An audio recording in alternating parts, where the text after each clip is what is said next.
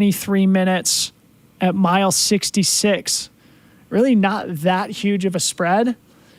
And as we're seeing, the attrition is just starting here in both the men's and women's races. So let's hope everybody out there is still holding on and taking care of themselves, because this is the crux moment of the day where the environmental conditions become oppressive. It sounds like we've got Hella back at Michigan Bluff with more updates. What's going on, Hella?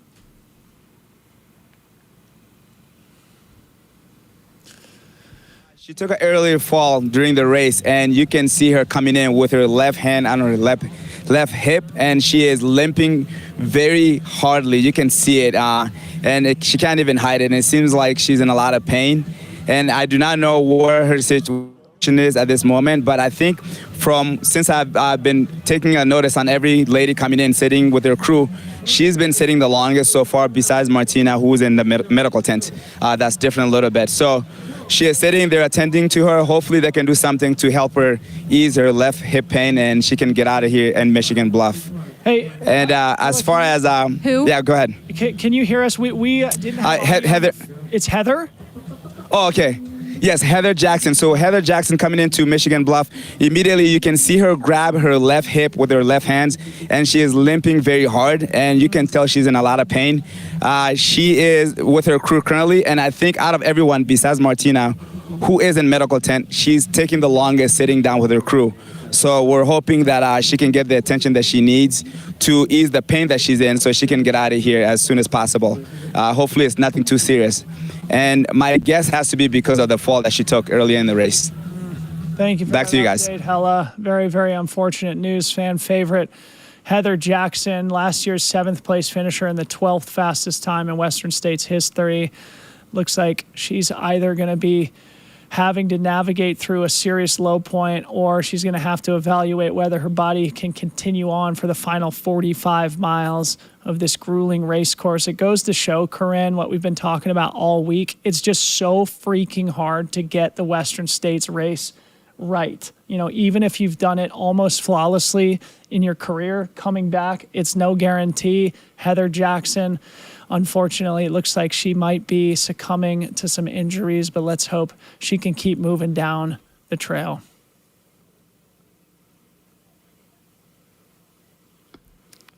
Alrighty, so it sounds like our streams are going to automatically switch over right now, so you don't have to do anything. It'll send you right over to that next stream.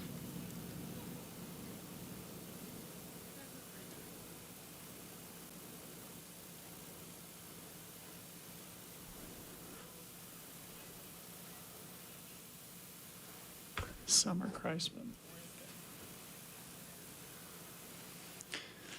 Okay, and we are back. Simple as that here, folks, as we start to see another train moving into Cal Street. This looks like String Bean Joe McConaughey coming in with the Cowgill crew, the pride of Seattle, Washington, with a huge entourage here. String Bean crushing it here. We'll get an official placement from him, but probably somewhere around that 15 mark. Meanwhile, still hitting that refresh button on Cal 2 for Caleb Olson. That may be one of the ham radio updates, but if Caleb Olson has maintained his steady 10-minute advantage over Jim Walmsley's course record pace, he should be through there by now. Let's see if we can send a text message to our good friends at ultralive.net. Are we trying to get Cal 2 to register? Yeah, sometimes we get Cal 2, sometimes we don't. You just got to kind of wait and see.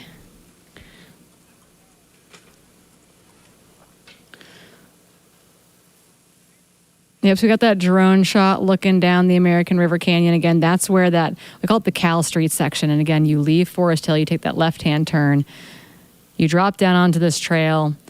You think it's all downhill to the river. It's supposedly all downhill to the river, but there's distinctly 11 really punchy climbs on it, and each and every one of them hurt a little bit. And then there's, what is it called, 6 minute? To me, it's 6 minute hill at least. 6-minute hill. It might be 12-minute hill Yeah. on any given day, but it is, you think you're about to dive down to the river if you've never seen that section, and then instead you go up a double track that's super steep and it's completely exposed. It's absolutely brutal. I have a fun story from my career. I think it was in 2012. I was running behind Dave Mackey and his pacer, myself. I think I was 25 at the time, feeling like a hot shot, asking Dave Mackey if I could come around him, not knowing that immediately upon jumping in front of Dave Mackey, we would hit 6-minute hill. I started hiking. He kept jogging, and he came by and said to me, "Yeah, good thing you came and passed me, huh?" Clearly trying to, give young Debo the stiff arm and put me in my place, which he did very effectively. Shout out to the great Dave Mackey. But there is Des Linden exiting the Forest Hill aid station with string bean Joe McConaughey, one of the great distance runners in American history. Des Linden here at the Western States 100, participating as a pacer for the first time.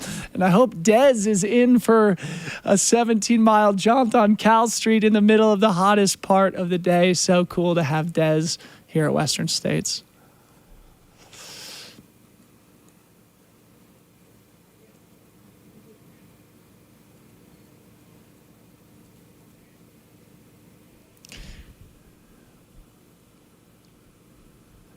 Thank you to Billy. We just got confirmation in our ears that Martina Milnarchik is a DNF at Michigan Bluff, early race leader. Yeah, it sounds like it's just heat and dehydration and kind of succumbing to all those factors. So she physically had to be helped up the trail into Michigan Bluff. So independent of what they told us at Michigan Bluff, it was going to be a DNF due to physical assistance. But it sounds like, yeah, medically not sound to continue and has been removed from the course at Michigan Bluff.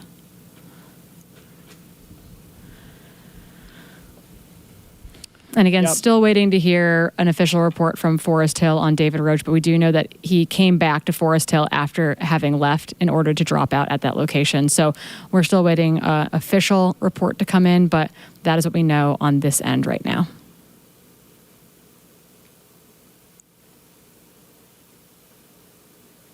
There's Adam Peterman.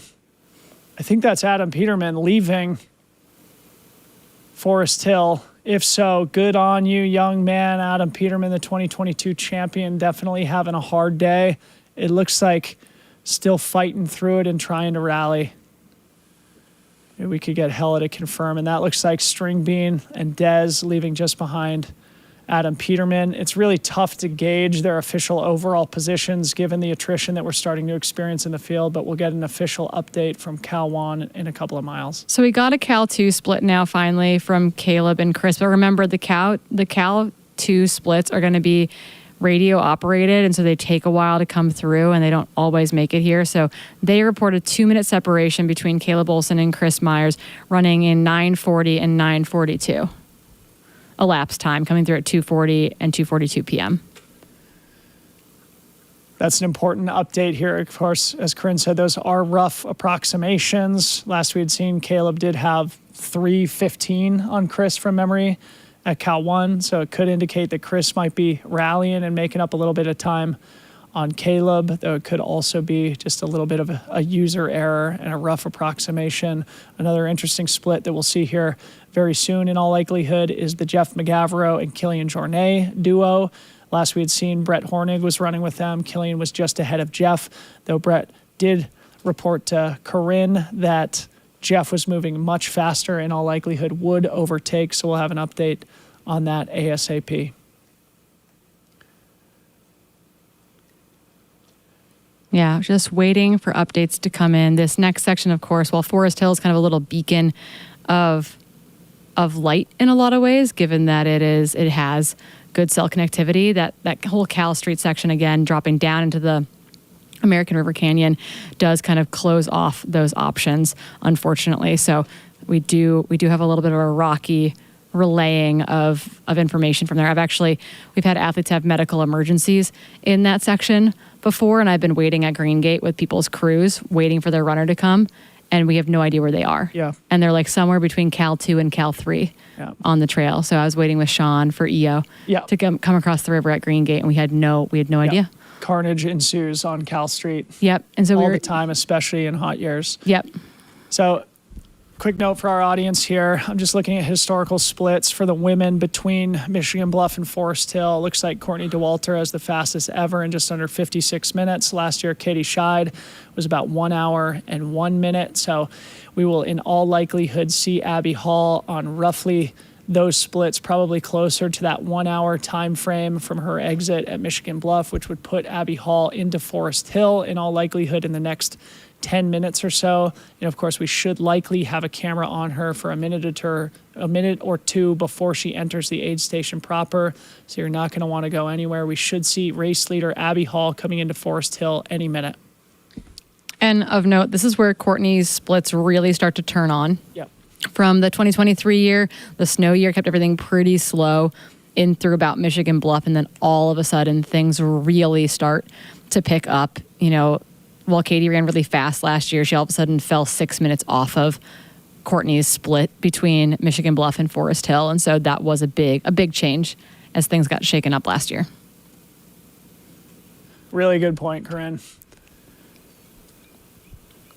Yeah, that final 40 miles from Courtney Dauwalter, certainly one for the history books here at the Western States 100. I recall you and I here on the track continuing to do math, being like, oh, she's on like 16:30 pace. And then we're like, oh, she's on 16:15 pace. She's on 16-hour pace. Yeah. Oh my goodness, she's on 15-and-a-half-hour pace. That last 40 miles was absolutely terrifying as Courtney Dauwalter ran her way all the way up into 6th place overall in one of the greatest performances we've ever seen in the history of the sport just 2 years ago. Yeah, waiting still for more splits to come in from the Cal Street section. Again, they are very delayed getting out of there because they are radio. They're communicated out by radio, and then they get manually uploaded into the tracker system. So waiting for that Jeff McGavro, Killian Jornet split to come in to Cal 2. Kind of curious to see where Seth Ruling and Dan Jones fall into that mix. And then again, behind Dan and Rod in 6th and 7th, you have Hans Troyer in 8th, Ryan Montgomery in 9th, Hannes Nomberger in 10th. Look at how in no man's land Hans Troyer is right now. 11 minutes ahead to Rod Farvard, 13 minutes back to Ryan Montgomery. In his first ever 100. Yeah.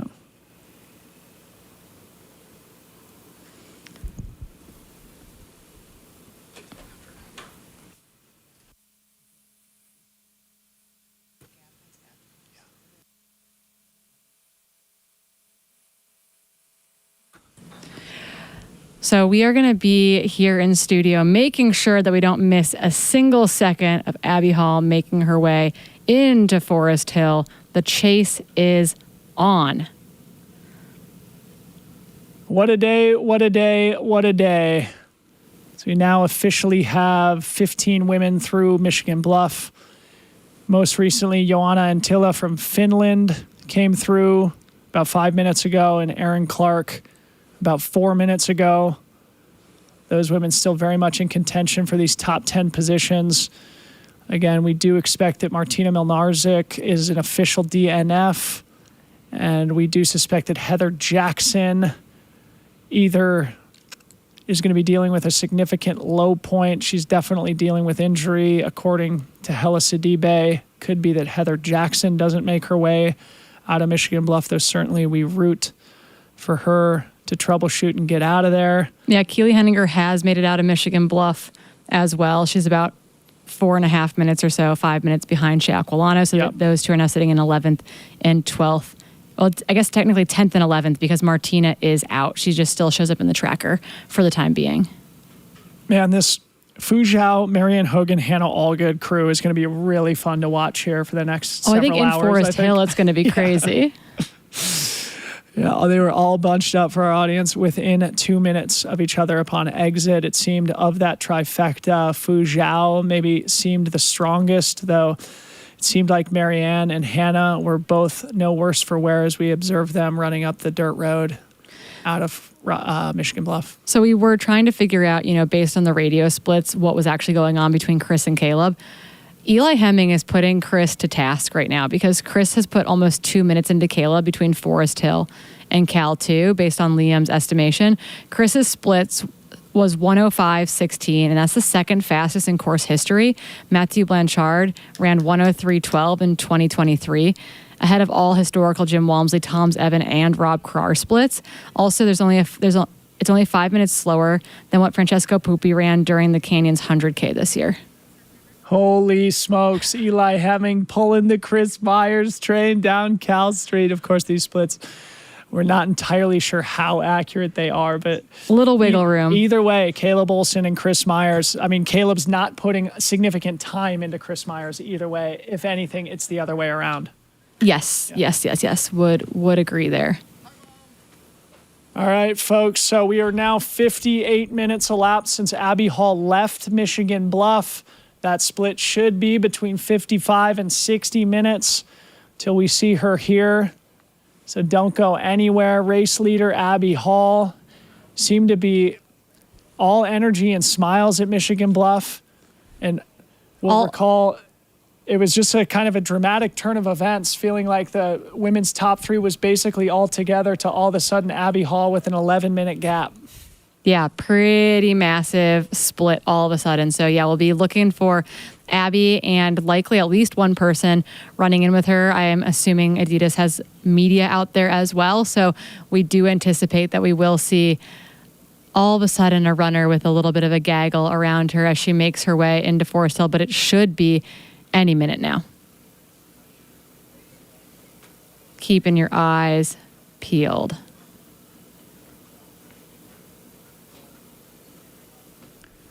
What do we have here? I mean, to me, that looks like the legs of Tim Tollefson in all likelihood running with Rod Farvard. I think that's it here, Corinne. This looks like Farvard and Tollefson moving their way along the trail in all likelihood in the closing mile before Cal 2. We still don't have any other updates from Cal 2. We're still waiting on Jeff McGavro, Killian Jornet, Seth Ruling, Dan Jones. Last we had seen Rod Farvard was sitting in 7th place, though he was only 2.5 minutes back of Dan Jones. So let's see if Rod is rallying. Either way, we've got eyes on him here, still cruising along the Cal Street section, and I think still on or slightly in front of his own splits from last year. So Farvard having another day here at the Western States 100. It appears we can hear ourselves here in the stadium now, Corinne. Oh, the Jumbotron is on. If you are here in Auburn, you can come sit on the infield in the 90-degree temperatures and watch us on TV. If you do, bring a popsicle for us and for you. It is kind of fun to have that in the background. Yeah.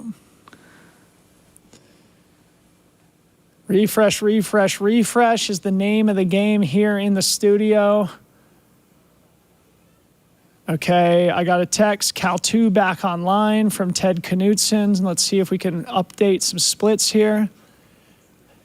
F1 now emerging into the Forest Hill aid station. Abby Hall, it appears still at the front of the women's race. As the drone footage loses her behind these pine trees here, we'll have a camera on the ground here to catch Abby Hall, hopefully see a bit of her crew transition, judge the body language. Meanwhile, left-hand side, Rod Farvard and Tim Tollefson cruising along the stretch between Cal 1 and Cal 2.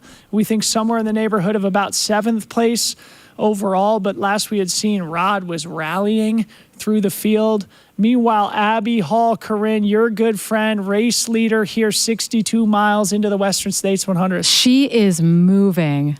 Holy cow. So again, she's being accompanied into the aid station. She's going to blitz through. That's where they go across that timing mat.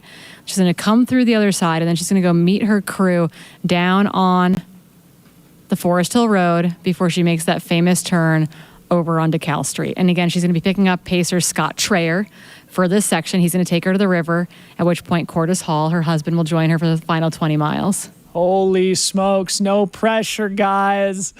Race leader Abby Hall put together a training block for the ages in Flagstaff, Arizona, a place known for producing champions, people like Jim Walmsley, Rob Krar, Andrew Miller, etc. Maybe the best place to train in all of America for the Western States 100. Abby Hall now officially in her aid crew tent here. Let's see how quickly she can get in and out And then it's going to be very interesting to see whether the gap is growing or shrinking back to Ida Nilsson, who was in second place last we saw.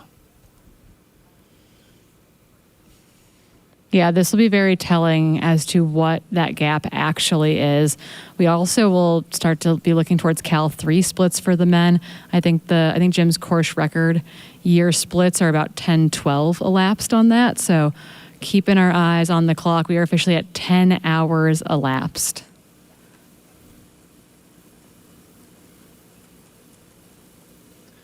Rod Farvard now on the infamous elevator shaft section of trail, which I believe is probably about a mile out from the Cal 2 aid station. Rod Farvard, your returning second place runner, still looking very strong. And speaking of strength, Abby Hall exiting Forest Hill, absolutely screaming down the paved road towards the Cal Street left-hand turn. Abby Hall very much in control of today's race. Corinne, you'll remind me, but Abby Hall, we talked about earlier today, has not quite had the day we know she's capable of at the 100-mile distance, twice finishing in the golden hour of the Leadville 100, and I think her finish here at Western States was somewhere in the 14th neighborhood. She's been a dual podium finisher at CCC. She's had big international wins, and Abby Hall here looking for a world-class 100-mile performance as she leads the Western States 100 through mile 62. Yeah, really, really excited to see her leaving here looking incredibly strong. Made quick work of her aid station stop, and she's going to keep on booging. She was really fast through Michigan Bluff as well. We saw that. She wanted to get out of there ASAP, but got what she needed and kept going. You got to ride that high and that momentum while you have it.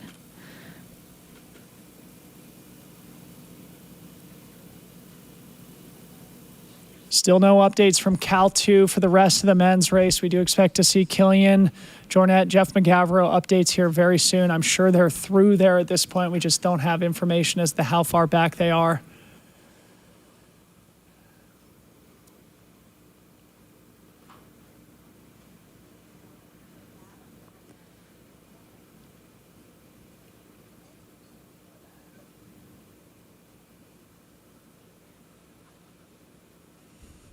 On the left-hand side of your screen, you'll notice the camera moving backwards on the race course. This looks like a mountain bike going back to look for the men's leaders here, making their way towards Cal 3.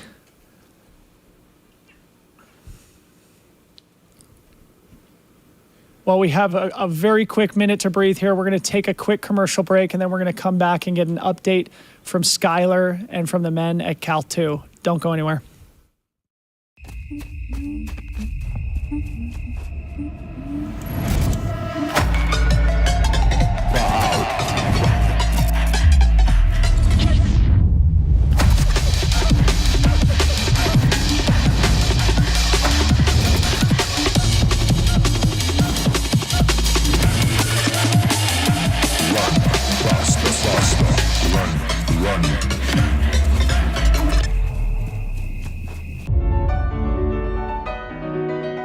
My name is Nikki Sawada. I am Japanese. I'm a classical pianist. I travel the country uniting communities who don't often get to hear classical music. I fell in love with trails when I was doing a lot of backpacking straight out of college, and I really got to see the mountains of the United States. And then I realized that I can do this without carrying a 60-pound bag if I run and enter these races. Running helps me to structure my life in a way that is a little more predictable. When you're on the trails, you can really exist, just be in the moment, and I think that's when we can feel really free. When I'm touring, I really like to go running because I think that's one of the best ways to get to know a place, whether it's through a town or, on the trails. The challenging part is that I'm trying to make into a reality something that doesn't exist. No one is out there touring in these rural cities. That's really the same as ultra running, where you conceptualize something as impossible as running a 100-mile race, yet you lay down the foundation of, putting in the work every day, every week, every month. On tour, every few years or so, I seem to hit a moment where I feel like I've hit a dead end and all the paths are closing in on me. It's kind of the same in ultra running where you've hit a really low point in a race. In those moments, you can choose to put another foot in front of you, and eventually you can connect those steps to forward progress. When those moments hit, it's so much easier to just quit. But if you try really hard, you can find one way to step forward. Being on the trail and doing something that maybe not every other Japanese woman is doing, there are a lot of expectations on how we should behave.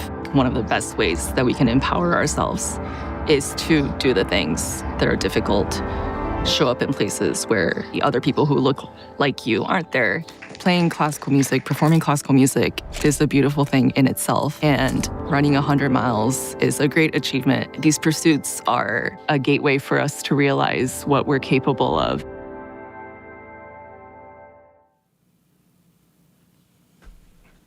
Alrighty, I think we're back. I can hear myself in the stadium, so we must be back. We are definitely back here, and I just got a text from Kim Gaylord at the top of Bath Road saying Ida is coming to the top looking strong and focused, so we will start to look for an official split of how big Abby Hall's lead is and whether it's growing or shrinking. That will be a very important data point as they are officially now out of the canyon section of the course. And here we are with F1 Abby Hall from Flagstaff, Arizona, being chased by her pacer, Scott Trayer himself, a great athlete who's going to be here in studio pulling the overnight shift. So someone asked me, oh my goodness, why have a pacer if they run behind you? Well, the pacer isn't just, they're not a wind block really when it comes to ultra running. It's more about accompaniment and having this person there to keep you moving down the trail. And so them being in front of you isn't actually always that advantageous. It's them being beside you, maybe particularly on the downhills, having them behind you is quite nice versus maybe on the uphills, you want to trade positions. So this camera on the right-hand side of our screen here is where we're going to start looking for Ida Nilsson. As we're walking backwards on the course towards Bath Road here. Meanwhile, Abby Hall looking very strong in the very exposed descending section of single track here. Moving towards Cal 1. Again, leaving Forest Hill, there's roughly a 17-mile stretch that's affectionately known as Cal Street. Really, really critical and important moment in the race. Basically, every step is runnable for these professional athletes. There are a couple mean hills that sort of break your rhythm, but for the most part, it's a gentle descending slope all the way to the river.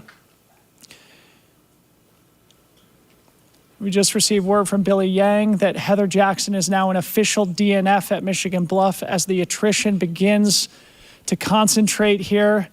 We've now seen David Roche, Martina Milnarchik, and Heather Jackson all pull out of today's race. Yeah, those are the current notable drops, I would say, at this point. This race is known for carnage. The last couple of years, we've gotten pretty lucky, I think, without having big notable blow-ups, but things happen, and we've had a lot of medical stuff, some unlucky stuff with falls, et cetera, with Heather Jackson in particular. But, these athletes have to take care of themselves. They've got other things that they have to do this year as well. Whereas Hayden said in interviews this week, he's running more for health right now than for fitness. Here we've got Ida Nilsson coming into Forest Hill. As soon as she crosses that timing mat, we'll get an official split here. It's now been 10 minutes since Abby Hall crossed that timing mat, so very important moment. Last we saw at Michigan Bluff, Abby Hall had 11 minutes, so at the very least that gap is not shrinking significantly. Abby Hall taking a right onto the single track there from the dirt road. Looking very strong in the descending cadence with Scotty Trayer now directly behind as the pacer. Meanwhile, here we are near the river crossing where the Western States Trail pours onto this dirt road for the final couple of miles before the Rucky Chucky River crossing. Going back to the men at Cal 2.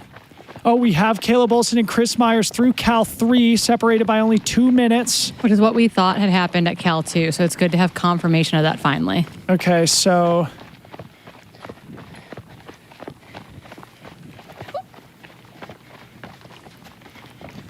all right, we're going to throw it to Skylar at Forest Hill real quick. All right, back here at Forest Hill, things are certainly moving, most of which was Abby Hall coming in as F1. I was running with her from basically the break all the way through here. She had a 59-second stop with her crew.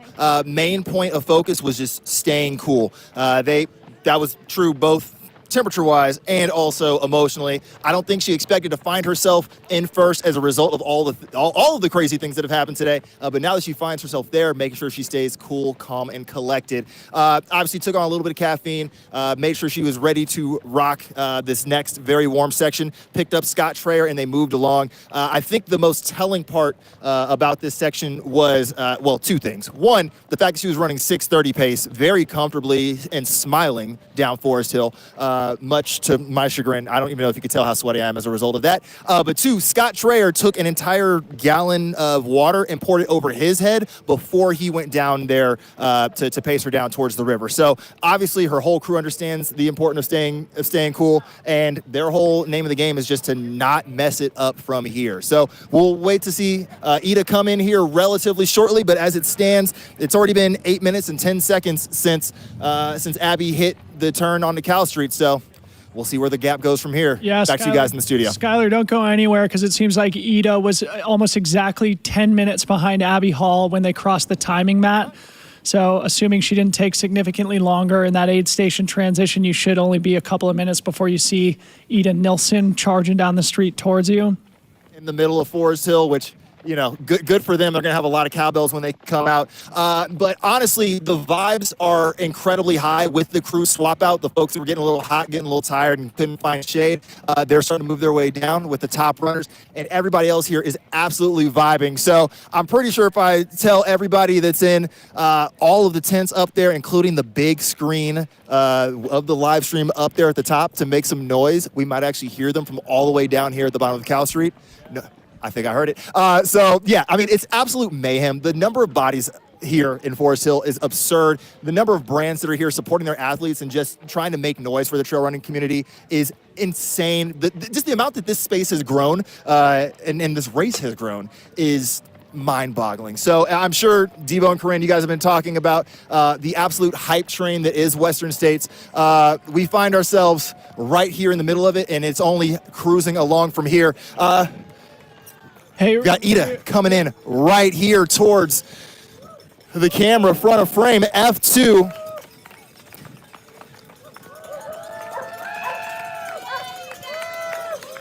So in comparison to Abby, who was literally smiling as she went down, Ida looking very focused right now.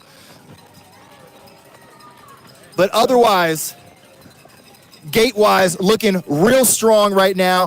10 minutes has now elapsed since made that turn onto Cal Street. So with the benefit of a few extra steps here, we're looking at about a 10-minute and 20-second gap for Ida as she turns onto Cal Street, chasing down Abby Hall. F1 and F2 battle, absolutely insane. And listen, it's only going to get more ridiculous from here.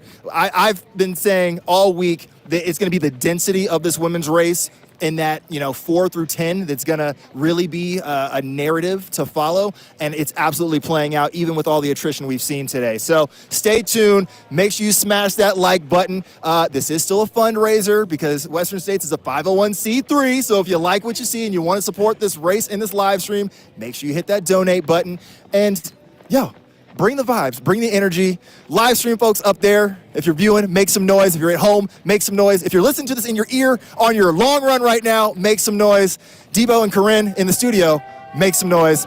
Back to y'all. All right, noise-making ability here in studio. I've got what I think is a pretty interesting update here. Both Caleb Olson and Chris Myers are through Cal 3, but if you look back towards Cal 2, it's now a bigger gap back towards the Killian and Jeff McGavero crew. Chris Myers has a full 14 minutes back to Killian, who's in third place. Killian about a minute and 15 seconds back to Jeff McGavero, so they're still running in third and fourth place respectively. But that front two group of Caleb Olson and Chris Myers now definitely putting time into third and fourth place behind them, and it seems like Chris Myers of the top four is probably moving the best. Yeah, they're pushing right now, and while I think it is the completely appropriate place to push, we still have a long way to go. Anything can happen. It's very, very exciting. It's always a, extremely small margin for error. You have to push somewhere. Where you choose to push is up to you and your intuition. Sometimes you miscalculate, in which case there are consequences to pay. But to win a race like Western States, you got to take those calculated risks. Yep, and I mean, Chris Myers, I think, was in that boat too, where he's like, I want to be a factor akin to Rod, right? He wanted to be in it, and he either was going to stick it or he wasn't. So right now he's doing exactly what he set out to do, which is incredibly exciting. I think the next really exciting thing is going to be to see where that trio of Fu Zhao, Hannah Allgood, and Marianne Hogan are, because I have to imagine that they're all going to be into Forest Hill at virtually the same time. Yep. And what we're looking at here on the left-hand side, just to set the context here, is where the single track trail pours onto the dirt road. And from there, it's a long stretch down to the Rucky Chucky River crossing. So we're looking for the race leaders, who we expect to be Caleb Olson and Chris Myers, to be dumping off that single track onto the dirt road here, probably any minute now. Meanwhile, right-hand side of the screen, Abby Hall with pacer Scotty Trayer cruising down this descent, making her way towards Cal 1. As Skylar just said, it was only about a 10-minute gap between Abby Hall and Ida Nilsson running in second place. Still a very manageable gap for Ida Nilsson. If anything, that gap is shrinking. Last we saw it was 11 minutes at Michigan Bluff. So Ida has made up, in all likelihood, about a minute. And there's still a lot of room to run for Ida to try and close the gap and try and bring home a W herself. But Abby Hall very much in control of the women's race now through about 63, 64 miles. Yeah, incredibly exciting. For those wondering what's going on the left-hand side of our screen, as Dylan just mentioned, that is where we're going to pick up our men's leaders. It's where they're going to pop out onto that trail. So again, our runners are moving camera to camera effectively, and so we'll be finding them at that location as they make their way towards the Rucky Chucky River crossing, which this year they'll be crossing on foot. So everyone's going to take a little swim to get across the river this year. Yep. So just to clarify what Corinne's talking about, in high snow years when the water is moving quickly, oftentimes the runners will have to cross the river in a raft. This is not one of those years. They cross it under their own power. A rite of passage for any self-respecting trail runner when you do Western States. Crossing the Rucky Chucky River crossing under your own power is something to remember. Yeah, we could hear Scott talking a little bit to Abby there for a second. Just checking in on her.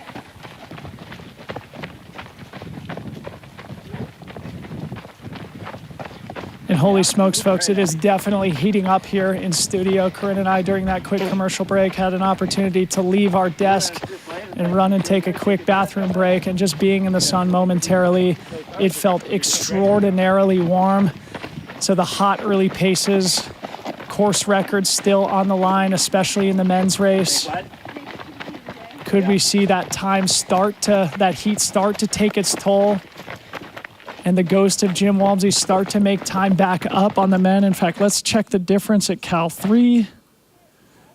Caleb Olson went through in 10:03 elapsed. Jim Walmsley in 2019 went through Cal 3 in 10:12 elapsed. So, they're still right about that 9-minute margin to Jim Walmsley's ghost. So still under course record pace, but they're making their way towards the river of truth, as Jim Walmsley just described it a little while ago.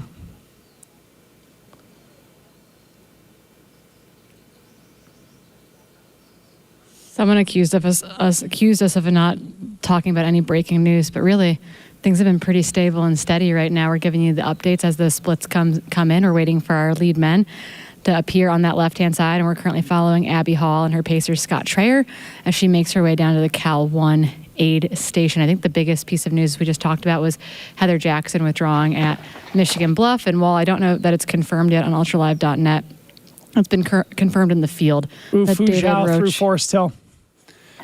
9 minutes back of Ida. So now we're going to start seeing that train of Fu Zhao, Marianne Hogan, Hannah Allgood, who we saw leave Michigan Bluff in that order here very soon. This is going to be very exciting. Not sure if we'll get a camera back at Forest Hill, but if we can, we will likely see a train of women coming through here in a very important junction. So it's a 10-minute gap between Addie and Ida, and then a 9-minute gap between Ida and Fu Zhao. So about 19 minutes separating the women's podium so far at Forest Hill. Yeah, so trying to get that camera back up at Forest Hill. That's what that pixelated situation is right now. A lot of the camera gear in the field is overheating because it is 90 plus degrees in the sun right now, even warmer than that. But we do know that Fu Zhao is making her way into Forest Hill. She should be followed in close succession by both Hannah Allgood and Marianne Hogan. Also hit and refresh from Cal 3 in all likelihood. That duo of Killian Jornet and Jeff McGavro are through there. We're still awaiting a firm update or a firm split from them. But it's now been a full 15 minutes since Chris Myers went through there. And it was about a 14-minute spread at Cal 2. So any second now we should hear about the Killian Jeff McGavro group. Also back at Cal 2, I mean, Seth Ruling only 2 minutes, 20 seconds behind Jeff. So that Killian, Jeff, Seth group is very, very close. And then there's about 5 minutes back to the Kiwi Dan Jones sitting in 6th. So it could be that Seth Ruling starting to make up time to the dudes in front of him. But last we had seen Jeff McGavro was absolutely moving behind Killian Jornet. So that will be a very interesting update on the men from Cal 3. And from Cal 3, it's about a 4-mile section of rolling to flat terrain along the edge of the river. It's a very difficult section psychologically because you think around every corner you're going to see Rucky Chucky, and it seemingly takes forever. It's where we saw that excellent battle between Jim and Rod last year where Jim kept disappearing to go into different little creeks, and then Rod wouldn't know he had passed him or not. And Tim was saying, Rod, I think he's just messing with us at this point. So it is a mentally challenging section. I believe our drone just... Fu Zhao Zhang charging into Forest Hill here on the right-hand side. Returning second place racer here, now sitting in third. The third fastest woman in Western States history, the highest placing finisher from China. I believe that's with her pacer in front of her, I think.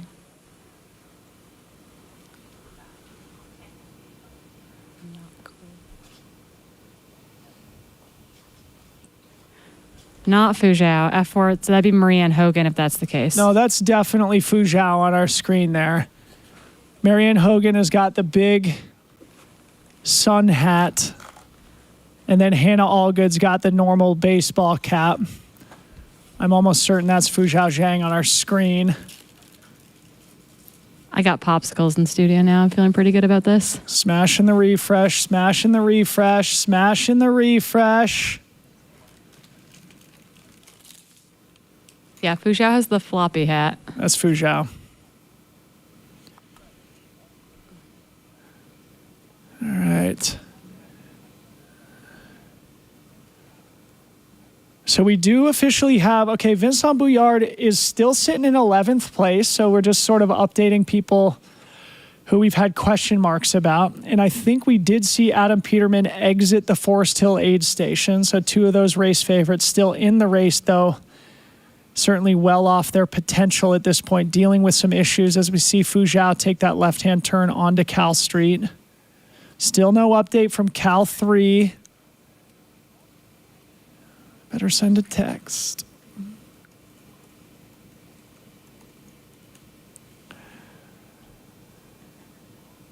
Looks like we've got Marianne Hogan and Hannah Allgood now split through Forest Hill in that order. So we have seen a little bit of movement. It looks like Fu Zhao Zhang was able to get a little bit of separation back to Marianne Hogan. It's now 4 minutes, 20 seconds between third and fourth place. And then Marianne Hogan only 30 seconds ahead of Hannah Allgood. So it looks like Marianne and Hannah kind of working together through Volcano Canyon. We'll see them do their crew transitions here fairly soon. Meanwhile, on our screen now on the right-hand side, women's race leader Abby Hall continuing to run in front of her pacer, Scott Trayer. So the guy in the white shirt is not in the race if you're confused. He's just running alongside the leader. Now we see Marianne Hogan coming into the aid station, wearing that big sun hat. And then on the left-hand side, we are sitting and waiting for the lead men's runners in between Cal 3 and the river crossing. And that's Marianne on our screen on the right-hand side right now, right? Right. With the wider sun hat red Hoka hat or red Solomon hat on her crew, taking that hard left-hand turn on to Cal Straight. So her crew's going to peel off and her pacer's going to leave with her right there. Yep.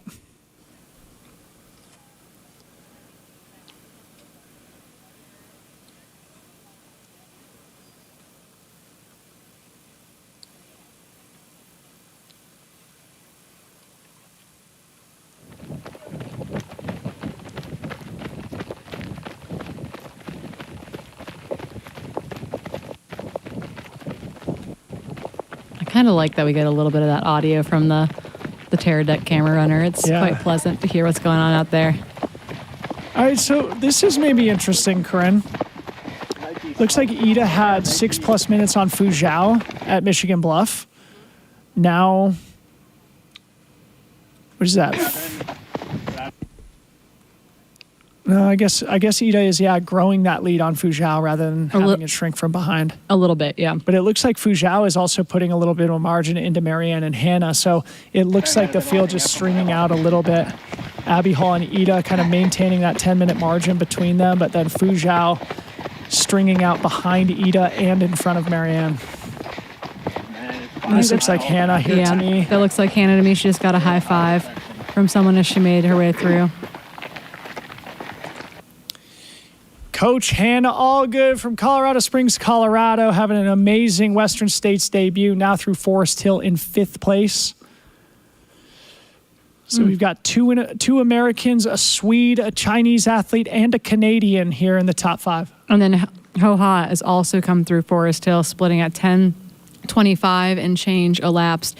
Again, that is our first Vietnamese athlete in the race ever at Western States. Actually, she got a golden ticket, I think, 2 years ago and couldn't take it due to just like the expense of getting here, and then got one again this past year and was really, really excited to finally be able to take it and to be here. Man, a tight bunch here in 3rd through 6th in the women's race between Fu Zhao and Ho Ha. Hannah Allgood taking that left-hand turn.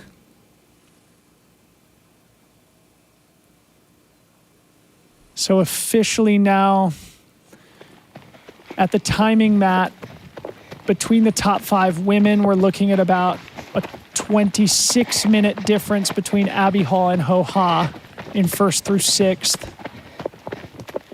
Abby Hall continuing to look very, very strong here. Now cruising towards Cal 1. In fact, Abby Hall, I would guess, would be at Cal 1 probably in 10 minutes. All right, now we have Cal 3 updates. Looks like Jeff McGavro has overtaken Killian. Again, these are sort of rough approximation splits, but it looks like Jeff McGavro now 13 minutes back of Chris Myers. Jeff sitting in 3rd place, a minute in front of Killian Jornet. Doesn't look like Killian's letting him get away with it, but Caleb Olson, Chris Myers, Jeff McGavro, Killian Jornet now officially through Cal 3. Caleb Olson with 16 minutes between him and 4th place Killian Jornet. So things are starting to string out. Looks like a couple of twosomes pushing each other. Caleb Olson in front of Chris Myers, Jeff McGavro in front of Killian.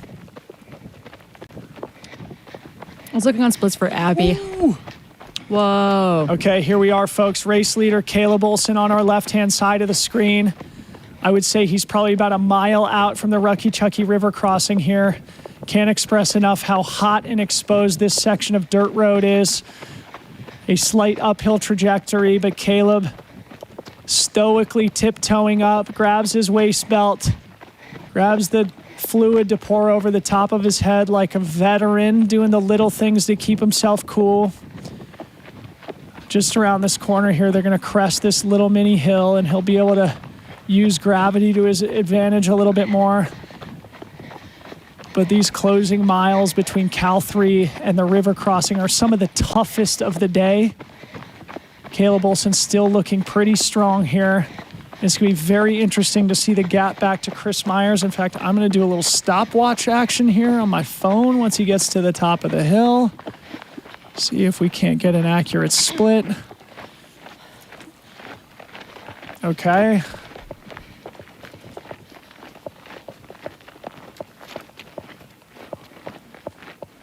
Abby Hall breaking into a bit of a hike here on one of these little rollers before Cal 1. So if you're just joining us here, these are the two race leaders here.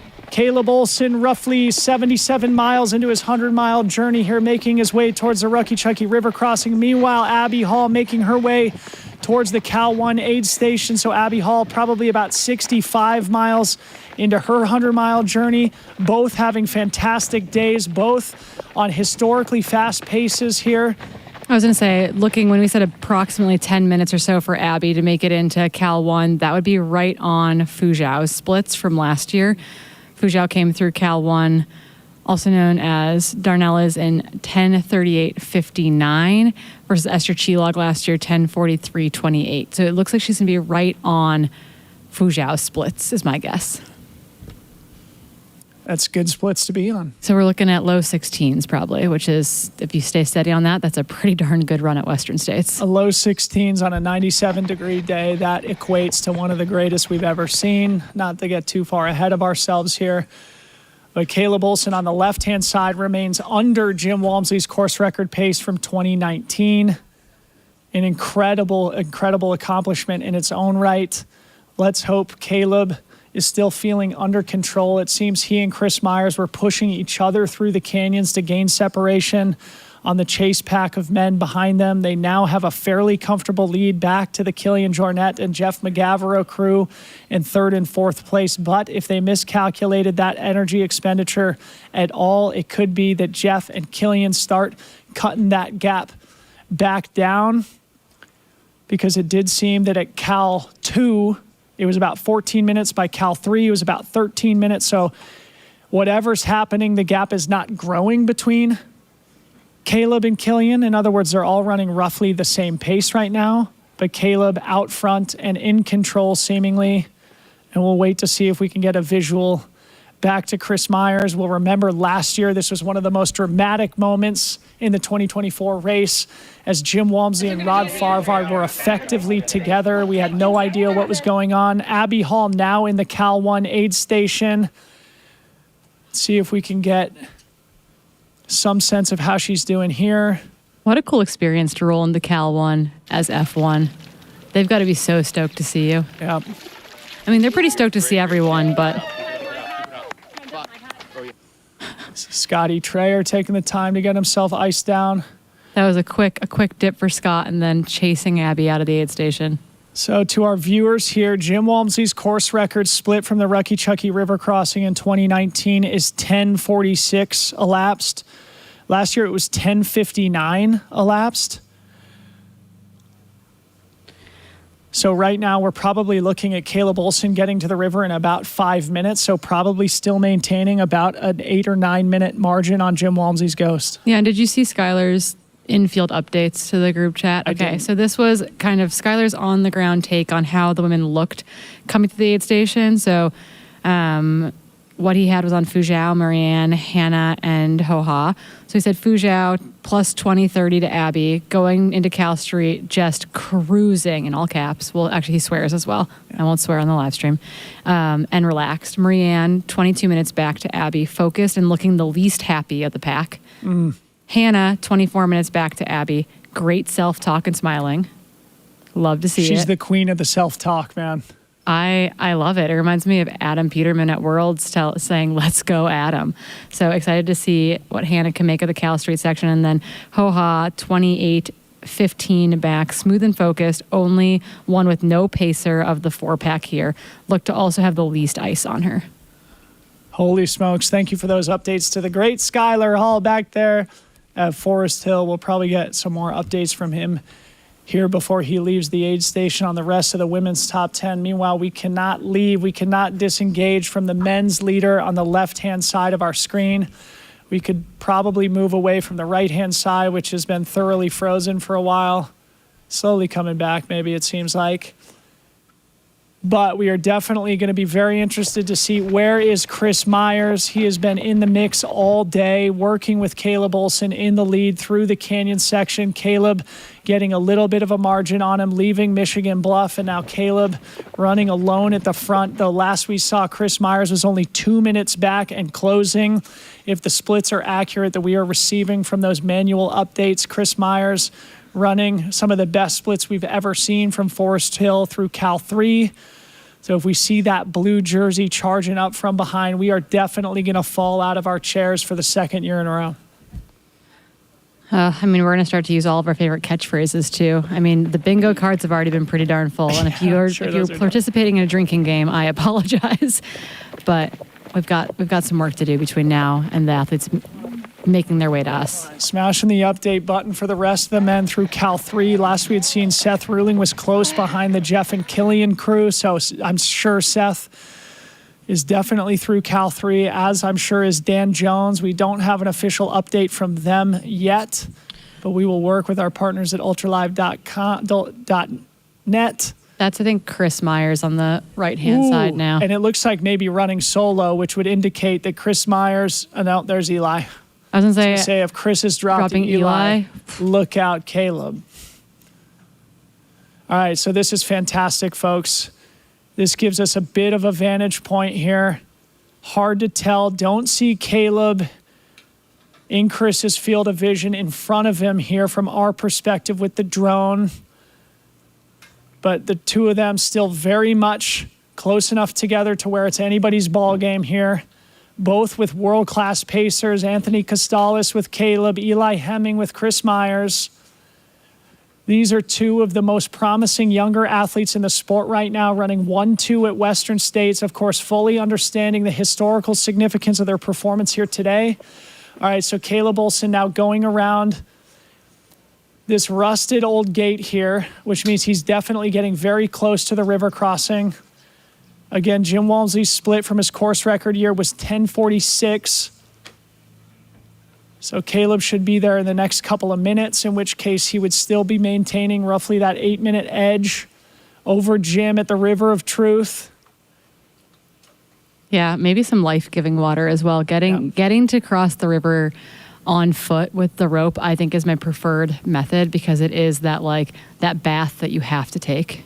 You know, this is interesting, and if Liam is listening now, I'd love for him to send us some data and information on what I'm about to say. But Jim came into the river crossing 10:46, like I just said, in 2019. He was 10:59 last year, meaning he was 13 minutes slower to the river crossing.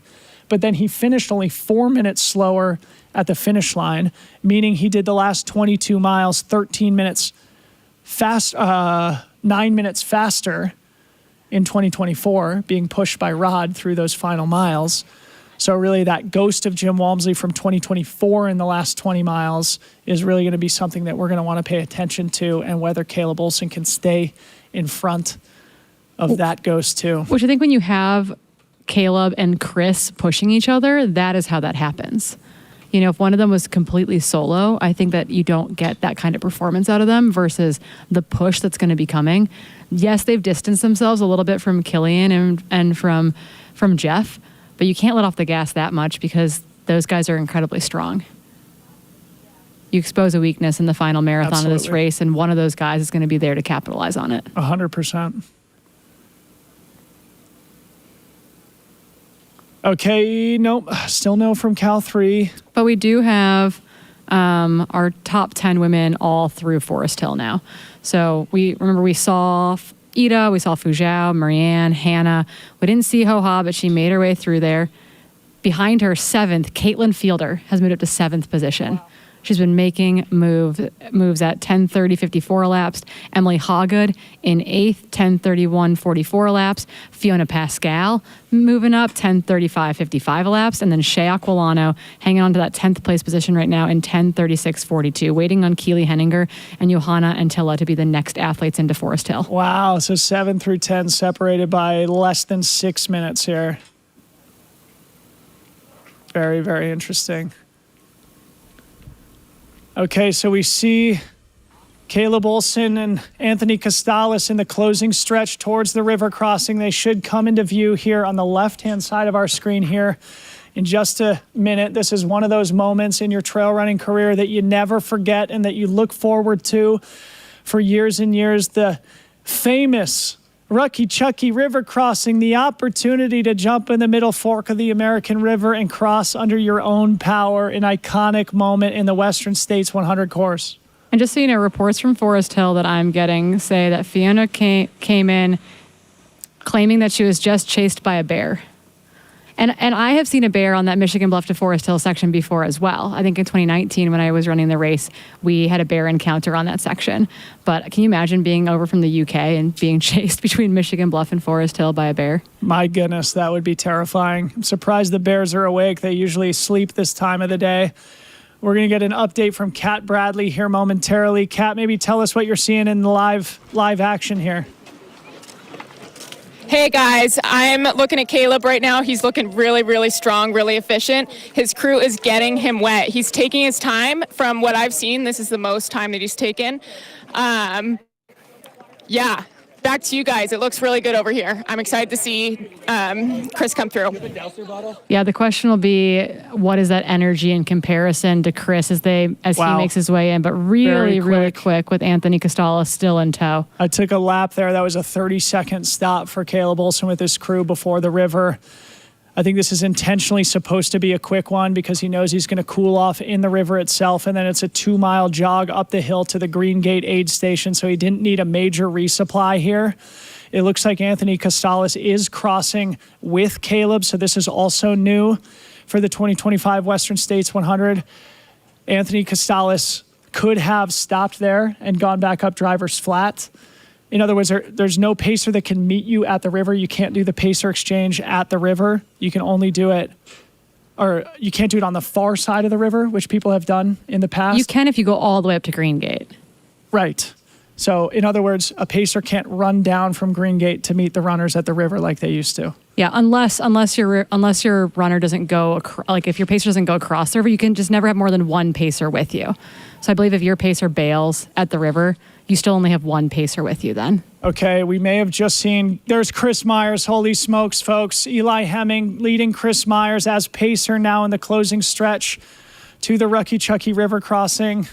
I do have my stopwatch going here, so I'll give us at least a rough approximation of a split once we see it.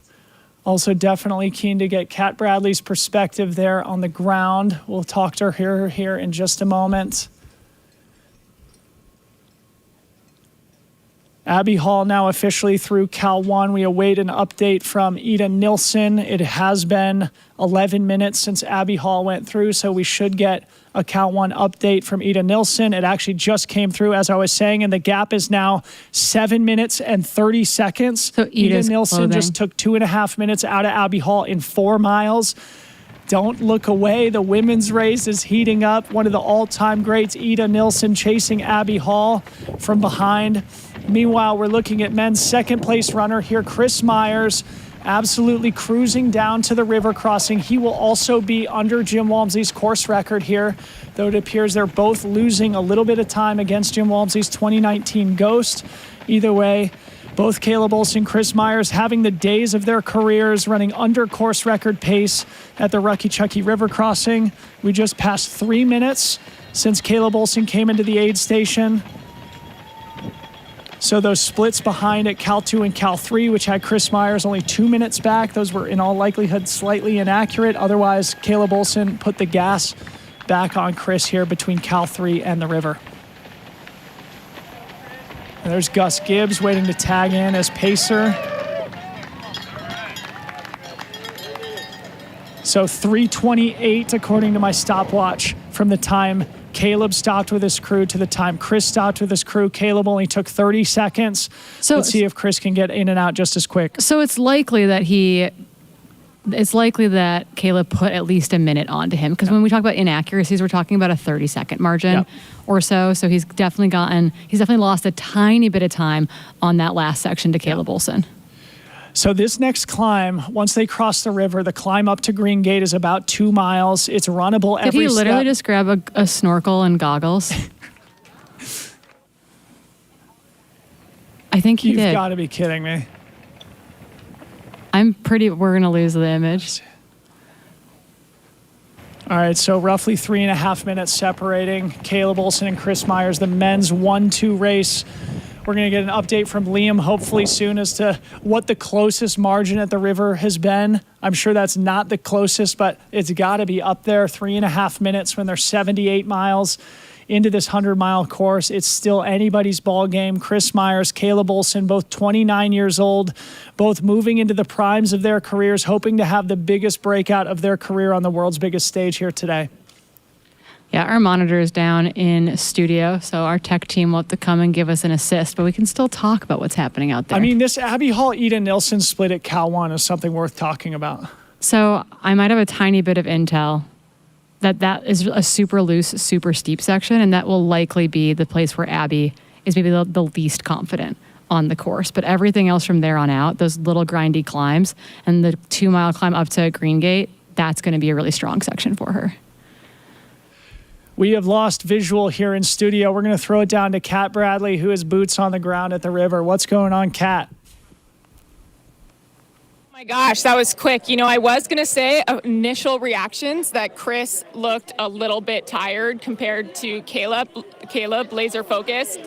But, you know, when you have the sense of humor to grab a snorkel to go across the river, you're not feeling that bad. So, like, super impressed by that. I think that says a lot, actually. And even though he kind of looked dead in the eye a little bit right when he came in, he asked for fluids, he chugged a bottle, drank some Powerade, which I haven't seen down here before, and got wet, grabbed a snorkel, and went on his way. So I'd say, like, things are looking good for both of them, even though he looked a little bit tired coming in. Back to you guys. I've got one question, Kat. I don't know if you've talked to either of their crews, but I'm curious if either one of them has crews at Green Gate, given that Anthony left with Caleb to go across the river.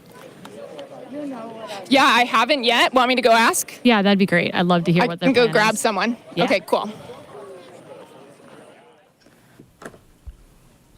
Unreal. So what does Chris do with the snorkel then? I mean, it's not like he can just ditch it on the far side of the river. He's going to have to carry that all the way up the hill. Does he have, just for a practical joke? Unless he has a drop bag on the other side of the river, right? Like that could be the one place that he then leaves his snorkel. Ooh, big update from back at Cal 3. Rod Farvard now in 5th place. Rod is on the move through the men's ranks. It appears he has passed Seth Ruling, now moving into 5th place. He's still 12 minutes back of Killian Jornet, who is sitting in 4th place there, but it looks like, according to our tracker here, Rod Farvard now in 5th place. Yeah, I would love to. Kat, if we can grab Eli Hemming for an interview with you, that'd be amazing. Yeah, so I'm here with Eli Hemming, just finished pacing down Cal Street. How you doing, Eli? How was that for you? It looked like on the live stream that you might be getting dropped for a second. It was great. I mean, Chris runs downhill so fast, no matter what you're doing. We train together all the time, and he always flies down those hills, so you can always assume you're going to get dropped on the downhill. Yeah, that's super impressive coming from you. I've seen you run downhill. So what was Chris's plan coming into this aid station and then going up to Green Gate? Yeah, so first off, he wants to have some fun. I don't know if you saw the goggles and snorkel. It is just running after all, and he wants to make sure that everybody knows he's having a great time out there. It's not poking fun at anything. It's just, hey, I'm going to have a good time, and I'm out here having a good time. I asked him at the top of the hill, like, we kind of had the option to do that, and he's like, hey, I really do want to do that. I want to make sure this is fun. And so he just took a hand bottle. He's got a pack waiting at the top of the hill for him, and he's running really well right now. I'm really stoked to see how it does the rest of the time. Yeah, that's so awesome. I was just saying to these guys that I think the snorkel gave a lot of perspective on how he was feeling. If you're feeling good enough to joke around, you're feeling good to hammer these last 22 miles. Can you talk a little bit about the dynamic between Caleb and Chris these last couple miles? Yeah, so I think we came into Forest Hill about 3 minutes behind from my watch. Of course, that's not super accurate being on my right hand. But then I was listening to cheers and everything. It's kind of brought back to 2 minutes around Cal 2 and 3 and just kind of held steady there. I think from the fans it was about the same. I asked them, they said it was about 2 minutes. And I was telling them right at the end, like, hey, don't look back at all right now because this is a race between you and Caleb. And I think it finally got to his head. I was like, okay. I'm chasing. I'm not trying to defend. I'm chasing. Awesome. Thanks so much, Eli. That looked really fun out there. It was. All right. Back to you guys. Wow. Very interesting. I'm not trying to defend. I'm chasing. That's a big difference in terms of mental orientation for Chris Myers, looking ahead towards Caleb Olson, not behind him, to Jeff and Killian. Very, very interesting. Meanwhile, looking back at the historical splits, again, Jim crossed the river in 2019 in 10:46 elapsed. It looks like Caleb is giving time back to Jim's Ghost. He crossed about 6 minutes and 20 seconds ahead of Jim's splits. As we look now towards, looks like Jeff McGavro. Could that be Killian in front of Jeff now? Yeah, okay, so 3 and 4 together, confirmed. Killian Jornet, it looks like running a little bit behind his pacer here as they are on this gentle ascent here. Meanwhile, Jeff McGavro in that all-white suit. He's been staying cool and wet all day. The two of these guys running together for the entirety of Cal Street, basically. Yeah, as his crew said, he has yet to be hot, and that's the goal. So they've been keeping him doused down. But it's really cool to see them together. We knew that that gap had opened maybe back up to about 90 seconds, but it seems like Jeff has closed that back down, and they will likely hit the river together at this point. Okay, so back to what I was saying here. Caleb Olson and Chris Myers giving some time back to Jim Walmsley's Ghost here at the River of Truth. This next split from Rucky Chucky to Green Gate is going to be really, really critical as we evaluate whether course records are in danger here today. Okay, while we wait to see Killian and Jeff come down to the river crossing, we do have an update from Skylar up there at Forest Hill.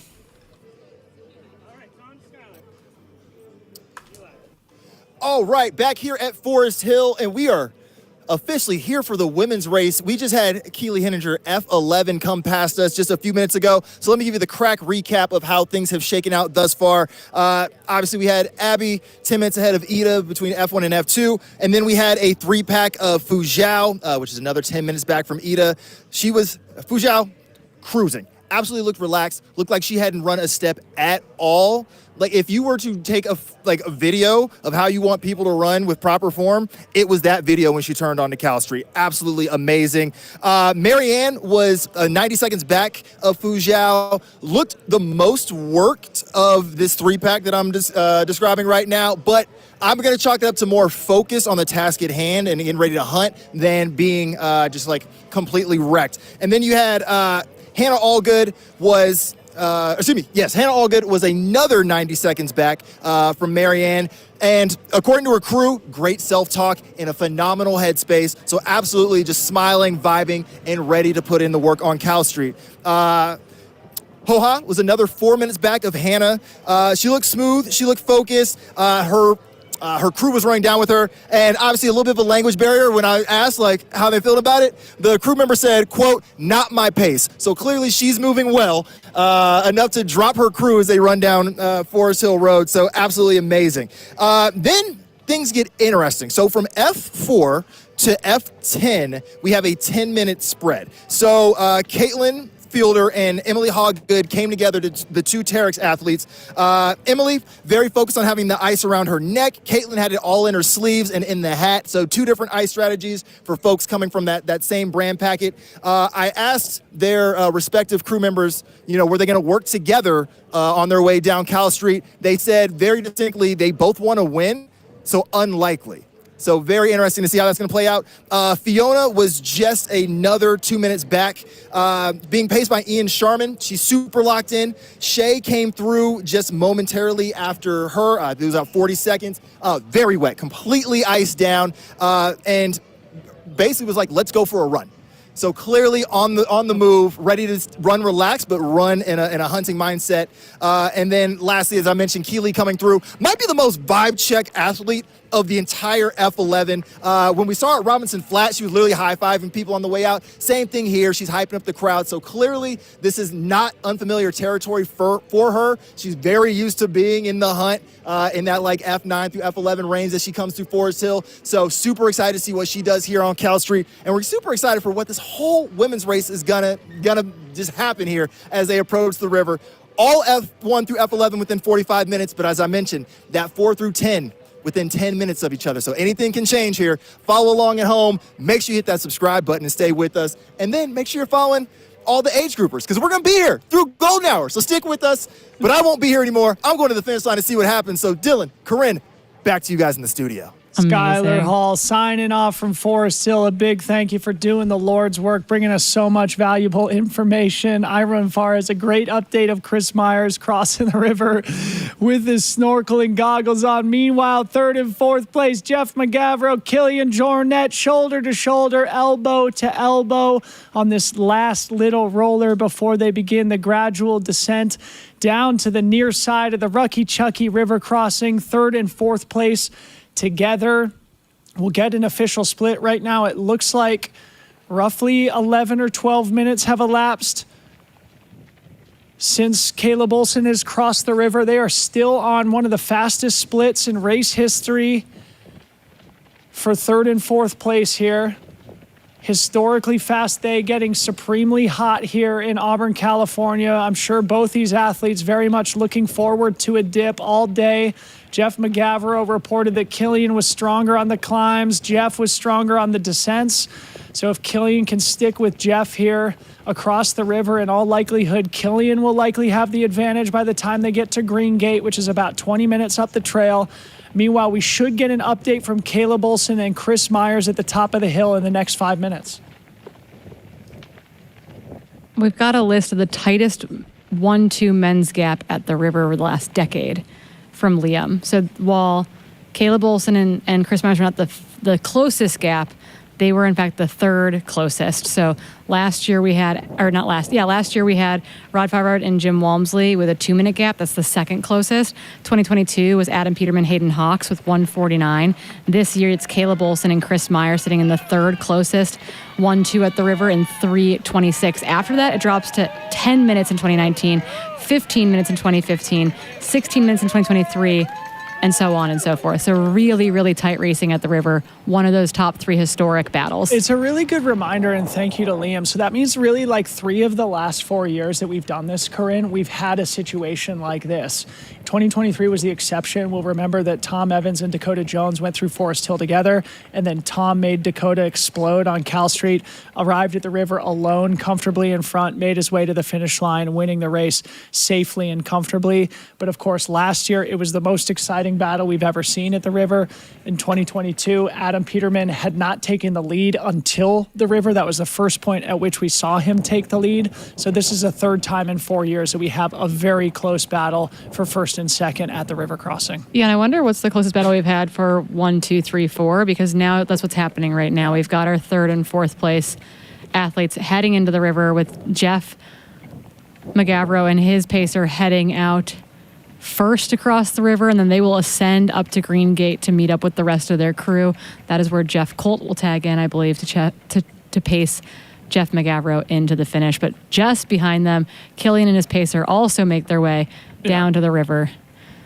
Worth mentioning here that when Killian won this race way back in 2011, his finishing time was 15:34. He's probably on a pace that would better that by more than an hour here. So even though he's running in fourth place, certainly Killian having his best Western States at this point. Of course, Killian, the GOAT of GOATs, going to battle for every placement he can get. That margin is now pretty substantial between Caleb Olson and this third and fourth place group. It's now 19 minutes at the river. Wait, excuse me, that might not be accurate. Refresh. Sorry, it's still 16 minutes. So 16 minutes between Caleb Olson and Killian Jornet at the river. So it is growing slightly. I think it was 13 minutes at Cal 3. So my intuition says it's a Caleb Olson, Chris Myers race for the win right now, with Killian and Jeff there to pick up the carnage if either or both falters. But Caleb Olson and Chris Myers now with a healthy 12-minute margin back to the Killian and Jeff group. Yeah, and an important thing to note there, too, is that they both really expeditiously went into the river. I actually think there was a moment in the women's race a year or two ago where Eden Nilsson made a pass in the river. Really? And is this Rod Farvard and Tim Tollefson? It is. Oh, it's Seth Ruling, folks. And so Matt Dan, is that Matt with him? Nice. So the year of the boy continues. We were a little bit nervous from that Cal 3 split. We had not seen Seth Ruling through. He is indeed still in fifth place, running alongside friend and fellow Boulder boy, Matt Daniels, a former podium finisher here at Western States. Seth Ruling having a day himself. He's going to cross the river in roughly 11 hours, also an incredibly fast time, and he's not far behind that duo of Killian and Jeff, although he's not quite at the river yet. We'll get a good gap. I believe it was only 2.5 minutes back at Cal 3, so Seth Ruling still very much in podium contention here, running in 5th place. This is now the furthest he's ever run by a healthy margin. Remember, he's run CCC, he's run Black Canyon, but he has never run a 100-mile race. Yep. He's looking really calm here. He's still moving super, super well. He's one of those runners that we always talk about, kind of quote unquote, what a beautiful runner he is, i.e. his form has just always been super, super graceful. So looking really, really smooth still. I mean, could Caleb Olson's fastest Western States debut and be in jeopardy here for the year of the boy? We'll find out. We will find out. Caleb Olson hit the river last year. Okay, we've got some updates from the women at Cal 1. As we saw last update, Ida Nilsson had cut the margin to 6.5 minutes on Abby Hall between first and second. Fujiao Zhang now exactly 10 minutes behind Ida. She's got 1.5 minutes on Marianne Hogan, who's got almost exactly 5 minutes on Hannah. So top 5 separated by about 24 minutes, first through 5th at Cal 1, and now Ho Ha is through also 10:57. And I believe that was Johanna Antilla on our screen there that we saw leaving Forest Hill. And yes, Seth is looking to make good on the fastest ever debut at Western States, because one Caleb Olson hit the river last year at 11:20 elapsed. Yeah. I'm trying to remember, was Matt Daniels 3rd or 4th place when he ran here? I think that was 2019, the year that Jim. Yeah, it was Jim, Jared, Tom Evans, Matt Daniels that year. I don't know why I can remember things like that, but not other important things. Pretty sure that was the case. That was the course record year. Here, Matt Daniels is shepherding his buddy and training partner down to the river, also in historically fast time. If Seth remains in 5th place, one thing is for certain, that group of Jeff and Killian do have a bit of a margin behind them now. So we have a couple duos, Caleb and Chris at the front, then Jeff and Killian in 3rd and 4th. Now Seth, it appears, in no man's land in 5th, running alone. We're going to throw it to Kat Bradley for an update at the river. Hey guys, what's up? You broke up for a second. All I heard was Kat Bradley. Can you repeat it one more time? Kat, your friends here Just an in update? studio, Debo and Corinne Malcolm, would love to hear your perspective on what Killian and Jeff look like there at the river crossing. Oh yeah, so Killian looked like Killian. He looked like he has all day. You know, he looked the exact same that he did up the escarpment and at Devil's Thumb.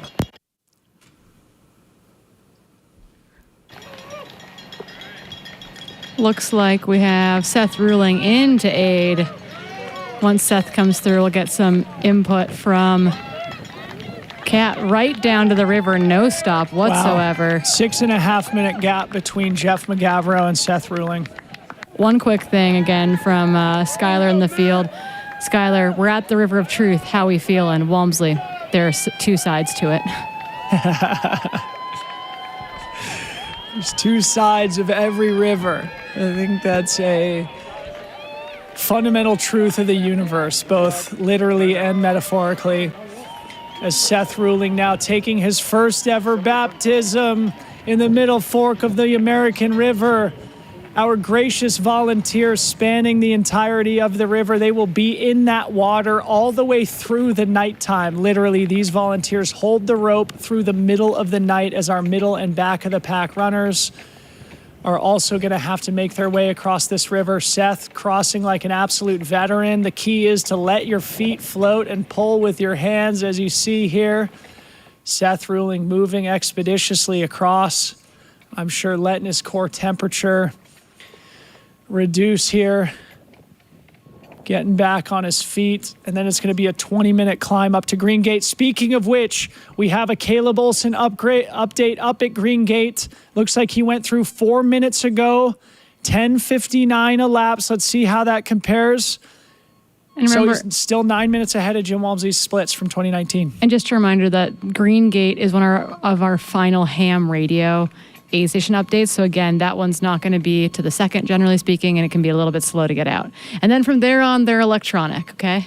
All right, so folks, this is important.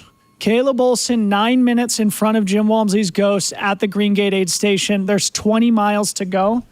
Jim Walmsley finished in 14:09. If you're 9 minutes ahead of Jim Walmsley's split, that puts you on exactly 14 hours. The talk all week, when are the men going under 14 hours? Caleb Olson is on pace to potentially do it here today. If that happens, Corinne, should we retire? I think we're done. I think if that happens, Show's we can just over. be done. No more live broadcasts ever. We are just Oh officially my done at that point. Goodness.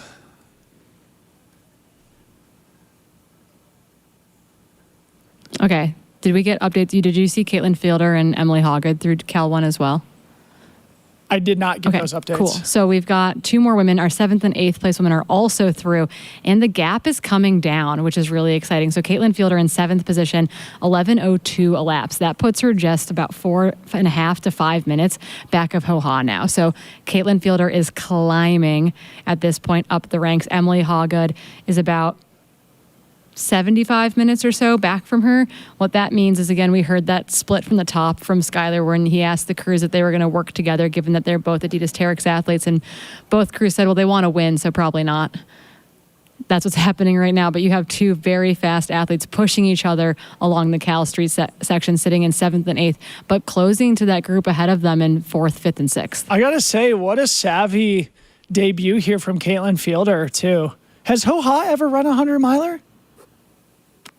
I don't know the answer to that. I feel like I looked it up for one of our previews. And now, Either way, both having a fantastic day here, running slightly ahead of the consummate veteran Emily Hoggood, sitting in 8th place. We'll remind our audience, Emily Hoggood here for her 5th year in a row, coming off 7th, 5th, and 4th place finishes. Emily Hoggood, the most experienced athlete in the women's race, looking solid and likely on her best ever time through Cal 1. Let's actually do a little analysis on that. so I believe that she's run up to 120K, but I don't think she's ever run 160K. So she's run about as far as she's run a little bit further than she's run right now, but she's not gone past that like 80-ish mile mark. Okay. So both Caitlin Fielder and Ho-Ha having fantastic debuts here. Emily Hoggood went through Cal 1, 10:45 last year. She went through at 11:04. So actually she's 20 minutes slower than her time through Cal 1 last year. Dan Jones now at the river in 6th place here. Let's get an official split. Dan Jones returning 4th place finisher, running one of the fastest times ever, 14:32 for the Kiwi last year. In all likelihood, he's in front of his own splits. So Rod Farvard, who we had seen 30, 45 minutes ago, we suspected Rod had started moving up in the field. In fact, there hadn't been movement. We just didn't get updates from Seth Ruling and Dan Jones from Cal 3. So we would expect Rod Farvard to be in the mix here just behind Dan Jones, hitting the refresh button. Dan Jones officially 4 minutes and 25 seconds behind Seth Ruling at the river. Meanwhile, still no Chris Myers update at Green Gate. Again, those He might should be through. and those might be a little delayed coming out given that they're ham radio operated. Holy smokes, folks. Could it be a sub 14-hour day here in 95-degree heat sitting on the track here in Auburn, California? It boggles the mind to even contemplate that being a potential reality here today. But Caleb Olson having the day of his career, the young 29-year-old new father from Salt Lake City running alone at the front. Last we saw, the gap back to 2nd place was 3.5 minutes at the river. And that climb up to Green Gate is going to be such a crux split to see if that gap is opening or closing back to Chris Myers. Yeah, I'm just perusing some of the other athletes we've been kind of keeping on our eye on over the course of the day. And again, if you missed it earlier, Nick Bassett, our 80-year-old, came out at Red Star Ridge earlier in the day. And then Looks like more recently, Ed Wilson, one of our 70-plus-year-olds, also came out at Miller's defeat. So we are down to 4, I think, in the 70-plus category that are still marching their way through the course. Let's go, guys. Let's go. We are cheering for that 70-plus-year-old age group record. The race director, Craig Thornley, now here at the finish line. The star of the show here.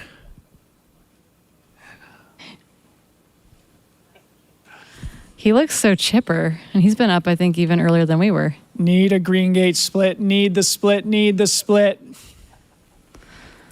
Again, everyone is just going to have to suffer with us. But right now, yes, so we've got 6 men through the river.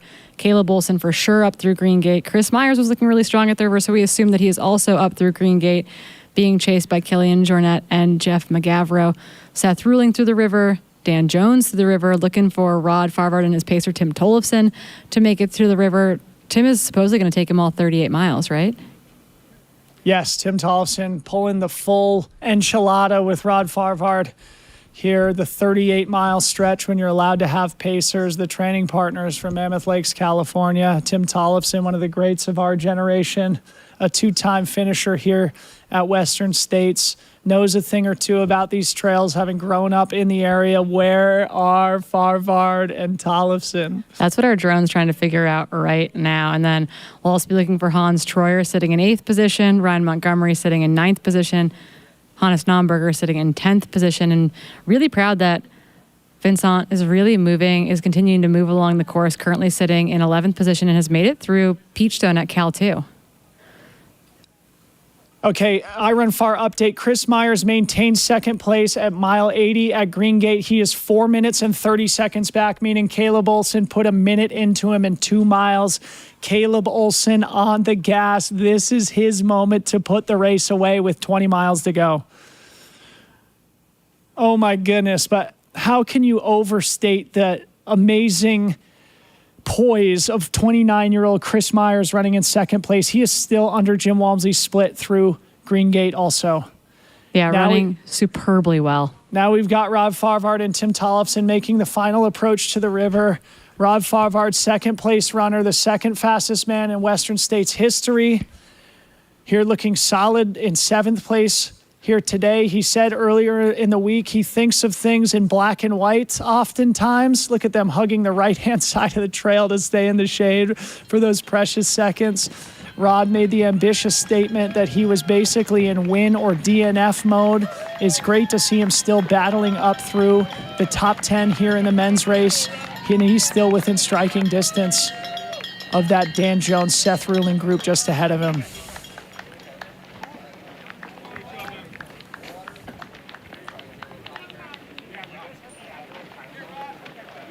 He's got his full crew there, ready to take care of him. Quick, quick, quick. Hands on knees. I think they've got a cooler there for him to sit on if he needs. Come on, Rod. Yeah, no, they're working on just changing him and getting water poured on him. Looking in that cooler there. Oh, don't sit. Don't sit. So the difference there, right, in that body language, we saw Seth Ruling literally not even acknowledge anyone, I think, at the aid station and plop himself right into the river with Matt Daniels. This is part of the reason why I don't like to crew at Rucky Chucky. I'm like, no, you got to go across the river and see me at Green Gate. So sorry. Holy smokes. Tension at an all-time high here in the studio.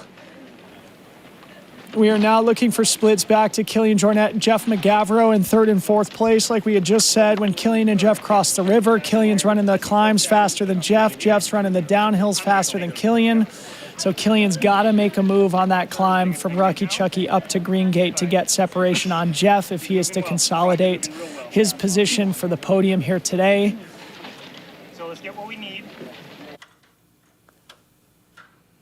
And we should get a split, I think, from Abby Hall and then Ida Nilsson at Cal 2, probably in the next 10 to 12 minutes or so. And that is going to be a critical update there. Last we saw, Ida Nilsson was getting minutes back on Abby Hall between Forest Hill and Cal 1. If that remains the case, it's going to be a nail biter down to the river.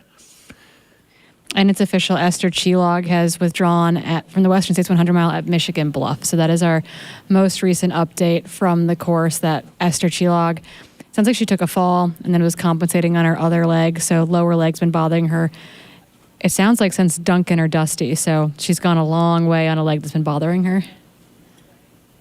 Okay, sounds like we have an update down with Kat Bradley, who's probably got eyes on Rod Farvard. Kat, what do you see?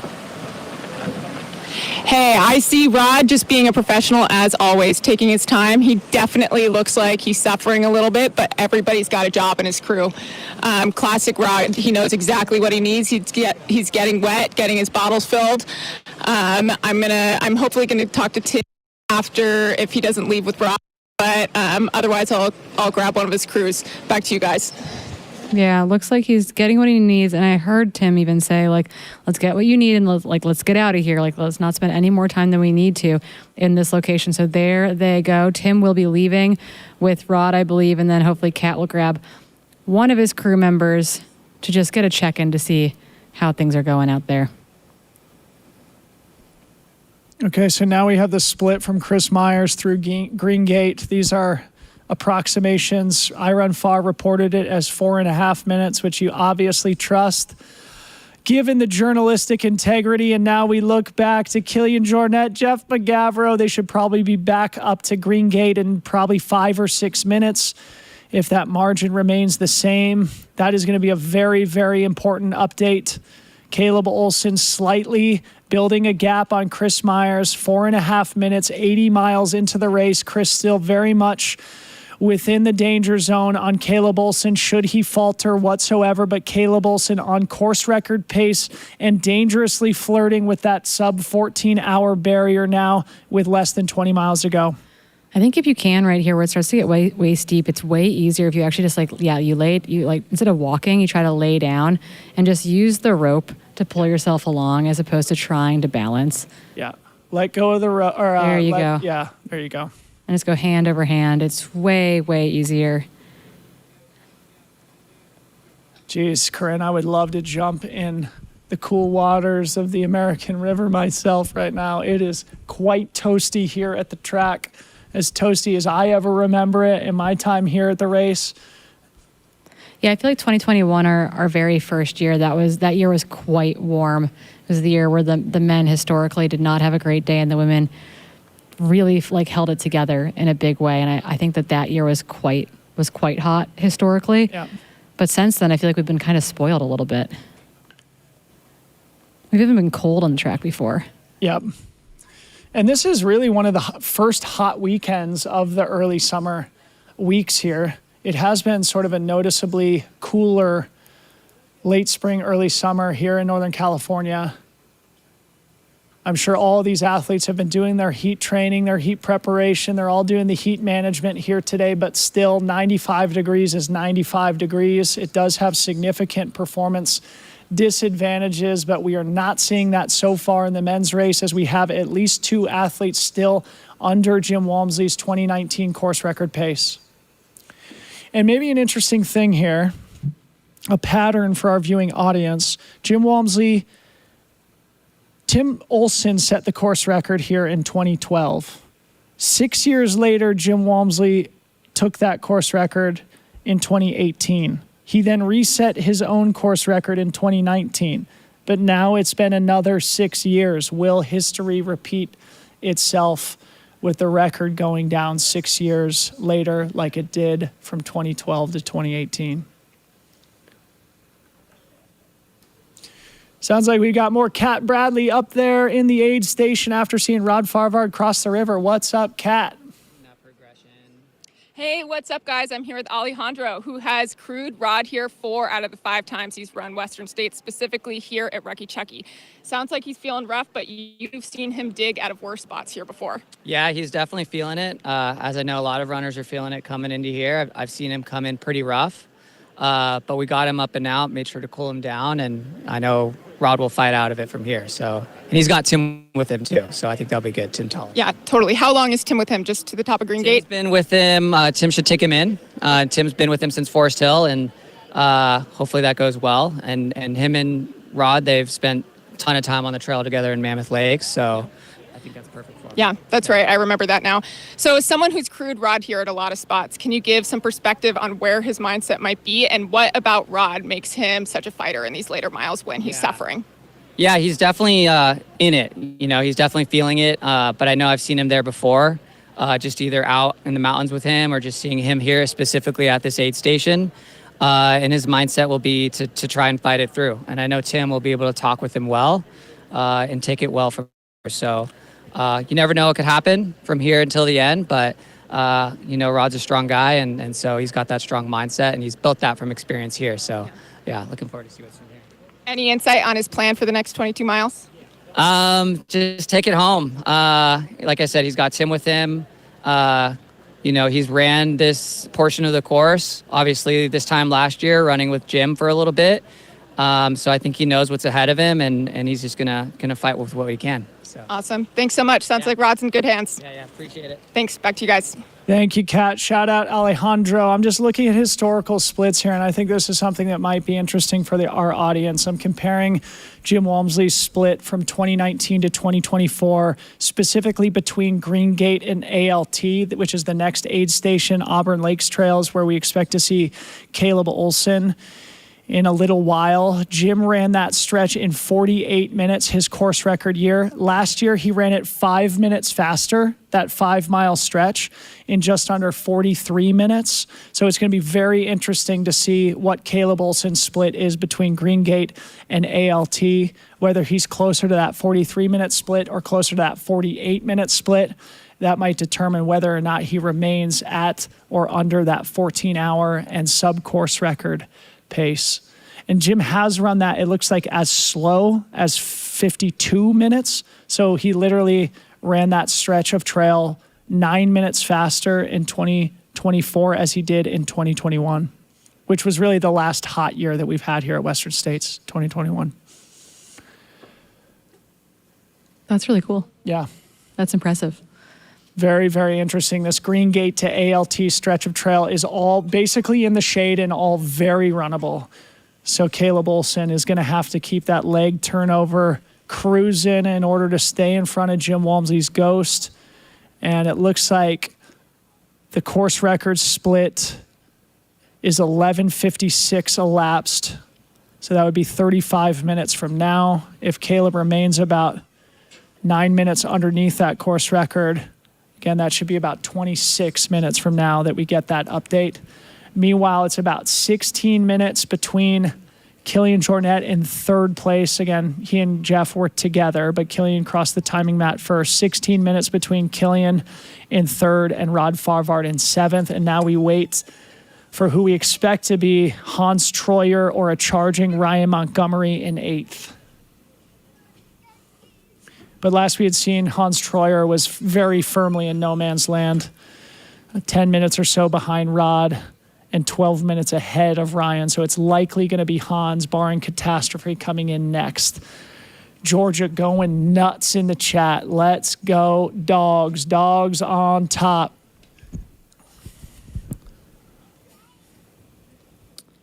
So we do have Jeff and Killian through Green Gate with official splits of 11:17 elapsed.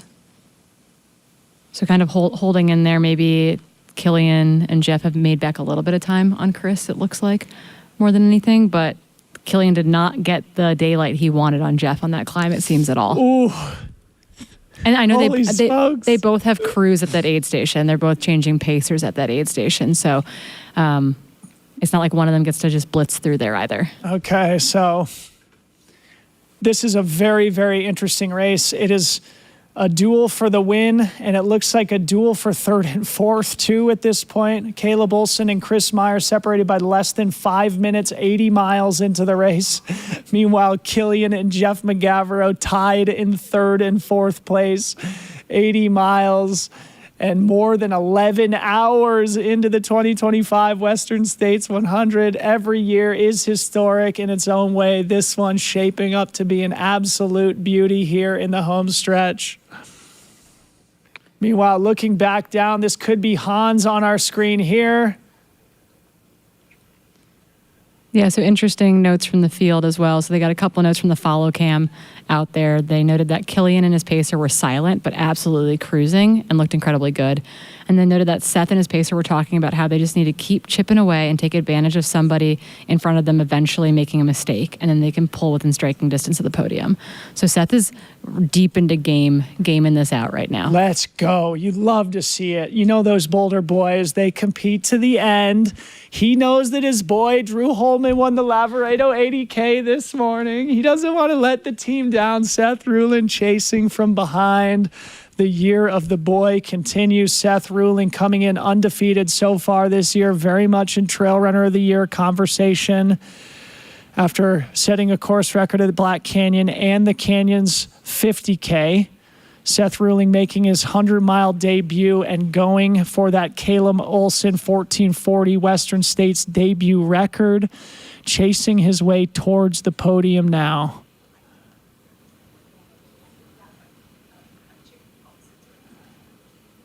Yeah, really, really cool to see that game strategy play out and to have that conversation out there. I distinctly remember my crew and pacers actually moving further down an aid station to get away from another crew because they had overheard that she could no longer run the downhills, but she could climb really well. And we had come into Pointed Rocks not that far ahead of her.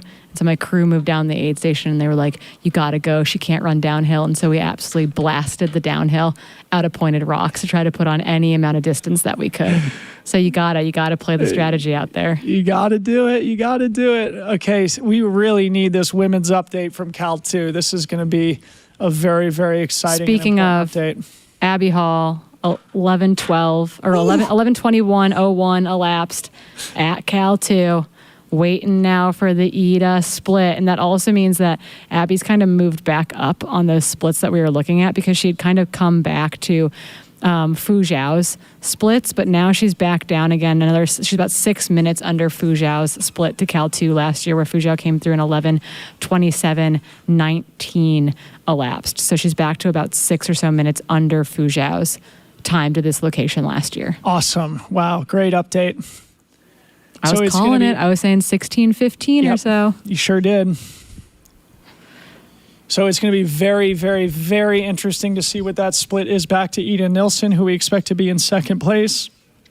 Last we had seen, Ida had carved out 3 or 4 minutes into Abby's margin in just a 4-mile stretch out of Forest Hill. Corinne had speculated that that was Abby's sort of weakest section on the trail as she has been battling back from very serious injury the last couple of years on that precipitous descent out of Forest Hill. If Abby has been able to find that rhythm again and put more time into Ida, that will certainly be interesting. But if Ida is carving more time into Abby, look out, folks. The chase for the win here at Western States is going to be one for the ages for the women. Either way, both on historically fast times. Ida also, the reigning Masters course record here, way ahead of her own splits. Yeah, looking to lower that in a pretty significant way. And I know that they have all been asked. I know Heather was asked this. I know Esther was asked this. I know Ida was asked this past week. And that was, do you care about that Masters time, that Masters record? And they were all like, no, I'm racing for the overall. Yeah. That Masters record is kind of a nice secondary treat, I think, for this field at this point. So Ida at Cal 1 was a full 30 minutes in front of her own split from last year at Cal 1. That's so impressive. But you have to remember that she ran a really, really amazing final marathon of this race as well. Yep.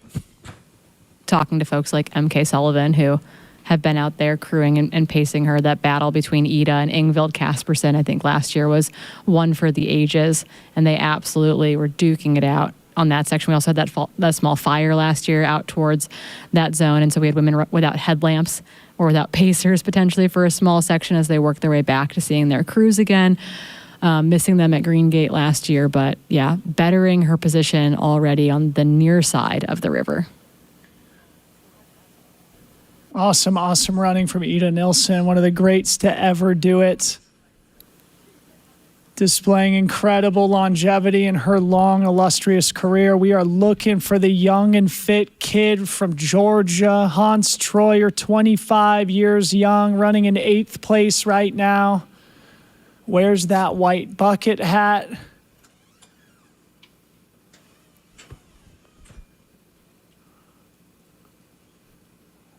Kind of feel like the drone's looking in the wrong direction from Hans right now. It's looking back towards where the single track dumps onto the dirt road. I'm pretty sure Hans is beyond this point, at this point, making his way down towards the river crossing. It's now been 18 minutes since we saw Rod cross the river. So we should see Hans at the river any second now. Either way, Rod's got a big margin behind him. We'll remember Alejandro, his crew chief, commenting that Rod was really feeling it. He'll definitely be happy to hear if there is an 18-plus minute gap back to Hans Troyer behind him. Officially, Seth Ruling had 5 minutes on Dan Jones at the river. Oh, I'm sorry, at Greengate, excuse me. So now we have Seth Ruling in 5th through Greengate, along with Dan Jones in 6th, separated by 5 minutes. In all likelihood, we should have a Farvard split up there at Greengate in the next couple of minutes. Meanwhile, no sign of Hans Troyer at the river quite yet, which is actually kind of interesting, Corinne. That means that entire climb from the river to Greengate, there are likely going to be no runners for a short stretch here. Yeah, it did seem like Hans Troyer was the runner that we see kind of bopping through that zone right now and who we need to be keeping our eyes out for. Which would make the live chat very, very happy if he was the next person to appear.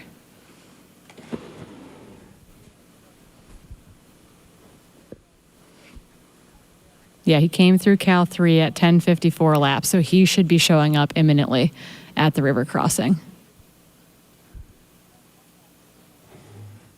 And there we've got eyes on the prize here, folks. The pride of Georgia, Hans Troyer, the second place finisher at the Canyons 100K, where Hans punched his golden ticket here to the Western States 100, young and fit. This kid is one of the most exciting young athletes in the sport, races fearlessly, not afraid to stick his nose in it. He was in the mix through the canyons. Looks like he hit a bit of a rough stretch. We remember back at that Black Canyon a couple of years ago when Hans Troyer put himself in the hospital with rhabdomyolysis, gained 40 pounds, had to go on dialysis, worked his way back to health, having an incredible season so far, winning way too cool before that second place finish at Canyons. 25-year-old Hans making his way towards the river crossing as the crowd goes wild.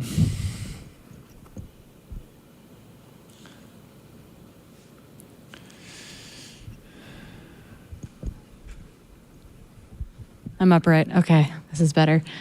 It sounds like we're working on getting media into ALT. We'll see if they get there in time. It might be a little touch and go, but here we are waiting for those splits to come in. But yeah, Hans making his way towards the river. Again, remember, just akin to Seth, this is the furthest Hans has ever run, and we got a little bit of a walk-in going on right now. He's got to be suffering. Oh, he doesn't look good, man. He's got to be hurting. I mean, he's losing time to Rod. The kid is tough as they come. This is absolutely a runnable stretch of trail. There's no shame in taking a little bit of a walk break. He will have an opportunity to reset at the aid station, but he's very much in the most exposed, hottest moment probably of the race so far there, as we're now 4:30 p.m. local time, 11 and a half hours into the 2025 Western States.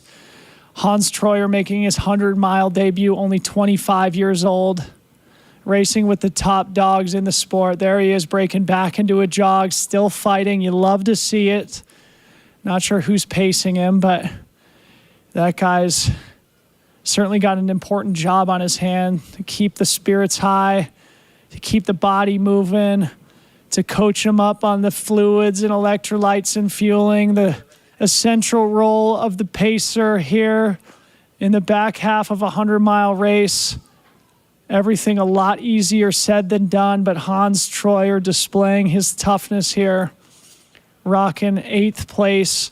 And he's probably thinking at this point, I got to protect this top 10 position here so he can come back with a little bit more experience in 2026. Yeah, if he can stick it and stay and hold on to one of those top 10 spots, right? Get that 1 year long ride to train and prep and race what he wants to race in order to get back here. That would be pretty darn ideal. Like, it is really hard. We've seen some success off the canyons to Western States, but that end of April canyons to Western States is also really, really hard to do. He had planned to race Black Canyon, had hoped to golden ticket there, and then unfortunately got super sick the day before the race. And so he pivoted. He went to canyons. He finished second to one of the best 50K to 80K runners in the world, in Francesco Pupi. Got that ticket. Is very much deserves to be in this field, but currently jogging it out now. Right, he's going to come into 8 here in a second. I'm really curious to hear from Kat on the ground what it looks like with his crew after he makes it through here. It's a bit of a dangerous moment, isn't it? This becomes an easy place to get sucked into the vortex. You have an opportunity to see the crew. You're at the river. It's one of those psychological moments you've been looking forward to your entire running career. Hopefully he doesn't spend any time in a chair. If he sits down, hopefully it's not too long. The tough kid from Georgia here at a critical moment of the 2025 Western States. Meanwhile, I am on pins and needles waiting for Ida Nilsson. 5.5 minutes. Holy smokes, folks. Speak of the devil. Ida Nilsson now cutting even more into the lead margin of Abby Hall. This time cutting another 1 minute out of Abby Hall's lead. That makes it probably 4.5 to 5 minutes that Abby Hall has given up to Ida Nilsson since Forest Hill. So in about 8 miles, Ida Nilsson has taken 5 minutes. Here we've got Hans. That looks like Kyle Pitari crewing for him. Kyle Pitari, I think a 4-time top 10 runner here at Western States. Yeah, I know he has 2 ultra teammates that we're going to be tagging in here today. So I don't know who his second pacer is, but Kyle was going to be one of the 2 stepping up to the line. So it looks like Kyle's stopping. He's not hesitant. He's going to go across. He didn't take on anything. He had like 2 sips of a Coca-Cola. This is one of those moments where you just hope he's not like terribly depleted in pure survival mode, because he's definitely losing a lot of time to the guys in front of him. It's the point where instead of rushing, you ought to take your time, but certainly can't second guess a kid with this toughness, with this grit, with this talent. 25-year-old Hans Troyer crossing the middle fork of the American River for the first time in his young career. The sky's the limit. Oh, Cal, another ultra athlete's going to be pacing him. I think Cal Neff. Yeah, it's going to be his second pacer. Well, I'm assuming he's going to meet him up at the Green Gate changeover point. Oh, the lucky media that gets to hang out in the river. You've got, 15 media folks right there cooling off. Where's our kiddie pool? Seriously. There he is getting a quick dunk. We are likely going to be looking for charging, potentially Ryan Montgomery, who last we saw was in hunt mode again on Cal Street. He did the exact same thing at the Canyons 100K 2 months ago. We'll see if Ryan Montgomery was able to eat some time back into Hans. Let's see what the gap was back at Cal 3. I think it was about, let's see. I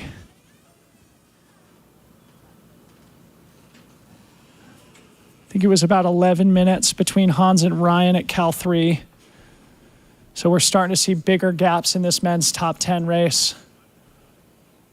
All these guys understanding that they are sitting just inside the top 10 now, understanding the consequences attached to it. If you're unfamiliar, here at Western States, only 369 runners get to start this amazing race every June. Is very difficult to get into, often takes a decade of putting in for the lottery. But if you finish in those precious top 10 positions, you are automatically invited back for the following year. Definitely an important story to follow as we emerge into the final quarter of today's race for both the men and the women.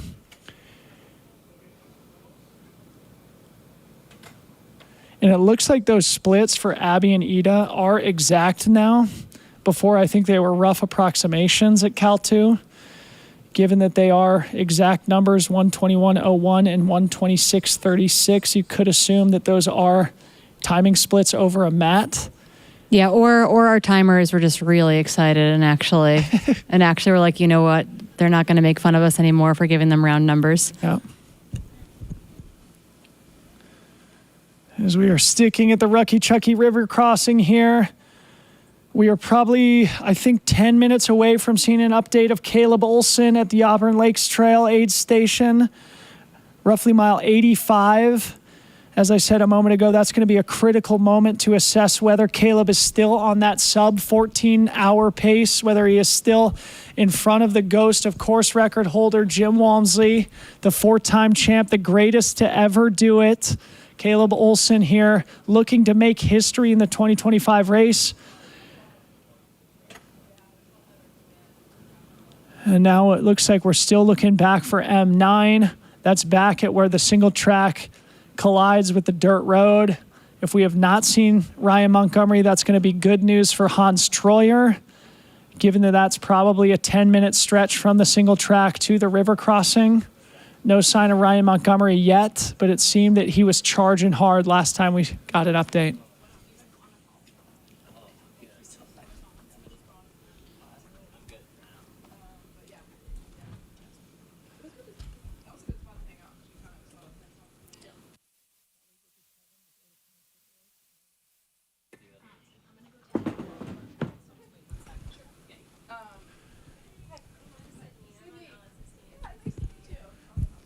Okay, folks, we are now at 11 hours, 41 minutes into this historic day.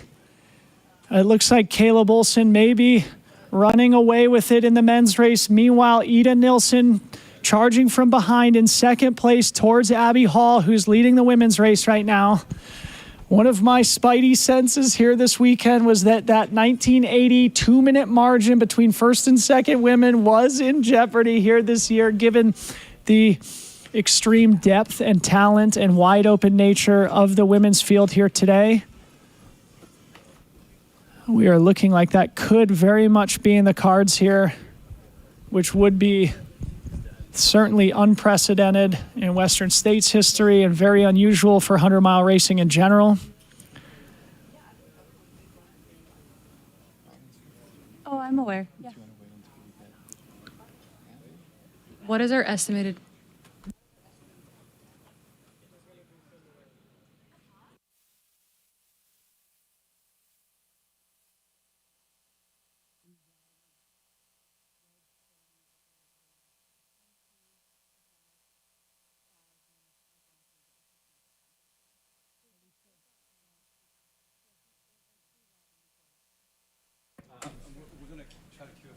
Yep.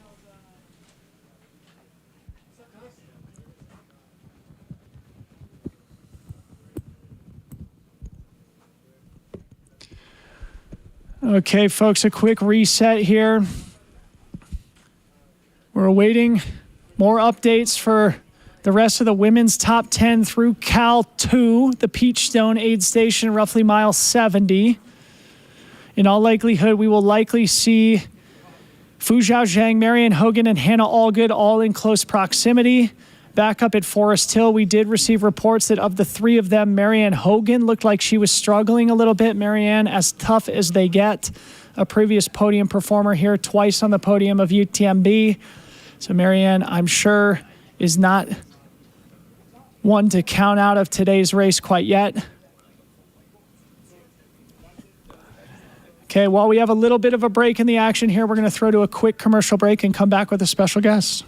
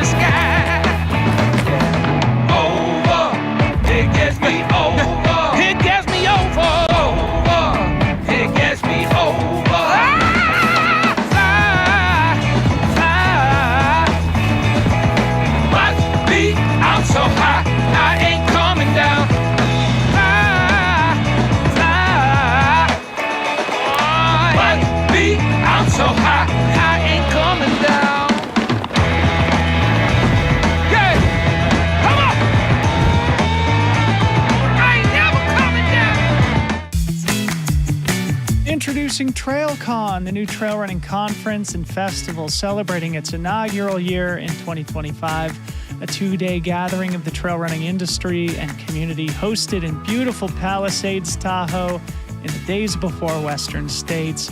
Packed with engaging conversations, panel discussions, group runs, networking events, and other activations, TrailCon hopes to become an important annual platform for connection, collaboration, and conversation as trail running continues to grow and expand globally. It's all about community. After a successful debut this week, TrailCon is excited to return in 2026. We really hope you'll come join us. Visit trailconference.com to learn more about the event and stay tuned for announcements about the second edition coming next June. TrailCon, where trail running comes to life. Okay, and welcome back, folks, to the 2025 Western States 100 presented by HOKA. We are joined by a very special guest, Robin Green. Welcome to the studio here. Oh, it's great to be here. Introduce yourself to the trail running global audience here. Yeah. Hey, everyone. My name's Robin Green. I have the honor of working with the HOKA team, leading our global organization.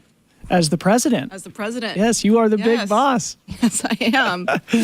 So as I understand it, you began your career in the area with Fleet Feet. What does it mean to return to the roots here today? It's pretty special, honestly. I come back every now and again. I still have family in the area, and but coming back to Western States in this role with a brand that I have immense honor for working with is really a dream come true. It's very nostalgic for me, and spending the day on the course with the athletes and the team and the spectators is truly special. Yeah, I actually found out yesterday that this is not your first time at Western States, that you've been here before, you've actually paced here before, so you know exactly what these athletes are going through. Tell us a little bit about your previous Western States experiences. Yeah, so I've been both a pacer. I've also supported through Aid Station.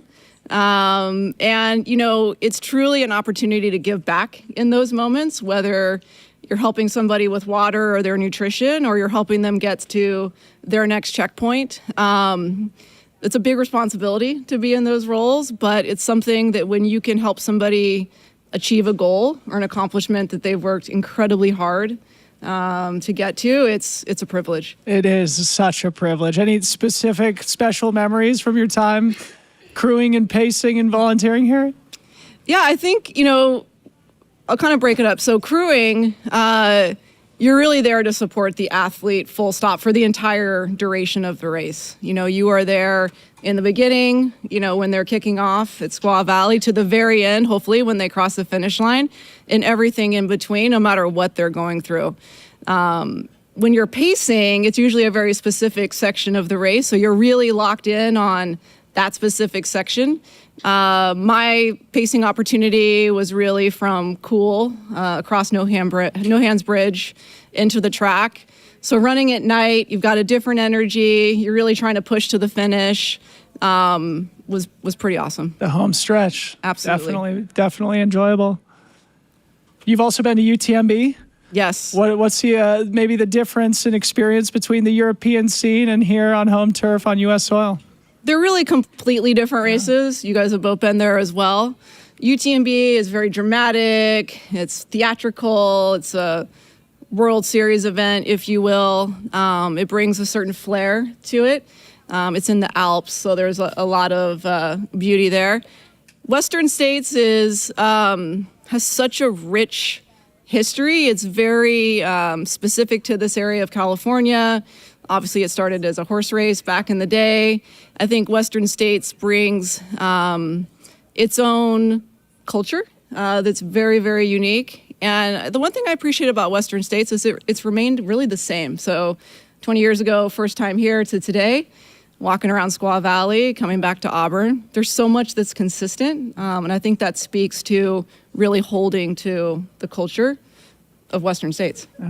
Yeah, I was going to say, I think Hoka's ethos are a lot about that running is for everyone, and we're trying to bring a lot more people into this. We've got Hoka athletes at the very front of the field with Fu Zhao. Yes. Putting on an amazing performance right now, but we also have athletes that are going to be trying to make that 30-hour cutoff, and I'm wondering like how important it is for Hoka to support not just those front runners, but those athletes that are just trying to make it to where we sit now before 11 a.m. tomorrow morning. Yeah, it's really the whole spectrum, right? It's everywhere from the elite athlete to someone like a Brandon Juji, who we're supporting in his first attempt to run Western States.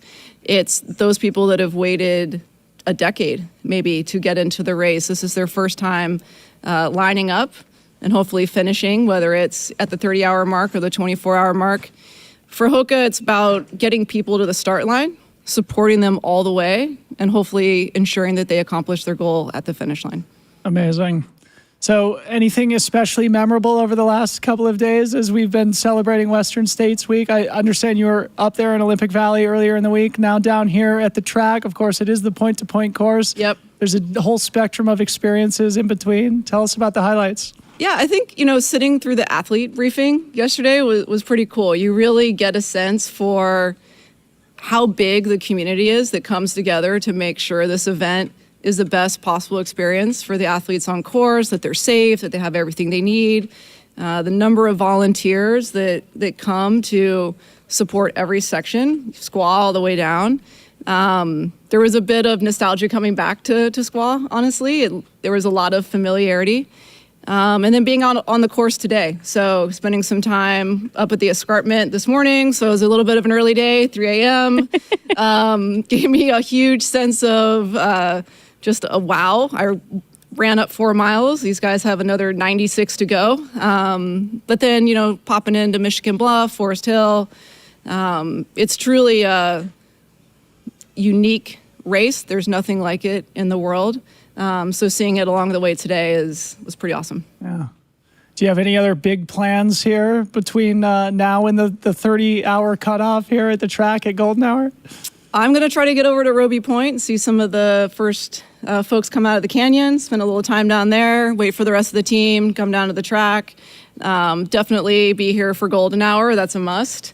But yeah, I look forward to seeing those that come across first, but then stick around for those final finishers, which in many ways is one of the most inspiring parts of the race, is seeing the first, but also that final finisher as well. Amazing. Yeah, we'll be in tears from our tomorrow. It's always a tearjerker. Every year.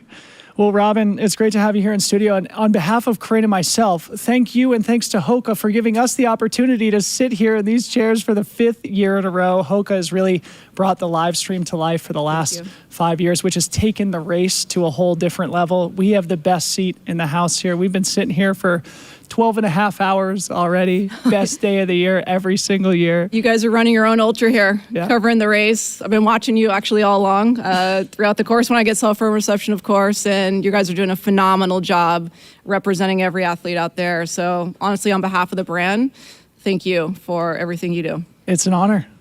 Yeah, we just sit here and sweat. It's pretty great. All right, Robin, I'm sure you're busy. Well, thanks for coming in studio to join us here great to be for here. a few minutes. Hopefully, see you guys in a little bit. I'm going to go head back out on the course. All right. Yeah, sounds good. Enjoy it. Stay cool out there. Stay hydrated as we return to the race. And what perfect timing. Could this be Ryan Montgomery spilling onto the dirt road section here off of the single track, refreshing the live tracker here? We still don't have any update from Rucky Chucky. So Hans Troyer now with a sizable margin behind him and in front of him. Hans Troyer solidly in 8th place, and we believe this is likely either Ryan Montgomery or Hannes Namberger. We also have, I think, splits from ALT, and we actually kind of saw in the back chatter that we had some kerfuffles getting cameras and media into ALT, so we might not get images of some of our men in there, but we do, I believe, have splits from Caleb Olson, and therefore very quickly should have splits from Chris Myers as well. So Caleb Olson has officially split through ALT, so I'm going to need you to look up a historic split for me. Again, coming through in 11:49, 16 elapsed. Okay, so he is 7 minutes ahead of Jim Walmsley's split there through ALT from 2019. He's holding pretty steady. It's Yep. going to be tight. It's going to be really, really It's tight. going to be incredibly tight. I mean, he frankly, he lost 2 minutes in that stretch. There's still 15 miles to go. But he gained time from the river to Greengate. So it's just like this interesting, like he put time back on it. He had lost time to the river. He gained time to Greengate. He lost time on that section. So Caleb Olson, we're rooting for you. Yes, it's going to be a nail biter either way. Like he probably has lost a little bit of time towards that sub 14. But he's still looking still, pretty good for being sub 1409.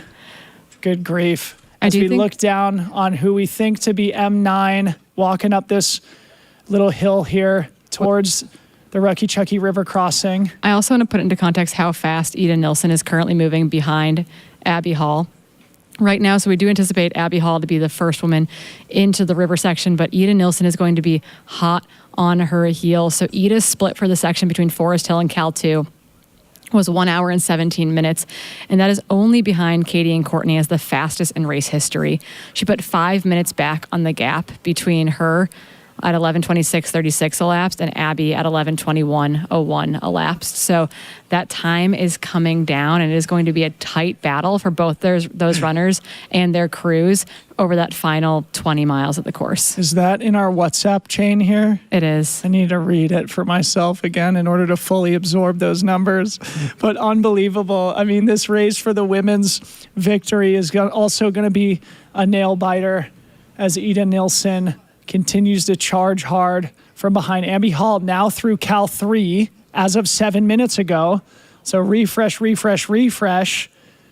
Could it be that Ida is now under 5 minutes? But that will be, and we'll get a rounded number split from Cal 3. It looks like that's a ham radio operated one. Same thing will happen at Greengate, but we will get eyes on them as they make their way into the river as well. And we do anticipate that that's probably looking at like 12 and a half hours elapsed or so. So we've got a little bit of time to go before we see our lead women at the river.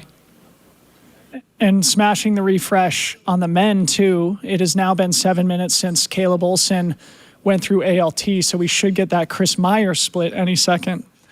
And if Caleb continues to grow that lead here, it could be game over for the win. Obviously, we don't want to get too far ahead of ourselves, but if Caleb stretches out a margin on Chris, say if it's 7 or 8 minutes at this point, if he's putting in 30 seconds a mile, you could probably expect that to continue to extend. Chris barring Myers, catastrophe. 5 minutes back, 4:45 back at ALT. Okay. So he lost another 15 seconds. 15 seconds, so he's holding steady. He's grasping. He is holding really, really steady. Dude, this is a nail biter. And Gus is going to be on him to get him to the finish. Who's pacing Caleb for the final stretch? I know Anthony left with him, but I'm assuming he's doing a pacer change at Greengate. Really good question. I have no idea. Unless Maybe Anthony's somebody doing, in the chat might know. or Probably. Anthony's doing the full pull,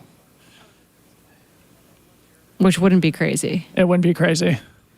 But so 4:45 separating first and second place men. That means Chris Myers also under course record pace at this point. Both only 29 years old, both emerging as global superstars here from Salt Lake City and Boulder, Colorado, respectively, both going for career-defining days today. And we'll remember, I mean, what was the closest recent finish here between first and second place? I recall back in 2011, Killian beat Mike Wolf by only 4 minutes. In 2013, Tim Olson beat Rob Krar by only about 4 minutes. if it's under 5 minutes here at the track, we haven't seen that in ages. I mean, Not Jim that I'm and aware Rod, of. even last year, one of the closest races in Western States history wasn't it like 13 minutes when it was all said and done? Yeah, Because Jim was it's- able to kind of run away at the end. Yeah, particularly from, I think, Pointed Rocks to the finish, even that's where Jim continued to put on some distance there. He picked up a pacer actually at Pointed Rocks, which we didn't anticipate he was going to do, while Hayden started to claw back time on Rod at that point. Wow. Unbelievable racing here in both the men's and women's race. Chris Myers officially through ALT. I'm sure Ida Nilsson is through Cal 3 as we smash the refresh button over and over and over and over. And let's see if Iron Farr's got an update.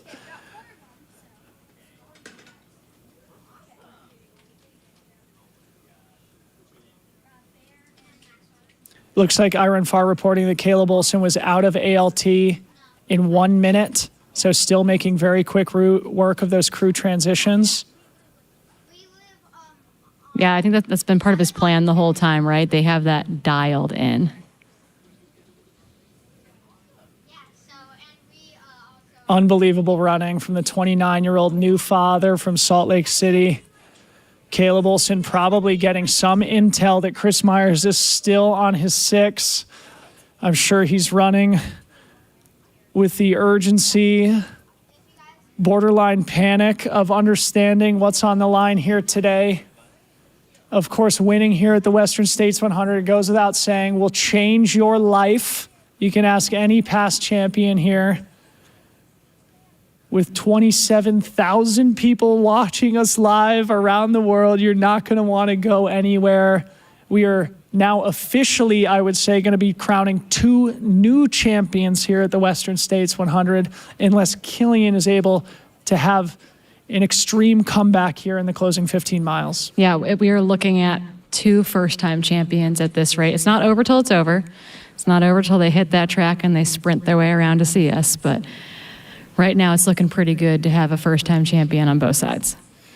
Iron Farr reporting Chris Myers runs through mile 85 in second. He's 5 minutes back of the leader, takes ice and leaves in a jiffy. So Chris Myers certainly not slowing down. Looking at these photos, game face on, snorkel off. Chris Myers charging in second place. Spidey sense, Corinne. Things are happening.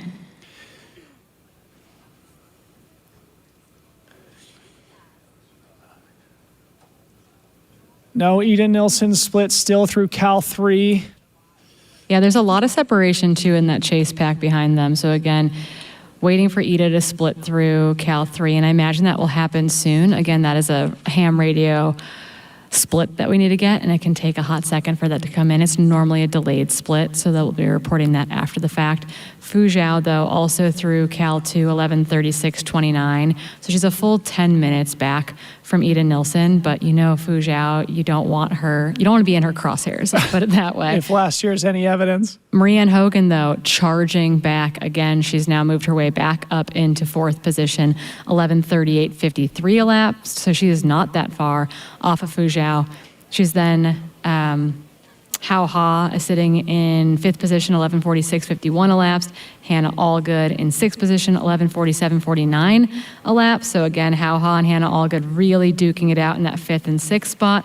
We believe Hao Ha is the only pacerless runner on this section that we've seen leave from Forest Hill, and also did not leave with a lot of ice on her, was the report we got from Skylar when she took that turn onto Cal Street. And then Caitlin Fielder is also through Cal 2 and 11:52:10 elapsed. Awesome racing. So we are waiting on several important splits here. Not only the Killian Jeff McGavero crew at ALT, we're waiting to see Ida Nilsson at Cal 3, and now we're waiting to see 9th and 10th place men's runners here at the river crossing. It has been a long time now since Hans Troyer crossed the river. In fact, it's been 27 minutes since Hans Troyer crossed the river, and we still haven't seen 9th place. I don't understand this concept of time anymore.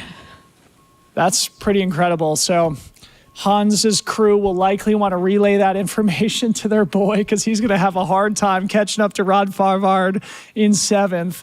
And he could probably consolidate his position in 8th place right now and secure his spot at the 2026 Western States 100, where the 26-year-old would come in with a little bit more experience. Yeah, the update also from Ira Farah from Caitlin Fielder at that aid station. Despite being 31-10 off the lead, she seems super eager to catch the next runner. She asked her pacer how far ahead they were. She was in and out in less than a minute, and they said, folks, the female race is tight. Let's go.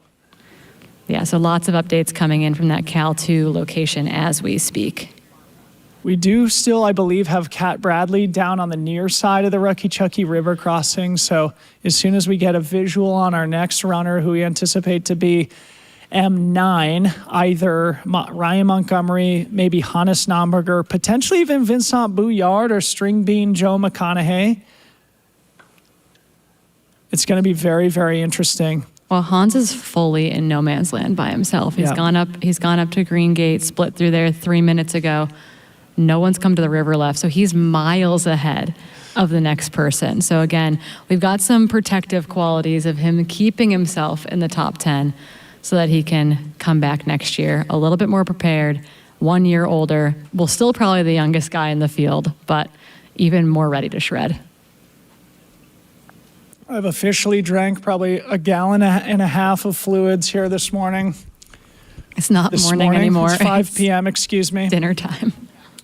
So we approach 13 hours into today's broadcast. We have just elapsed 12 hours into the Western States 100. Looking backwards on the course from the Auburn Lakes Trail aid station, mile 85.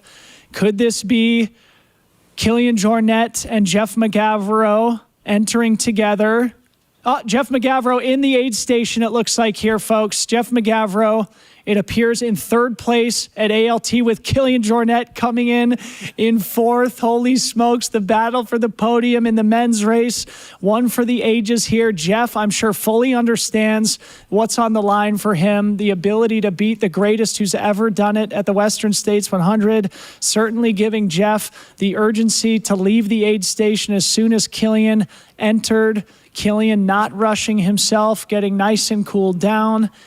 12 hours, 5 minutes elapsed.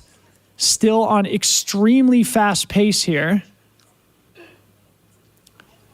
How about this, Corinne?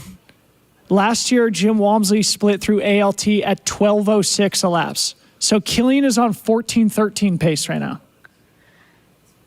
We didn't say it was going to be pretty. How is this possible? No, here's the thing, too. I don't know. It's really easy to be in the thick of it and be completely unaware of how fast they're actually moving because they're sitting here in fourth and third being like, why can't we catch these guys? Like, we must be having a bad day. And yet they are under Jim's pace from last year.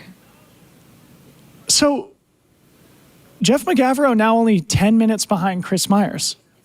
They've closed a few minutes. They're moving well in that section. And again, okay, bike analogy, right? Being in the break, a little bit scary. It's a two-person peloton, but that's how running works. And it's like they have each other to push back and forth a little bit more. They're staying maybe a bit more honest, a bit more on it. If I was Chris, I'd be running scared, and I'm sure Gus is working him. But at the same time, that's that kind of motivation that I think Jeff and Killian are acutely aware of. Yeah. They're fighting for that third podium spot right now, and maybe the two of them can actually close it down even further. Yep. All right, important update. Eden Nilsson now through Cal 3, 5 minutes back of Abby Hall. It's an approximate split, not an exact split. With that caveat, the gap remains roughly the same. Yep. I've been talking with her team a little bit, and we're looking at 5.5 minutes. Unbelievable. Whoever just came across our drone shot feels like they're moving really fast.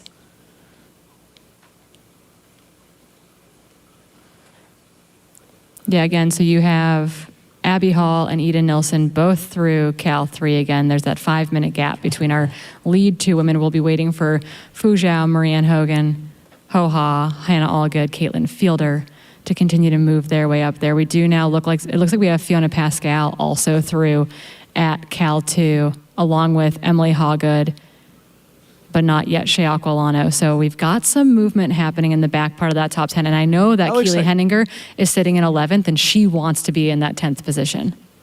That looks to me like Joe. That looks like String Bean to me. And Des Linden. Yep. Holy smokes. Good call, Corinne. Good teamwork there. Joe Stringbean McConaughey running with pacer and former Boston Marathon champion Des Linden here in the closing stretch before the Rucky Chucky River crossing. Holy smokes, is Des Linden pulling Stringbean Joe McConaughey to a top 10 finish here today? That would be another incredible story. Looking at the men's splits from ALT, Corinne, and this is where Liam Aid Station Fireball Try-In will come into a very useful application for us here. 15 minutes, or roughly 16 minutes, separating Caleb Olson to Killian Jornet, first through fourth. I'm having a hard time thinking of a time when first through fourth were separated by less than that. Only 16 minutes at mile 85. I'm just looking at our splits from Ryan and Hannes and Vincent and now Joe through Cal 3, and I'm really shocked that we haven't seen Ryan or Hannes come through the river yet at this point. We're pushing probably 50 minutes or so since they came through Cal 3, so really they should be at the river any moment now.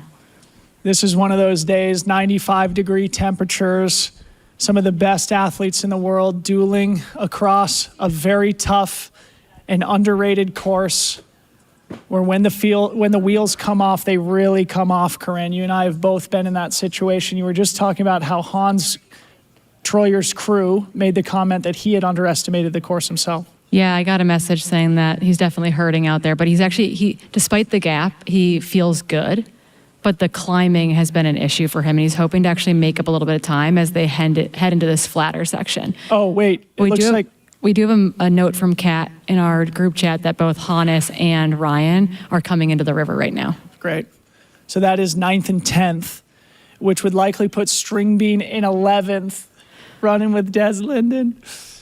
And I know Blake Slattengren has taken Stringbean from the river to the finish. Slattengren known for his closing ability as evidenced by his great Javelina performance a couple of years ago. Here's Hannes Namberger, the great German athlete, running in either 9th or 10th position now. Of note, Blake Slattengren was the fastest ever 11th place male finisher last year. Looking to pace Joe in, hopefully beating that time, hopefully moving up a spot. If anything, got to secure that M10 bib. He ran like 15-14 for 11th place last year. No, it was crazy, and sick. I think that Chris Myers was looking over his shoulder coming onto the track because that's how tight it was going to be towards the end. So if Hannes is indeed there in 9th or 10th positions, that means we have two dads in the top 10, Caleb Olson and Hannes Namberger. Shout out to the dads. And Killian. Oh, 3. Excuse me. Killian's got 3 kids, so I think he extra counts. Extra counts. And I actually think that there might be some more soon-to-be dads in that field, too. So, lots of dads in the top 10 right now. But we're seeing that on the women's side, too. We've got lots of moms. We've got actually, 2 of our women who didn't return this year were out on pregnancy deferrals. And I know Leah's out on course, hopefully staying cool somewhere before she comes to meet us on the track. Yeah. So next up on the left-hand side of our screen, looking at the Auburn Lakes Trail Aid Station, mile 85, we would expect to see Seth Ruling coming in 5th place, followed by Dan Jones in 6th, barring a little bit of a shakeup there. It was a 5-minute margin back at Green Gate. It would be hard to see Dan Jones making up 5 minutes on Seth, barring catastrophe on Seth's part. Again, that 5-mile stretch between Green Gate and ALT is sort of a shaded, rolling, beautiful single track. Here's Peter Frano. I had all but forgotten about Peter. So is Peter in 10th? Is Peter in 11th now? I think Peter Frano is technically in 11th coming into the river. Unless we have a Ryan split. We probably can get an update from Kat Bradley here in just a little bit. Yeah, Peter officially into 10th position, waiting for Ryan to split at the river.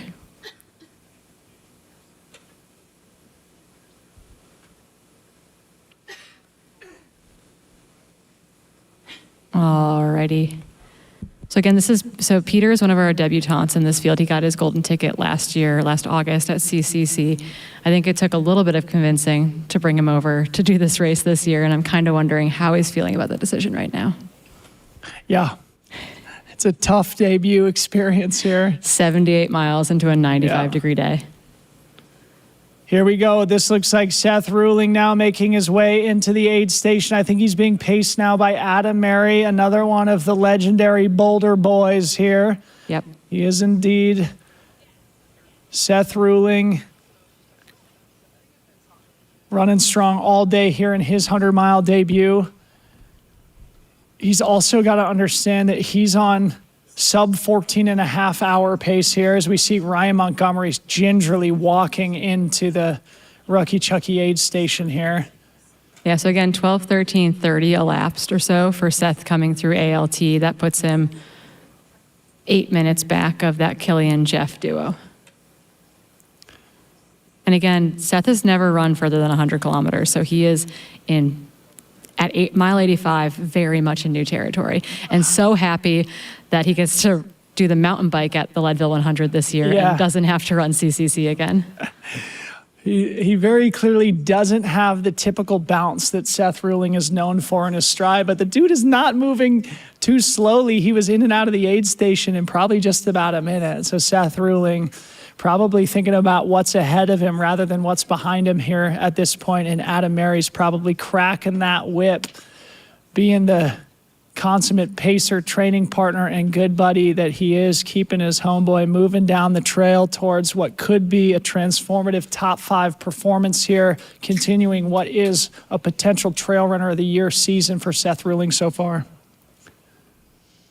Yeah, I guess in that position, are you still you are one of two ways. You are either hunting or you are still in a position where you're just protective of that position that you're in. And knowing that you're going to do your very darndest to get to the track as efficiently as possible, and you can't control anyone ahead of you or behind you. Yep. I got to tell you, I would be quite unnerved if I knew that Dan Jones was the guy behind me chasing with 15 miles left to go. So maybe that's the reason Seth was in and out so quick. So we'll expect to see last year's 4th place finisher, Dan Jones, coming into the ALT aid station here in the next few minutes. I'll remind our audience, not only was he 4th last year, he was 5th the year before. So Dan Jones going for his 3rd top 10 in a row. Here today, the great Kiwi athlete. He's had an undefeated stretch to his season, also in that Trail Runner of the Year conversation after his win at Tarawera. He won the Lake Sonoma Marathon. He won the Ultra Trail Australia 50K. So Dan Jones and Seth Ruling both coming in undefeated this season, running in 5th and 6th place respectively. Yeah, so just to give you a recap of the ALT splits thus far, your top 5 men, Caleb Olson, followed by Chris Myers, Jeff McGavro, Killian Jornet, and Seth Ruling. Someone asked in the chat, what's that gap from Killian to the win? Because that is definitely important. And it's sitting at around 16 minutes or so right now as they are just through mile 85.2. Wow. An impossible gap? Not necessarily, but I think that what we saw from Caleb Olson as he made his way into ALT, what we saw from Chris Myers as he made his way into ALT is that I don't think that they're fumbling right now. They look really solid, they look really steady, and they look super under control. So we're looking at the animation here of what we call the foothill section of the course. You see the trail mostly just contours in this middle fork of the American River Valley, in and out of these washes, but hardly any big climbs or descents. It's a pretty ripping single track, mostly in the shade, though it is incredibly hot. So this is the stretch that our top 5 men are negotiating now. Caleb Olson, in all likelihood, is going to be arriving there in the next 25 to 35 minutes, and this is going to be a very, very important split once he crosses that 90-mile threshold to evaluate how close he's going to be to the great Jim Walmsley's 2019 record, 14:09, which to this point has seemed otherworldly, and that was set on a day that was definitely cooler than these temperatures here. So either way, Caleb Olson on his way to what will be one of history's all-time greatest Western States 100s. Yeah, the battles from the front all the way through the top 10 are just super, super interesting. I'm really happy to see Ryan getting across the river there. We said he looked a little like he was moving a little gingerly as he came into the river, but I'm really happy to see him have crossed and head up to Green Gate. Big update here. Dan Jones now through ALT, 2 minutes and 40 seconds behind Seth Ruling. So Dan Jones has made up about 2.5 minutes and about 5 miles on Seth. It's going to be a race for that top 5. Dan Jones, I'm sure, is going to be asking for that split upon arrival to ALT. He probably understands that he's making up a little bit of time. It's still going to be quite a stretch for him to bridge back up to that 4th place position, which is being held right now by Killian Jornet. That's an 11-minute gap at this point. So of note, we were saying, man, have we ever had 4 guys this close together before? We have, and it was last year. The gap between Jim Walmsley and Dan Jones was 13 minutes. This year is the second closest, though, by a large margin. So 2025, 16 minutes between Caleb Olson and Killian Jornet. It then doubles in time to 36 minutes, 44 minutes, et cetera, over the last couple of years, 2023, 2022, before kind of stepping off through the other early 2010s. Wow, that is remarkable. Thank you to Liam for that quick analysis. It's funny how short my memory span is, that last year was the year that it was more narrow than Super 16 tight. minutes this year. A reminder of just how amazing that run was between Jim Walmsley, Rod Farvard, Hayden Hawks, and Dan Jones, 1 through 4. And what this also tells me, Corinne, is just how remarkable Jim Walmsley's run was in 2021, when the margin between 1st and 4th place at ALT was 86 minutes.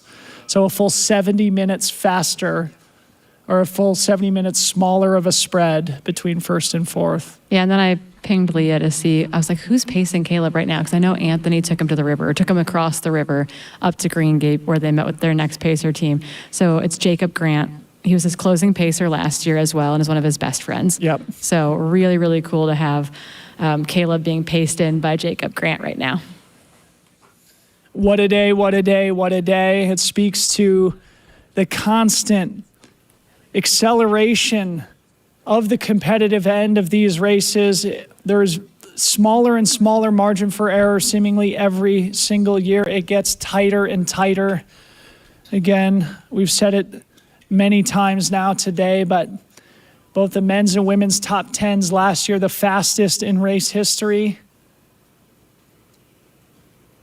Could we see something similar here today as we see String Bean Joe McConaughey crossing the river with Blake Slatengren? And it appears that we have F1 on the screen now, navigating the dirt road section in the closing mile to the Rucky Chucky River crossing.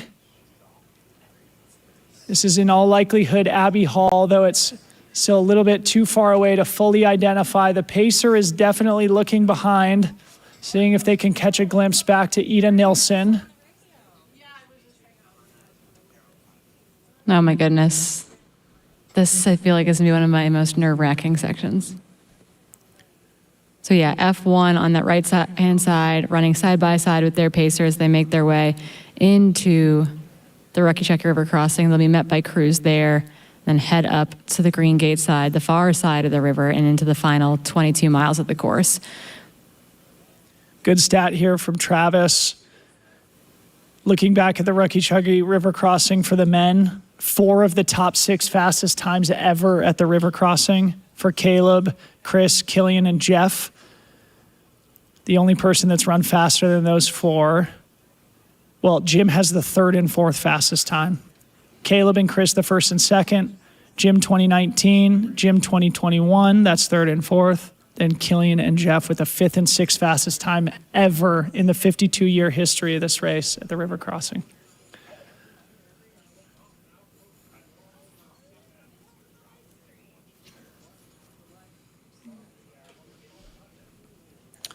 We're trying to grab an interview with Des Linden at the river, but we got to get Kat's audio working first. So the team behind the scenes is trying to make that a reality for us. So we're starting to feel some action here at Placer High School. Oh, people have congregated. Crowds are starting to descend upon the track. We're still probably an hour and a half to 2 hours away from seeing the champion arrive here. But hello and good afternoon here to us here in the studio. My name is Dylan Bowman, joined, of course, by Corinne Malcolm. If you're just joining us here, it is One for the Ages. We have been broadcasting now for about 13 hours, and we're just getting warmed up, aren't we, Corinne, as we see two very tight races in both the men's and women's races with historically fast times on the line, potentially even a course record in the men's race today. Yeah, I think someone in the chat was asking, are we still on course record watch on the men's side? And we are. We are very much still on course record watch. It's going to be very, very close. And I think that sub 14 is slipping away. But 14:09, that is looking under threat at this point. Yep. On the women's side, no, we're kind of falling back to that kind of 16:15, 16:20 time. So still historically fast. Some of the fastest times ever run on this course. But I think maybe if Ida and Abby bridge together as well, maybe that will push them both to that sub 16:30. But I don't think anyone will be going under 16 hours today on the women's side.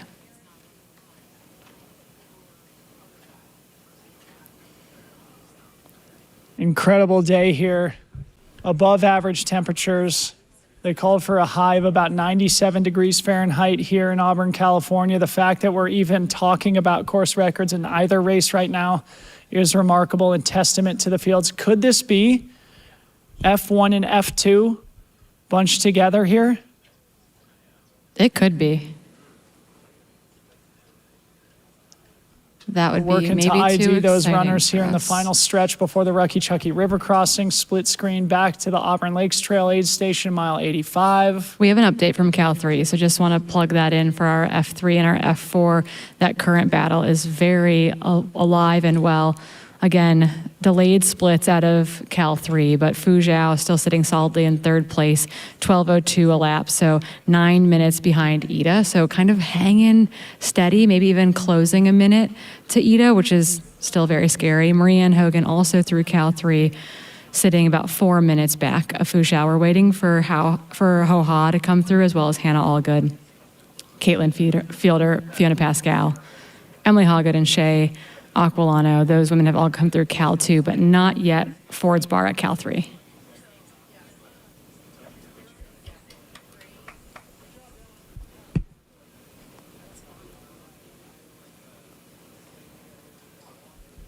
Okay, so now we are waiting on Rod Farvard's split through ALT. I think it was 15 or so minutes ahead to Dan Jones, and it's something like 30 minutes back to Hans Troyer. So I think Farvard's probably pretty safe in seventh, barring catastrophe. As we see Hal Kerner there on our screen, it looks like, oh, actually, we're at the Quarry Road aid station here. So we're awaiting race leader Caleb Olson at Quarry Road. This is not ALT, excuse me. This is Hal Kerner's aid station, Quarry Road, formerly known as Brown's Bar. Was moved in recent years a little bit down the trail in a place where it's a little bit more convenient to crew. An important moment in the race with 10 miles to go. Hal Kerner, a two-time champion himself, still part of the Western States family, has been managing, directing this aid station now for probably 10 or 12 years.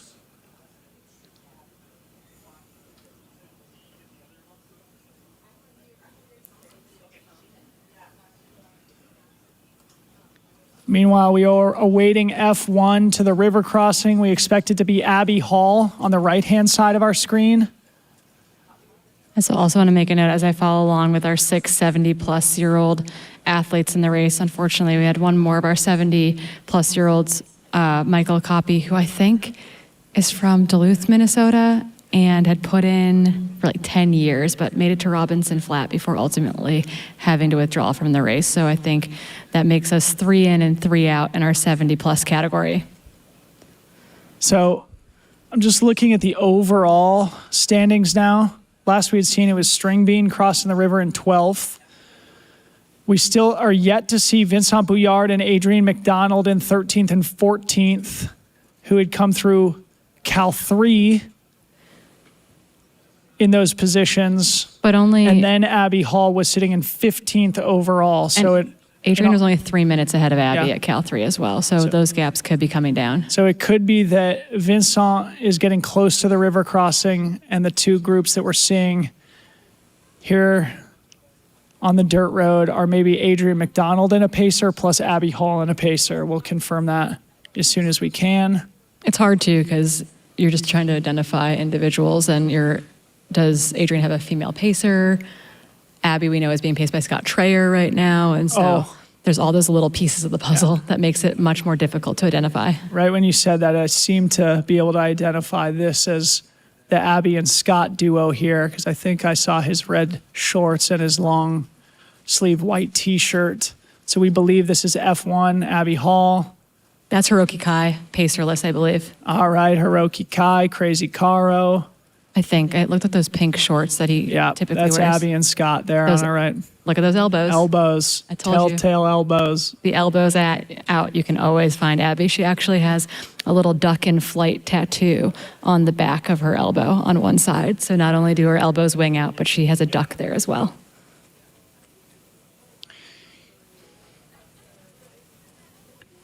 Another interesting stat here from Travis. 4 of the 10 fastest times through Cal 2 in the women's race here today. Abby and Ida with the 4th and 5th fastest splits ever, behind only Courtney Katie. And also the 8th and 10th fastest times through Cal 2 from Fuzhou and Marianne here today also. History in the making. Noticeably, though, Fuzhou about 9 minutes back of her own time through Cal 2 from last year.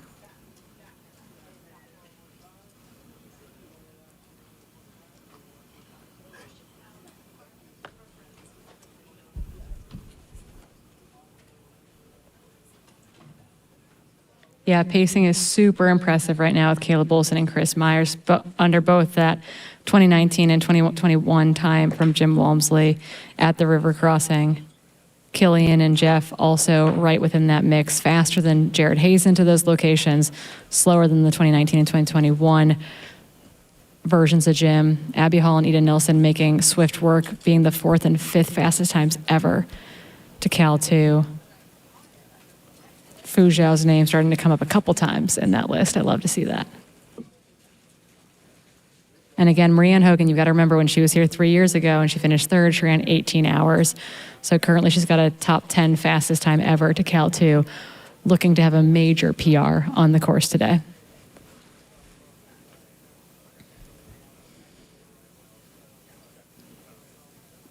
If you're just joining us, I think it's important to talk about some of the maybe notable drops that we've had today. Esther Chilog and Heather Jackson both had to withdraw at Michigan Bluff due to different injuries.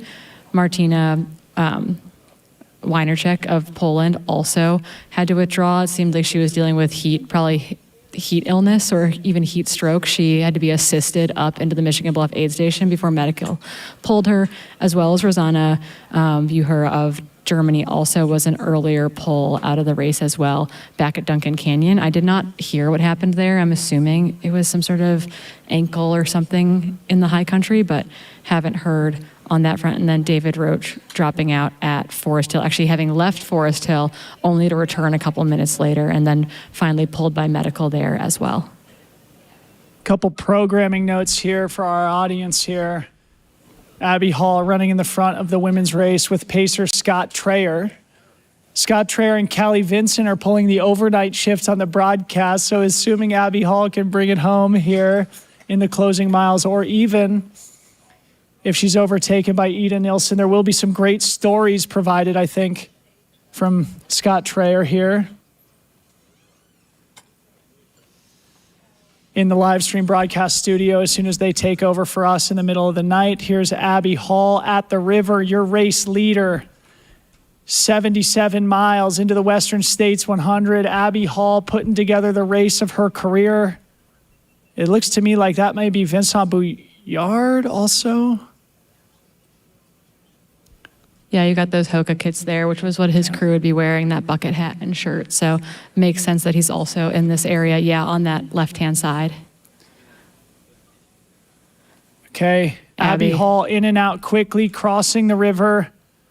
It looks like with Cordis, her husband now.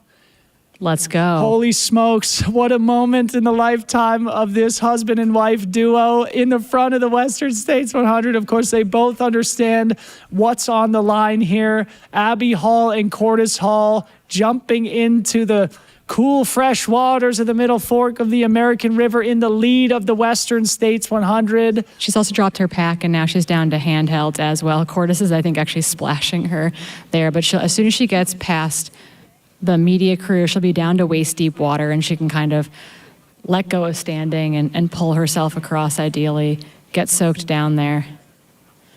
And then we'll be waiting for that split back to Ida Nilsson because it's going to be tight. And she'll be listening to hear for that as well as they ascend up from Green Gate. Yeah, a really great point, Corinne. So once Abby crosses the river here, she will begin what will be for her probably a 25 to 27 minute climb. Those first couple minutes, you're always listening back down the hill because you can hear the cheers from runners approaching from the near side of the Rucky Chucky River crossing. So Abby Hall is going to be listening intently once she crosses the river, trying to get an estimate on the gap back to Ida Nilsson, who would be a scary person to have charging from behind. But Abby Hall really looking extremely strong here in the lead of the race. Yeah, there was a note that came in through the I Run Far feed that said, Hannes Naumberger, 8th into mile 80. He's 1 hour back of the leader and asked, where's my crew? Which is not what you want to hear at Green Gate. So that is a little bit of a scary thing to have come through the live It's also feed there. An extremely inconvenient place for a crew to get to, we should say. It is, 100%. If you haven't seen it, it's easy to get lost in those back roads on that side of the course. It's a 1.5 mile walk from where you have to park down to the Green Gate aid station. So hopefully Hannes was able to get resupplied by the good people and volunteers. Here we see Rod Farvard, 7th place into ALT, Auburn Lakes Trail, still with his homeboy Tim Tollefson, friend and training partner from Mammoth Lakes. Tim has been a bit of a mentor to Rod over the years. Rod, of course, is second fastest man in Western States history, at least until we see the men cross the finish line here this evening. We'll recall the incredible battle he had with Jim Walmsley through these closing miles last year. In fact, it was probably right around here that Jim was able to get the final and critical separation off of Rod last year. And you can tell he's hurting right now, but there's no better person to hurt with than Tim Tollefson. 100%. So let's compare Rod's split to last year. He was 12:34.21 this year into ALT. Last year he was 12:08. Yeah, So he's kind of sitting in no man's land for Yeah, sure. 26 minutes slower. Could this be? That's Nope. someone coming in ahead. Oh, they're taking all the cheers, though. So if Rod is 26 minutes slower here, that would put him at still under 15-hour pace by the finish line, which is just stupid and sick and reminds you just how When- insane of a race we had for the men last year. 15 hours is like a bad day. Yeah. Unbelievable. Meanwhile, we are still awaiting any visual on Ida Nilsson. Last we had seen, it was roughly a 5-minute gap. It's now been 4.5 since the official split for Abby Hall at Rucky Chucky. So this is going to be really, really important.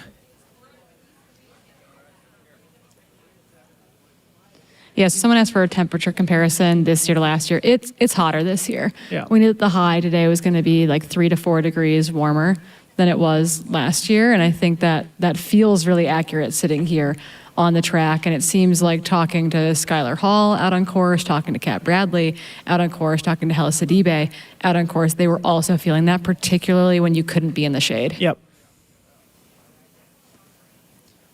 So again, projected high for Auburn, where we sit today, I think was 96 or 97 degrees, but those canyons end up feeling a whole lot warmer than that, Yeah. even though that they're higher in elevation than where we sit at around 1,000 feet above sea level here at the track. What a day, what a day, what a day. We do see a silhouette.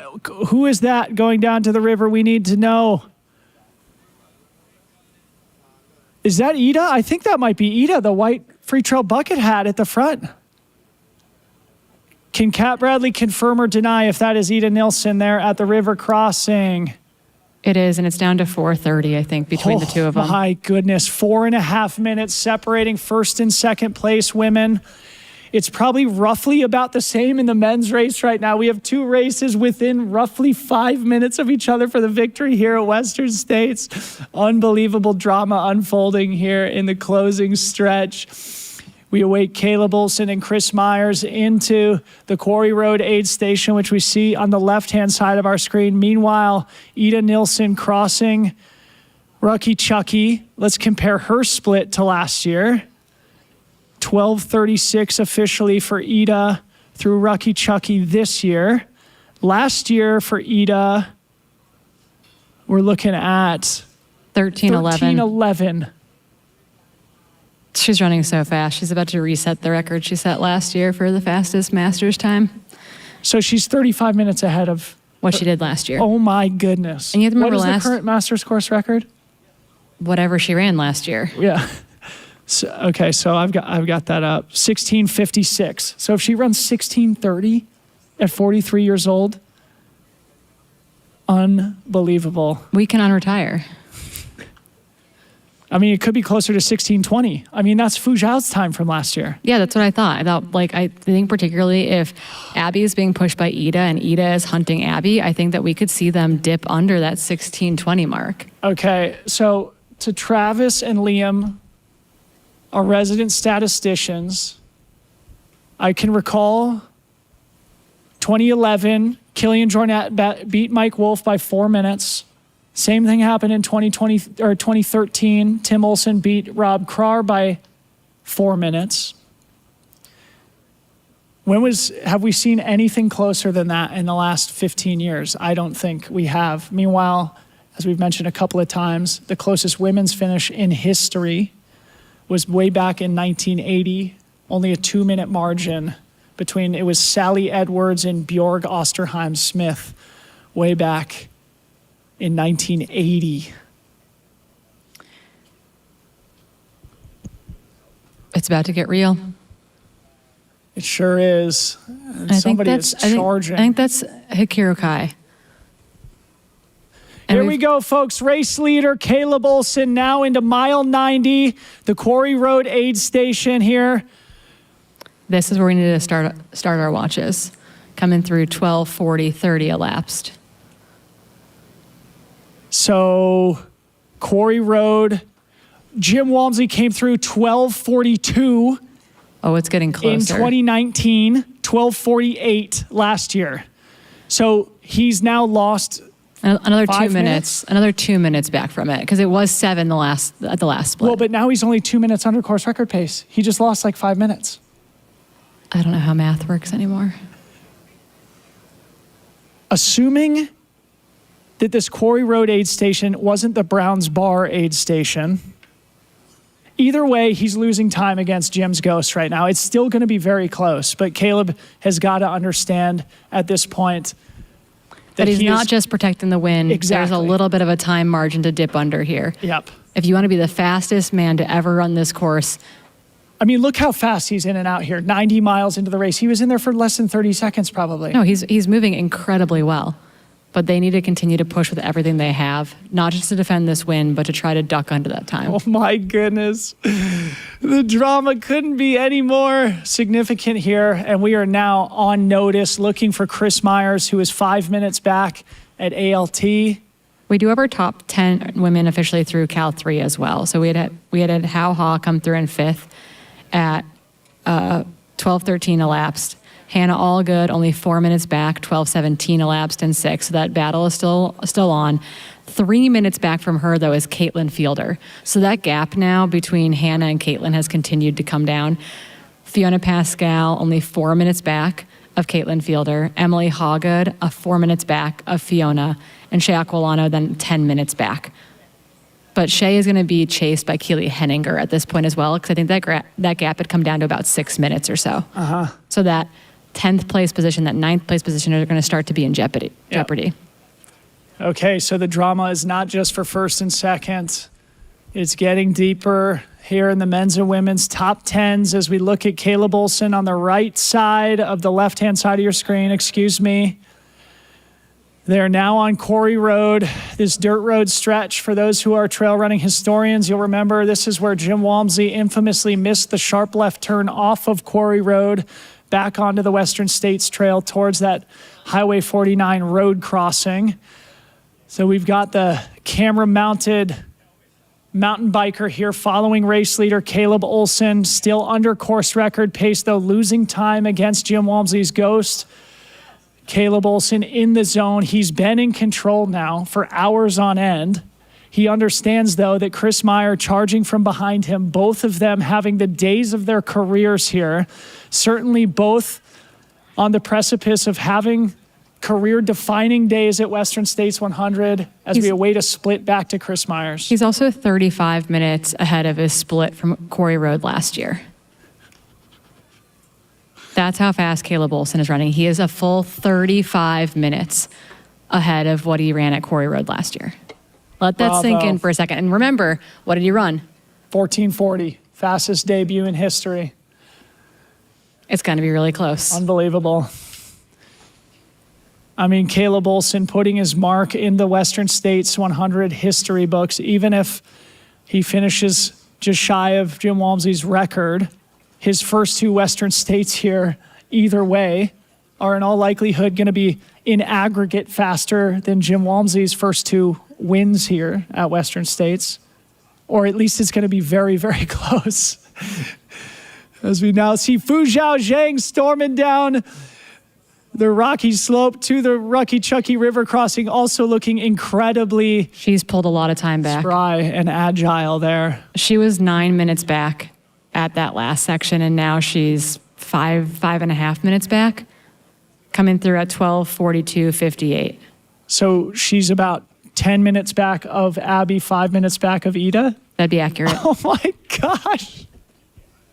And making up time How? with 20 miles to go. How? I mean, Zhao is Zhao's still in striking distance here. She's an assassin. Yeah. So she came through. She's behind her splits from last year, but she's very much within striking distance. So she's probably 14 or so minutes back from her splits from last year, 13 minutes back from her splits from last year, but she is very much within striking distance of the two women in front of her.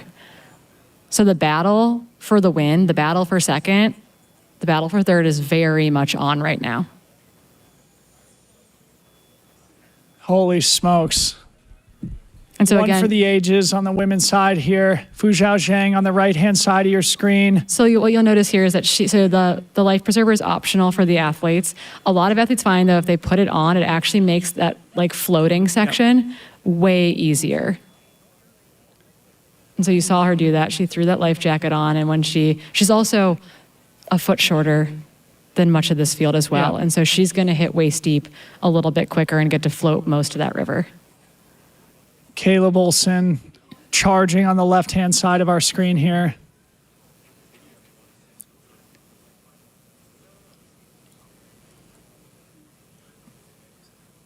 So looking ahead at Jim Walmsley's split at Pointed Rocks 2019. It was 13:19. So we're about 33 minutes away from that.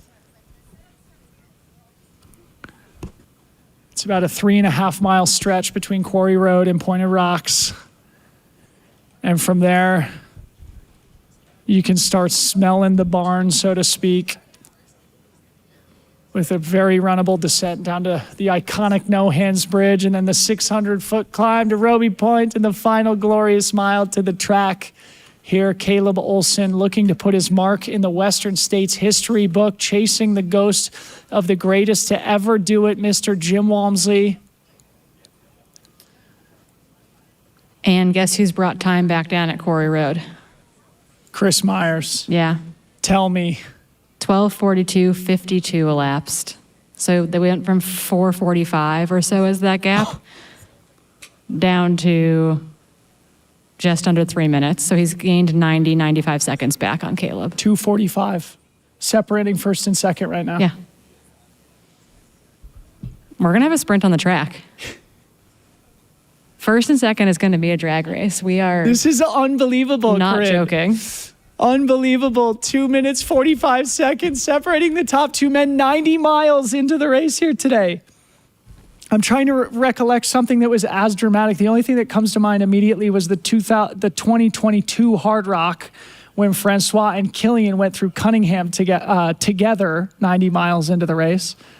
Here we are, top two men, less than 3 minutes separated with less than 10 miles to go. Still anybody's ball game, still both on course record pace. Meanwhile, the women, Fu Zhao Zhang in third to Abby Hall in first, separated by 10 minutes with Fu Zhao charging from behind. The assassin. This is going to be The actual assassin. This is going to be determined by just a matter of minutes here at the track for the podium. Either way, we are in for absolute history unfolding here at Western States.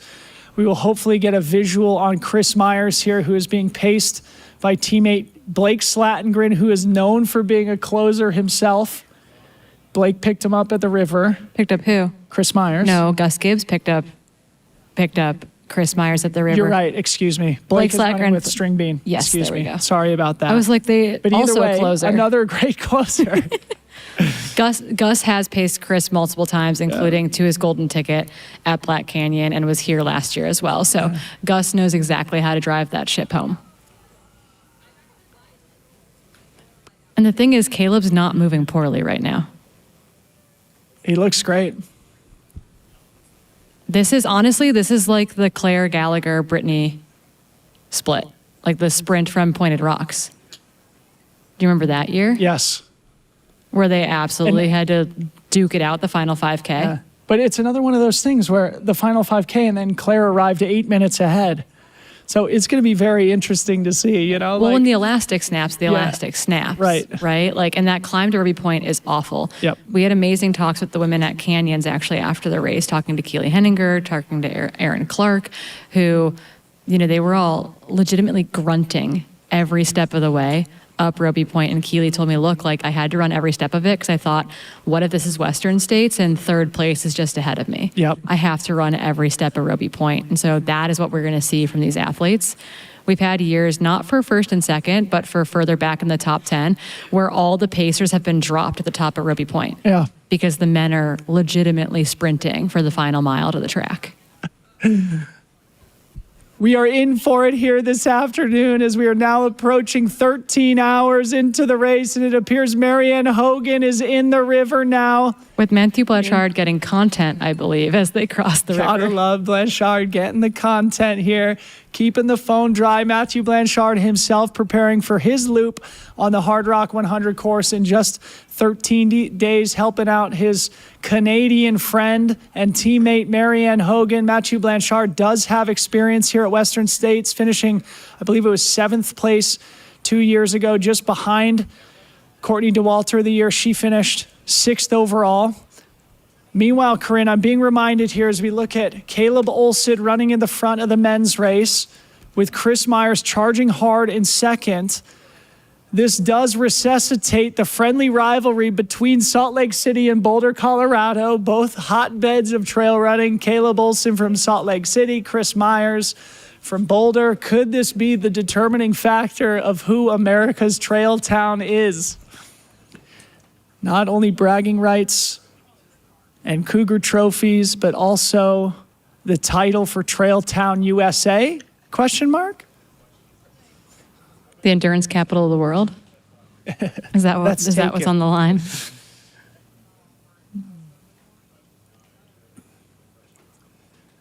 I don't Best know. day ever, best race ever.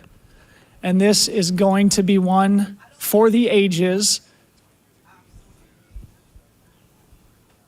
I'm really desperate to get a visual of Chris Myers here. I would love to evaluate the body language and stride of Chris Myers and Caleb Olson. Caleb has got to be getting close to that hard left-hand turn onto the single track that Jim Walmsley famously missed in his Western States debut in 2016. There's Vincent Bouillard finally arriving at the river.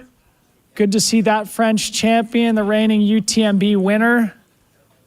Vincent has been valiantly battling through what has been clear and present pain in his face for the last several hours.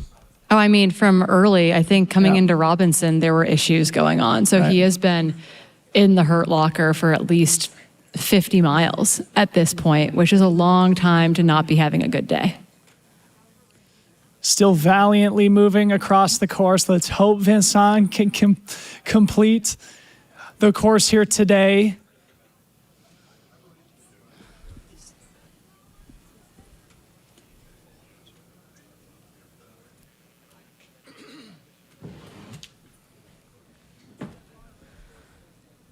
Sorry, we had to make some adjustments in studio. Sitting's become too hard. Okay, so now official splits separating Abby Hall from Marianne Hogan at the river, 1640. So maybe Travis or Liam could crunch some numbers to see when the last time we had that tight of a race, or even the 10 minutes between Abby and Fu Zhao. I wonder if they've crunched those numbers yet. This is maybe as close of a top three at the river as I can remember in the women's race.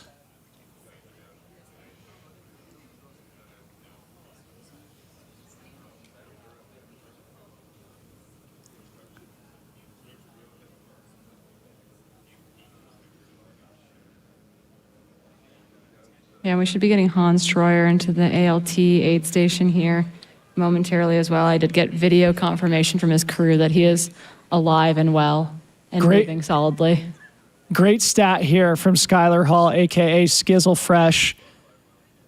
Very few people have run sub 90-minute splits from Quarry Road to the finish line. Notable exceptions: Hayden Hawks ran 1:22.13 last year. Caleb Olson ran 1:25.11 last year. Chris Myers ran 1:37.49 last year. So the last 10 miles in last year's race, Caleb Olson ran 12 minutes faster than Chris. Maybe roles reverse this year. That or we have the most epic finish in the history of Western States. Yep. Gus is pulling him along right now. Gus is like, come on, let's go. And that's a decision you have to make, right? Do you want your pacer ahead of you, behind you, on your shoulder? It's very different based on where your mindset is. I have definitely been in a position where my pacer is just dropping me, and it is like, no, come back, friend. So excited to see these guys continue to roll as they look to make moves and close down to Caleb Olson. We've got Vincent making his way across the river. It looks like Killian pacer in hand. Jornet through Quarry Road. Killian Jornet now 11 minutes back of the lead. But no Jeff. 8.5 minutes back of Chris Myers. Now we look for Jeff McGavra. Oh, he's through there. Quarry Road too. Yeah, but Killian's put 1.5 minutes. Yeah, just about. Minute 15. Oh my gosh. The stress. This is absolutely unbelievable here. We've got a battle. That third place is not being given up easily between Killian and Jeff. Looks like our couch is going to be full on that interval stage. Yep.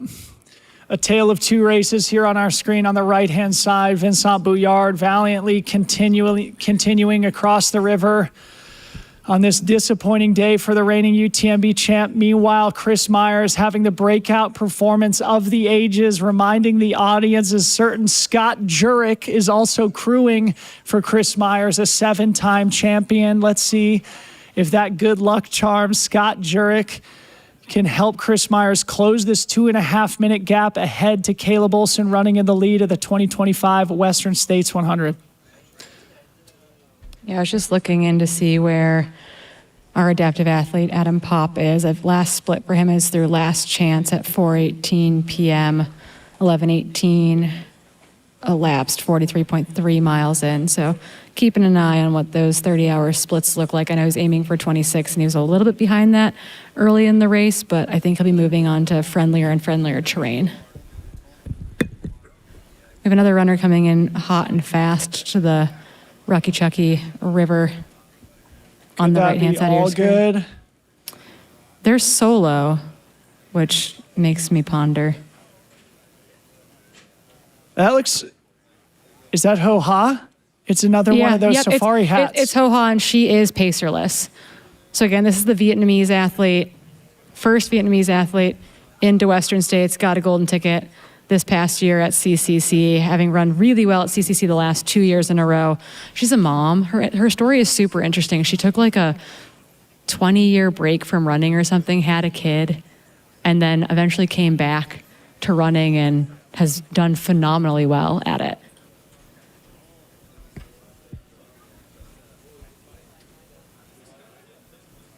So again, and I don't know if she has a pacer at the other side of the river either. So Ho-Ha might be going completely solo all the way to the Auburn track right now, sitting in 5th place in the women's overall, having made it down to the Rucky Chucky River crossing. Okay, so we're now going to be expecting probably a lot of action here in the back half of the women's top 10 coming to the river probably in fairly quick succession, looking for the likes of Caitlin Fielder, Hannah Allgood, Fiona Pascal, Emily Hawgood. Then maybe a little bit further back to Shea Aquilano. But this is like no blinking allowed situation here. It's standing room only here in the broadcast studio. She does have someone going into the river with her, so that makes me hopeful that she does have a pacer for the final 22. But she's on the move. He's going to have to hustle. We did get word from Skylar back at, I think, Forest Hill, where he tried to ask her crew how she was doing, and they said, not my pace, as if they had maybe been dropped. So unsure as to what her crew has planned, but it looks like she's got a pacer with her heading across the river. She floats her way across again on this deeper section of it. It should be any second until we get an update from Abby Hall, Ida Nilsson up there at Green Gate. Green Gate is the final ham radio aid station on the course, so it won't be completely accurate, and it'll be a little bit delayed, so don't lose it. We need it. Either way, there's basically 4 women on the climb from Rucky Chucky to Green Gate right now. Unbelievable density here at the front of the women's race. And we thought it would take her about 25 to 27 minutes or so to get up it, right? So we should have that split. That split just might be very delayed on this end. We can shoot a text to our friends and see if they have any updates for us. iRunFar was providing updates up at Green Gate for the men's race. You got to assume their same coverage team is still there trying to fire out some tweets for us as we anxiously await the iRunFar update and the ultralive.net update. Meanwhile, split screen, bottom right is the Pointed Rocks aid station. That's the next spot where we're going to see the lead men.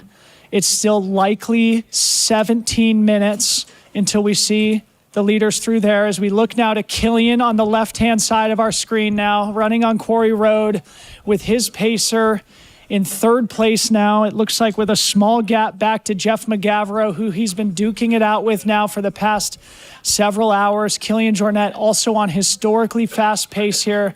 We'll do a quick analysis, but he is in all likelihood also looking at sort of like a 14:20 to 14:30 finishing time. So right now, Caleb Olson followed by Chris Myers with about a 10-minute gap back to the greatest to ever do it, Mr. Killian Jornet here for the 3rd time. The previous finish being his win way back in 2011, 14 years ago. Now 37 years old and a father of 3, Killian Jornet still competing against the best in the world on terrain that he admits is not his strong suit, putting together a day for the ages here, chasing 2 of the most talented young runners in the sport right now. We've got an update from Liam. We got bleeding time and gaining time. You ready for it? Please. River, it's the split from River to the quarry for Quarry Road. Caleb Olson, 2 hours, 28 seconds. Chris Myers, 1:59:48. Someone's moving slightly faster. But guess who's moving even faster? Killian, 1:55:44, and Jeff McGavro, 1:56:43. So while Jeff is losing time to Killian right now, they are both putting in time to Caleb and Chris. Dude, I mean, what a terrifying situation for the likes of Caleb and Chris at this point. You know, Killian Jornet is chasing you and making up time in 3rd place. Killian himself, the greatest competitor we've ever seen, not only an amazing talent, but the guy knows how to stick with something, even when he's being challenged to the line. We'll recall the sprint finish with Philemon Kiriago at Sierra Zinal last summer. We'll recall that knockdown, drag-out battle with Matthew Blanchard, separated by only 5 minutes at the finish line of UTMB 2 or 3 years ago. I'm sure Killian is not satisfied with 3rd and is going to be charging all the way to the end. So we have that iRunFar update you've been waiting for. We've got Abby Hall, your current race leaders, still leading the charge, runs straight through Green Gate, mile 80, 12:57 elapsed. Oh my goodness, folks. Abby Hall in the lead of the race here. Now the moment of truth, waiting for the Swedish sensation, Ida Nilsson, the Masters course record holder at 43 years old, having a historic day here, running in second place, 30 minutes in front of her own splits from last year. Could it be that Ida is making up time on that climb? Or is Abby trying to put a nail in the proverbial coffin and run through that aid station without stopping to build a gap? Climbing is one place where Abby, I mean, she excels all over the place, but that climbing throughout the day, where did she put a gap on people earlier? Yep. It was that climb into Michigan Bluff. That's where she made a move, and she put a big gap into Ida and Martina at that point in time. So again, we'll remind our audience here, we are also on course record watch for the men. Caleb Olson was 2 minutes underneath Jim Walmsley's 2019 mark through Quarry Road, though losing time on Jim Walmsley's Ghost. The next aid station, Pointed Rocks, Jim Walmsley's split is 13:19. So we would expect Caleb, if he has not given up any time, to be through in 13:17 if he maintains that 2-minute gap. So course record watch still very much part of the story here today, but also Chris Meyer storming from behind Caleb Olson. It's still anyone's ball game here in the men's race. Yeah, and what's interesting, right, is the man that is moving the best right now through the final, hitting into the final 20 miles is Killian. And the question is he going to run out of distance? Did he give away too much time coming into Forest Hill and too much time on the way down to the river when Chris and Caleb were pushing really hard? Because he is clawing time back. Based on those splits, he is moving that time back. But again, they've got, 10 miles to go to the finish?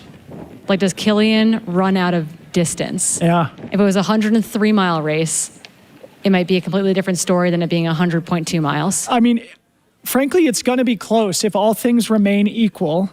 So according to Liam's stats here, Killian made up just under 5 minutes on Caleb in 12 miles. Killian would need to make up, yes, it would be very, very hard for Killian to continue to make up enough time to run his way back up into first. Not to say it's impossible. Anything's possible for the GOAT, as we see another woman in the water here. Is this Hannah, Shay, Caitlin? I believe that's Hannah, white cap. I believe so too. The Pacers behind them. Coach Allgood now crossing the river. Yep, that's Hannah Allgood. She's split into Rucky Chucky at 13:02 elapsed. That puts her 5 minutes back of How Ha. And again, remember, How Ha is 25 minutes back of the lead, okay? The Jeffs here, McGavero and his pacer, Jeff Colt now. Returning the favor. Jeff McGavero has gotten Jeff Colt through Western States a handful of times, or tried to get him through a handful of times. One really good finish, one pretty hard day, but they returned the favor. Few personalities you would want more than Jeff Colt cracking the whip here in the final 10 miles. The consummate teammate, the consummate beacon of positivity. Jeff Colt from Carbondale pulling along his friend and teammate Jeff McGavero from Missoula, Montana. That critical left turn, for those watching at home, that's the left turn that Jim Walmsley missed in the 2016 race when he was leading from start, chasing Timothy Olson's course record that year. Part of the start to one of the greatest stories in Western States history, the now 9-year legacy of Jim Walmsley, as we hear Tropical John Medinger up there in the broadcaster booth. Good to hear your voice, TJ. We do, unfortunately, have to make one more update to pre-race favorites having to withdraw from the race. We do have official confirmation that Riley Brady has withdrawn from the race at Forest Hill. Seems like they were dizzy all day long, just dealing with a day that was not theirs. It sounds like it started at mile 4, and it's been pretty bad ever since.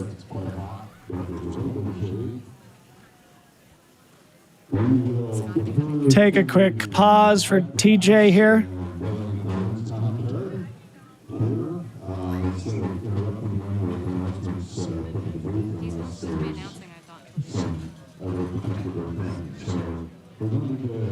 Encourage you to gather at the infield and the finish line and watch the live pass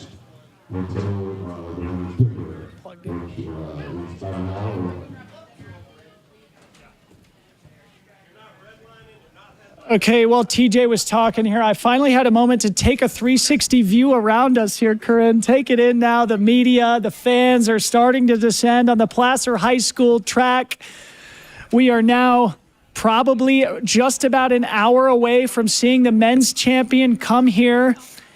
Still far from decided as we look at the Pointed Rocks aid station, mile 94 on the race course here today.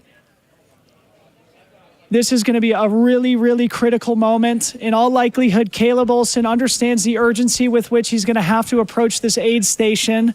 Knowing that Chris Myers is charging from behind, I would expect to see both to effectively run straight through, and then it's going to be one for the ages in the closing 5-mile stretch. A reminder to our viewing audience, once they leave this aid station, they've got a screaming fast couple-mile descent to the iconic No Hands Bridge. And then they've got the final 5K, the legendary climb up to Roby Point, and the glorious final mile here to the track at Placer High. And it could be that we have a race through the streets of Auburn. So if you're at home, anywhere within incorporated Auburn, California, make your way to the track ASAP. Yeah, great photo of Hannah Allgood on the I Run Far feed crossing the river. Continues the train of women moving only 31 minutes off the front. That's incredibly tight racing. I think historically that tightness from 1st to 10th has been about 9, like the historical spread is down to around 90 minutes. I think we're going to see a little bit of that as well. That looks like Dan Jones being paced by Cole Campbell. Yep. Dan Jones running in 6th place here. He's been running strong all day. It looks like it was about a 10-minute gap from Jeff McGavro in 4th. Oh, so Dan Jones made the pass on Seth. Dan Jones has officially moved from 6th to 5th through the Quarry Road aid station, so he made up 2.5 minutes on Seth. Moving into the top 5. He's, of course, coming off 5th place and 4th place performances the last 2 years. Could it be that Dan Jones is on pace for his 3rd top 5 performance in as many years? That itself, a remarkable feat. Again, 10 minutes from Dan Jones to Jeff McGavro. So Jeff looking pretty safe there in 4th place. Jeff probably thinking more ahead towards Killian Jornet, who only had 1 minute and 20 seconds ahead at Quarry Road. And Killian, of course, like we've said, making up time on the lead 2 duo of Caleb Olson and Chris Myers, who've been duking it out now for hours on end. Caleb Olson giving a little bit of time back to Chris Myers running in 2nd place. We still don't have splits from Ida at Green Gate, and it's starting to drive me a little bit crazy because I know she's likely come through there. In all reality, she's come through there, but we do not have a split on her yet. So, okay.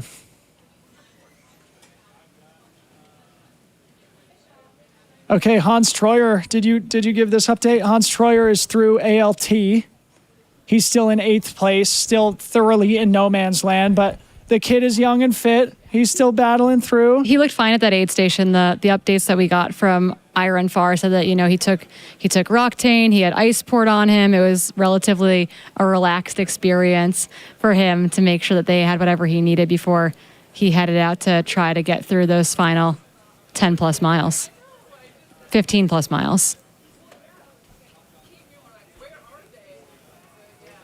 Dan Jones looking really smooth. Cole sitting right in there behind him, being that accompaniment.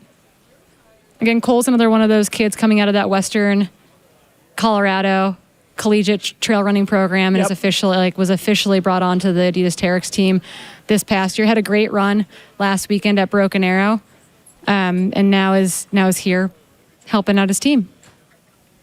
The defending USATF 50K champion, young Cole Campbell, a really talented youngster here pacing one of the best athletes in the world, Dan Jones from New Zealand. Go ahead, Corinne. We officially have Ida Nilsson splitting through Green Gate, the update you've been waiting for.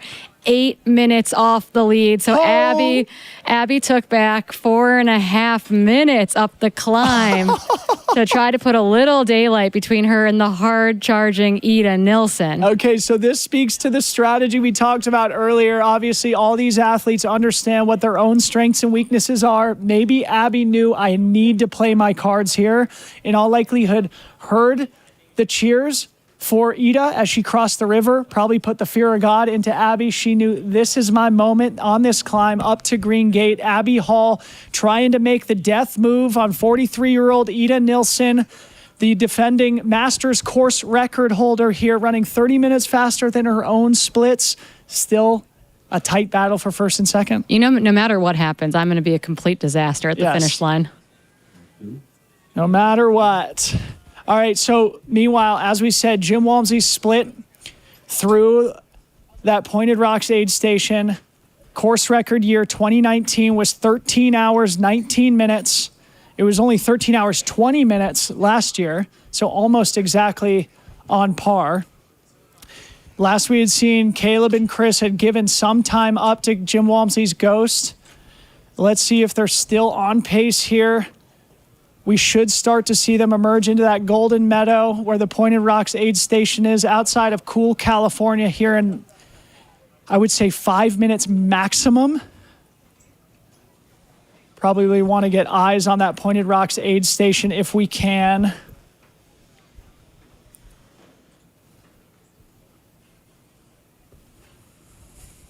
Yeah, if you're out there spectating, it is time to head to the track. Yep. So if Killian continues to make up... I just want to point this out. Please. Media has a full probably 50 minutes before those lead men come in, and they have already started to find their spots at the finish line. Hopefully they chose a comfortable position to hang out in, because they're going to be hanging out there for a hot second. In the blazing hot sun, no less. To our production staff, if we could get eyes at Pointed Rocks. We're just a couple of minutes away from seeing the men's leaders coming through there.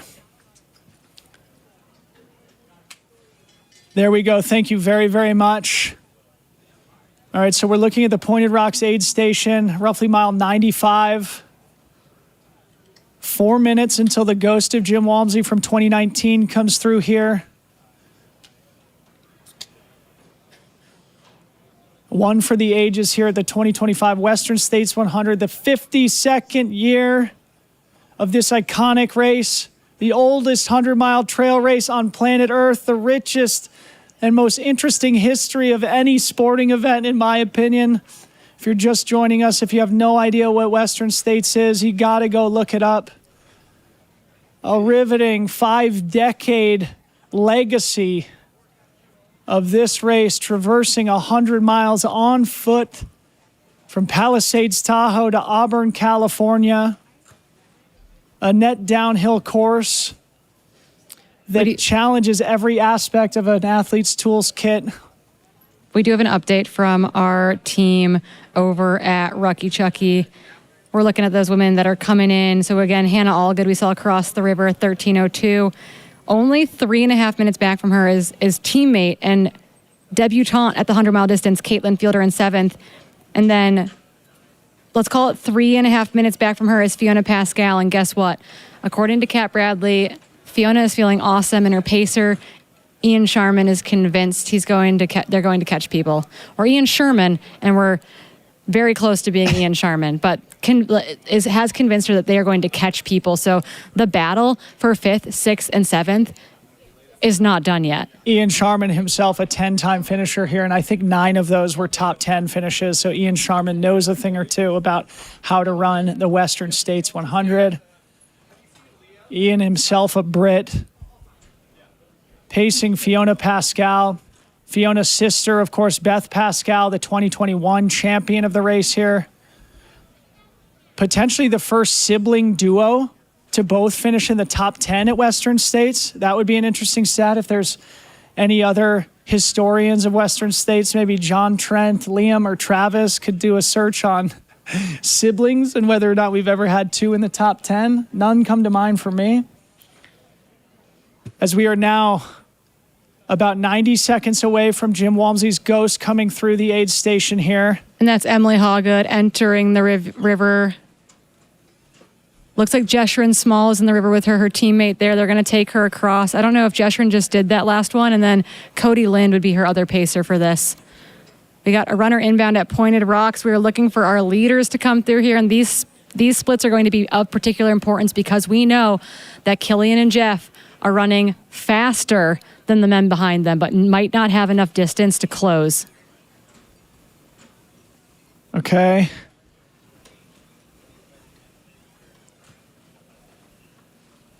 And it looks like we will have Hella Sidibe down in the field as well to give us an update once those runners come through. Yeah. So it shows Jim Walmsley split at 319 even here from 2019 and 320 even from 2024. In all likelihood, those are rough approximations, but either way, it appears Caleb Olson entering the aid station with a 30-second margin on Jim Walmsley's course record. Still in the lead of the race here, Caleb Olson, now 95 miles into the Western States 100 in the lead of the race. Let's see if he stops whatsoever. I think he's charging right on through. Oh, we've got crew there. But his crew has been incredibly efficient all day long. You can feel the urgency, can't you, Corinne? These guys know what's on the line here. This is the final opportunity to crew their runners here. Caleb Olson, 29 years old, a recent father.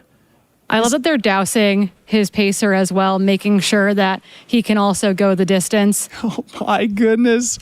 The Formula One pit stop here. That's Leah Yingling, multi-time top 10 finisher, giving her boy a pep talk. And then guess where Leah's going to be coming here shortly? Yes.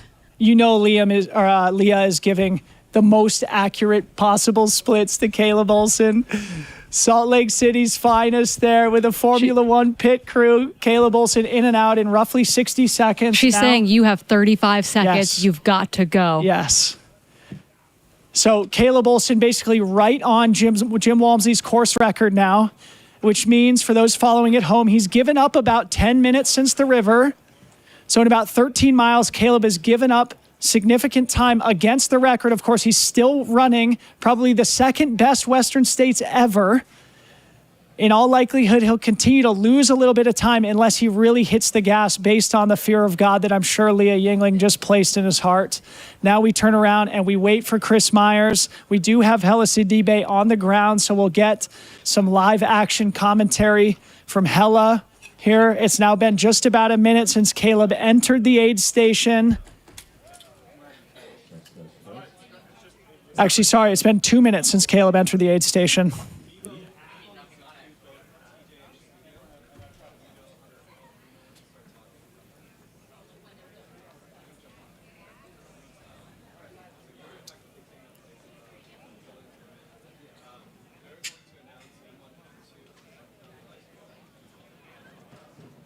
All right, folks, we're looking for that blue and green top of Chris Myers on the left-hand side of our screen. Meanwhile, we're waiting for the rest of the women's top 10 through the Rucky Chucky River crossing. I think Emily Hawgood was sitting in 8th. Am I right about that, Corinne? Ninth position. And then Shea Aquilano looking to be in 10th.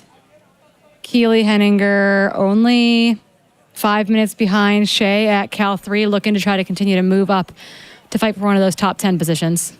Okay, so no official split yet from Caleb Olson at Pointed Rocks, though I took a rudimentary split of 13, 18, 30 for Caleb entering the aid station, which means it's now been more than 3 minutes since Caleb entered the aid station. So he got a little bit of that time back. Yep. But we should be seeing Chris Myers and Gus Gibbs making their way into the aid station, looking to be holding on to that M2 position, way ahead of the times he ran here last year.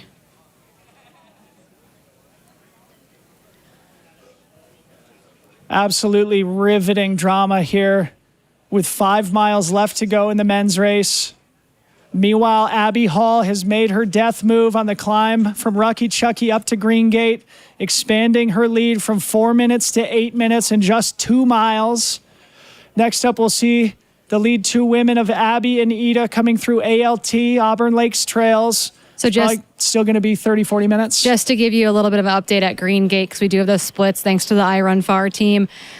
Fuzhou, 11:46 back of Abby. Wow. Okay, so what does that put her to Ida? 3.5 back of Ida. Yep. So Fuzhou made up 2 minutes on the climb. Yep, exactly. The assassin is on her way up, currently sitting in third position, looking to move up a little bit more.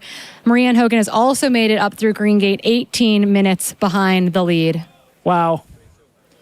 Great updates there. She did take a little bit more time there than the other runners to cool down and get some ice before continuing on. We know that Abby, for example, ran straight through that aid station. Yep. Okay, we're now approaching 5 minutes from when Caleb Olson entered the Pointed Rocks aid station. One thing is for sure, he has extended his gap over Chris Myers. It did look for a time like Chris was starting to close the gap ahead to Caleb. Caleb potentially finding a second, third, fourth, or fifth wind here with 5 miles to go. Maybe controversial statement here, but at this point with 5 miles to go, it would be kind of a Hail Mary for Chris to make up that margin as we see Chris and Gus entering Pointed Rocks now.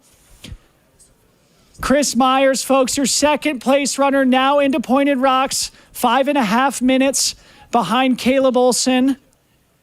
Let's see if he's got crew, whether he stops or whether he charges. Here he goes. Quick aid station transition. We're also going to remember that Killian Jornet is charging from behind here, having made up a handful of minutes on Caleb and Chris since the river. Chris doing a quick pack swap.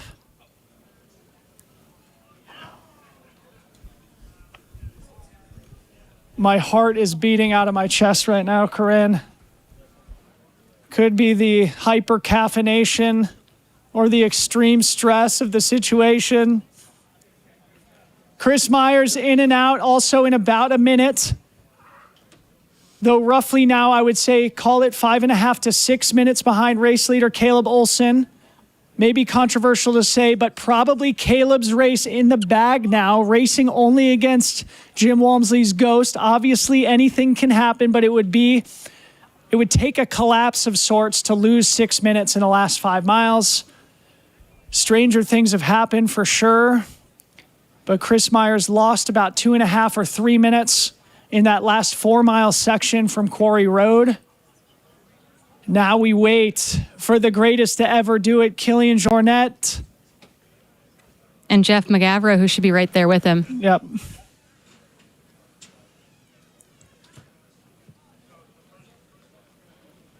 And the action is really picking up here at the track. What's up to our live audience here at Placer High School?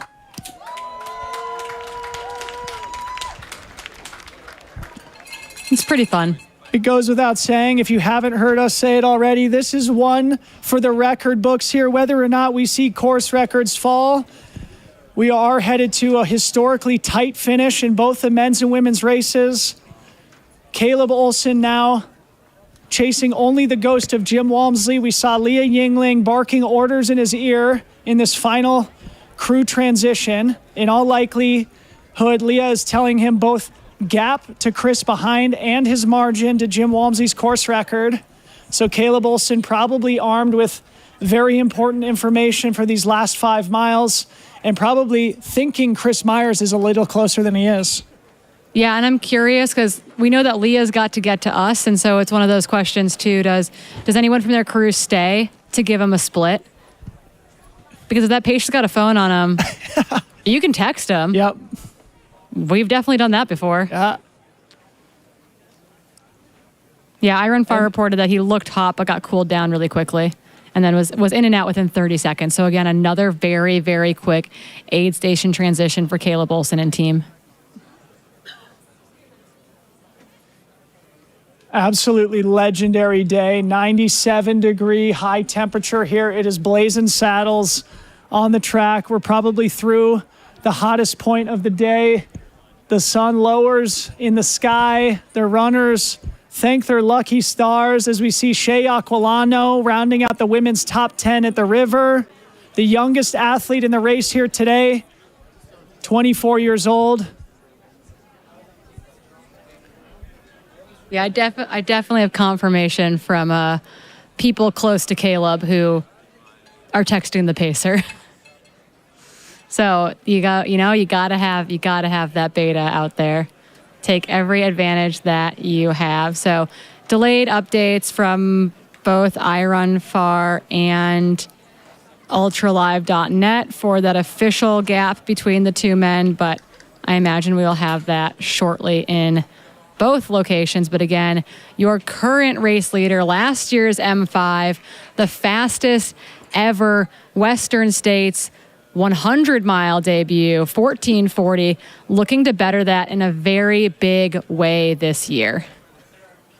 So Jim Walmsley's official time was 14:09:28. Every second might count here in the final almost exactly 30 minutes of the race here today.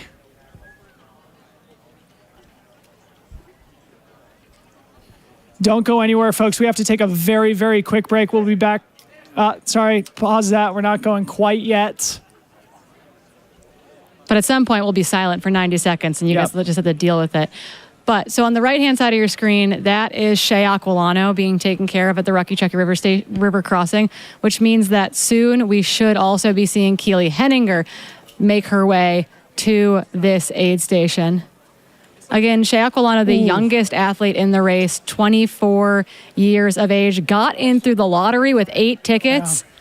Would have gotten a golden ticket, more than likely, at a race like Black Canyon earlier this year. She's been steadily moving her way up in the elite field over the last 4 years, and we're so excited to cheer her on here at the track. Quick update before we go to a quick break. It looks like Seth Ruling is really fading here. He was 10 minutes back of Dan Jones at Quarry Road. So Seth Ruling going through a little bit of adversity out there in the final 10 minutes, 10 miles of the race course, as we see. It looks like we've got our third runner into Pointed Rocks. Killian Jornet, the greatest to ever do it, now 95 miles into the Western States 100, running strongly in third place. Let's get an updated split. 12 minutes. He's 12 minutes back of Caleb Olson. So Caleb Olson, it's maybe not even Chris fading. It is Caleb Olson charging right now. Unbelievable here. I mean, it's insane. You know, of course, you run out of superlatives when you talk about Killian Jornet, but here he is on pace to run somewhere in the neighborhood of 14:20, 14 years after winning this race in a time that was 70 minutes slower. I was going to say, you have to remember that he ran 15:34 here last time. Going to be going well under that here today. And incredibly quick in and out of the aid station. We're going to take a quick break while we wait for Jeff McGavero through Pointed Rocks. But he's going to be here in a second.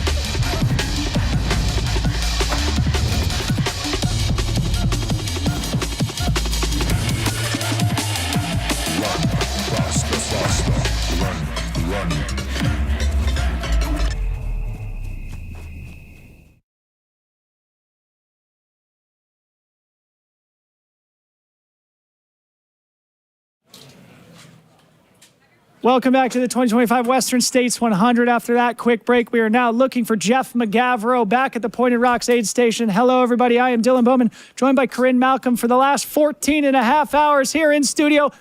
And I say this every time, but we're just getting warmed up here, aren't we, Corinne, as we see Jeff McGavro from Missoula, Montana, charging through in fourth place. He's not stopping. Well, no, he's going to see his crew hopefully for a second here. But Jeff Colt is his hype man out there. Yep, quick pack drop. All right, so what's the split to Killian? Let's call it 13:32 and change. 13:32.30. So Yeah. what is that? What is that gap? Well, Killian's official split was 13:30 even. Yeah, because they're going to round. Okay. They're going to round numbers. So, and I thought it was 13:30 Yeah. evening. So let's call it 2.5 minutes Yeah. from in to aid. But Killian really didn't stop very much at all either. Yeah. So we're going to say there's a 2.5 minute gap or so Oh my goodness. between Killian and Jeff, which is why one of our favorite infield correspondents is actually not going to join us in the booth right away because he has got to go help film from Pointed Rocks so that we make sure we have that in front of us. An absolute team effort here for the broadcasting group. And we are grateful, Corinne Malcolm and myself, the best job in all of sports, calling the first 15 hours here of the Western States 100. As we now have the top 4 men in the final 5 miles of the race here today. It has gone by in the blink of an eye as it has the past 4 years. We now have 35 minutes until Jim Walmsley's Ghost and the course record of 2019 crosses that finish line right there. Caleb Olson, I'm sure, knows exactly where he stands in relationship to that historic moment in Western States history. Yeah, that look that Leah Yingling gave him at that aid station said, "You've got 35 seconds to spare. You better go." Let's go, kid. It's going to be a nail biter. And I don't know. I think we thought that this could happen. I think that we thought we could see people go under Killian's record today. I don't know that enough people thought it could be Caleb Olson. I think we thought Caleb Olson was good, but I don't think we thought that Caleb Olson would be the person potentially leading this charge under that course record time. Yep. Yeah, I mean, it bears mentioning here, obviously, Jim Walmsley, the greatest to ever do it here at Western States. A lot of things have changed in the last 6 years. We've seen the chute technology, all this carbohydrate and nutrition science. Jim had a much more favorable day with weather. Caleb Olson, even with the advantages of, new technology, new nutrition science, certainly here, having one of the greatest Western States in the history, the 52-year illustrious history of this incredible race.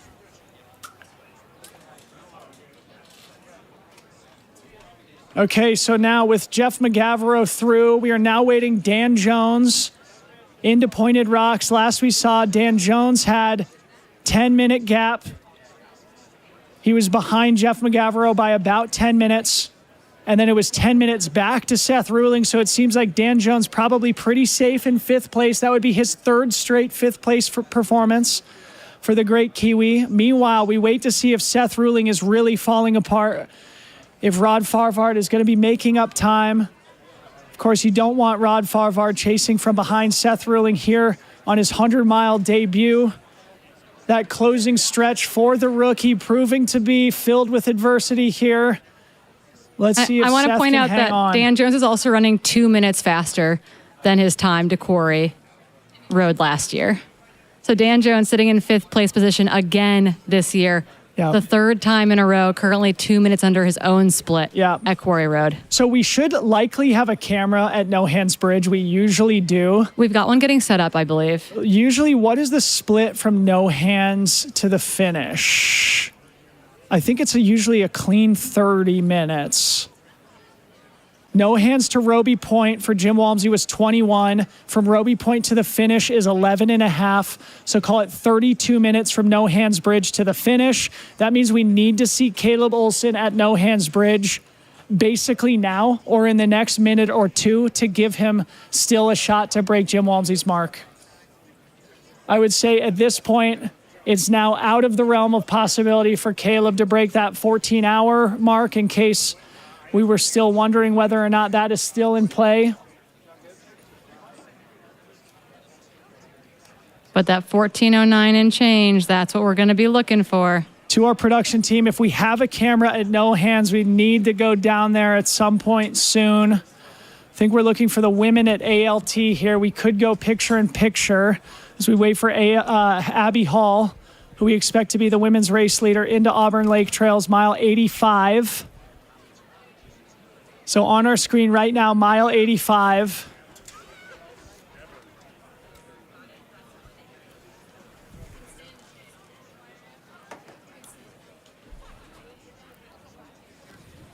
Oh my goodness. I think you can Pointed feel rocks. the collective tension building in the stadium right now as we wait for our men's 1 through 4 really in a heated battle to make their way to the track. Okay, so we're back picture in picture here, waiting for Dan Jones at Pointed Rocks. This looks like we're looking for our camera at No Hands, so bear with us.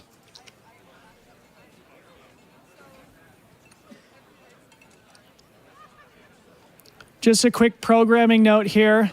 We think, Corinne and I, as soon as M1 and M2 get to the track, the two of us are going to go down there for the duration. We get to hang To out do our there finish. all the way through F10. They're kicking us out of the booth, but we'll be inviting some of our favorite co-commentators, Skylar Hall, Leah Yingling, Brett Hornig, into studio to keep the field commentary alive and well during that window before we all come together to summarize things at the end of our shift before we hand off to the really amazing Scott Trayer and Callie Vincent to take us into the overnight hours. Sounds like we're fighting some Starlink reboot issues right now at No Hands. Oh, painful. Again, everyone just has to suffer right alongside us. We should have a split mat down there at No Hands, though. So we're smashing the refresh while we wait for the camera feed. So far, no Caleb Olson. Again, we think it's about 32 minutes from No Hands to the finish here, at least according to Jim Walmsley's course record splits. That would mean Caleb Olson needs to be through No Hands at this point to still have a shot at the course record. Time will tell whether he is down there or not. Refresh, refresh, refresh. We're also probably expecting the likes of Abby Hall through ALT in the next 7 or 8 minutes. Yep. So that's the top right of our screen here for the viewers at home. Auburn Lakes Trails, mile 85. Meanwhile, it's mile 95 on the big picture to the left. The drone shot of the finish line here doesn't do it justice. You can see the crowd gathered around the Jumbotron to watch the live broadcast while we wait for race leader Caleb Olson to make his way up towards Roby Point. I have some beta that you'll appreciate from the Please. women's race at Green Gate. So we saw How take a pacer into the river with her. Apparently, as she came through 27 minutes off the lead at Green Gate, she debated dropping her pacer there, but it sounds like he will continue on with her. Maybe I don't know if that's a good sign or not. And then our girl, Hannah Allgood, came through there and literally exclaimed to them, "What a day, oh my gosh," as she ran through. She's 33 minutes off the lead, currently running in 6th place go, position, Coach. 6 minutes back of Ho-Ha. And then I think the last update from Green Gate that we have is Caitlin Fielder is 36-20 off the lead. Looks great. We're told that Caitlin and Fiona Pascal are both in hunting positions. So, right now, Hannah Allgood is only 3 minutes and 20 seconds clear of her own teammate, Caitlin Fielder. Oh my gosh. The drama, the drama, the drama. Frantically texting for updates from No Hands here as we smash the refresh button. Surely Caleb Olson is through at this point.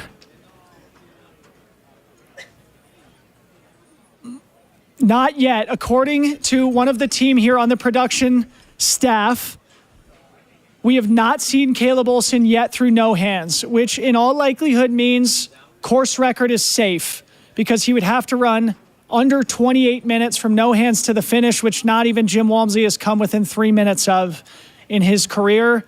But Caleb Olson, in all likelihood, still in contention to run the second fastest time in Western States history. Certainly don't want to take the course record off the table until we have a firm update from No Hands.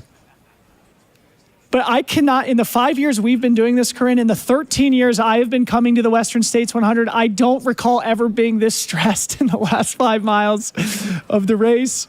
Of course, the women's race equally exciting as the men's right now. That could be the caffeine talking. Yeah. We're getting grayer by the minute up here, that's for sure. Absolutely squirming in my seat right now. A text from the great Ricky Gates. Thank you, Ricky Gates. Caleb Olson went through no hands bridge 2 minutes ago. That means he needs to run a 29-minute split to get the course record. It is going to come down to likely less than 2 minutes. Either way. If he sneaks under it, it will be by a handful of seconds. If he misses it, it should be by no less than 2 minutes. From no hands? Yeah.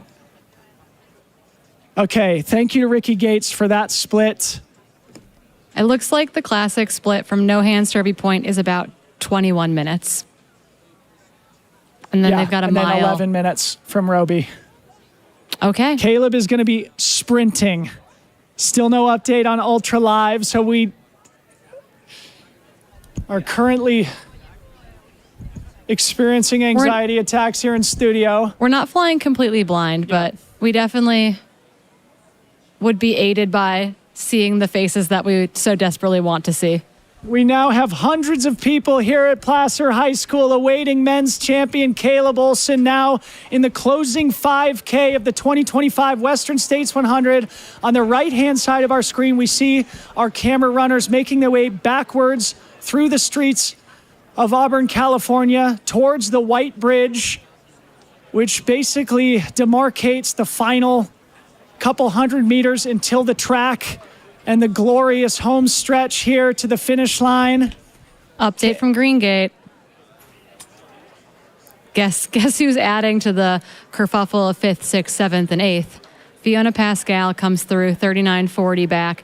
That puts her, again, 3 minutes back from Caitlin Fielder, who is 2.5 minutes back from Hannah Allgood, who is 4 minutes back or 5 minutes back from Ho-Ha. So again, 5th, 6th, 7th, and 8th right now, with 2 to 3 minutes separating every single one of them. So the battle is going to be very, very tight as we make our women's top 10 duke it out to the last 20 miles. Okay, so the last two text messages I received, both from the great Ricky Gates. He says, Caleb went through no hands 2 minutes ago.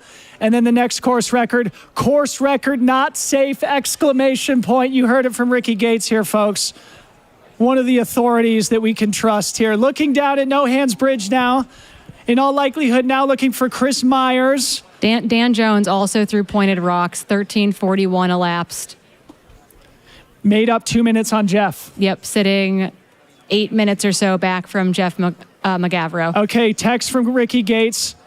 Chris Myers now crossing No Hands Bridge. We don't see him yet, but Ricky says 5:15 back of Caleb. So Chris holding tough there for another extremely tight finish. In all likelihood, it would take a miracle for Caleb to give up that 5-minute gap in the final 5K. Crazier things have happened. We'll recall back in 1983, the Battle of the Gyms, when Jim Howard came storming from behind to pass Jim King in the streets of Auburn, where our camera is now. Could we see that happen now? What is that? 42 years later? Probably not, but again, crazier things have happened. Anything can happen is the thing. It's not over till it's over. We've seen sprints on the track. We've seen sprints from Roby Point. We've seen people asking the volunteers to be quieter at Roby Point so no one knows they've snuck on through. That looks like a drone looking down at Chris Myers and Gus Gibbs. Second place and pacer.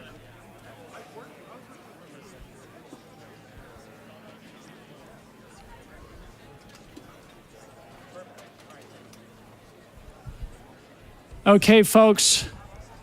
It's officially nail-biting time. It's officially stand up in the studio time here as Corinne Malcolm and I step up out of our chairs for the last and final time.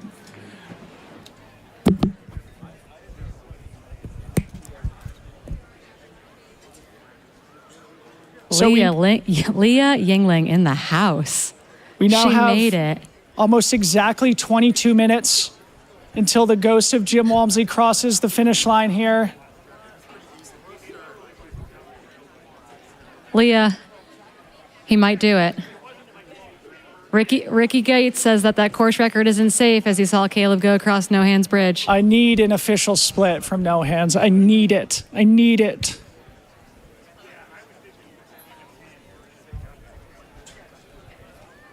Okay, so just to reset here, top left, we're looking at the streets of Auburn.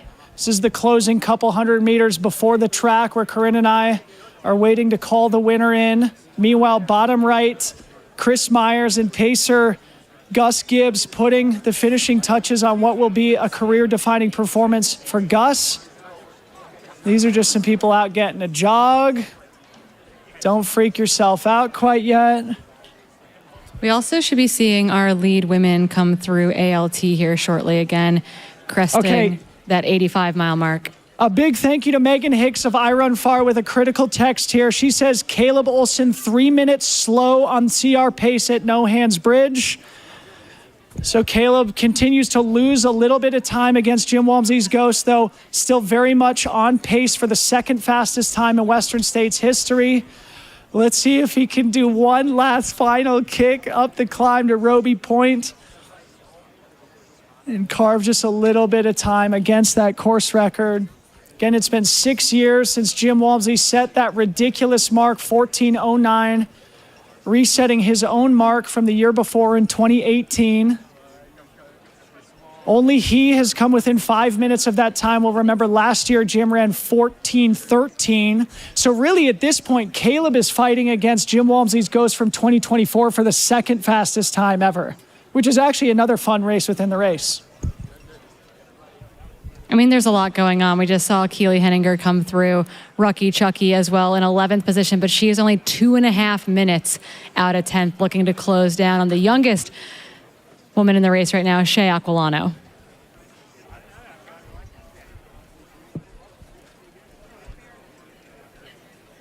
Absolutely unbelievable racing here.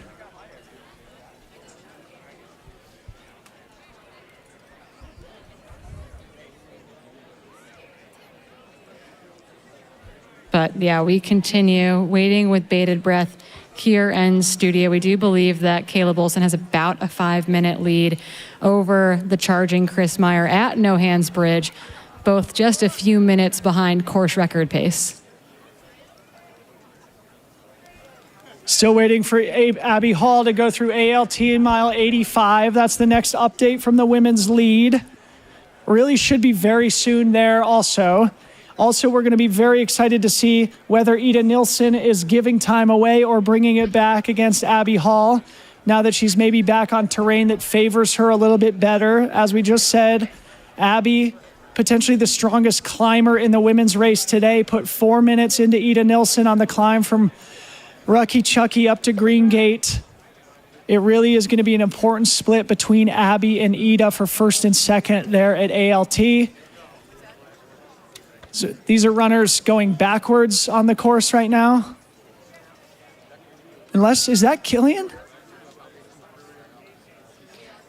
Never mind. It's not backwards. It's just the drone pilot has flown around the side. So that is Killian Jornet and his pacer making their way across the famous No Hands Bridge on their way to the Placer High School. About 5 kilometers to go right now. So if Killian runs roughly that 32-minute split, that would put him at roughly 14:20. That would make him faster than Rod Farvard and Hayden Hawks, who finished second and third last year, finishing within a minute of each other here on the track. So Killian Jornet also on a ridiculously fast pace here in incredibly difficult conditions. It looks like they're now finally in the shade as the sun dips lower in the sky, and that side of the canyon mercifully out of the blazing hot sunshine. Still feels very warm here at the track.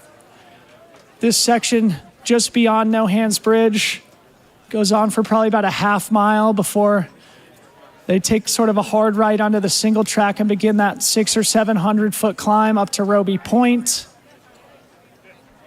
And we should probably, let's see. If Caleb Olson is 3 minutes behind Jim at Roby, that would put him at roughly 14:12 at the top. In other words, we probably still have 20 minutes until we see Caleb at the top of the hill.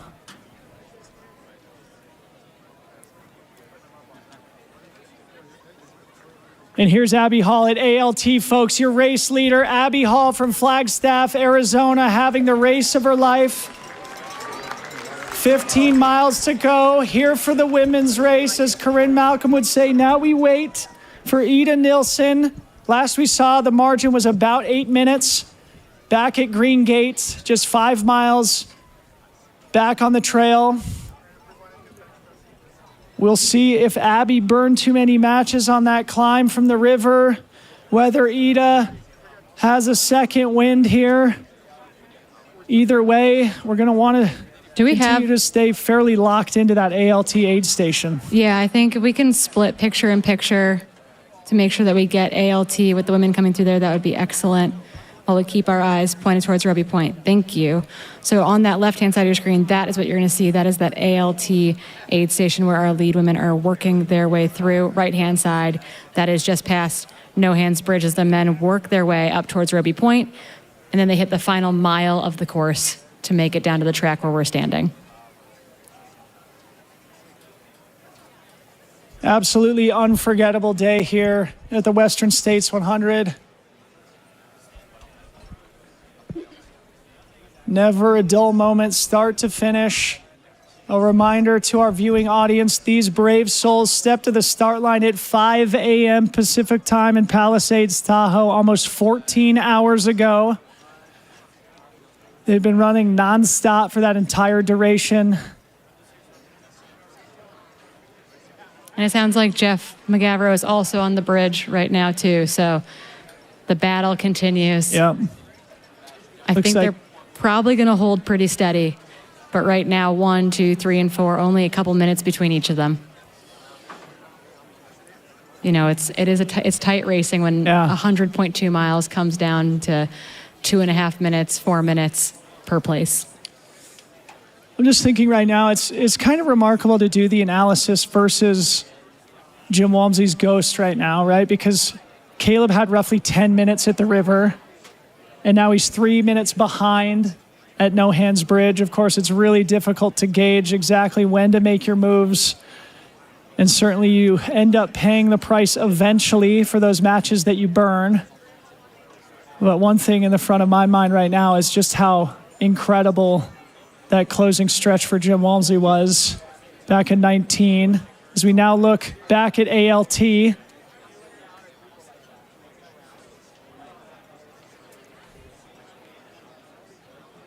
who is this making their way in? Hannes, that's Hannes Naumberger, making his way into ALT.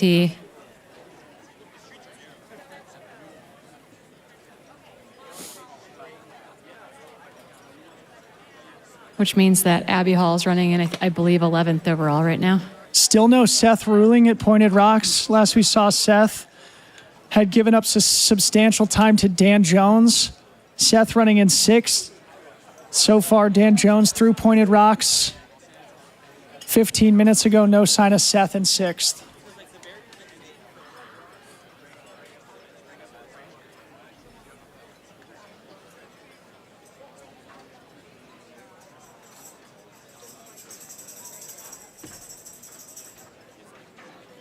So we're looking at ALT, Auburn Lakes Trail, mile 85 on the left-hand side. Meanwhile, we wait for race leader Caleb Olson at the top of Roby Point here.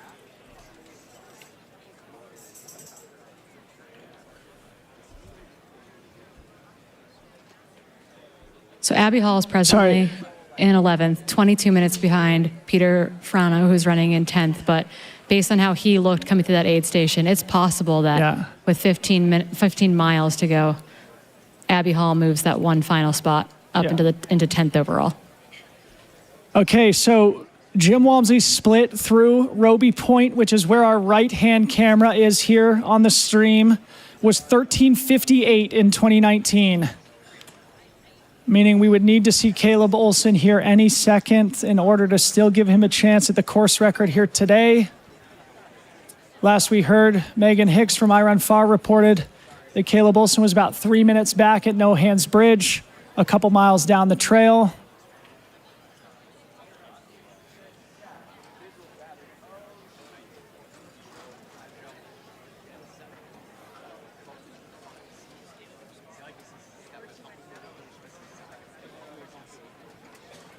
Yeah, people are ready on the track, ready at Roby Point, ready at Pointed Rocks, ready at ALT, ready at Quarry Road, ready at No Hands Bridge to welcome all these runners home.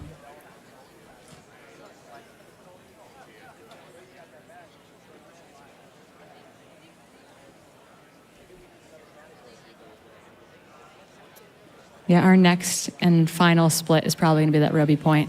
Yep. Got to get eyes back at Roby Point if we can, please.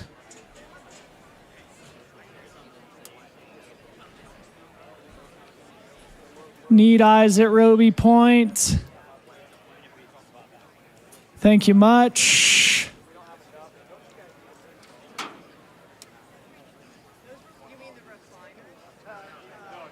So here's a little bit of inside trading for you.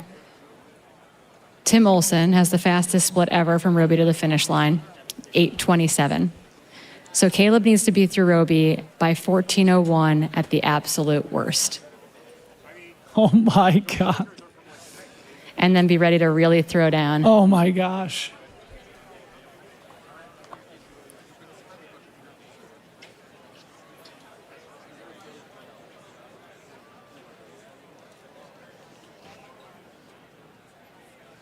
Our bikers getting ready at Roby.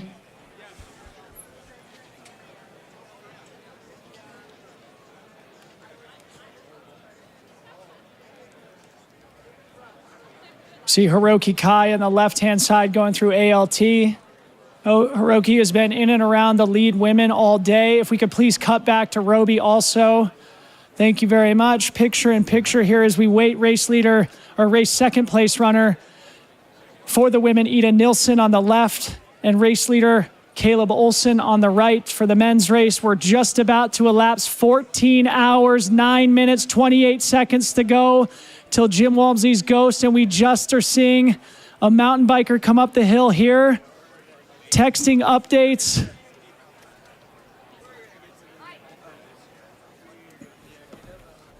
"14 hours elapsed now. And is this him here, folks?" No, it's just a random runner. This looks like him. Caleb Olson, folks, cresting Roby Point in the lead. Okay. He is just under 9 minutes. He needs to run the fastest ever split in the closing mile of the race to beat the course record here today. Caleb Olson tiptoeing up the hill here. You think you're at the top once you hit the black top, but no. You still got a little bit of climbing left to do. Caleb Olson, 8 minutes, 20 seconds to go for course record. Yeah, needs to drop a sub 8:30. Needs to have the fastest 300 on the track. Caleb Olson, we're waiting for you here. So you're allowed to run with as many pacers as you want here for this final mile. That's Anthony Costales alongside him to the right. Anthony shared 17 miles with him on Cal Street today. Standing room only in the studio here as we shake back and forth. Caleb Olson, folks, from Salt Lake City, Utah. Everyone's losing it, but yeah, he's got to, when we hit the top of this climb, he needs to turn on the afterburners if he wants to dip under that 14:09:20. When was the last time we had a champion from Utah?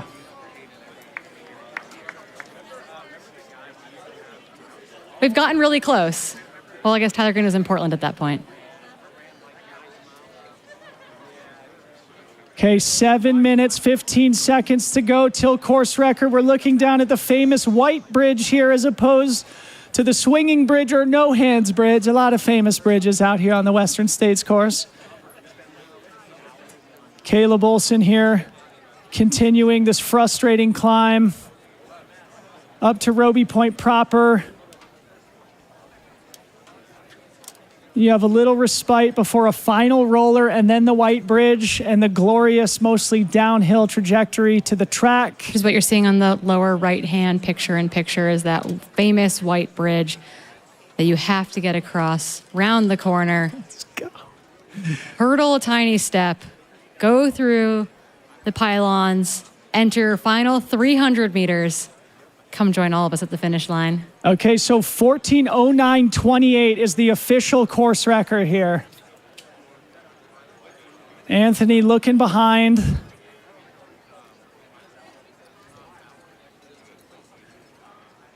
Goes without saying here, an absolutely career-defining, life-changing day for Caleb Olson, whether or not he gets the record or whether he's second best.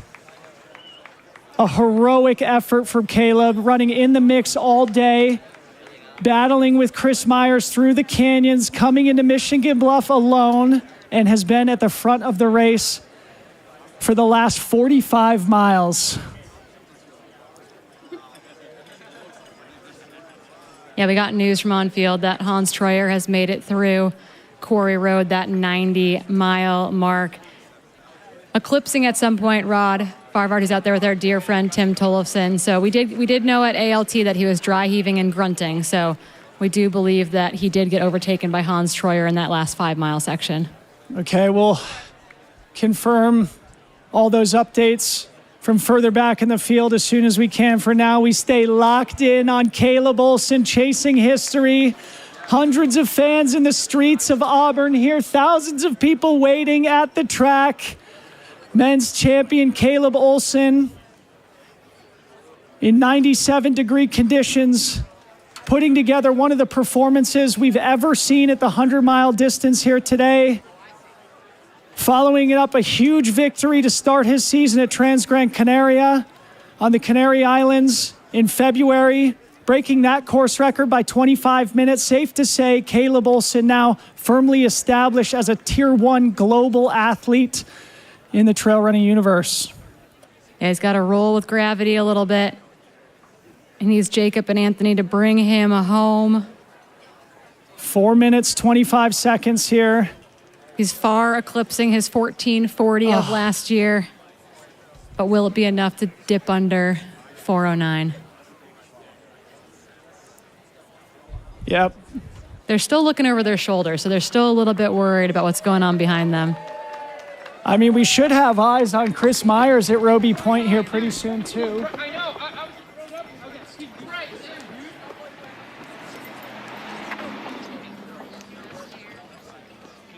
So this is the final little bump here. Final little frustrating road grinder. And now we bend to the left. Nope, there's one more grinder, actually.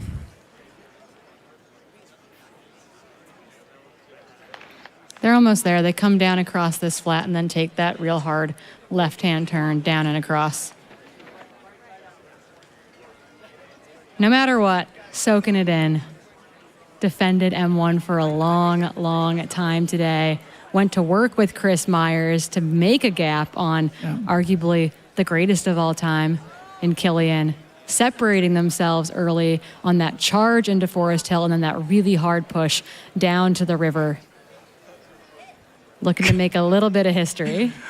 Do you feel a sense of urgency here? I am absolutely dying here in studio. We are now less than 3 minutes until course record time elapses here on the track. My sense is he's going to just run out of real estate here, but time will tell. He doesn't seem to have a terrible sense of urgency here. I feel like our sense of urgency Yes. is much, much stronger than his sense of urgency, if we're being completely honest. Oh. 2 minutes, 20 seconds to go.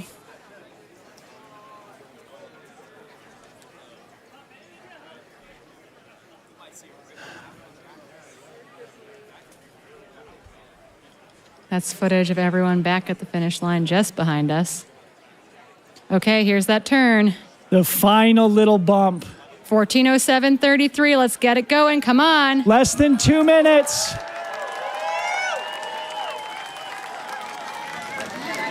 Scott Jurek with the fist bump there for Caleb Jurek, Olsen. tell him what's happening. 7-time champion Scott Jurek, who won from 1999 to 2005, 20 years ago, having his final win here, giving a fist bump to 2025 champion Caleb Olsen here in the closing meters. 1 minute, 20 seconds to go till the record. Round in the corner, and then he's going to come onto the track for that final 300 meters, ready to soak it all up. One of the fastest men to ever get it done. Absolutely unbelievable, flawless performance for Caleb. Only his second 100-miler ever. So to remind our viewing audience here, ran the fastest 100-mile debut in Western States history just last year in 14:40, and he's going to knock 30 minutes off that time here today. 30 seconds to go till the record.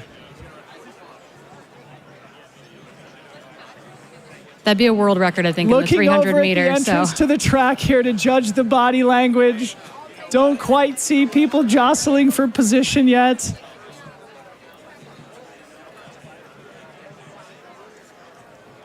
We do Okay, also folks. officially have Chris Myers through Roby Point as of 7:07 p.m. So he'll be here to the track in just about 10 minutes. As the great Jim Walmsley takes a sigh of relief, his course record now officially off the table, though Caleb now in the mix for the second fastest time in race history.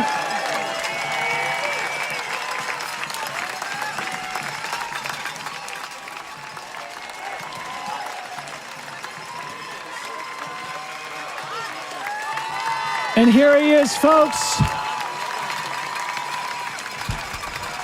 29 years old from Salt Lake City, Utah. 5th place last year in 14:40. Welcomed his first child into the family just 7 weeks ago. Caleb Olsen. Making Salt Lake City proud. Everyone sprinting across the infield to be at the finish for our first time Western States champion, Caleb Olsen. Down the back stretch with thousands of adoring fans here at the center of the trail running universe, the endurance capital of the world, Auburn, California, the Placer High School track. Caleb Olsen, enjoy this victory lap, young man.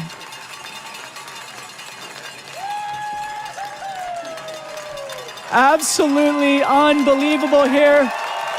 14:11 and change. Around the final turn. An absolutely legendary run.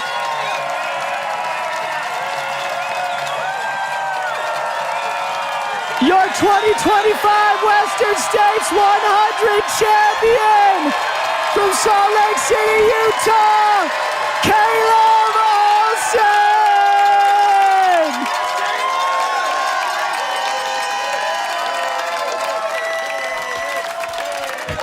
Our guy. Yes, the baby. Yes! Oh. No one will ever forget this. 7 weeks old Caleb Olsen and Morgan, new parents. What an amazing way to expand the family. Caleb Oh, Olsen, stop your the watch. 2025 champion. Stop the watch. Oh.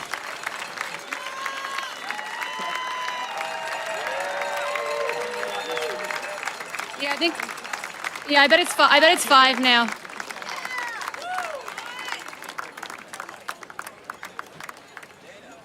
Yeah, I bet we're at 5 minutes.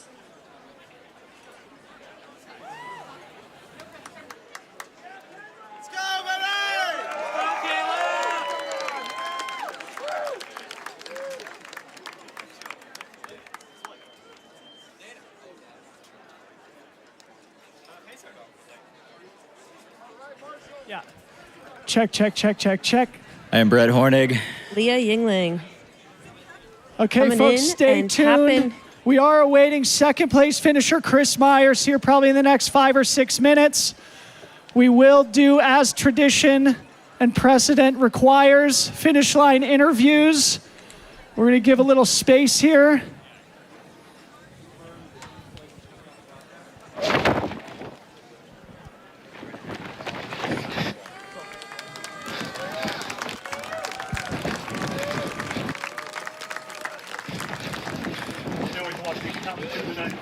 Let's go. That's right. You're biking all the way to the track, right?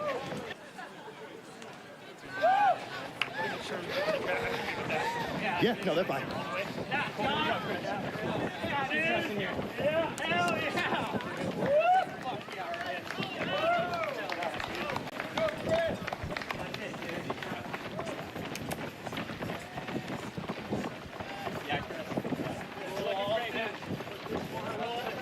Studio, we have Brett Hornig and Leah Yingling, myself here, tapping Dylan Bowman and Corinne Malcolm out as they go on the track to do some finish line interviews. On our picture-in-picture, we've got a Chris Myers coming in hot, our M2 for the day. A strong M2 for a good majority of the day. No, you're great. Chris Myers, Brooks athlete living in Boulder, Colorado, joined by a whole slew of his best buds who call themselves the Small Boys. We have eyes on Killian Jornet as well right Oh my now. God, we got a battle. He is by himself, just soloing Roby Point right now.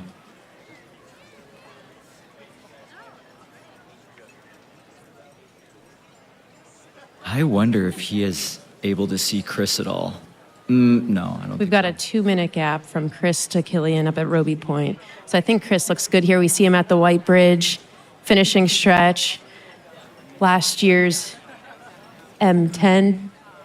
M10, quite an improvement. Quite an improvement. I'm sure this is breaking Chris's mind right now. Look at him sprint through here. So happy. Sounded like he was maybe battling some cramping going up Roby Point, but he's just gonna have to power through that right now. This is such a breakthrough for Chris today. Podium finish, being chased down by the GOAT, Killian Jornet, here in the final stretch. I don't think you can make this up. It would be very unlikely. Looks like Chris is rocking a pretty full stride right now. This has to be one of our fastest, if not our fastest men's podium ever. All three of these guys are going to be likely under about 14:20. Yeah, fastest podium just to take down the 2024 race. Sport is getting faster. Yeah, is this just going to be the new thing where every year the podium's just going to get a little bit quicker? I think so. I think that's what we're seeing. Even on a hot day like today, I think it peaked around 100 degrees Fahrenheit out here, and we aren't seeing these guys get any slower. We hear bells here as we're entering the track. I think we've got some Chris Myers in the distance. See, oh, here he comes, his crew. Chris Myers entering the track, everyone. This is our M2 for the 2025 Western States Endurance Run. What a run for this Brooks athlete, Chris Myers. What a crew he's got. We got 14:16 on the clock right now, and this is one of the fastest times in race history for Chris Myers. Being chased down fast by Killian Jornet here too in our top left. All eyes on Chris here on the track. Chris has got to be one of the fastest athletes here in the field, hammering this finish on the track this last 300 meters. He is not letting a single second go right now. He is hugging the inside of lane 1. That is something we rarely see for Western Chris States Myers finishes. is improving his finish by last year by over an hour. He was our M10 in 15:18:25 last year. Keep your eyes on the clock because he's about to run likely 14:17. Let's go, Chris. Bring it home. Chris Myers, everyone. Boulder, Colorado. Your M2 running over an hour faster than last year. 14:17:38. Chris Myers, welcome to Placer High.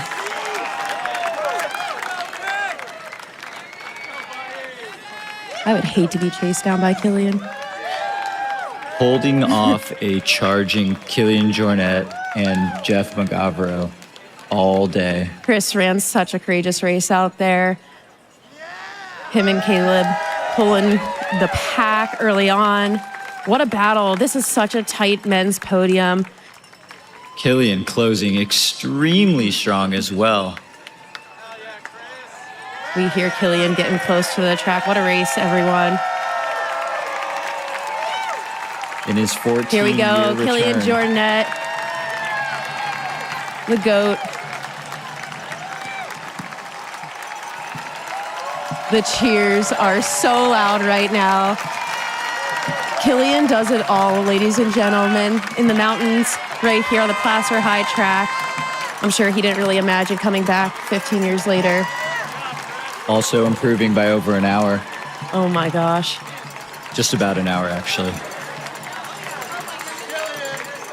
This is our M3 bringing it home here. He's probably going to finish around 14:19 and change. Again, another one of the fastest times here in race history. Do you recall what M2 was last year? M2 was 14:24. Right, yes. Here we go, Killian Jornet. Your M3 at the 2025 Western States Endurance Run. What a cap to the podium, 14:19. What a race for these podium finishers. We have Caleb Olson with the win, Chris Myers in second, Killian Jornet bringing it home in third. And those are 3 of the 5 fastest times ever.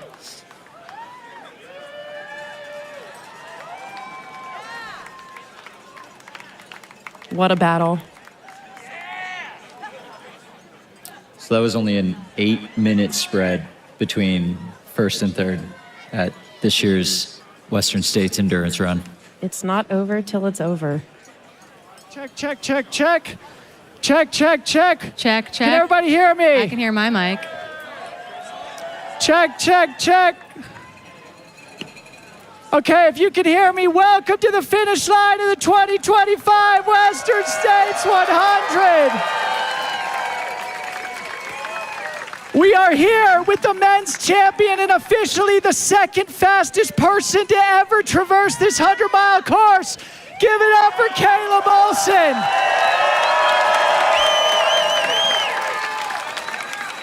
In my hand here is a very special souvenir that we like to hand to the winners.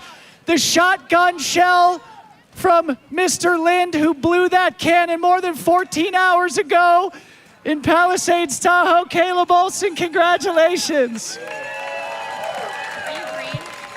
Because they're having a hard time hearing you. Caleb, first of all, congratulations. Thank you for this amazing, inspiring performance here today. First question, you and Chris Myers battled through the canyons together. Tell us what it was like at the front of the race, especially having seen him finish just behind you. There was a lot of back and forth. It was so much fun running together. I remember when we started running together, he said, dude, run your own race. Feel free to drop me. I'm going to drop you if I get the chance, but we're also stronger together, so let's ride this for as long as we're both feeling good. And we just kind of worked together, and it was so much fun.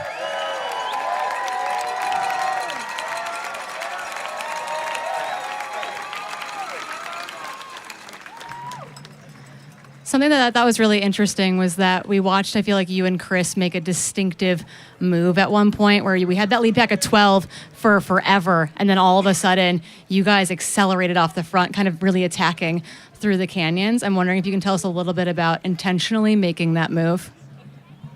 I actually don't know how much intention there really was to that. I think we were both just feeling good. We had a nice little pack that was going out front, and some of those people in the pack kind of dropped off a little bit, so that just left me and Chris, and we just kept going with it.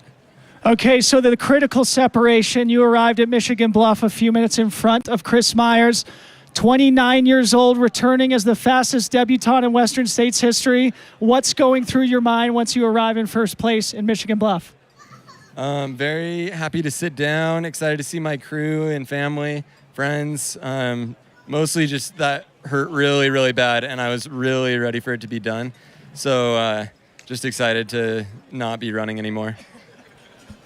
You mentioned friends and family, and I heard before we went live on this that I think you're probably bringing the first cougar back to Utah, which is very important. Salt Lake City in the house. I'm wondering what it means to be bringing the cougar home to Salt Lake City. As Finn said, it's the most overdue region to have a cougar. It seems like there should have been one a long time ago, so it just kind of felt right. So you figured you might as well just do it. Speaking of family, your wife Morgan here. 7 weeks ago, you became a father. What does it mean to share this moment together as a family?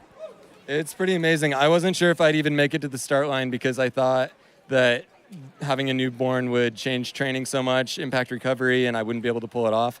So I was really playing it by ear, but luckily Morgan really stepped up and covered tons of night shifts so that I could get a good night's sleep. And it has been amazing. It's so rewarding to get to a finish line and be able to share this experience with him and tell him about this someday.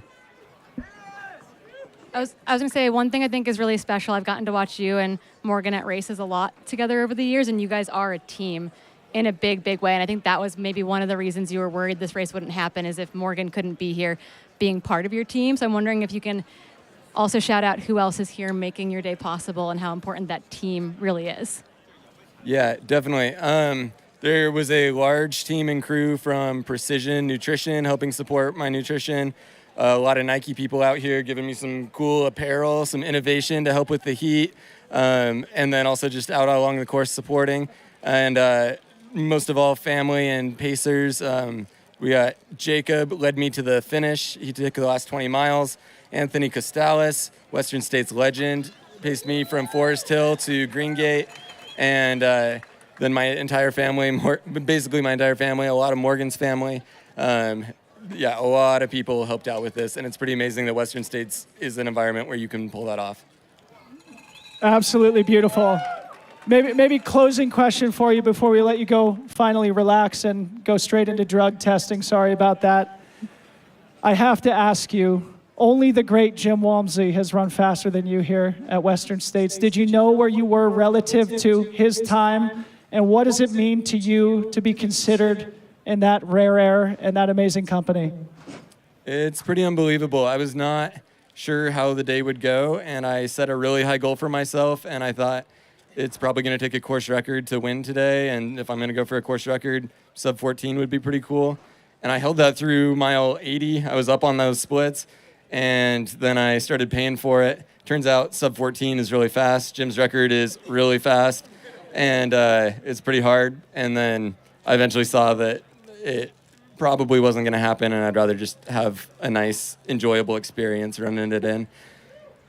Put your hands together. We're race champion Caleb Olson. Congratulations.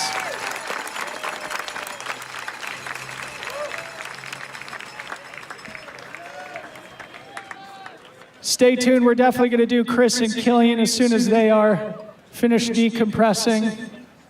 Holy smokes, what a day.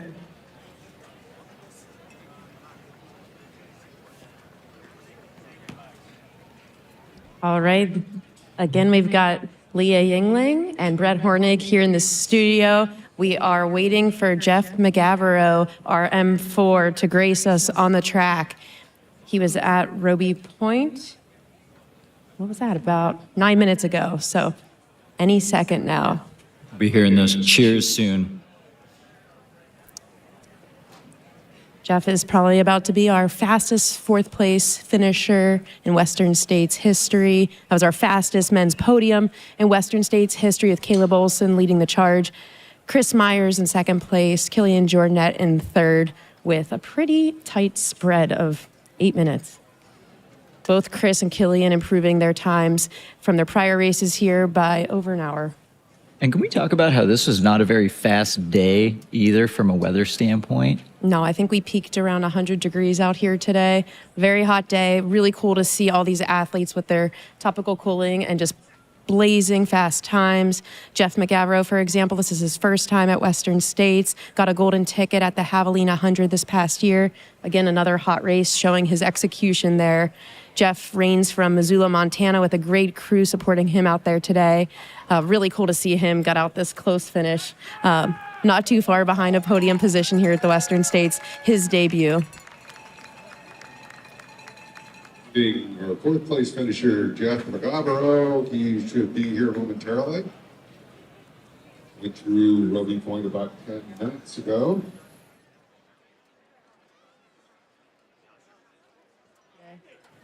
They were going back and forth quite a few times over the course of the second half of the day.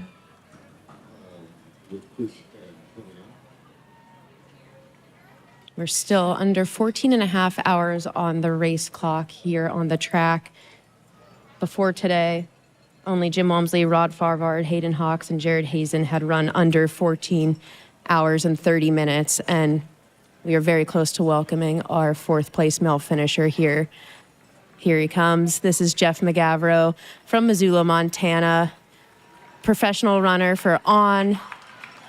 Earned his way into the Western States 100 through the Javelina 100 just this past October. What a crew. Great team of pacers out there today. We had Jeff Colt, somebody by the name of Peanut, and I see a great support group, including his partner.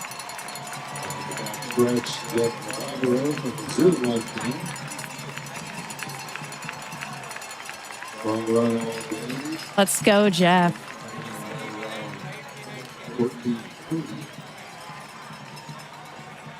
He was second at Halloween 100 last year.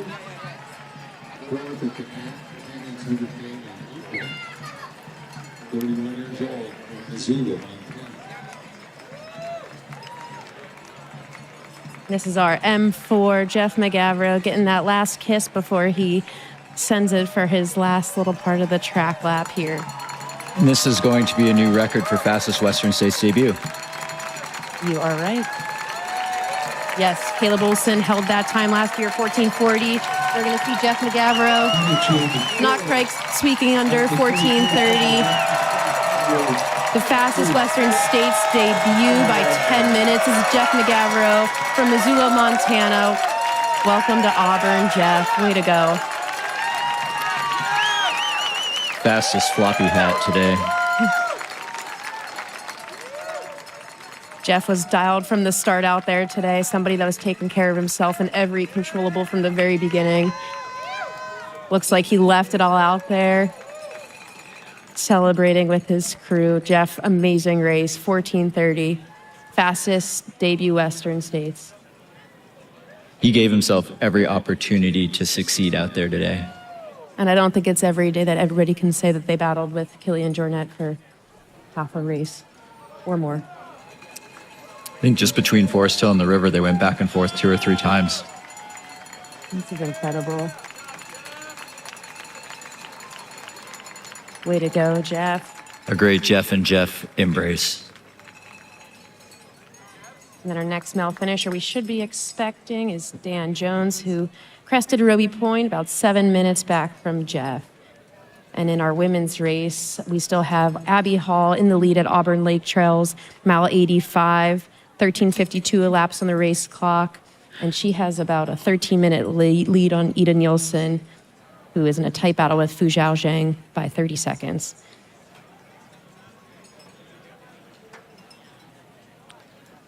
And then we have Marianne Hogan 6 minutes behind Fu Zhao. This is a fast year for the women, too. Abby has been strong all day, leading the charge, leading nearly wire to wire after the escarpment, I'd say. What a journey Abby has had, not only today, but the entire season leading up to this race. Yeah, Abby is a professional runner for Adidas. She's professional in every sense of the word. She's coming back from a detrimental injury in the last couple of years, a tough UTMB in recent years, and I think this is her best 100 mile to date, and I'm very excited to see her in 15 miles here at Placer High. She's on Abby's her way towards a career performance for sure. I think so. Abby's somebody that earned a golden ticket to Western States at the Canyons 100K a few years back. Didn't have her best day here and then earned her way back in here through a pretty tumultuous golden ticket journey this past year. Abby's supported today by her partner, Cordis Hall. I think Scott Traer, she's got pacing some miles. Yeah, I think Scott paced down to the river, and then Cordis took over and crossed the river with her. Looks like we've got a Dan Jones sighting.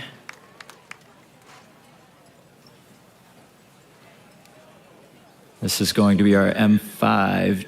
Dan Jones making his way towards the track.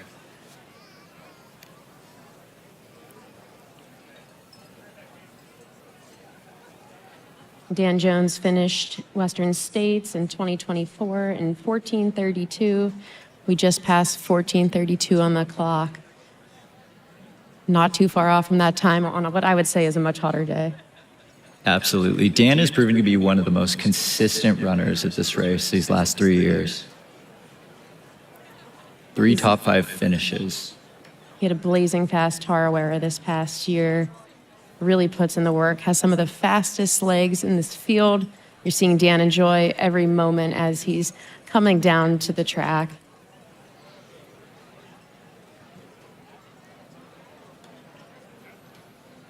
Dan's a runner for Adidas Terex, supported today by a large portion of the Terex crew, some Precision Hydration folks, Hayden Hawks, and a few others. He's also going to be a new father, I think, this September. Oh, future daddy. Let's go, Dan Jones. This is our M5 coming down to the Placer High track.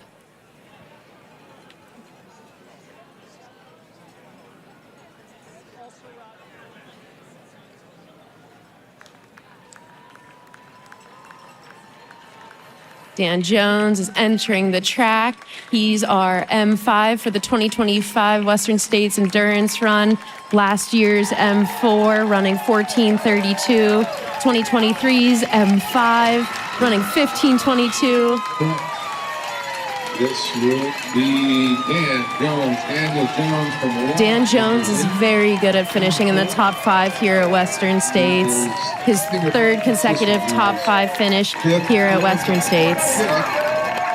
in the last 3 years of this race.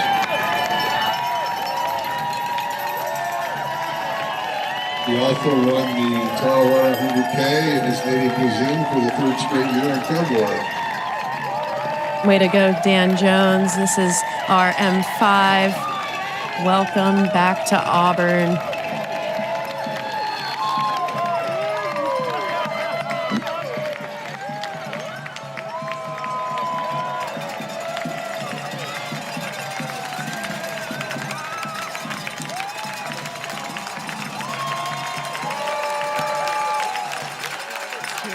Dan Jones, Adidas Terex athlete, enjoying his final straightaway here, celebrating with the crowd. Straight top 5 finish at Western States. This is Dan Jones. 14:36. This is our M5 at the 2025 Western States Endurance Run. Way to go, Dan.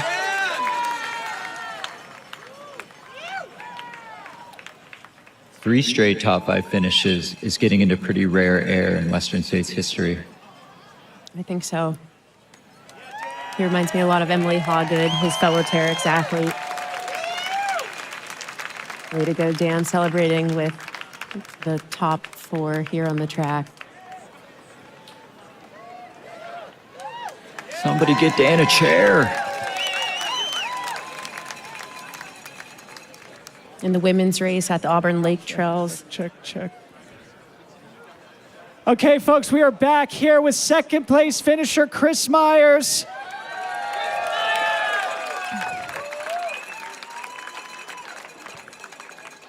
This race has been around for 52 freaking years. Chris Myers, the third fastest person, the fourth fastest time in history here today. 14:17:39, the official finishing time. Chris Myers, today is going to forever change your life. Top line takeaways from the performance of your career. I told people that I thought I had another hour in me, and no one believed me. So hour and 1 minute, I think I showed a few people. They're like, nah, you don't have another hour in you. What he means is he finished in 15:13 last year, so 15:18 last year, so he did have another hour in him last year.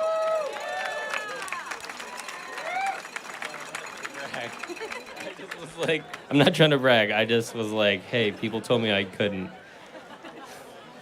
Running with a chip on your shoulder's okay. We'll allow that. We were talking to our race winner, Caleb Olson, about some distinctive moves you made. And while we were talking before we went live, this idea that you wanted to be in it the whole time, and you were. And you made some distinctive moves, including that push at the devil's thumb. Tell us a little bit about making the choice to start to dig in there and try to break open that men's field. So once we left Dusty Corners, I would just do the aid station pretty fast, and I was like, well, I got to take my shot right now. And then I was like, oh, I'm a little emotional. I'm in front of states. I'm leading states. And then Caleb caught me, and then we were like, hey, we're both feeling pretty good. Let's just work together. Like, we're both going to run our own race, but we were going to work together when we could. And we were both like, if you go up this hill, drop me. And we were just, like, very cool with that. And then I led the descent to Swinging Bridge, and then he led the climb up Devil's Thumb, and then we just, like, hung out. And then right when we started the single track down to El Dorado Canyon, I just had to pee, and then I just never saw him again on the downhill. Well, I saw him ahead, but then he just kept getting further and further away. But it was just so awesome to share the trails with someone who was just so talented, and then just to work with them. And, I mean, that's why we love the sport. The camaraderie is just amazing. And I think it helped us both a lot. And, yeah, was he, like, the second fastest? Second fastest time in history. Yeah. So in the closing miles, you knew you were running historically fast split. I imagine it was a terrifying proposition to understand that a certain Kilian Jornet was charging from behind. Did you have that understanding? And or generally, what does it mean to you to finish on a podium with the likes of Caleb Olson and Kilian Jornet? It's a true honor. I think Kilian could have got me if he had another mile, to be honest. But I think this is my trend with the States, to have this sprint last mile, and it sucks. I wanted to give high fives the whole mile, and then they're like, you have to go now. I'm like, not again. But I think we maybe like snuck in 1 minute faster than it could have been. Yeah, for those of you who don't know, last year when Chris finished 10th, it was a near sprint on the track between him and 11th place finisher. 30 seconds separated 10th and 11th at the end of last year, so a sprint is something Chris is very into. We talked about splits a lot today, but you did something at the river crossing that we have never seen before, and that is you truly took a swim with a snorkel and goggles, we believe, and there is photo evidence of this. So tell us a little bit about deciding to pick up that mandatory gear to cross the river. So I was told it was a bad idea, I might lose time, but I've been planning this almost since finishing last year at States, because I'm like, I'm here to have a good time, be silly. We can't take it too seriously, because this sport's just, I mean, it's full of really serious people, but I want to be a little less serious if I can be. So it was just like, I'm going to keep it a secret. And I think I told my crew, like, maybe a few, at our crew meeting on Thursday, like a few other people knew, but it was on the list to buy on Friday when we got a rental car from Reno. Okay, from a moment of levity, closing with a moment of sentimentality. I see your pacer, Eli Hemming, in the crowd. I think Scott Jurek was on Team Chris Myers today. Gus Gibbs towed you to second place. Your folks are right here. Give a shout out to the people who brought you to Western States and shepherded you to this historic finish. It really takes a village to run this race. at tip-top performance. I had about 6 to 7 people per crew, and people were like, that's too many, but I trusted everyone on there, and I was through aid stations so fast, and I could not have done it without them. I owe every one of them a drink and a dinner and however many drinks and dinners they want. Your second place finisher, Chris Mars.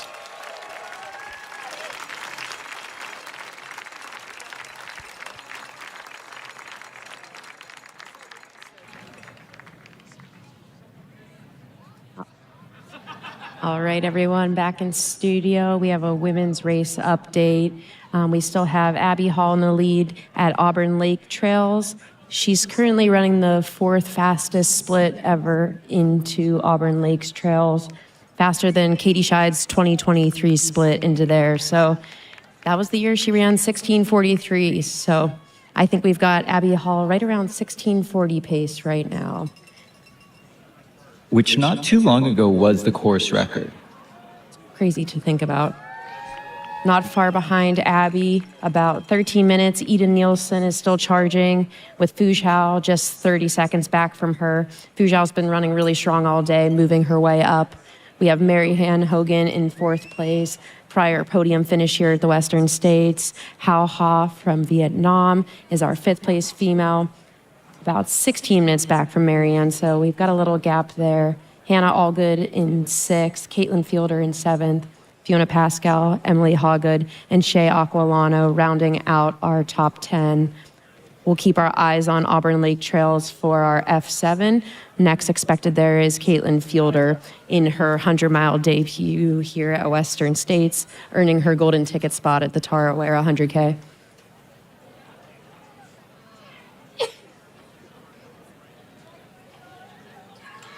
All right, we're going to toss it back to the track for our next interview with our men's 3rd place finisher. Hello again, everybody. We are back here for a finish line interview with men's 3rd place finisher, potentially the greatest to ever participate in our sport. Put your hands together for Mr. Killian Jornet.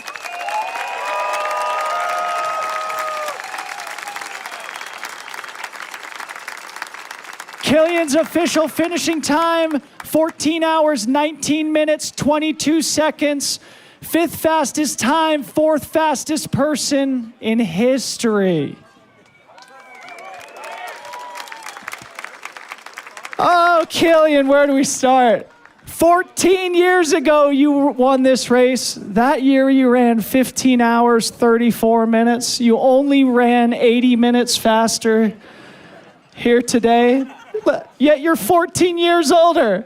How the heck do you do it? Well, the guys were running so fast. I was like, we went up to Escapeman and they were just crashing down and we were like, oh gosh, it's going to be a hard day. So, yeah. They need to run slower. It's nice views. Like it was beautiful to see the lakes, the forest, the savannah. I don't know why they push so hard. Like we could just enjoy it and yeah. Kids these days, you know? I think many of us have followed your training on the journey to Western States. We were so excited when you made that very, very quick trip to Chianti to get that golden ticket to join us here in Olympic Valley to Auburn. Tell us a little bit about what it means to put in a very specific block in a place that is very much not like the terrain or conditions you just ran through, but allows you to run 80 minutes faster than you did over a decade ago. Yeah, sure that Romsdal in Norway, it don't look like Auburn at all. Like it's very steep, pretty cold, and very humid. Like it rains almost every day. So probably the opposite. But that was kind of what interested me to come back on a way, like to see if it's possible to train in Romsdal and perform at Western. And yeah, I think I'm very happy with the race today. I didn't suffer from the heat, and I was a bit afraid of that. But yeah, the heat training, it did work actually.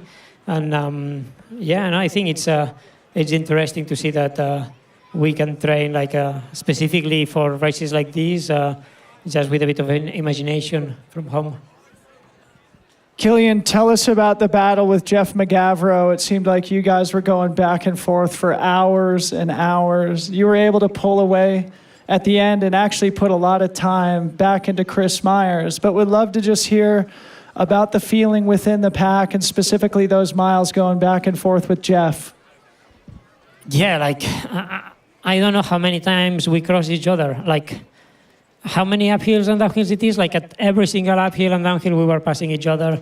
And it felt a bit like same Chianti with Vincent, that we were like passing each other all the time. Here with Jeff, like we were like, sorry.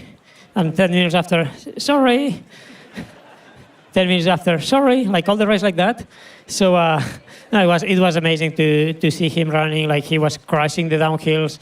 And at the end, the last uphills, he was also like running so fast. So it's very, very cool, very inspiring to see and to witness the race that he did. An amazing time today, the speed, the heat. Like I think, all the first 6 runners, I think we did pretty good time. So it showed that it was battles and we were all close together. So with Jeff, it was like we keep motivating each other. Like when he was passing in the downhills, I was like trying to not lose a lot, and then I was passing him the uphill, and he was like also doing that. So I think it helped each other a lot to finish in good times. I think most of us think of you as this mountain athlete. We all watched your Alps project last year. We've seen you at UTMB, Sierra Zinal, Zagama, Everest. We've seen you at these mountain projects. I'm really curious just to hear a little bit about what made you actually want to come back to Western States. What was intriguing about that idea? But then also, did you get what you were looking for out of that experience? Yeah, I really don't know why. No, I think it's pretty simple. Like I'm a very simple guy. Like simple ideas. Last year it was 3 friends from home that came to race here: Jonathan Albon, Peter Engdahl, and Anita Nilsson. And I was home, and it was like it looks that they suffer, but I had fun. So it kind of motivated me to go back and try that to see if after like performing a bit more in long mountain projects, I could perform in a kind of longish flat race. Last question for you here, Killian. You have had more of an impact than anybody on Western States becoming the thing that it is here now, with thousands of people, not only here at the track, but watching us on TV, not only inspiring people of Corinne's and I's generation, but now people like Caleb Olson, Chris Myers, Jeff McGavro, Dan Jones, with whom you finished in the mix. Reflect on the journey of your career and how far the sport has come since the last time you were here. Yeah, well, like yesterday, Jeff Rose sent me a message, and that was like amazing. The sport has grown, like the sport has moved, but it's the same. Like it's much more people like here today in the stadium. It's a lot like the Skateman today. It was like a mini Zagama up there. Like it was hundreds of people like just sharing, and we needed to close our ears it was too noisy. So the sport has grown, the race has been, it's more competitive, like athletes we prepare better, but it's the same spirit. Like when you go up to Skateman and look to the Cajo Lake, when you look to the mountains, to the Sierra, all the runners, we were just like marvel about that and saying, wow, like it's amazing. And that's the same that it was 14 years old. So yeah, we might prepare better, but we keep the same spirit of love of the wilderness and the mountains. Put your hands together for the great Killian Jornet.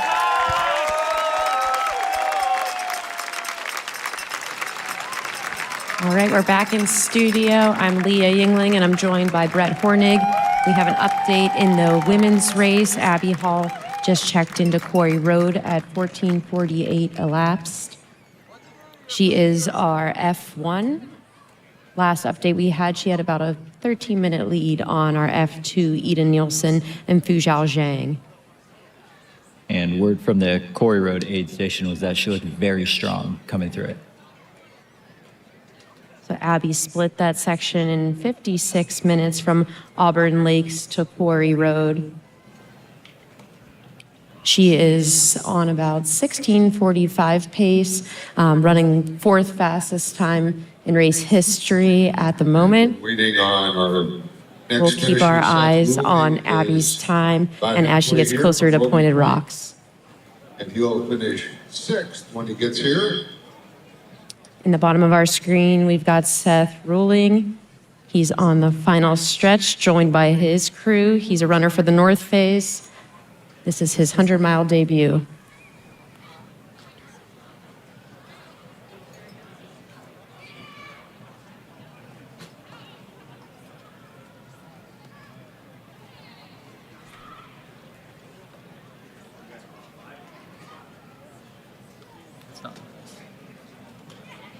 We've got more of our women's race checked in at Auburn Lakes Trail.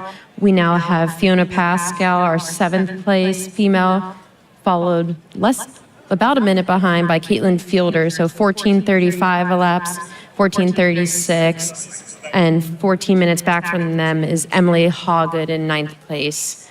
We're still awaiting F10 at Auburn Lake Trails. Last update we had, that was Shea Aquilano.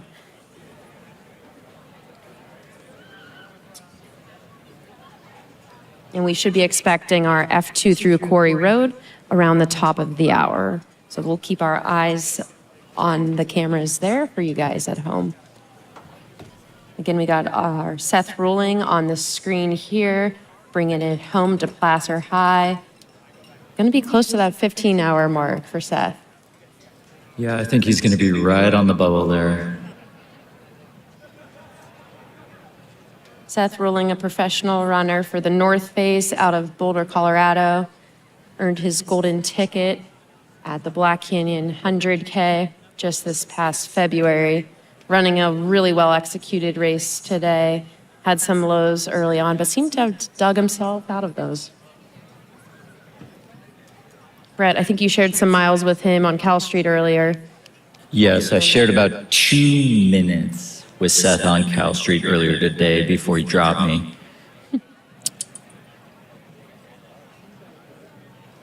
Going back to the climb out of Duncan Canyon to Robinson Flat, Seth was one of the ones who kind of broke the field open. So it was definitely pressing hard early. Seemed like he had a few troubles through the canyons, but rallied really well back on the way to the river. And this is Seth Ruling, our M6. We should be expecting him here on the track very soon. In our women's race, Abby Hall's our only female through Quarry Road so far. And we have F2 through 9 through Auburn Lake Trails. I wouldn't be surprised at our next aid station update if we saw Fuzhao Zhang move up closer to Ida. She was only 30 seconds back, and if we know anything about Fuzhao from last year's races, she's a closer, she's a fighter, and she also has one of the fastest race times in history on the female side here. Yeah, I believe Fuzhao had one of the fastest splits ever from Pointed Rocks to the finish in 2024. Her and Ida are both veterans here at this race now. Ida with 2 consecutive top 10s finish and well on her way to her 3rd top 10 finish. And this will be, if she can hold her spot, her first time on the podium. So we've got Abby Hall, Ida Nielsen, Fuzhao Zhang with not too far behind Marianne Hogan, 4th place on the women's side right now, a prior podium finisher here, and a 2-time UTMB podium finisher as well, reigning from Canada. Runner for Solomon. And we got Hao Ha from Vietnam. She is our 5th place runner. She is 16 minutes back from Marianne, so Marianne seems to have created quite a little gap there into that 5th place position. Looks like we've got Seth Ruling now passing the white gate. We should be expecting him on the track any second now, joined by Adam Mary, Matt Daniels. If you're a fan of the Boulder Boys, you're a fan of these guys on the screen. Seth Rolling, debut 100 miles, crushing it.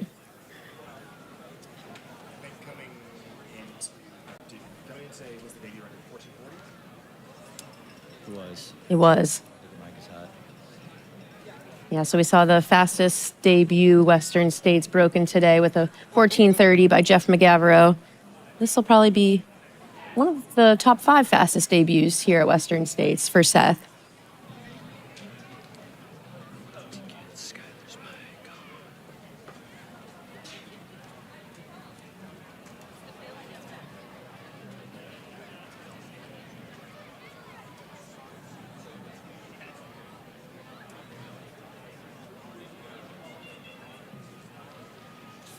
Again, we got Seth Rolling on the screen. Most recent update on our women's side is Abby Hall into Quarry Road. We will get you more updates from Quarry Road as soon as we have them for our lead women's pack. Here's some cheers for Seth getting closer to the track. Ooh, it's going to be close to that 15-hour barrier. He's going to have to run a close. You got 90 seconds. You got 90 seconds. Here. Oh, he's going to do it. Yeah, Seth Rolling chasing that sub 15-hour mark. His debut 100. Entering the track. This is Seth Rolling from Boulder, Colorado. Co-host of the Boulder Boys podcast. Debut 100 miles. Golden ticket recipient and winner of the Black Canyon 100K. Phenomenal day for Seth here.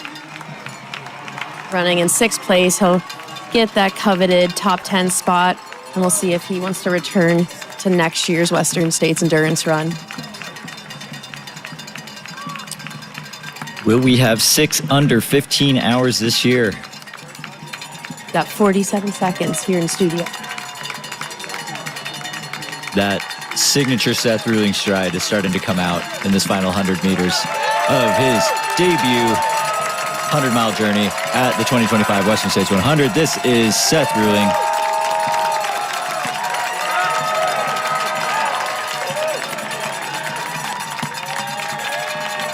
That's your M6, everyone. Sub 15 hours. Way to go, Seth Rolling, Boulder, Colorado, runner for the North Face.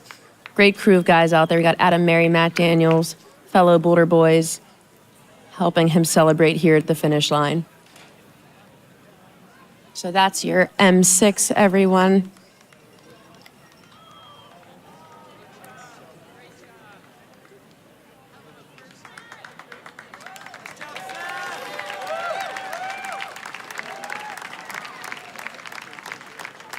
Can't wait to hear the race recap podcast. Looks like we've got an update on our F10. That is now Keely Henninger, Auburn Lake Trails. She is 9 minutes back from F9, Emily Hawgood. We do not have a check-in from our 11th place, likely Shea Aquilano right now. But Keely is our new F10 into Auburn Lakes. And we've got Fu Zhao Zhang into Quarry Road. So she checked in 10 minutes back from Abby Hall at Quarry Road. That's mile 90.7. So we've got about 10 miles left to go. 10 minutes separate our 2 top female finishers, or not finishers. Competitors. Racers. Long day in this race. So the gap from Abby to Fuzhou has stayed about the same from ALT to Quarry Road. Yeah, and it looks like Fuzhou has now passed Ida Nielsen, who had a 30-second gap on Fuzhou at the last aid station. So Fuzhou Zhang is our new second place runner right now on the women's side. Also last year's second place finisher here at the Western States. Ida Nielsen, another returner here with 2 top 10 prior finishes, currently sitting in her highest placement so far. So if she can hold this will be Ida Nielsen's first podium here at Western States. But it's not over till it's over. 6 minutes separate Ida and Marianne Hogan. And I'm sure Marianne is also fighting for her second podium position here at Western States. Ida is probably also keeping tabs of her Masters course record set just last year. That's correct.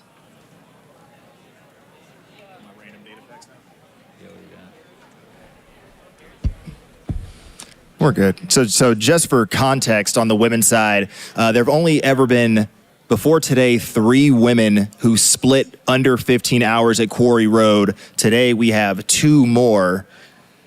So definitely a fight out front on the women's side. Currently, Fu Zhao is basically tracking with her splits from last year, in which she finished 16 hours and 20 minutes. So just putting it in context, we probably have another 75 to 80 minutes for Fu Zhao, unless she wants to run down Abby and keep it interesting here at the track at Placer High here in Auburn, California. Just over 15 hours into the 2025 Western States Endurance Run. Crowd on the infield, make some noise. We got the huge crowd here, as you can see from the drone shots, and a huge crowd at home. Thanks for joining us throughout this coverage.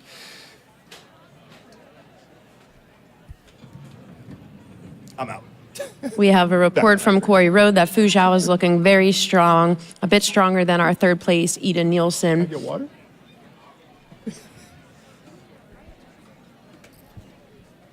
Again, these women are flying today. These are definitely on pace to be some of the fastest historic times in Western States history on the women's side. If they can finish out these last 10 miles strong, well under the 17-hour mark, I think we'll be on 16:45 watch for most of these women. Again, After Skylar Hall's incredible quick hitter stats rundown, we have lobbied to keep him here in the studio. We got a third microphone. It is live. Welcome, Skylar Hall. And props to these 2 guys next to me. They both were runner cams today on Cal Street from Roby Point down here to the studio. I think I see them both sunburnt and sweating, and looks like they got some good workouts in today. So it takes a team to bring this live stream to you all. Really excited to be here and really excited to get to follow the 2025 Western States Endurance Run. So far, we've had 6 finishers on the men's side, and we're keeping tabs on our women's side as well, with Abby Hall in the lead, running blitzing fast time so far into Quarry Road. Fu Zhao Zhang in second, Ida Nielsen in third. We'll keep our eyes out for the rest of the top 10. Got Keely Henninger, our 10th F10 right now, into Auburn Lake Trails, and we'll keep an eye for F11 and if anybody's going to challenge that 10th position. Yep, the legs are shattered, but the heart is full.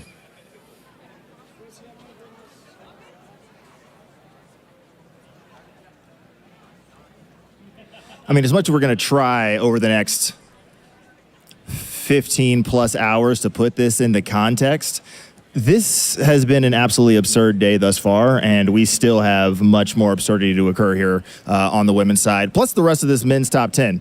I was saying out earlier on course that at some point, finishing 3rd, 4th, 5th on the men's side or on the women's side is as good as finishing 10th insofar as you earn your spot back here next year, so should you so choose. So a lot still on the line for the rest of the men vying for that top 10. And then obviously the women's race, the full podium is still in play.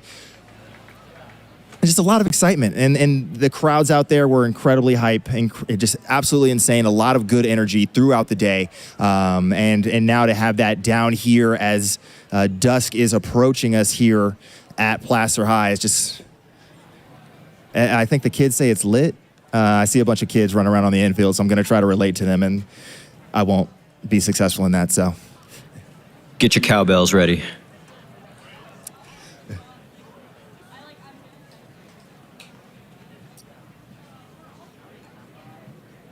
What's remarkable to me, you ran sort of that. Well, you ran up the escarpment and then out of Forest Hill. They were fresher when they were with you. As I was trying to run down Chris and Killian down this hill, the fact that they were still cruising so well just shows how much the sport has leveled up. Nobody was sort of just easing into the finish. Everybody looked strong and had legs under them. Whether it's fueling, whether it's heat training, something has changed recently to really just not just limp through and survive, but to thrive in this 100-mile distance and specifically here on this course? Yeah, I think it's definitely a mixture of all of the things: training, the preparation, the crew, the homework that you can do on this course. And also, as you said, you have to stay engaged in that racing mindset from the first mile all the way to the finish, as noted by both of us struggling to keep up as runner cams today. I mean, you both have run this race before and been, well, Leah's been very successful. Brett, you've been moderately successful.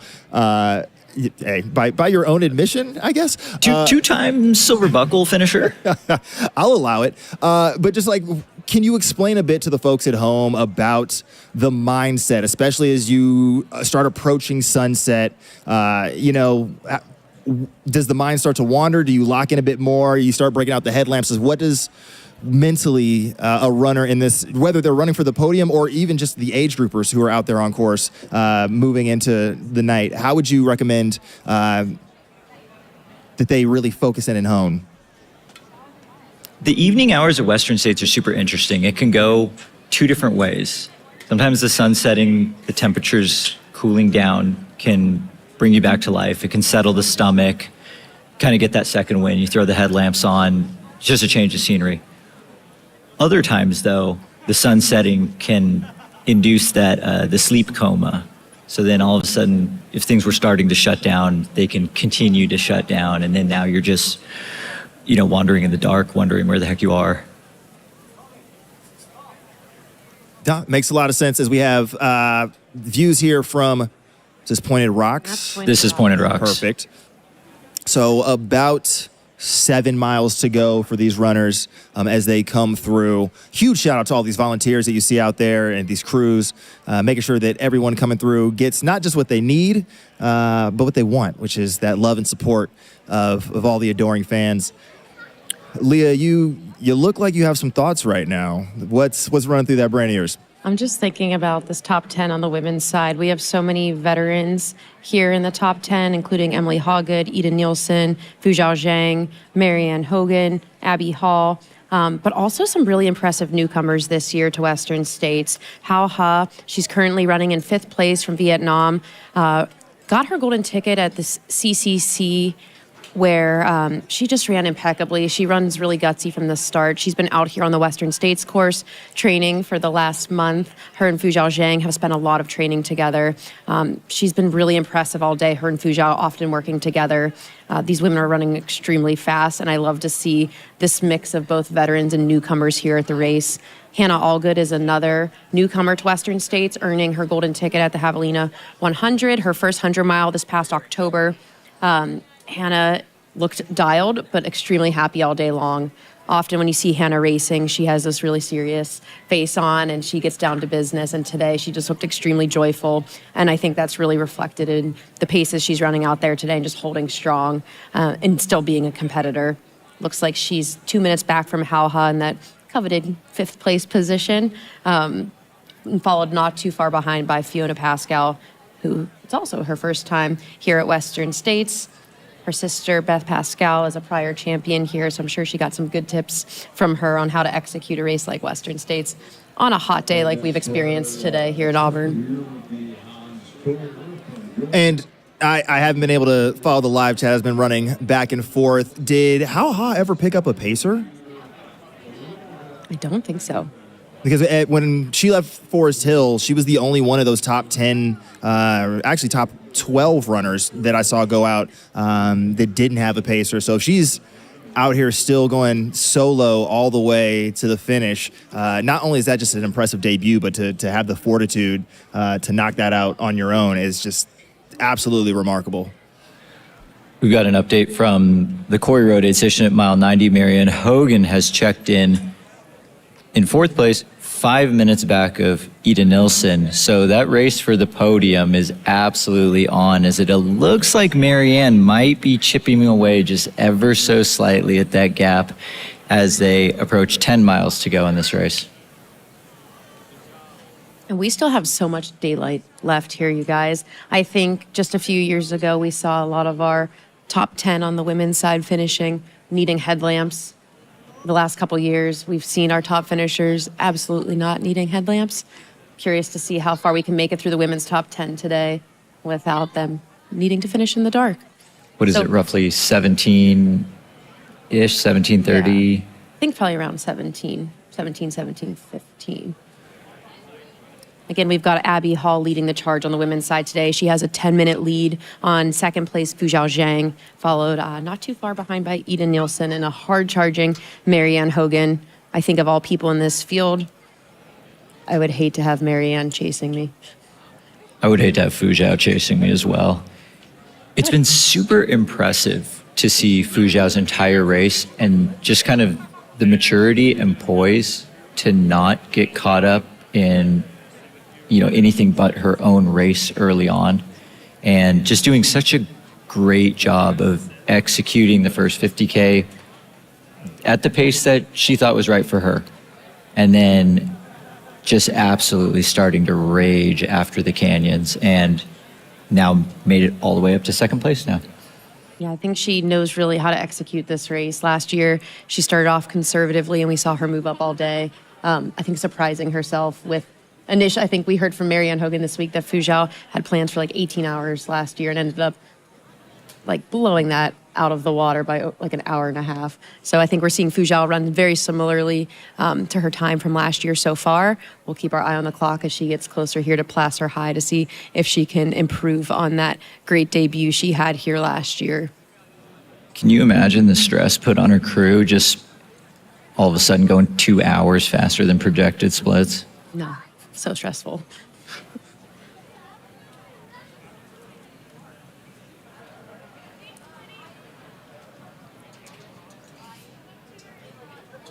We've got our M7 and 8 checked into Pointed Rocks.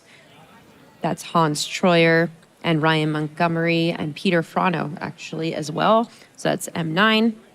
We're still waiting on our M10 through Pointed Rocks as well. Pointed Rocks is about 6 miles here from the finish.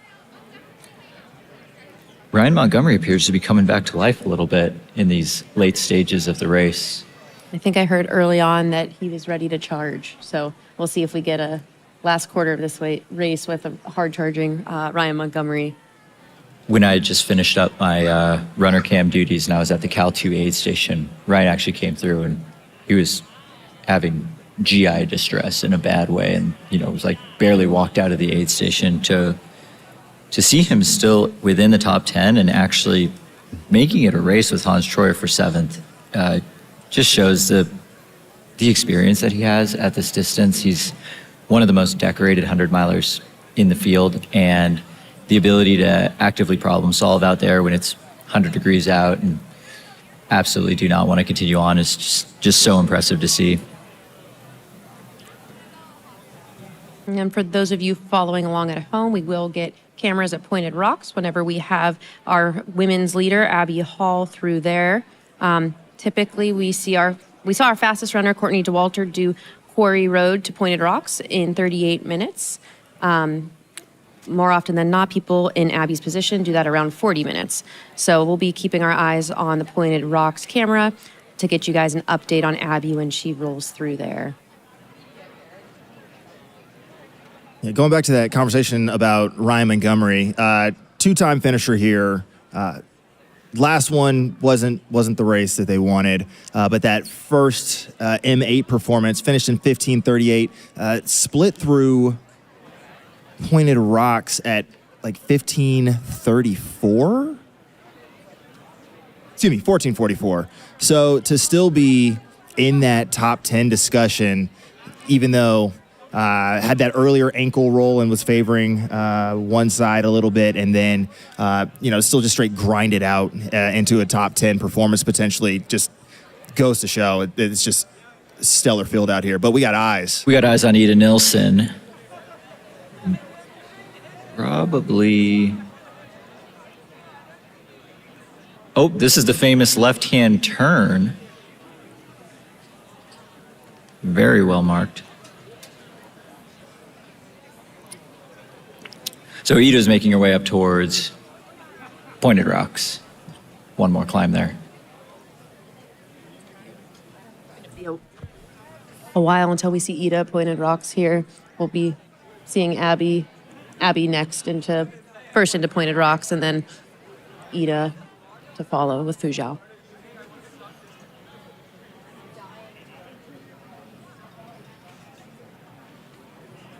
This is our camera here at the Pointed Rocks aid station. This is mile 94, about 6 miles to go for our runners coming into Pointed Rocks. I believe we've got at least 9 of our men through Pointed Rocks. At this point, just awaiting our M10 through there. Last update, we had Rod Farvard as our M10.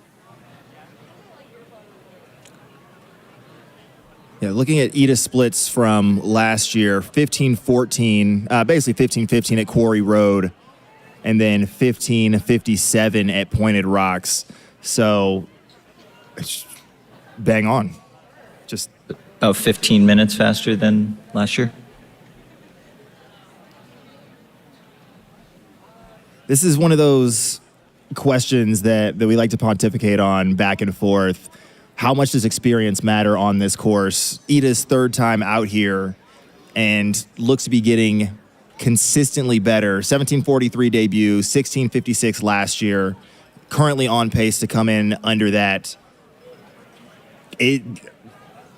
But we also, on the flip side, have all these debutantes who are absolutely crushing it out here today. Do we think that this strengthens the argument that experience is favorable here, or is that going by the wayside? Is there too much media around this race that people can study everything and feel like they've run it even though they haven't? I'll let the experienced heads at the table give us some insight. I think it's a mix of both, and I think that's why we're seeing the women's top 10, for example, comprised of both veterans and newcomers here. I think there's such widespread information through social media, through other runners, that you learn a lot about Western States in a short amount of time. A lot of knowledge sharing, a lot of time spent on course, especially by our international athletes this year. So I think there's an opportunity for people to really experience the course before race day. It is very difficult to experience race day conditions before race day, and I think this is one of the hotter weather days we've had in a minute. Last year's race, I think, peaked around 94 degrees. I think we saw upwards of 100 degrees here today along the course, down by the river, and here in Auburn. I think you can have a great debut at Western States as long as nothing really goes wrong. And that's where the experience really comes in, is this course is really good at throwing surprises at you. And just the more reps you get on this course, the less new surprises come about. So for someone like Ida, like, we'll soon learn once she finishes whether this was the day she was expecting or not. But if there was little things that popped up, Ida's just going to increase her chances of being able to actively problem solve those difficulties quicker. So that way your day doesn't get completely thrown off. See, we're looking at the famous No Hands Bridge right now, and someone's running across it. Someone's running across it fast.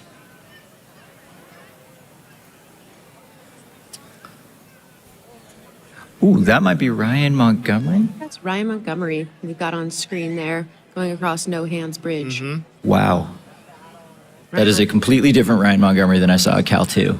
Yeah, just to note that Ryan Montgomery, had 4 minutes, was 4 minutes back on Hans Troyer at Pointed Rocks. Hans passed through there at 14:54 laps, and Ryan was 4 minutes back. I think on this last section, 4 minutes is very realistic, and by the pace Ryan's running right now, it seems like he's probably trying to get one more position. Yep, especially with some of the comments earlier that Hans was saying about the course, where there was a little bit more sneaky vert than he initially expected, wanted to make up time on the flatter sections in the downhill. But that Roby Point climb is not little, and it's also not easy. There's some very steep sections, and if you are able to keep the feet moving and running up that entire thing, you could be chopping multiple minutes off that final mile and a bit very easily. Absolutely, and Ryan is a veteran here, a prior top 10 finisher, earned his way into the Western States Endurance Run this year at Canyons 100K with a roll-down ticket, and worked his way up all day long. I think we're seeing the same Ryan show up today, working really hard, working his way up through the field, and showing that he belongs out here in the top 10. That is actually a big advantage for Ryan in that he knows exactly where he is right now on the course in relation to just where he is in the finish, which maybe Hans has been able to scout this section of the course out, but it's hard to know exactly what turn you're on when you've already been racing for 99 miles. And we've sort of seen throughout the day, there were some folks who started struggling on uphills, others who were struggling on downhills. This could be that same argument around experience. You know how much you're going to have to push from no hands up to Roby Point. You know how much that is going to hurt no matter how much you've done the first 96 miles of the day. Whereas Hans, as young and fit as he is, he's still got 96 miles in his legs and has to climb that. So in a hunting situation, you got to know yourself as much as you have to know your opponent. Yeah, I would say Ryan's entire race has just been the utmost example of experience on this course, experience in hundreds. You know, he was not in a great place midway to the river. Even, I believe, running somewhat gingerly all the way to the river. And then, kind of like you had said too, sun starts to go down, even maybe just a change of 5 degrees, not having direct sunlight on you. That can work wonders for the stomach. Now someone like Ryan gets to just work on the racing element now in these final few miles. Yeah, and it's notable here. We're just after 8:20 p.m. local time here in Auburn, and it's still 89 degrees. So down 7 from where we were a few hours ago, but still warm. We're still 30 degrees warmer than they were at the top of the escarpment. So they've gone through it today, and while they may get some respite soon, it's not like everything's just going to precipitously drop off all of a sudden right now. No, this is one of those races, or this year is one of those races where you will be icing when it's dark out.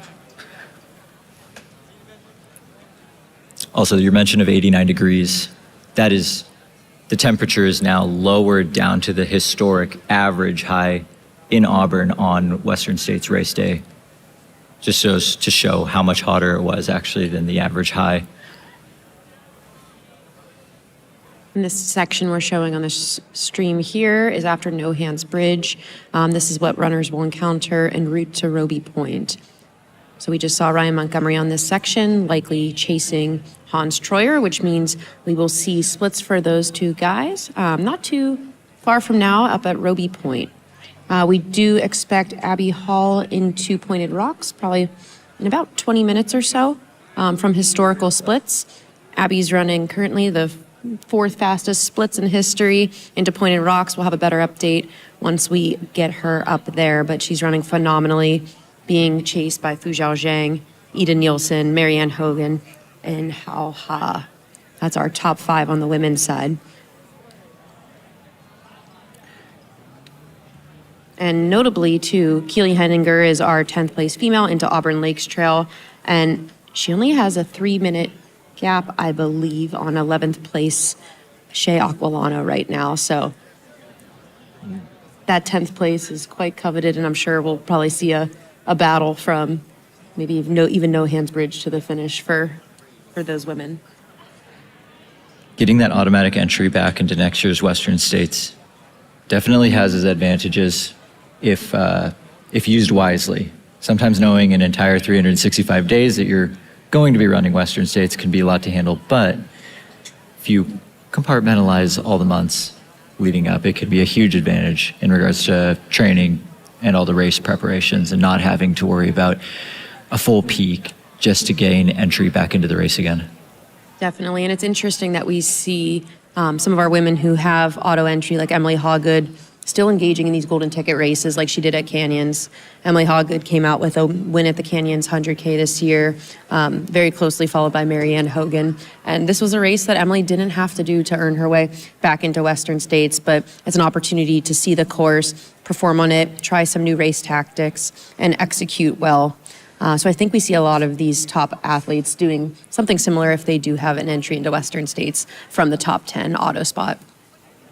Yeah, that has been kind of increasing trend in the last few years to see runners who are already, on the Western States entry list, lining up for some of these hyper-competitive golden ticket races, just to kind of see where the fitness is at, practice racing, which I do see as a big advantage in regards to just busting the rust regarding working around such a competitive field, as in many cases, if you do the smaller tune-up races, Western States is by far the most competitive start line, and even just something as simple as learning to run in a pack with people 40, 50, 60 miles into a race, really helpful from a mental standpoint. That's our camera up at the Pointed Rocks aid station. That is Hiroki Kai. Oh, yeah. That is our M10 at the moment, I believe. So this is Rucky Kai on screen, 10th place, up at the Pointed Rocks aid station. So does that mean? So, yes, Hiroki's made the pass on Rod. Believe we have Hans Troyer coming across No Hands Bridge right now, which would mean that Ryan Montgomery overtook Hans relatively early after the Pointed Rocks aid station. Yep, so that means that we've got Ryan Montgomery in a likely 7th place right now, Hans Troyer in 8th, and we will get those time splits when they hit Roby Point. But from our cameras in the live stream, it appeared that Ryan Montgomery went over No Hands Bridge on a Rager a few minutes ago, and that is Hans Troyer, who you can see going up the double track there on your screen. Hans Troyer's debut here at Western States after a phenomenal Canyons 100K second place finish and golden ticket there.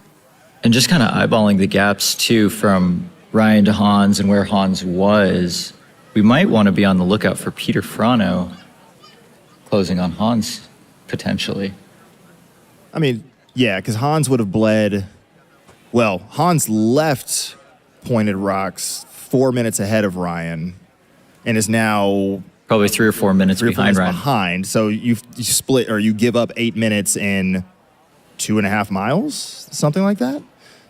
So, I mean, if this was F1 and you're watching that, laps until in passing range, Peter is certainly closing that down. And I would say if Peter's still maintaining the pace he was on, very well, based especially on the ginger cadence, I'll say, that Hans had there across a flat bridge, that Peter can definitely threaten Hans here to move into 8th as well. That being said, the gap to 10th and Hiroki Kai still looks a little bit larger. So, do we know where Rod Farvard is in relation to Hiroki Kai? Our last update from Rod was a while ago, hour and a half ago at Quarry Road. So at this rate, Rod might be taking a little sit, but we're not sure. We will get an update from the field when we have it. Abby Hall should be the next person we expect at Pointed Rocks if Rod is having a hard time somewhere out on course. So we will get you cameras at Pointed Rocks to get eyes on Abby Hall, who is the leader in the women's race. She should be there, if I had to guess, sometime in the next 10 minutes. We'll keep you posted as we get some cameras on her. Abby Hall, second time at Western States, running an amazing race here today.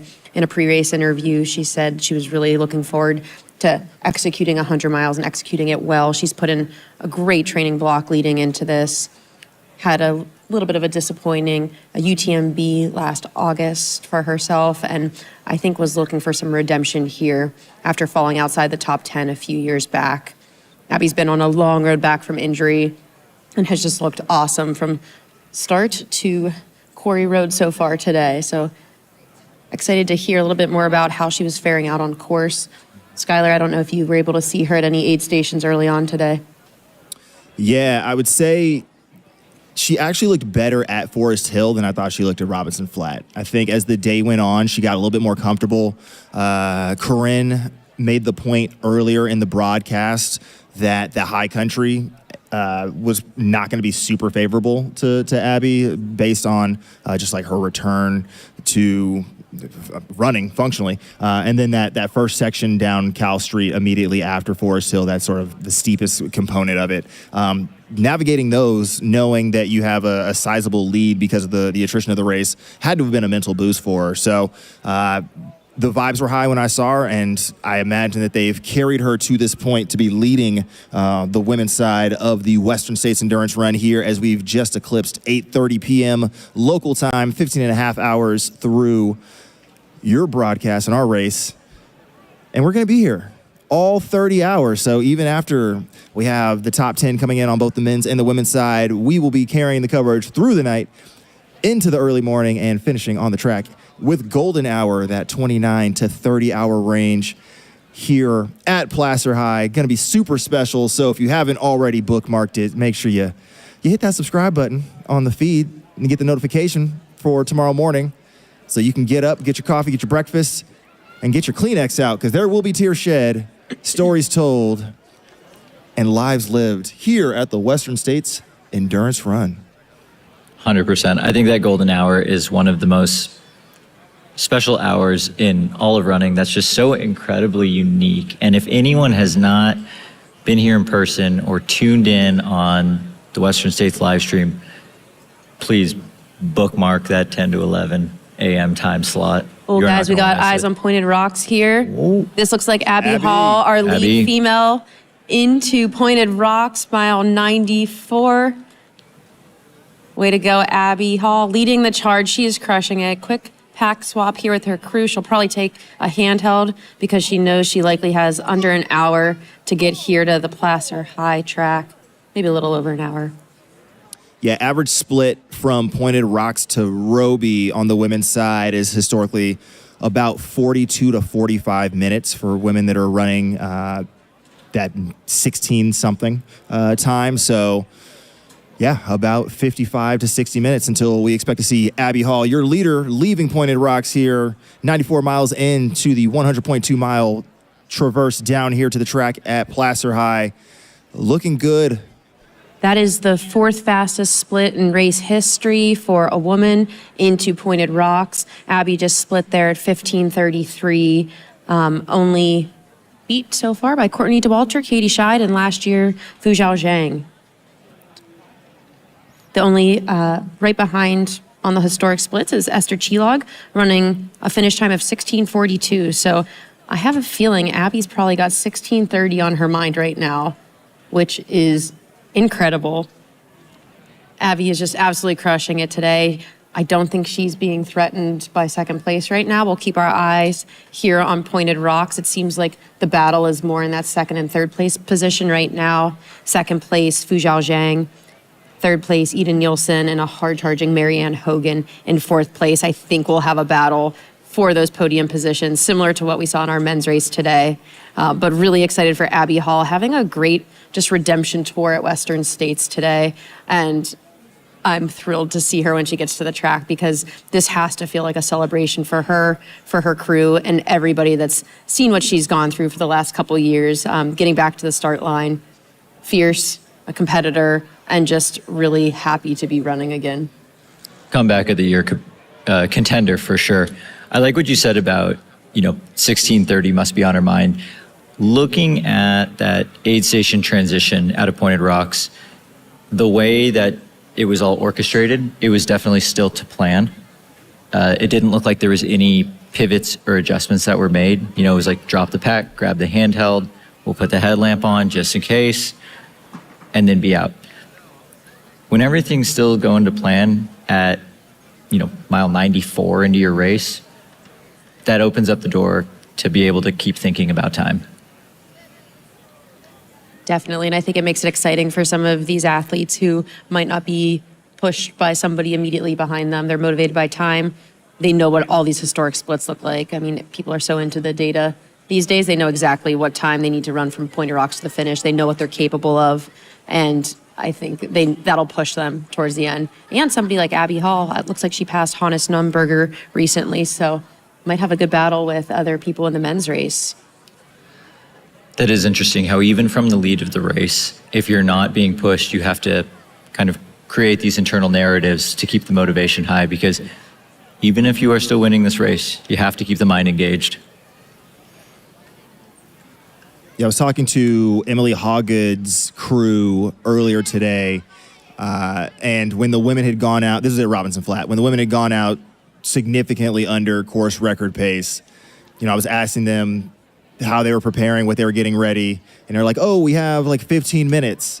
And I was like, no, the women are going to come in here in the next, 4 to 7 minutes. They're like, Emily's going to come in 15 minutes. We know what she can run. She knows what she can run. And so I think that speaks to the professionalization of the sport. And when you have this sort of data-driven approach, you can be a little bit more intentional with how you plot that out. And one of her Terex teammates here in Abby Hall executing a very similar strategy. I don't think if we'd have talked to her at Robinson Flat that she was anticipating being in the lead at this point in this fashion, given the attrition of the women's race. But you got to ride the wave now that you have it, and not only chase the time, but really, as you guys mentioned, chase the energy, chase the redemption. Not so much from this race specifically, but just the struggle that she's had leading into it. Even her earlier races this year were not all perfect. That Black Canyon did not play out the way that she wanted. So to turn around, get the golden ticket, and then come here and absolutely crush it, Abby Hall on an absolute tear, and gonna have a lot to celebrate when she gets down here to the track. And I think sometimes people don't take the roll down golden ticket contenders seriously when they show up for a race like Western States. And I think Abby's putting the world on notice today by saying, take me seriously, like I'm one to fight with. And she's just completely going to battle from start to finish and racing as I know she can race and just crushing it. And she's looked happy and great absolutely all day. Yeah. Yeah, it just feels like one of the things Abby needed was just a little bit more time. Mm-hmm. Like Black Canyon was good, but I'm sure there was things that she was hoping would be a little bit better. Going to Chianti, same thing. And then just having those races, the fitness gained from that racing stimulus, and then going into one more training block. I think it was just, those 8 or 9 weeks that made all the difference for things to really click here today.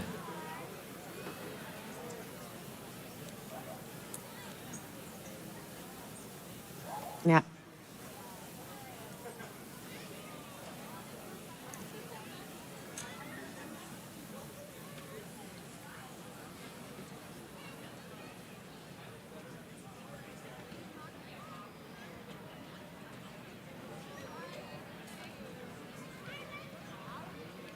We have eyes here on No Hands Bridge, about 4 miles from where we sit here at the finish line in Auburn, California, Placer High School. Crowd is still out here absolutely raging. We've got the full live stream crowd over here watching. Feel free to make some noise over there, y'all. There you go. Act like you've been here before. We got kids on the infield. We got food being grilled up, and we have high energy here as we look over towards Roby Point. We got our final attempts at the drone before it gets too dark to use them. Trying to pick up our runners as they come in. Still have a very good battle happening for the top 10 on the men's side. And mixing it in right behind them is Abby Hall, your women's leader, currently sitting in 11th. Yep, and overall. then we're going to throw it to Pointed Rocks. I think we've got an on-the-ground field reporter who can give us some updates on what they're seeing out there as we wait for F2 and F3 to roll through there. Hella, what do you got on the ground for us? We are here at Pointed Rock, so this is the area where if you're running this race, you're probably excited to get to, because after this last aid station, you can make the home stretch run for the finish. So we had Abby come in about, I would say, 6-7 minutes ago, and we're expecting Fujao to be here within the next two minutes. So yeah, the energy is getting a little higher here as runners are coming in here, and the sun is already set. So now we're expecting Fujao to come in, and maybe she'll have an opportunity to chase down Abby, but she has to be full gas, nothing else. So that's what we're having going on over here. And passing it back to you guys. Thank you so much, Ella, for that update from the Pointed Rocks aid station at mile 94.3 on the Western States 100 course. We are awaiting F2, Fu Zhaozhang, who last year came absolutely flying through this aid station, just cloud of dust left behind.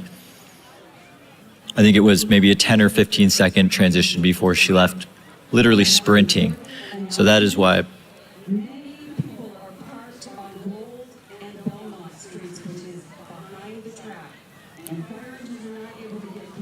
In the men's race, we should expect to see Ryan Montgomery at Roby Point, probably any minute now, followed by Hans Troyer. That is F7, F8, or M7 and M8.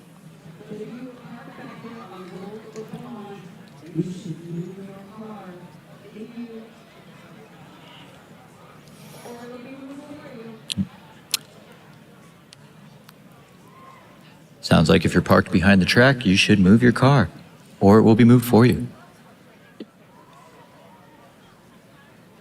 So we have gotten intel from an internet friend about Rod Farvard. Should be approaching mile 94, this Pointed Rocks aid station momentarily. Clockwork. Boom. F2, Fu Zhao. Not Fu Zhaozhang. Fu Zhaozhang coming into Pointed Rocks. We have her on your screen here. 15:43 elapsed. This is Fu Zhaozhang, last year's second place finisher here at the Western States Endurance Run, currently running in that same position. F1 and F2 have the same coach. Last year, Fu Zhao came through Pointed Rocks at 15:19 elapsed. Still housing food. Yeah, Fu Zhao takes down noodles like an absolute queen. She has so much experience at the 100-mile distance, improving every single year she's been at UTMB, having another phenomenal race here on a much hotter day.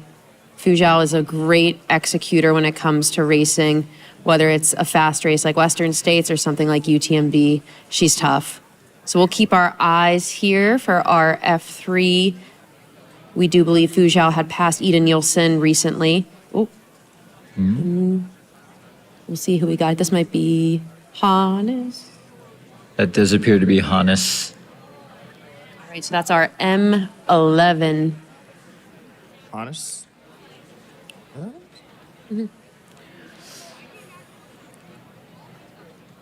I think some of the main, I guess maybe difficulties that Hannes has been facing throughout the day was that classic heat through the canyons and on the way to the river.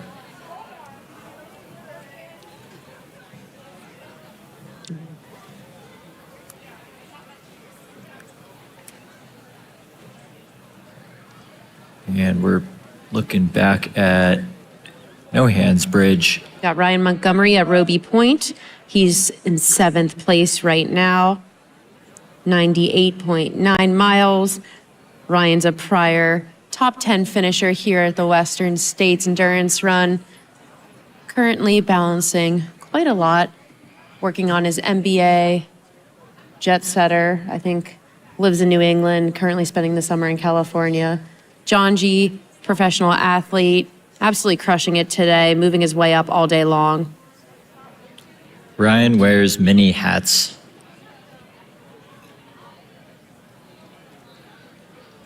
All right, and we're going to pass it back to Hella out at Pointed Rocks.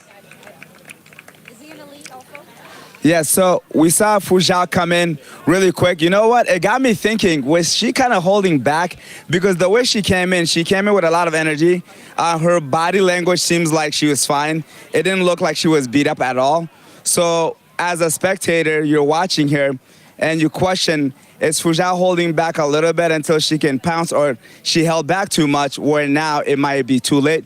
We don't know. That's some of the things I was asking myself when I saw her go through over here at the last aid station. And could it be a strategy thing? And that's something we're going to have to wait to find out at the finish. And after she either catch up with Abby or she ends up finishing second. And this is some of the question I would be curious to personally ask her. What was it like coming through here? Because you look really good. So that's something that I've been thinking about right now. Back to you guys. Thank you so much for that update, Hella. Yeah, it's definitely really interesting, the kind of the mental math and the calculations that you make when your style of racing is going out conservative, and then really trying to close hard towards the end. And I guess that, that's just racing. Sometimes it pays off. Sometimes you run out of a little bit of room. There are still 6 miles. I think, with how Abby looked, Fuja would have to probably set some sort of record splits to catch up to Abby, but nothing's impossible at this point. I do think if Abby can hang on here, this will be her biggest career performance to date by far. Abby's had 2 podium finishes at CCC, but I think this is career defining for her, and I'm so excited to see her when she gets down to Placer High. Leah, what do you think might be going through Abby's mind right now? I mean, not coming in as like a seasoned veteran, an elite professional of the sport, but not necessarily one of the runners that everyone was saying is going to win this race. What do you think might be going through her mind right now? I think she probably felt like some bit of an underdog of sorts, and she's probably just excited to stick this landing. I think she's somebody that has had a lot to fight for over the last couple years, and I think this is probably just feel really gratifying when it comes to all the work that she's put in. Looks like we've got Abby Hall on No Hands Bridge on the screen. She is flying. I think that's 16:30. She just overtake Cordis right there? Yeah, I think so. So her partner, Cordis Hall, is bringing her home. I'm sure they are chasing that 16:30 barrier, which will be the 4th fastest time in race history. I heard that Cordis... Apologies for that. That was Hiroki Kai making his way across No Hands Bridge. A little tough to make out the runners with the drone footage. We will be awaiting Abby Hall next through No Hands Bridge. And then her split to Hiroki Kai, I think was over 10 minutes. So we might have a little bit until we see Abby crossing No Hands Bridge. Again, this is our M10, Hiroki Kai, making his way to Roby Point. I think he's in a pretty comfortable position right now. I don't think he has much of a threat from M11. So this has to feel like a pretty nice place to be if I were him. I think Hiroki Kai had one of the most impressive list of just races leading up to Western States. I think he had something like 10 or 12 different races from January through June leading up to this race. We got Marianne Hogan making her way through the Pointed Rocks aid station right now, on trend with the athletes in front of her, dropping the vest. It's still hot for them too. You can see them all still cooling down out there, putting on the headlamp. It's 15:50 elapsed into Pointed Rocks. That is just behind Katie Scheid's 2023 split into Pointed Rocks when she ran 16:43. So we've still got our top 3 women running under 17-hour pace here, running under 16:45 pace here.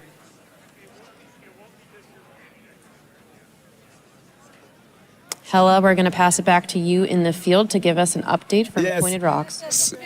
Yeah, so Marianne Hogan just went through, but the crowd was taken by a buck just flying through the course. That was kind of pretty cool to see. But Marianne Hogan coming in, it got me thinking what happened to Ida Nelson, because her and Fuja were going back at it. But you know what? The thing is, Marianne Hogan coming through, she dropped her vest, she picked up a new one, and she's going through. And now we see Ida.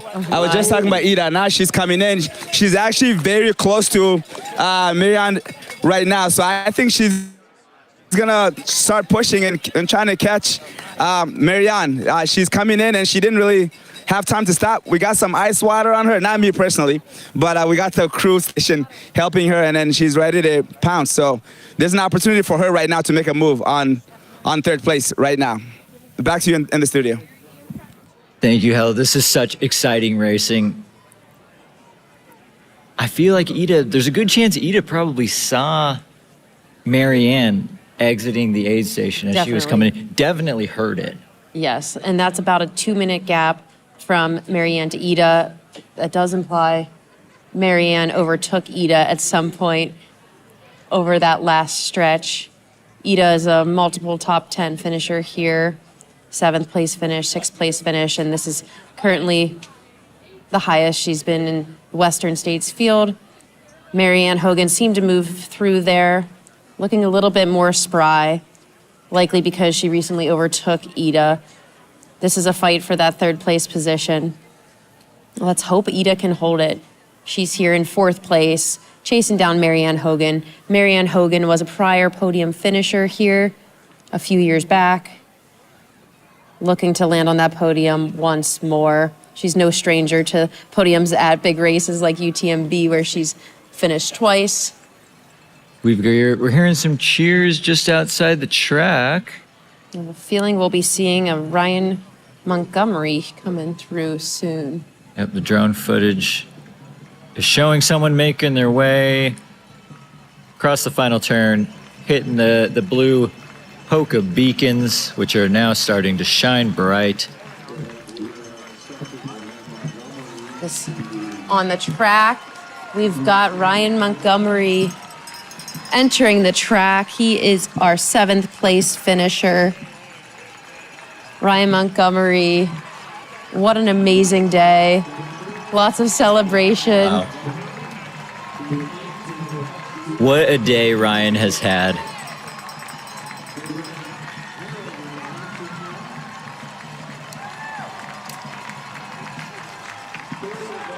Ryan Montgomery was a prior top 10 finisher here in 7th place in 2023, running 15:38. Had a rough day here in 2024 with a 20th place finish, running 18:34. Close to a 2.5-hour improvement on last year. Breaking that 16-hour barrier once more. 2nd time that he's landing himself in the top 10 here at Western States. We've got Ryan Montgomery, our 7th place finisher, professional runner for John G. Got his pride flag, celebrating everybody out here around him that got him to this finish line. Take it all in, Ryan. What an incredible day. Striding it out to a 7th place finish, 15:54. Let's go, Ryan. Way to go.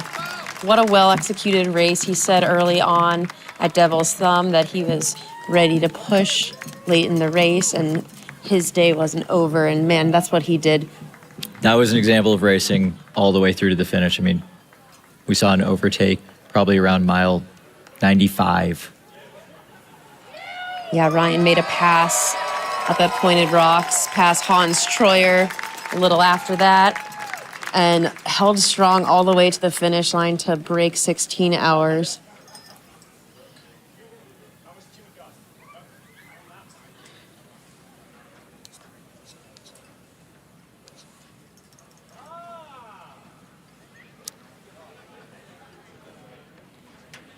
Looks like Hans Troyer's checked into Roby Point just a few minutes ago. So Nice. Yeah, so Hans Troyer checked into Roby Point 9 minutes after Ryan Montgomery. So we should be expecting Hans here on the Placer High track in about 10 minutes, and he will be our M8.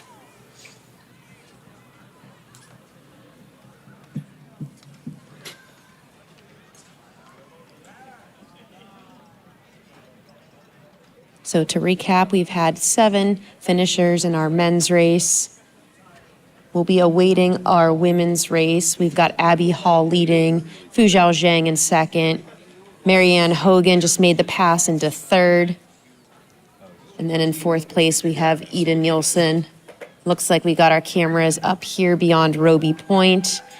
This is likely Hans Troyer bringing it in with his crew. What a celebration. This is Hans' first time here at Western States. Reigns from Georgia, had a breakout race at the Canyons 100K with a 2nd place finish this year. Received that golden ticket has been documenting his journey for so many of us to follow, and he's just a joy to cheer for. Do you know if it was Hans who had the baby emoji in the chat? Because there's a lot of people who could have owned the baby emoji in the chat today. That's true. It's been the day of the baby. Day of the baby. We've got lots of bread going up in the chat for Hans, athlete for ultra, hyper light nutrition. Hans looks good. He's bringing it home here. He's got to feel satisfied with a top 10 finish here.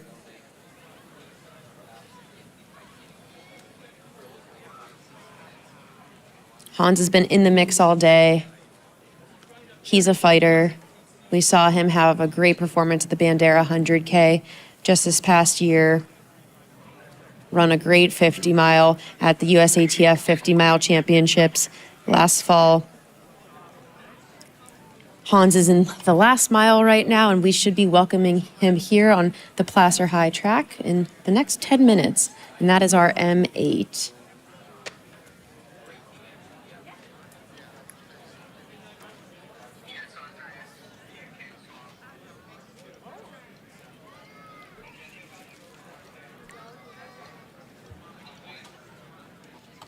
And then M9 and M10 at Pointed Rocks on our last update was Peter Frano, followed 20 minutes behind him by Hiroki Kai. So next up, we will be welcoming Hans Troyer with his debut Western States finish here in Auburn, very close to that 16-hour barrier. We got eyes on No Hands Bridge on our screen. We'll try to ID that runner for you all.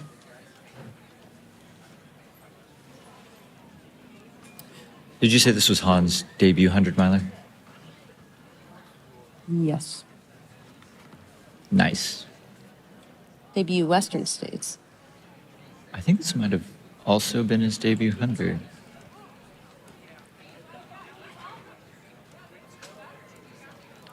Leah is Yes. furiously fact-checking me right now. Yes. He's got a few 100Ks to his name. Canyons endurance runs, Black Canyon, where he placed in top 10 at both of those races, Bandera 100K. That was Abby. We just had Abby Hall across No Hands Bridge, shooting it back to Hans Troyer's last mile here on the screen. This is our M8. Sneaking it in without a headlamp. Now we've got eyes on Abby Hall just after No Hands Bridge as she runs the final approach to the Roby Point climb. We got Skylar Hall back in the studio. Nice shirt. Sorry, I was trying to game out my pacing of one Jamil Curry, who is still meandering along the course. So you're going to be pacing Jamil Curry tonight? Allegedly. Where, what mile? Picking him up at Green Gate now. Originally, I was supposed to get him at Pointed Rocks, but he is not having the day that he was hoping for. Like many runners today, had some issues in the high country. So our famed media man who helped pull a lot of this live stream together and who has to, in 13 days from now, toe the line at Hard Rock is still working his way down here to Auburn. So when I leave here, I'm going to... Merely just a training run for Jamil for Hard Rock, right? All right, we're going to jump back to Hella over at Pointed Rocks. Hey guys, I got a little story for you here at Pointed Rock. So being here, you're motivated to do something with your life, whether that's to one day run the Western State 100 or be better in a certain way. And I met a little boy over here. His name is Samuel, 9 years old. I keep seeing him running back and forth, and then he's wearing one of my favorite shoes, which is the Hoka Mach 6. I'm plugging that right now for you guys. But he said to me that one day he's going to run Western State 100. Not only that he's going to run the race, he's going to win it. So I told him in about 10 to 15 years, I'll be much older. I'll come back here to see him make that dream a reality. And the thing about this is I'm taking it serious because the way he said it to me, I can see in his eyes. I'm sure he's inspired being around here, seeing incredible athletes do what they're doing. And one day we might see Samuel over here running the Western State 100. I just want to share that story with you guys, which I think is pretty cool, because we're not only inspiring each other, even the youth. That's the future. So that's pretty incredible. Back to you guys. I love that, Hella. Thanks so much for sharing that.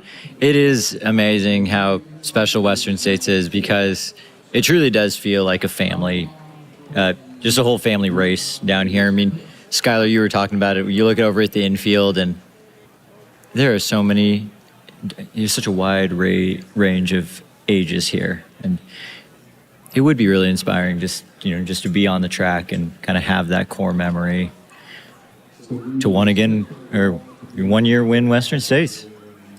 Yeah, one of the folks I was running down, I believe it was Dan Jones, there was a kid on a bike who was just riding alongside of us, just yelling, "You're crazy!" And just kept yelling that at Daniel Jones, which, I mean, for folks who run 100 miles, yeah, I think that's a fair statement. But also, this kid rode all the way onto the track. Even when I had the camera, I looked back, and this little kid's going to get decked by the crowd of folks on the backstretch. And to have that kid ride with us all the way down that last mile just goes to show that we really are inspiring the youth, and hopefully inspiring a lot of folks around the world right now. We got Hans Troyer on the screen as we've just eclipsed 9 p.m. local time, 16 hours into our 30-hour adventure here at the Western States Endurance Run.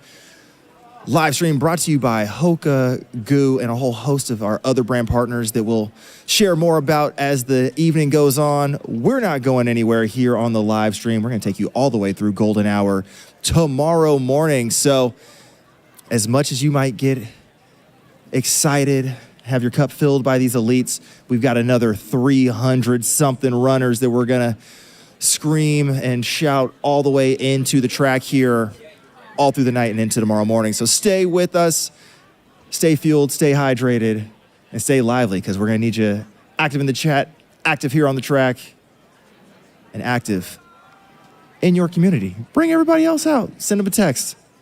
Make a viewing party happen. All right, we got Hans Troyer on the screen right now. He is getting very close to the Placer High track. This is his first appearance here at the Western States Endurance Run, and what a race he's had here today. First 100-mile. By the looks of Hans, I hope he will consider his second 100-miler here next year. And I was just going to ask you that question. As he earns his way back with a top 10 finish. I think anybody's first 100, first Western States, they've got to feel pretty satisfied with the top 10 at Western States. What a celebration. Hans seems like one of those athletes that is going to benefit hugely from having that full year, knowing that the spot is his if he chooses to come back to Western States for 2026. Absolutely. Hans is sponsored by Ultra, having a phenomenal year, wins at the Bandera 100K, second place at Black Canyon 100K, very fast time at the USATF 50-mile championships just last year. We are seconds from welcoming Hans Troyer onto the track here at Placer High, finishing over 16 hours here. We'll probably be close to about 16:06 by the time we see him under the finishing arch over here. Hans Troyer, we know we've got a lot of your fans in the chat today. Send him your love. What a journey it's been for him from Olympic Valley all the way here to Auburn.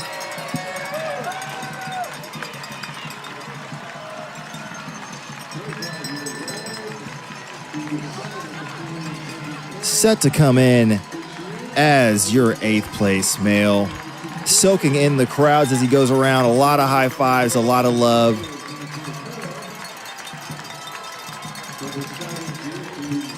All Western States finishes are special, but there really is something about that first Western States finish. It's hard to wrap your mind around just where you started this morning and then where you ended up. And how you got there.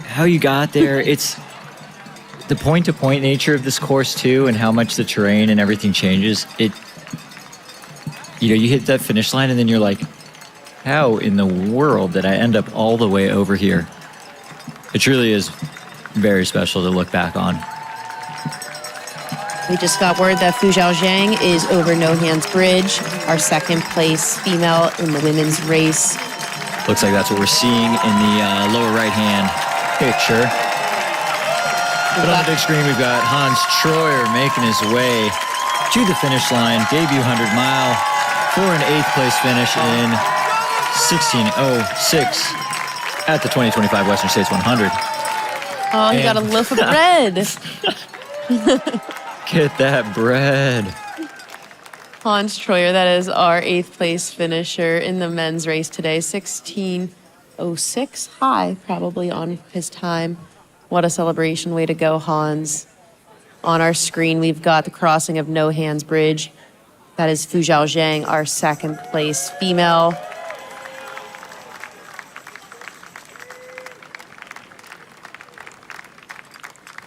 And the headlamps are officially on at the Western States 100.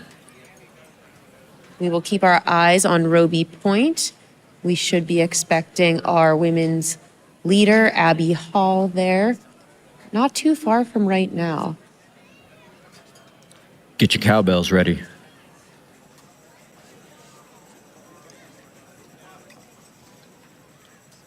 So we historically expect a split for our women's leaders between 40 and 45 minutes from Pointed Rocks to Roby Point. So I do expect that we will see Abby Hall there in about 15 minutes, 10, 15 minutes. So we will keep our eyes glued to the cameras up there. She is likely hard charging for the 16:30 barrier, which I think she can accomplish. And at this point, it does feel pretty safe to say that we are going to be awaiting Abby Hall as our female champion for the 2025 Western States 100. I think so. She had a 10-minute gap on Fuzhao Zhang at Pointed Rocks. That's 6 miles to the finish. I think Abby's got this one, and if she can hold it, this will be her best performance to date on the world stage. She has 2 podium finishes at CCC 100K, runner for Adidas Terex, and is just absolutely executing this race flawlessly today. And I'm so excited to get to celebrate her when she gets down here to the track. Yeah, I cannot wait for the post-race interview. I just want to hear about all the things that went right today. You know, a lot of times we hear about things that go wrong, but it seems like every single aid station, every single checkpoint, it just looked like things were going right with Abby. All right, I believe we've got Peter Frano on the track. Professional runner for Scarpa. This is our M9. Peter Frano, been moving his way up all day, just staying kind of consistent. Yeah, he was one of the few that was just ever so slightly off the lead men's pack going up the escarpment. And looked like some smart racing, you know, making his way through. He was another one of the runners that I got to see at the Cal 2 aid station, and that was right at the heat, like the peak heat of the day, and he looked like he was definitely starting to feel that heat, but Peter Frano is last year's CCC second place finisher, this year's Transvolcania champion. This is Peter Frano, your M9 professional athlete for Scarpa. Bring it in, 16:10, top 10 finish here at his debut Western States. Let's all give a round of applause for our M9. This is Peter Frano.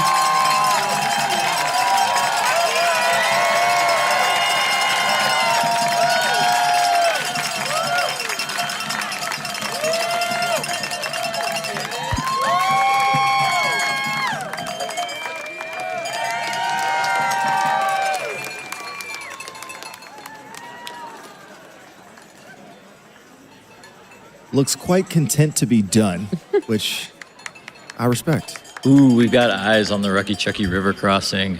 One of my favorite sights of this course when the sun goes down. It looks like some sort of zombie apocalypse setting with all the floodlights, and kudos to all the volunteers at the Western States 100.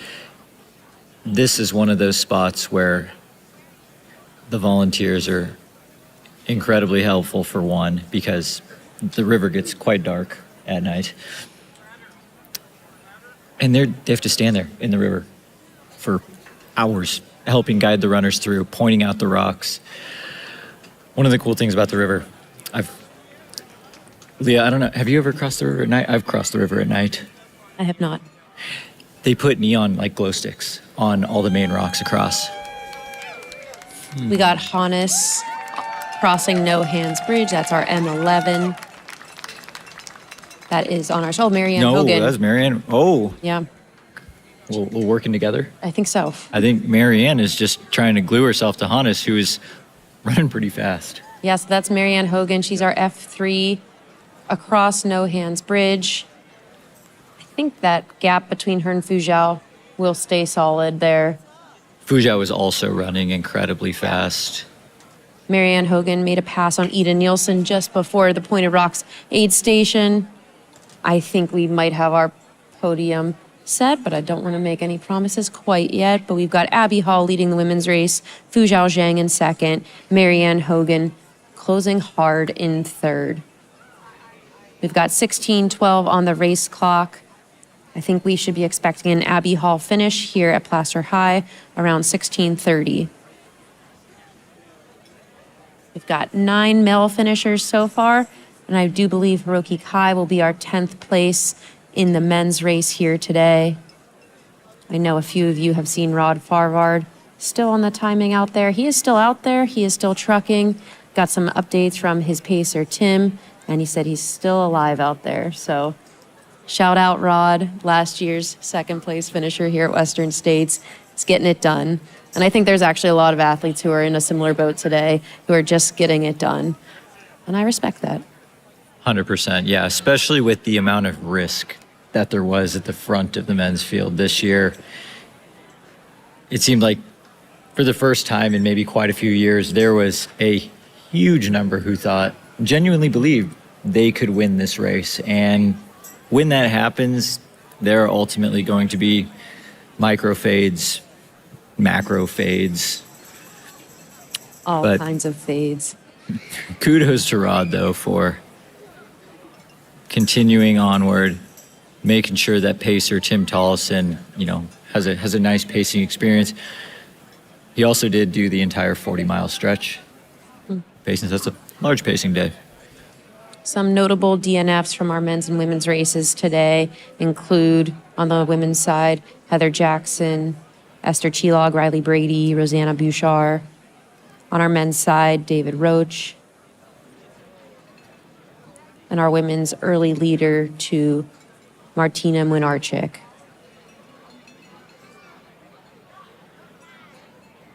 Shout out to all our finishers so far. We are awaiting our M10, Hiroki Kai, here on the track.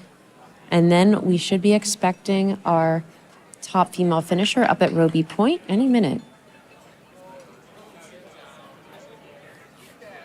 In our women's race outside the top 4, which we've been covering since they've been through Pointed Rocks, our 5th place is Hao Ha, our Vietnamese runner who earned her way into Western States through CCC.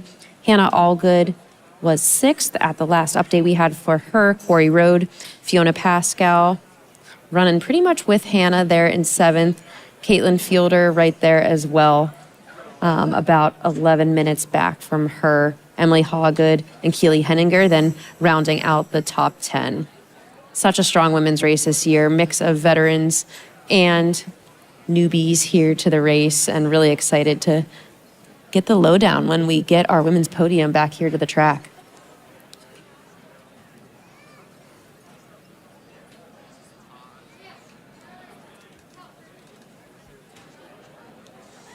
We do believe Abby is running 4th fastest time in race history at the moment. A breakthrough race for her, and I'm very excited to celebrate it with her here. This has been a very dynamic day of racing. Nothing was ever really for certain until very late into the race, which we don't really see that on both sides every year. I mean, Caleb was in the lead, but he was never obviously going to win with Chris Myers breathing down his neck. And Abby Hall has not been in the lead the entire day. Seems like she's had the win pretty well locked up for the last, handful of miles, but even, as late as the river, that wasn't for certain. Definitely. It's been dynamic, and I think it's really been anyone's game. Nobody can really falter out there. We just saw the hard-charging Marianne Hogan, who seemed to make a move on Ida Nielsen, probably when she saw a little bit of weakness in those late miles. It's really not over till it's over. Both Fu Zhao Zhang and Marianne are no strangers to the podium here at Western States. Fu Zhao with a second-place finish here last year. Marianne Hogan with a third-place finish here back in 2022. I'm very curious to see Marianne's improvement on her time here. We've got Hiroki Kai on the screen on Roby Point. He's looking good. Good stride. This is our M10, and I do not think this position is threatened. Hiroki Kai is going to enjoy this last mile down here to the track. Pretty safe spot. The coveted M10 position. The last men's runner who will get an invite back to the 2026 Western States 100.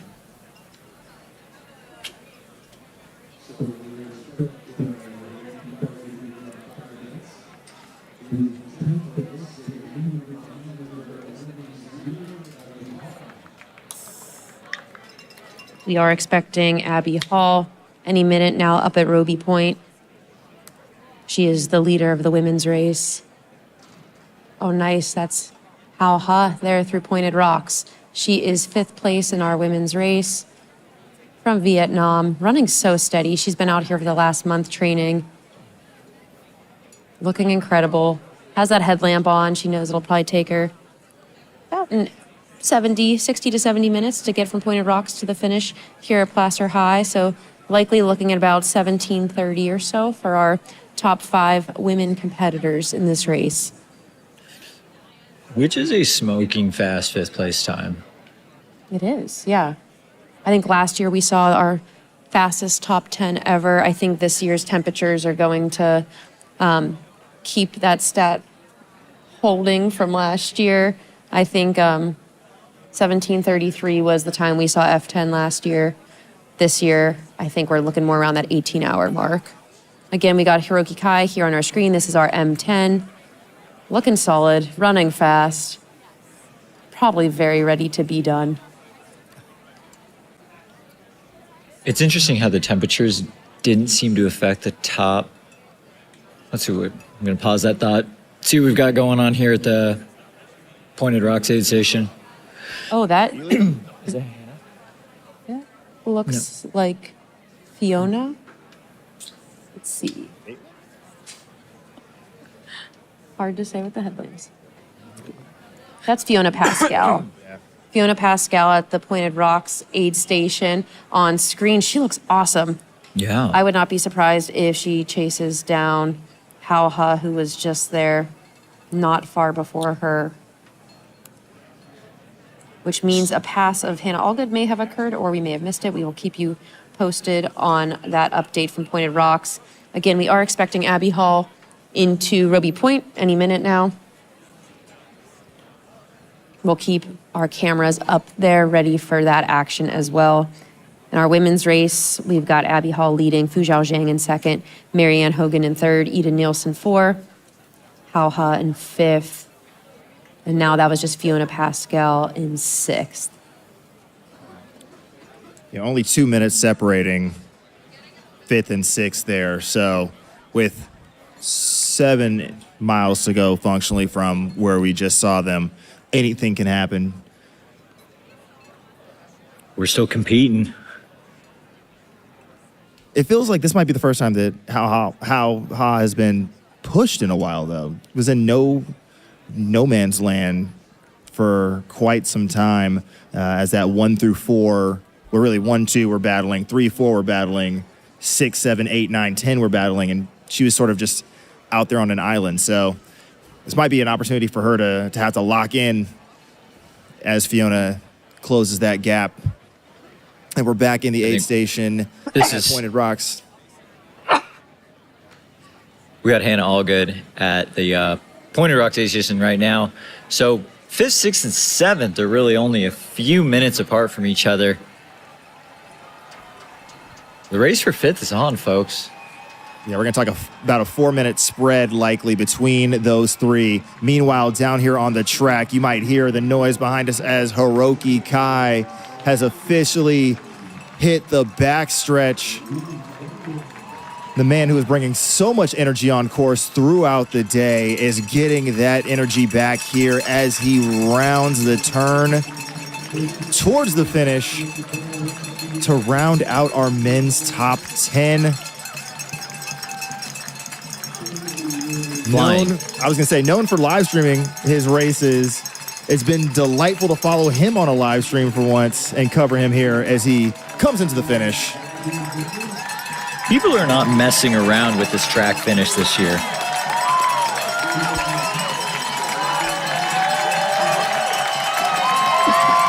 This is Hiroki Kai, our M10, 16:22.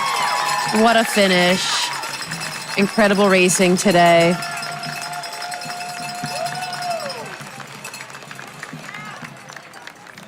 Yokata.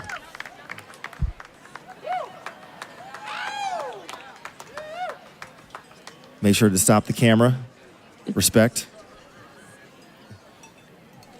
Rucky Kai has been on a tear in the U.S. this spring, running Lake Sonoma 50-mile, Canyons 100K, and now here at the Western States 100, wrapping up that M10 position with a return next year if he wants it.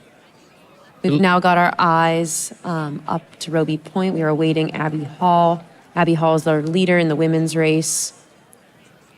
We think she should be targeting or close to the 16:30 barrier. Absolutely crushing it today. And we'll have close to a 5.5-hour improvement on her 2021 time here when she was 14th place, running 22:11. Abby Hall has had quite the journey to Western States, earning a golden ticket at Canyons 100K back in 2021. A finish here at Western States that same year. Has had 2 podium finishes at CCC. And I think this has got to be her breakthrough race to date. I wonder what a 5.5-hour course improvement feels like. Like, you're seeing the course completely differently just with the time of day you're on all the different sections. It's got to be entirely different. I think, do we have eyes on almost Abby on the left side of our screen? That's the top of Roby. It's like we've got a slightly unsteady camera on Abby. We will try to get you an image for following along at home. Get some eyes on Abby as she crests Roby Point.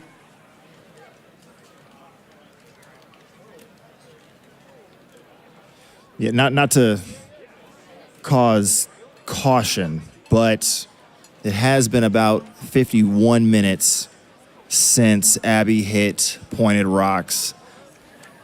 And historically, I'm the first woman I'm seeing who ran over 50 minutes from Quarry Road to Pointed Rocks to Roby. Is a 17:55 finisher.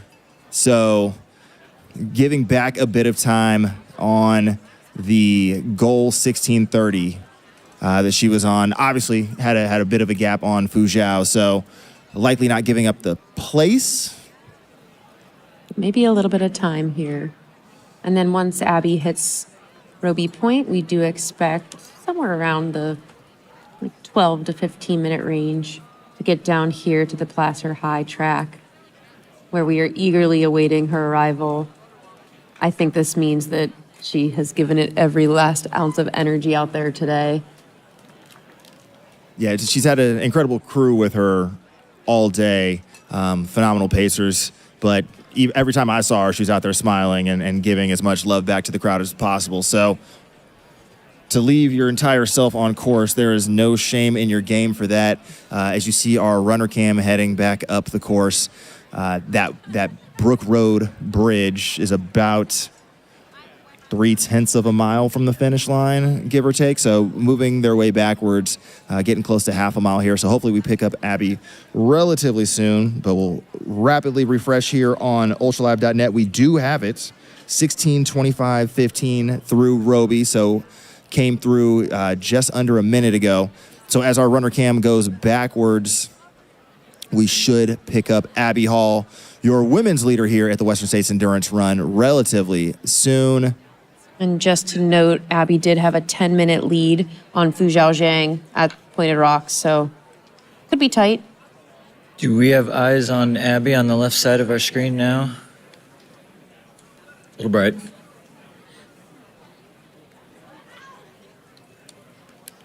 Yep.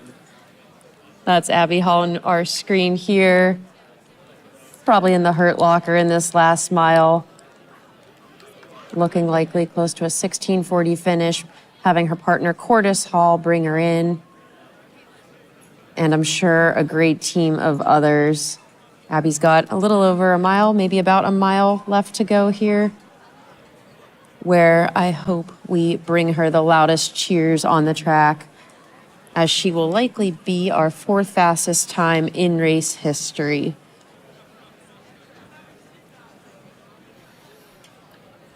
First win of the season for Abby Hall, huh? Yeah. Not bad. Not bad at all.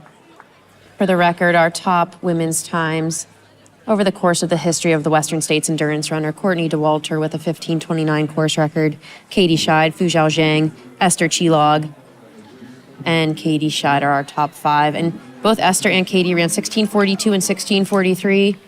I think Abby will likely be close to both of those times. So quite tight with that 16:40 barrier.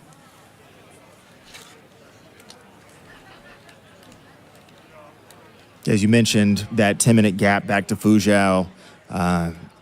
Abby splitting 7 to 9 minutes slower through that Pointed Rocks to Roby gap than the average runner who's in this pace range. If Fuzhou is running the normal speed, that gap can close very quickly. So Abby Hall currently leading, keeping her foot on the gas. You see her working, the arms are pumping. She knows that the job is not done until she crosses the finish line. She's getting every ounce that she can. Got Tabor in her ear, coaxing her along as she pushes towards the finish. Less than a mile to go here. Less than a mile at to the go Western States Endurance here. Run. I think I did see Abby just, crack a smile briefly, so Tabor must have told a good joke. And for reference, we do not have a second place female checked in at Roby Point yet. Abby checked in there 4 minutes ago. So our next female finisher that we should be keeping an eye on is for Fu Zhaojiang up there. So it's likely that Abby's got over a 4-minute gap on second place, if not more at this point. Abby's getting so close up there. Going by the iconic Roby Point block party. Looks like she's on the downward trending road now where she's picking up speed. That's got to feel good. Abby can do it all as a runner. She's fast. She can crush the mountains. She's shown that through the variety of races that she's done. She's had a podium finish at Trans Gran Canaria, podium finishes at CCC. Great golden ticket race performances this year at both Chianti and Black Canyon, and accepting a roll down golden ticket from her Black Canyon race this year. It is such a great story seeing Abby Hall with this redemption tour of Western States. This is a 5.5 hour improvement for her, which is just phenomenal. So if you're sitting down, I encourage you to get on your feet as Abby Hall is incoming in the next few minutes. She's on the downhill, and this will be likely the 4th fastest time in race history on the women's side. They are moving now. Yeah, she's cruising. Also, bringing another Cougar back to Flagstaff, because I think Abby's based out of Flagstaff part of the year, and Fountain Hills another part, so I think that counts. Abby made a great point in a pre-race interview where she said that in recent years, Flagstaff has reigned supreme when it comes to bringing the Cougar home. Everybody does a portion of their training in Flagstaff on the women's side, maybe aside from Courtney. Yep. So, with the exception of Courtney, all roads lead through Flagstaff for a Cougar on the women's side in recent years. Abby Hall is a crusher out here today, putting in the miles this block. And I think, Brett, you mentioned earlier that stacking those golden ticket races really helped prepare her for this race today. She's charging now. This is awesome.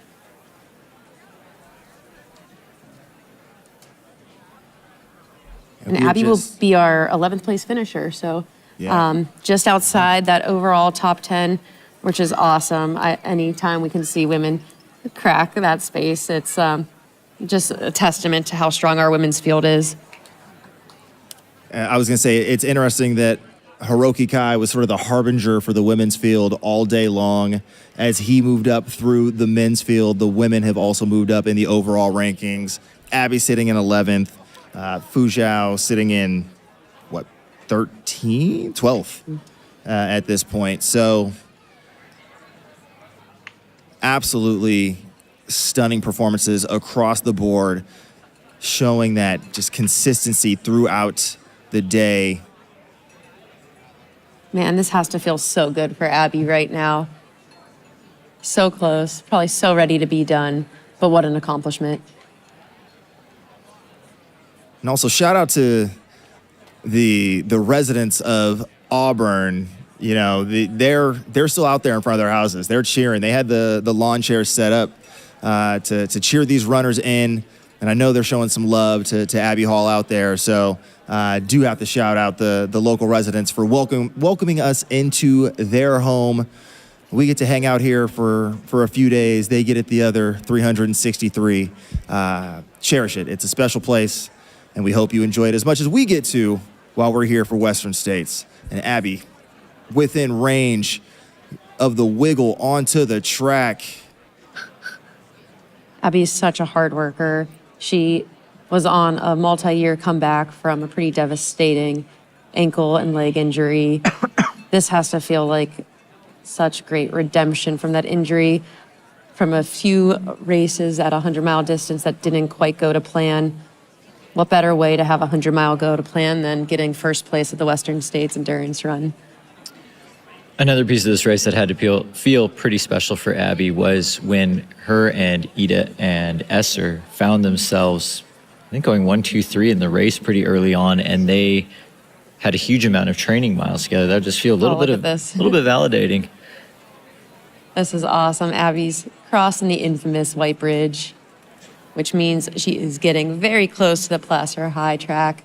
All eyes on Abby Hall here on the screen. She is our F1, 11th place overall, professional runner for Adidas Terex, bringing it home with her awesome crew, Cordis Hall, Tabor Hemming, among others, Coach Jason Coop. It definitely takes a village, and Abby is proof of that with the great crew she's surrounded herself by. Fu Zhao just split through Roby Point about a minute ago. So I'd say this a little over a kilometer behind. All right. Abby, everybody on the infield make their way to the track for Abby Hall, the women's winner of the 2025 Western States 100. Let's go, Abby Hall. Here she comes. We hear the cheers. We see some incoming lights. Abby is absolutely crushing it. She is your F1. Perfectly executed race from start to finish. Charged hard all day long, smiling all day. Abby deserves this so much. So excited to welcome her here to the Placer High track. So incredible. This is Abby Hall. An over 5-hour improvement from her previous Western States finish. Abby's going to run the 4th fastest time in Western States history, just behind Courtney Dauwalter, Katie Scheid, and Fuzhao Zhang. Abby Hall is on the Placer High track, everyone, and she is sprinting. Let's go, Abby. Soak it all in. Enjoy every moment with your crew, and also try to drop them. This is Abby Hall, ladies and gentlemen, Adidas Terex athlete, professional in every sense of the word, celebrating her second finish here at the Western States 100. And what better way to celebrate it than with a first place finish? We'll keep our eyes on the clock. Rounding the final turn, entering the straightaway. 100 meters to go. Let's go, Abby. You've got so many people cheering for you. Fourth fastest time in Western States history.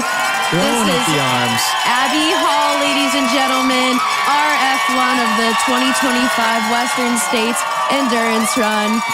16:37, 15. This is your champion, everyone. Abby Hall, way to go. Fourth fastest time in Western States history for Abby. What a joy. Big hugs from her partner, Cordis Hall. Abby, soak in every moment of this. You're female champion, everyone.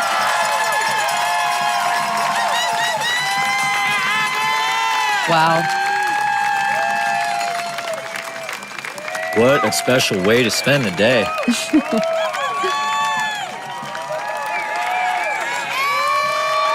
Not many people can call themselves a Western States champion. Abby Hall now can. Congratulations, Abby. What a day.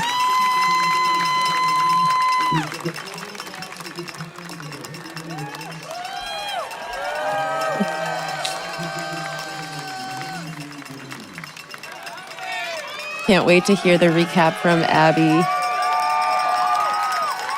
The finish line tape has now turned into a sash as Abby has just earned her PhD in Western States. We just had Marianne Hogan check into Roby Point. Looks like we've got a 4-minute gap from second place Fu Zhao Zhang and third place Marianne Hogan at Roby Point. So we will be welcoming both of them here in the next 10 or so minutes. Very tight podium spread. Until then, let's give it up for female champion Abby Hall, everyone.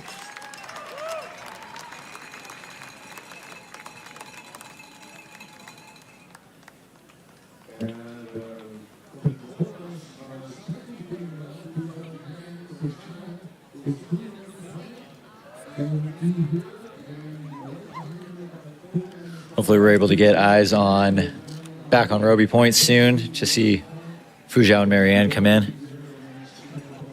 Abby Hall has had quite the year, running 2 golden ticket races, Black Canyon and Chianti. Her spot rolled down to her after MK Sullivan had a pregnancy deferral from Black Canyon, which was such a fun celebration for the two of them after sharing most of that day together. So very much here for the women's race, very much here for Abby Hall's amazing 4th fastest time in Western States history. Absolutely incredible, Abby.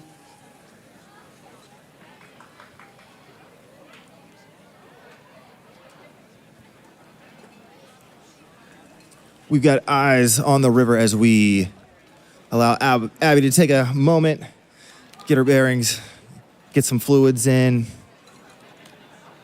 And the plan is to have a little finish line interview. Meanwhile, we will continue to track all of our runners here as they approach the finish line. If you're looking for a specific runner out there, family, friend, neighbor, whomever, should have the link pinned there in the chat, ultralive.net. You can search by specific bib number or name and follow your favorite runners as they continue their journey on down from Palisades Tahoe to the track here at Placer High in Auburn, California. You see the vibes at the track, still high. F1 in, F2 in range, F3 just a few minutes behind her. Whole podium in Auburn at the same time. Bananas. Absolutely bananas. Speaking of bananas, shout out to Goo, our nutrition sponsor, for having edible set props. Rainbow chews are very nice. I hope I was allowed to do that. We are awaiting It's all right. our Magda's right there. We can ask her. we are awaiting our second and third place finishers here on the Placer High track. That will be Fuzhao Zhang and Marianne Hogan. They were separated by 4 minutes up at Roby Point. Both of them are prior podium finishers here at Western States. Marianne is looking at close to over an 1 hour improvement on her 2022 time, where she ran 18:05 in her debut 100 here. Marianne, interestingly, was also third place in 2022, and she sits in that third place position today. And Correct. Fuzhao was also second place here last year. Again, we've got Abby Hall, our female champion, here on the screen, getting congratulations from our Western States live stream crew here, running the 4th fastest time in Western States history. Excited to see this podium come together and reconstruct their days as we reconstruct some shelving behind us here in the studio. Yep. Skylar touched the last chew, and then the other side of our set fell over. On the other half of the set, so we're clear. It's like an earthquake type effect. I'm not sure what happened there. So we did have Fuzhao Zhang 9 minutes ago at Roby Point. Usually it takes about 12 or so minutes for them to make their way down here. So we should be expecting our women's second place finisher here on the Placer High track in the next few minutes. So if you're around on the infield, maybe start getting to your feet and making some noise as we welcome the rest of our women's podium here on the track in Auburn. Meanwhile, it looks like we're getting set up for Abby's finish line interview with Corinne and Debo. Always a special moment, not only to get a recap of the day, but to really celebrate the accomplishment that is. So we'll throw it to them momentarily as we continue to keep eyes up the road from the track into the neighborhood, looking for Fuzhao Zhang to come in as F2 here. We are just going to miss being the fastest podium in history, which I do think was last year's podium, with Esther Chilog rounding it out in 16:42. So we just eclipsed that time, but I think it's probably easy to say this may be our second fastest podium in women's race history here at Western States. We will confirm that once our podium gets here on the track, but what an incredible day for women's running. Men's running, the race was awesome too. But Abby Hall, we're celebrating her at the moment, and we will bring an interview to you guys momentarily, but I'm sure we might wait for the next finishers first. Yeah, it seems like F2 and F3 are potentially right around the corner, so might have the opportunity to get all three right there at the finish at the same time, which will be pretty special.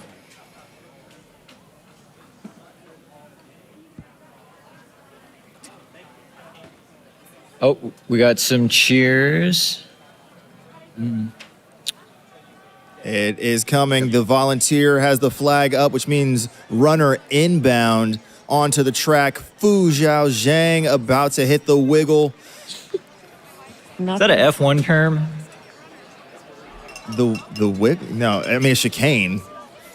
It's a Skylar term. It's a Skylar term. Listen, I like it. That's all I was getting What can I say? All Have a right, kid, you we've become a fan got of the our wiggles. eyes on Fuzhao Zhang. This is Fuzhao's second consecutive second place finish here at the Western States 100.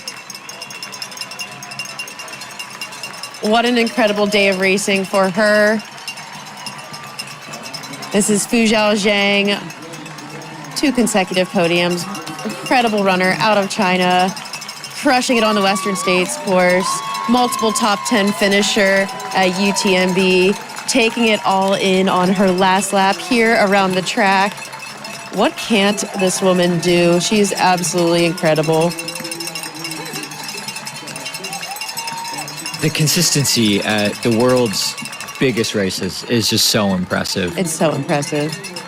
Fujao ran 16:20 last year here for one of the fastest times in race history. Again, following that up with another incredible time.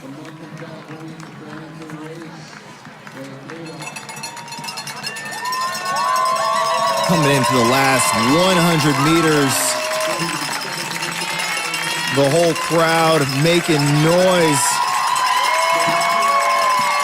This is Fujao Zhang, sponsored by Hoka, making her way in for the second consecutive second place finish here at the Western States Endurance Run.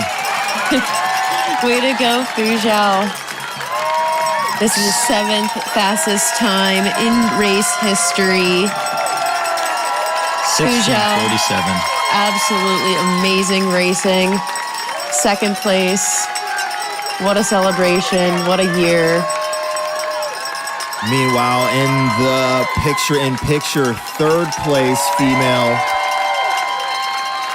Marianne Hogan just made the turn from Brook Road on down. And so we've got about 0.3 of a mile to the finish for her as well, which will round out our top 3 on the women's podium. So everybody in the stadium resting their hands momentarily before they start bringing all of that hype in yet again.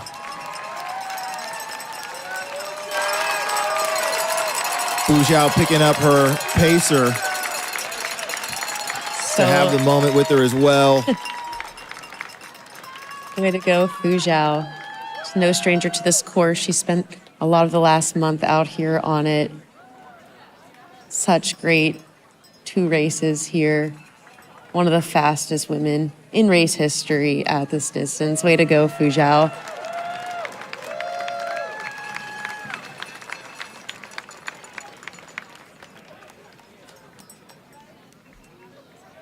All right, we should have Marianne Hogan, our 3rd place finisher, incoming very soon. This will also be Marianne's 2nd 3rd place finish here at Western States.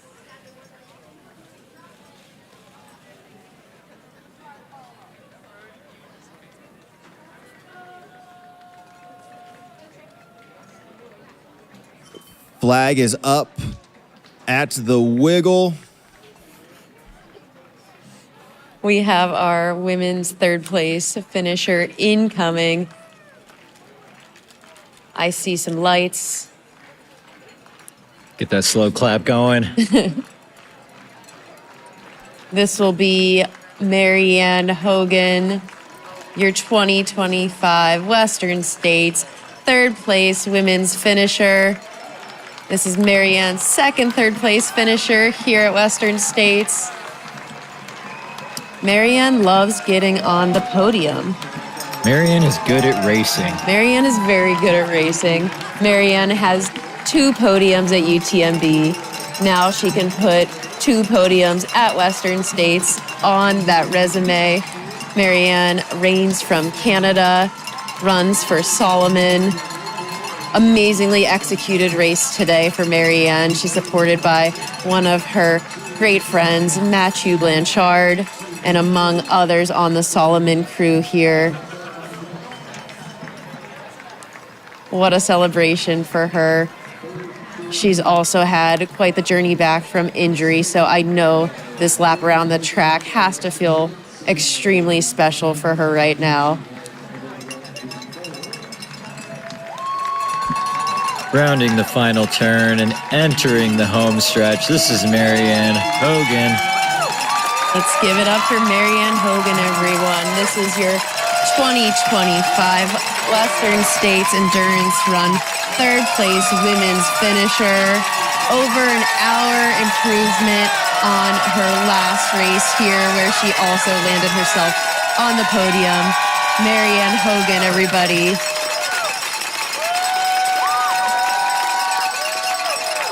Also sneaking in under the 17-hour mark.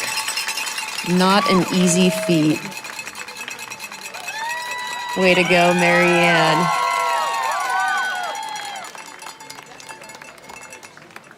So that completes our women's podium. That's Abby Hall, our women's champion, Fu Zhao Zhang in second place, Marianne Hogan in third. What an amazing day for racing for these women.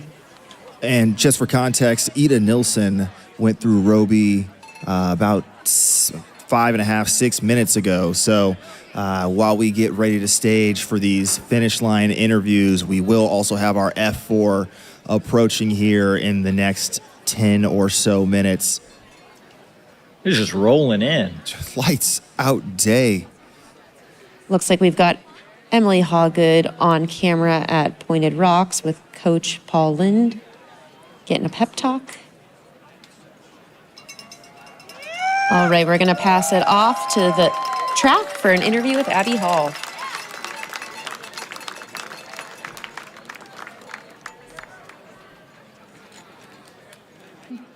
Check. Good evening and welcome back to the finish line of the 2025 Western States 100. We are joined by women's champion Abby Hall here. Fourth fastest time in Western States history. Abby Hall, the easiest and most profound question. What does it feel like to be a Western States champion? It is absolutely surreal. I mean, it was not that long ago that I was here in 2021 running like 22 or 23 hours or whatever it was. And I don't know, those failures along the way played a big role today to getting here. I was talking with someone before you were finishing, and we said, man, Abby wasn't supposed to be here, i.e., you didn't get a golden ticket at Black Canyon. You didn't get a golden ticket at Chianti. All of a sudden, MK Sullivan gives you a call and says, hey, I'm pregnant and my ticket's rolling to you. It felt like serendipity or kismet, and I think it's, in a way, I think it was Katie Asmuth who said this, that you were meant to be here even if you initially weren't supposed to be here. I wonder what it means to have gotten that opportunity to do what you just did. A quote I kept repeating to myself and thinking of this whole week was something like, what's for you will find you. And I really have felt like I was meant to be here. I pushed through 2 hard golden ticket events, and I just feel so fortunate the way that it worked out with the ticket roll down. Yeah, it's really surreal. I also want to clarify that what I was saying earlier is relative to what my goals were at the event in the past. I'm not saying 22 hours is. It's hard no matter what. Just clear that up. Yeah, no, we had an accidental 7-hour PR today. Just a 7-hour PR at Western States. No big deal. Corinne and I were talking about how you finally raced to your potential at 100 miles here today. It sort of turned around. I mean, when we were sitting in the broadcast booth, it was like, okay, Abby Hall, Ida Nilsson, or it was Abby Hall behind Martina Milnarczyk at the front of the race. And then all of a sudden, Abby Hall comes into Michigan Bluff alone, and then it's an 11-minute gap. So it went from you being a few minutes back in second to all of a sudden you're like way off the front alone. Bring us into that moment. Yeah, I mean, I really felt like the whole day it was this kind of, it felt like a pull. Like I was supposed to be here and that it was going to find its way to work out. So there were definitely some blows along the way, but it was so good to share some miles with Ida, who I did a lot of training with in this block leading up to this. And yeah, just kept unfolding and I kept pushing and just taking it one section at a time. And yeah. So I had a conversation with Cordes a couple weeks ago, and it was after you had done a 37-mile training run, and then he joined you for like a 20-mile training run the next day, and it was a back and forth where he said, yeah, I think Abby's gonna win Western States. And I was kind of like, yeah, I think she's going to too. And so I'm wondering, we had that confidence, and I'm wondering, you know, we heard a little bit about your mantra, but was that thought going through your head as you led over the escarpment this morning? Yeah, the pillow talk last night before lights out, Cordes really calmly just goes, I think you can win tomorrow. And I was like, really? And that just means, I mean, in the, like... 70 minutes? the amount that he sees go into all of this and the training and the prep, it really means a lot coming from him. And I don't think he would say it if he didn't mean it. Like, I think he clarified, like, I wouldn't have said this to you before UTMB last year, which for the context there, I was coming back from a big injury and had a rough UTMB. I've had, some rough hundreds, so this officially dispels the I don't know, belief that I'm not good at hundreds, and big confidence boost. We sort of shared that story with the audience throughout the broadcast here today, how you were sort of flying high at the top of the sport and then came crashing down with a really serious injury that's taken a long time to come back from. Speak to the people out there who are struggling themselves. Give them a little hope that you can still return literally to the top of the sport, even when you are at rock bottom. I mean, you have to keep the dream alive through thick and thin, through the dark times, through the moments where no one's watching. That is the stuff that makes the days like this. I really believe that with my whole heart. So to anyone out there who is going through their own version of that, I mean, I see you, I relate in my own way, and keep going, keep seeing it through, keep hoping and believing, and keep your love for, if we're talking in the context of sport, keep your love for the sport at the forefront, and that will never lead you astray. Your Western States women's champion, Abby Hall. Yes!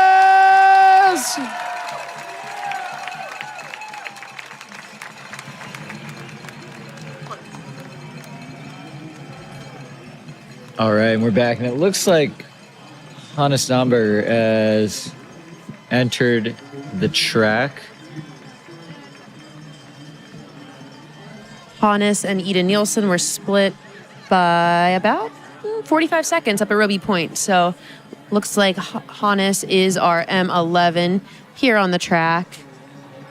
Hannes is a multiple winner of the Lavaredo 100K, multiple top 10 finishes at UTMB. This is our M11 runner for Dynafit. This is Hannes Namberger.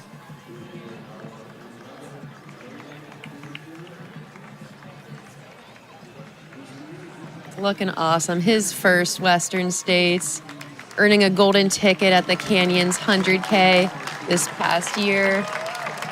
First few races here on U.S. soil, and he's going to break that 17-hour barrier.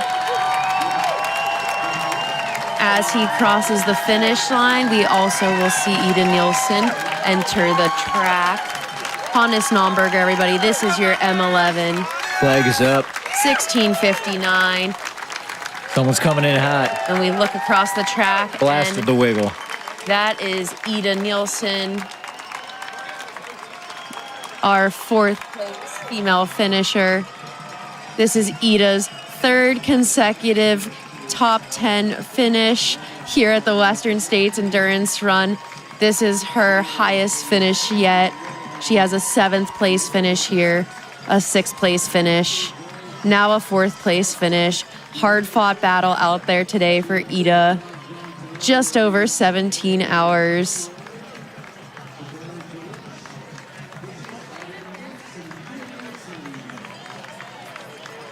Ida Nielsen holds the Masters record here at Western States.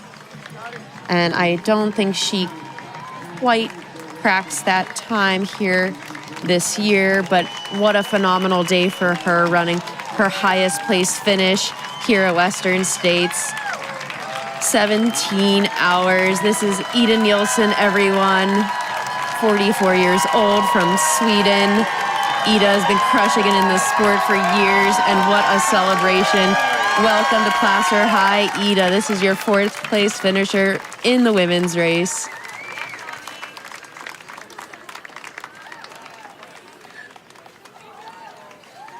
Looking like she left it all out there. Let's give Ida Nielsen a round of applause.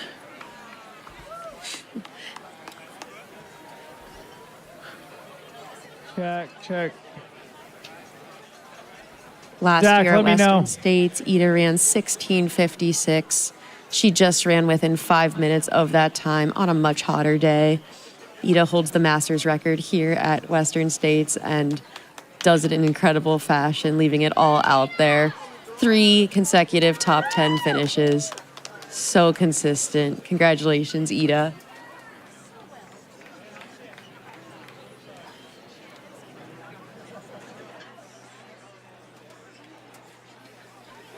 Okay, we are back at the finish line here with back-to-back second place finisher from China, Fu Zhao Zhang. Unbelievable finish. Don't quote me on this, I'm losing track of numbers, but I believe Fu Zhao has now the 3rd fastest time ever in Western States history from last year, and I believe this is now the 7th fastest time ever in Western States history. So 2 of the top 10 fastest times in Western States history for Fu Zhao. First of all, how does it feel to go back-to-back second place? I feel very happy. Even I low than last year, but today I chased each other all the time. So I'm very happy I can second place again. And I have a big team from China and Asia and American, like Michael. I live in Michael's house before I moved to Olympic Arena. So thanks for Michael and my coach, my coach Jason Coop. Thank you, inspire me all the time. And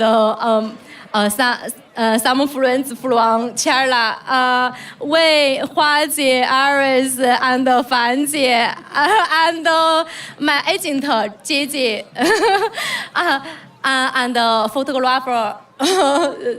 I just lead a training, and they make they help me or not all the time.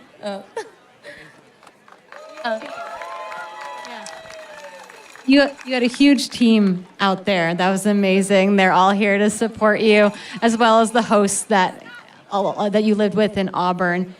I was talking to your coach today while you were racing. Jason and I were messaging, and we were watching you climb and climb and climb. And he sent me a message, and it said, "Did you see that?" And it's when you moved to second place. And I just wonder how it felt to know all day that you were going to keep climbing all the way to the finish line and moving up. Sorry, 我没注意听。Yeah. Effect. No. Actually, today I did very hard because the weather is harder than last year.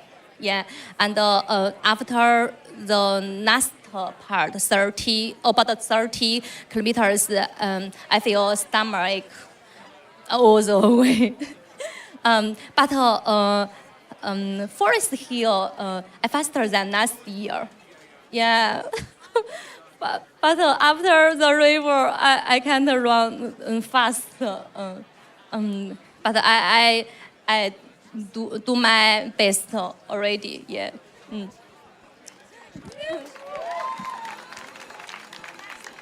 So maybe speaking more generally about the women's race, you were only 10 minutes behind Abby Hall, who won here today, only 3 minutes ahead of Marianne Hogan, who we'll talk to. Obviously, Eden Nilsson was in the mix. What was it like to be in the women's pack today?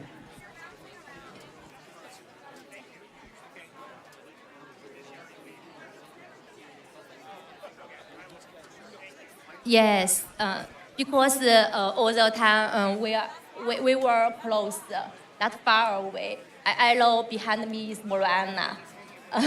Because when we training before the race, a lot of time, I know her is very strong, and her UTMB finish time faster than me about 2 hours. So amazing. I faster than Mariana. Yeah.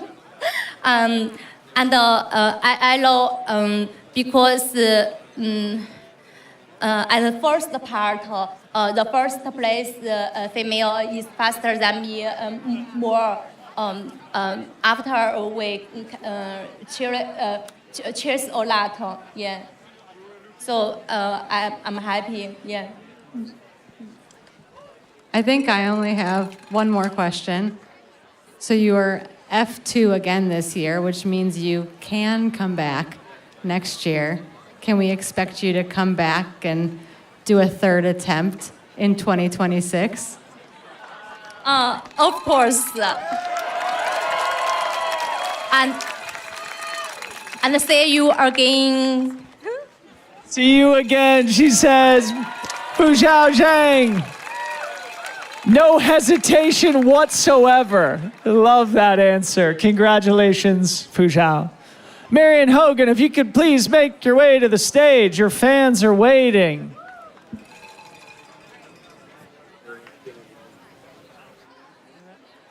The studio here. We will keep you company until Dylan and Corinne get Marianne Hogan on the track for her third place interview. I'm Leah Yingling, and I am joined by Skylar Hall. Just rapidly refreshing here on ultralive.net. If you're looking to follow the rest of this women's top 10 race or any runner on track, make sure you hit that link. Should be pinned up there in the chat. Ultralive.net, you can find all the 300-plus runners still out there on course, making their way down here towards the track, just like we have here with Dan Green. Man, impressive year for Dan Green. Just finishing and course recording the Cocodona 250. How many weeks ago? That was the first week of May, so what, 7-8 weeks ago?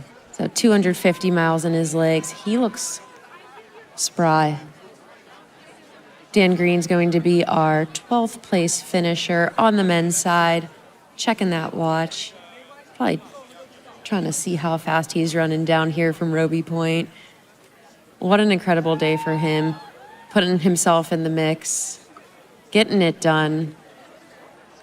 Getting that recon for a future visit here in Auburn. Dan Green missed a golden ticket by 1 spot at the Javelina 100 in October, then got drawn off the wait list for this race just a few weeks ago after completing Cocodona 250 and making a name for himself. Very recent add to the Solomon roster, and Dan's got quite the crew out with him there today. Rain's from West Virginia, and I know he's got a whole contingent back in his home state that are extremely proud of him. There's something to be said about, having to be crewed for the better part of 2.5, 3 days, that when you get to an event that's only going to take you 17 hours, that crew's already pretty dialed. So served him well throughout the day. Started off just long warm-up for him and just moved his way up the field. Very consistent grinder. And you see him here running very well here at the end. No surprise. This is, I'm not going to say it's a cakewalk for him at this point. He's worked hard all day, but, compared to what he did last month, this has must to feel feel a little short. refreshing. Must feel short. Dan Green getting it done. RM12 getting close to the Placer High track here.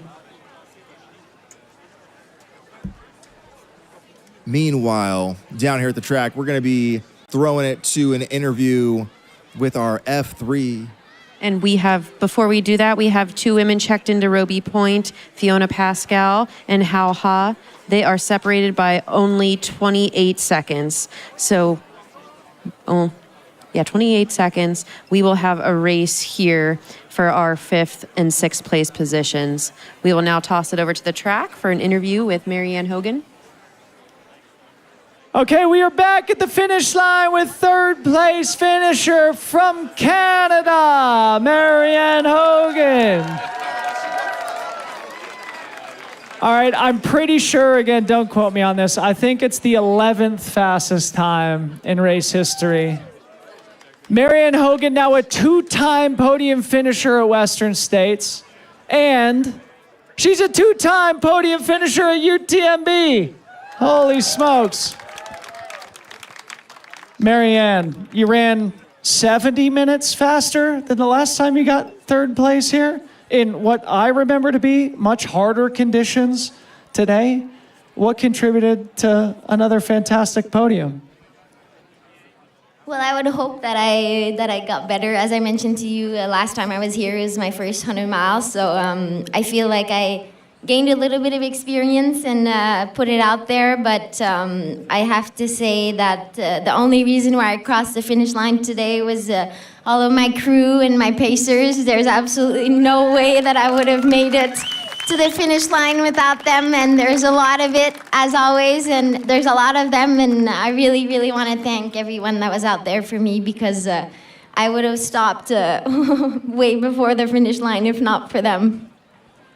The crew and the people, the team behind the team is super important. You mentioned before we started your interview that Western States normally has a lot of like freebie miles, and that today you did not get any freebie miles from start to finish. Tell us a little bit about what that means and, you know, kind of what you had to fight through to stay in it the whole time.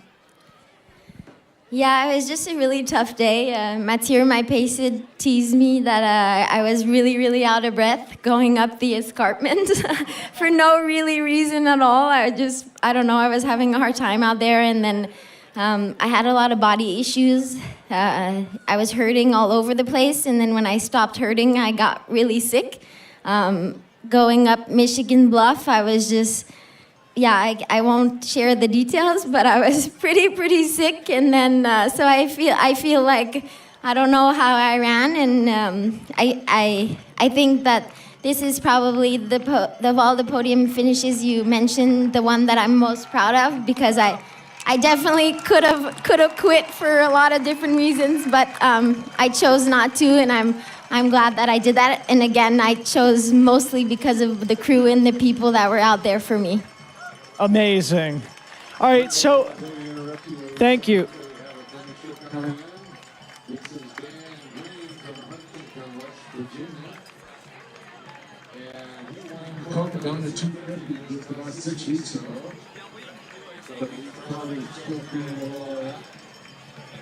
This is Dan Green coming around the track. He's our M12. Dan Green out of Huntington, West Virginia, our Cocodona 250 course record holder, sprinting his last lap here at his debut Western States. Ladies and gentlemen, this is Dan Green, your M12 from Huntington, West Virginia, making all the West Virginians so proud. Way to go, Dan, and he is not done running. Where's he going? He's got to run back up. Make it at 200. He's got 150 miles left to go. And Dylan will pass Get it back that boy to you. Coors Light. Okay, we're back with Marianne here. One thing. Zach, are we good? One thing I would love to hear about, for example, when you were leaving Michigan Bluff, it was a bit of a pack. We had Abby Hall, Ida Nilsson, and then it was some combination of, I think it was Fuzhou, you, Hannah, and we were getting texts, and they were like, hey, top 5 looks good, except Marianne looks a little banged up. But you're sort of saying this is like, I think one of the things we're all wondering is like how you rally 45 miles to go in the top 5. Maybe you were the wink link at some point, but here you are at the track with a second podium performance. How'd you fight the demons? I think I was the weak link all day, honestly. I'm not surprised that's what people said. I must have not looked good. I don't know. I feel like I'm able to quote unquote do well for Western because there's a lot of downhill, and I'm probably really annoying to race because I just keep yo-yoing, like I get passed on the uphill and I just go as fast as I can on the downhill. It's probably not the best strategy, but it works for me when I'm not feeling too well. I guess, it was a 3-year hiatus before we got to have you back here again. It's probably not fair to ask you about coming back this next year, but I mean, we've got to move up a podium step or two. Do we think the third time's might be the charm? I told my pacer I apologize for my performance today, and I said let's come back next year while he was facing me. So I'll definitely be back. Yeah. All right, no hesitation from both Fu Zhao and Marianne Hogan. Of course, we take that as a written contract, and our expectation is that as soon as Craig Thornley sends you that registration in December, you'll be locked in. Final question for you, Marianne. I think your good buddy, Mathieu Blanchard, where is he? Anyway, he's running the Hard Rock 100 in about 13 days. Are you returning the favor or what? I gotta say that I'm tempted to go do UTMB as well, and I was told that the number one thing I shouldn't do is go recover at altitude. So I apologize for Mathieu, but I will be following from a distance, and I hope that he will forgive me and that I can return the favor in another way. But I was here for his Western States in 2023, I guess, so. Okay, well, a third podium position at UTMB. I guess we'll see in about 8 weeks. Put your hands together for third place finisher Marianne Hogan.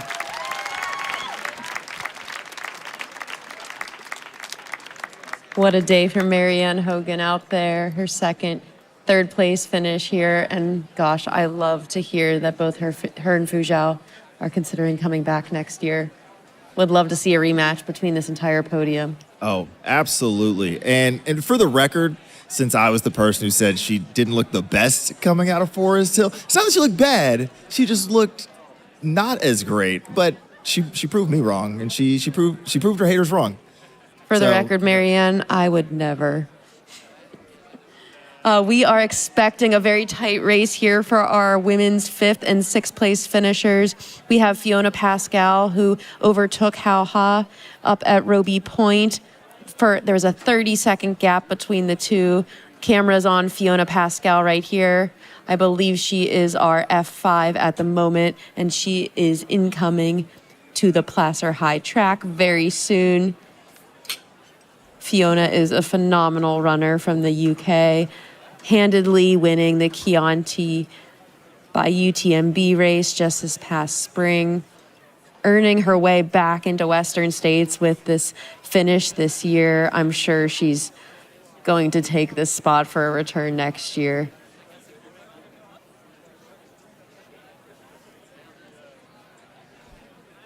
Again, this is Fiona Pascal. She's sponsored by Solomon. Will be incoming on the track here soon.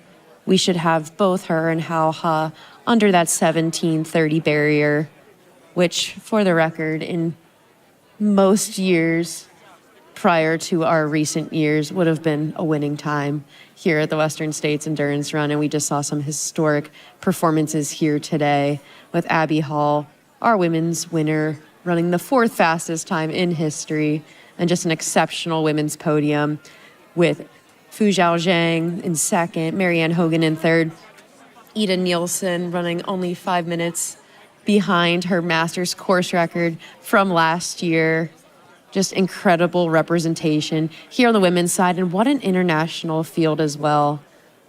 Got Marianne from Canada, Fu Zhao from China, Ida from Sweden, Fiona from the UK, Hao Ha from Vietnam.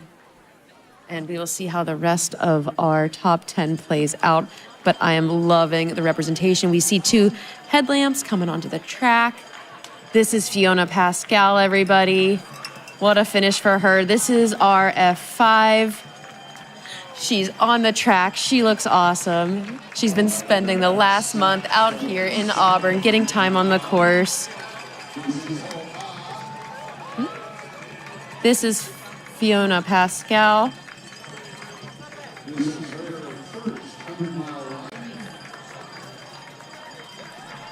Another person who moved up very well throughout the day. Consistent, smooth, Stride looking very similar to how it looked hours ago. And as she swings around to the home stretch. This is Fiona Pascal, everybody, from the UK.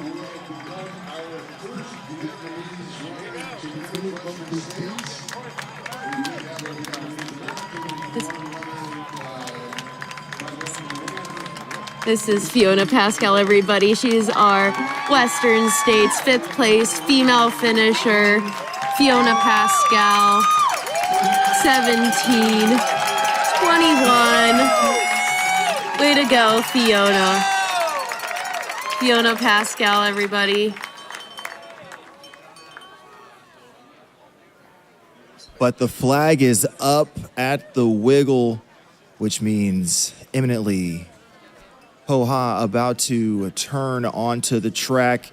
At Roby Point, her and Fiona were separated by just under 30 seconds.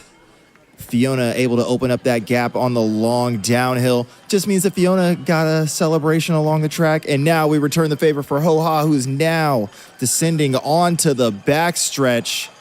F6, the first runner from Vietnam to finish the Western States endurance run in its long and very successful history. The fourth international athlete to make it here to the finish on the women's race, and a memory that not just her, but a nation will remember for quite some time. Ho-Ha taking it all in here. What an incredible runner. Multiple top 10 finishes at CCC. She is absolutely crushing it out here today, just steady and consistent. Her first Western States. I hope this entire top 10 returns next year because they've really put on a show today in tough conditions with temperatures getting close to 100 degrees Fahrenheit. This is Ho-Ha, everybody, from Vietnam. Look at this finish. She is absolutely amazing. She is your 6th place female finisher at this year's Western States 100. 17:23.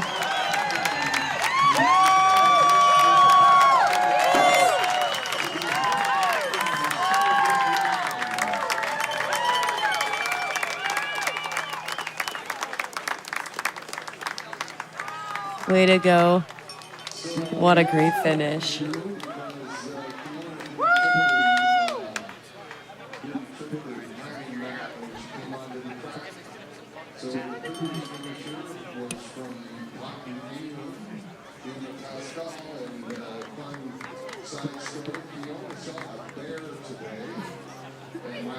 So we now have 6 finishers.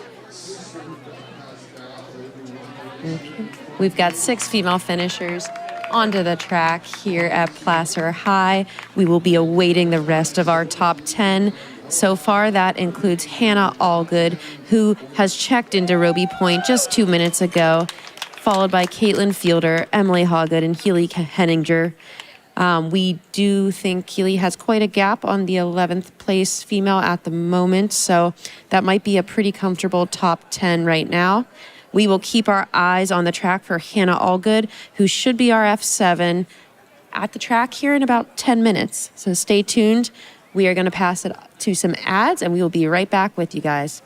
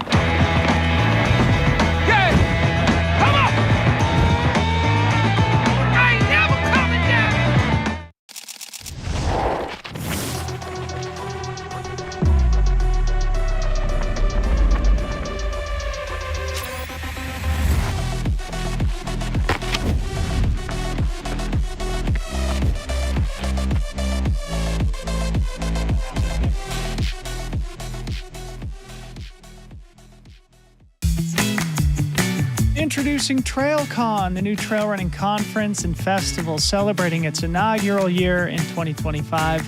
A 2-day gathering of the trail running industry and community hosted in beautiful Palisades, Tahoe in the days before Western States.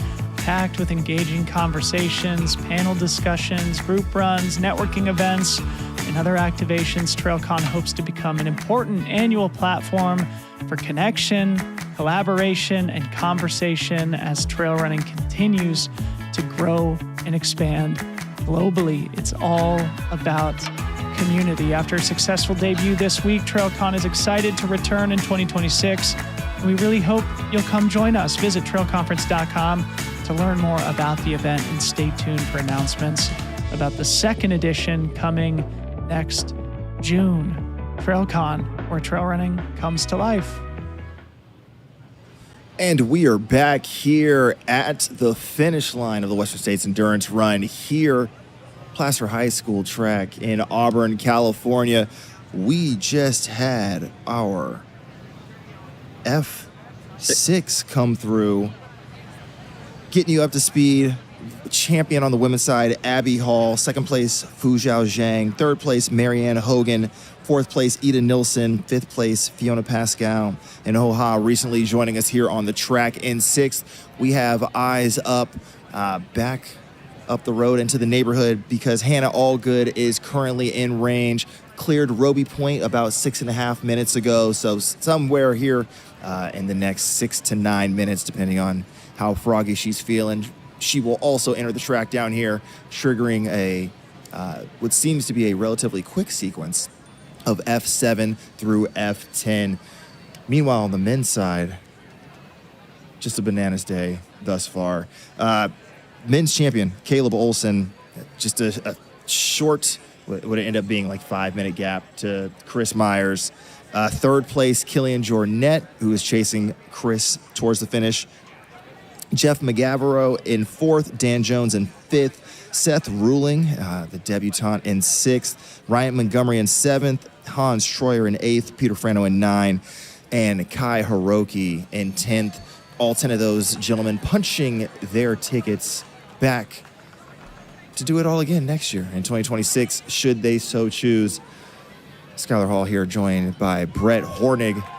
Brett, vibe check. Where are we at right now? Dude, I think the vibes are still pretty high. You know, sun just went down, still partying on the infield. We're waiting for Hannah Allgood to make her way down off Roby Point. One thing I've been noticing that was really cool about the women's field in particular, and kind of also just like the globalization of this race, is how international this top 10 has been. Maybe out of the top six different nations represented? Like China, I mean, Marianne's French Canadian, Sweden, England, Vietnam. Great representation. So definitely bringing the best that the world has to offer down here to Northern California, making the journey from Palisades, Tahoe to Auburn, California, in the Placer High track here. Got a train behind us who also wants to celebrate. The train of women we're about to have approaching the track, F7 through F10, all should be joining us here shortly, led along the way by Hannah Allgood. Leah Yingling also back in the booth with us. Leah, this is sort of your bread and butter spot, where now that you're safely within the top 10, but it's like still battling some of the competitors out there. As someone who's performed well in this exact position, what do you think is going through their minds out there right now? I think there's two trains of thought, and unfortunately, I have the second one often. The first train of thought is every position matters, and you're fighting and you're working against anybody, any competitor up ahead of you, just to get a little higher into the top 10. But the other train of thought is, I'm pretty comfortable in the top 10. I'll get an invite back. So sometimes you get a little complacent. So I think depending on how you're really feeling in that moment, you can go one of two ways. I think somebody like Hannah Allgood, who we should expect next on the track, is a fighter and is somebody that will pick off every. In Auburn. We're going to be rocking with you all night and into tomorrow. So if you're tracking your friends, families, loved ones, random internet friends, make sure you stick with us here on the live stream. We got Scott Traer and Callie Vinson coming in a little bit to carry y'all into the wee hours of the morning. And you can also follow along the data dots as they move down the course on that ultralive.net link in the chat. I think we've got Hannah Allgood making her way. Slow clap. To the track. I see some headlamps incoming. Oh, the flagger is getting in position. Flag is up. Runner is near. Hannah Allgood can hear the slow clap crescendo as she enters the track. This is Hannah Allgood, your 2025 Western States Endurance Run F7. She looks awesome. This is her second 100-mile finish, her debut at the Western States 100. Hannah Allgood is from Colorado Springs. She trains and races for Adidas Terex. Hannah was crewed today by her partner Gil, her friends Rachel and Logan Lemke, among others on the Terex crew. Hannah's been in the mix all day long, getting some words of advice from her good bud Ryan Thrower out there on the track right now. Embrace this lap, Hannah. This is special. You only get your first Western States one time, and you are absolutely crushing it in the top 10. This is your F7, everyone. Hannah Allgood.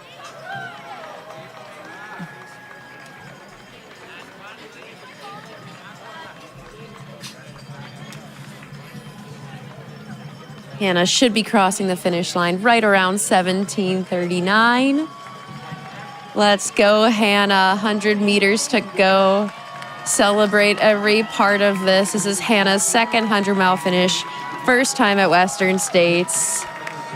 Hannah will receive a welcome back to the Western States 100 next year with a top 10 position.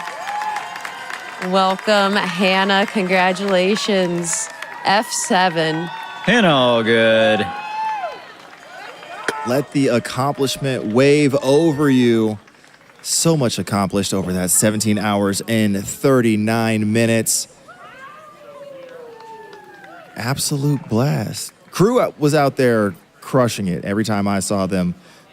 Very tight with the transitions in aid stations, keeping her moving, keeping her feeling good. That is her default disposition, but for her to still be vibing all the way down to the finish over the course of that 100 miles is no small feat. You got Debo showing love to Hannah, free trail buddies.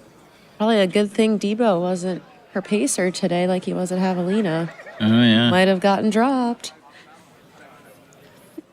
Selfishly, I would love to see Hannah come race Western States again. I think so, too. This was an amazing second 100-mile for Hannah. So fast. Great Western States debut.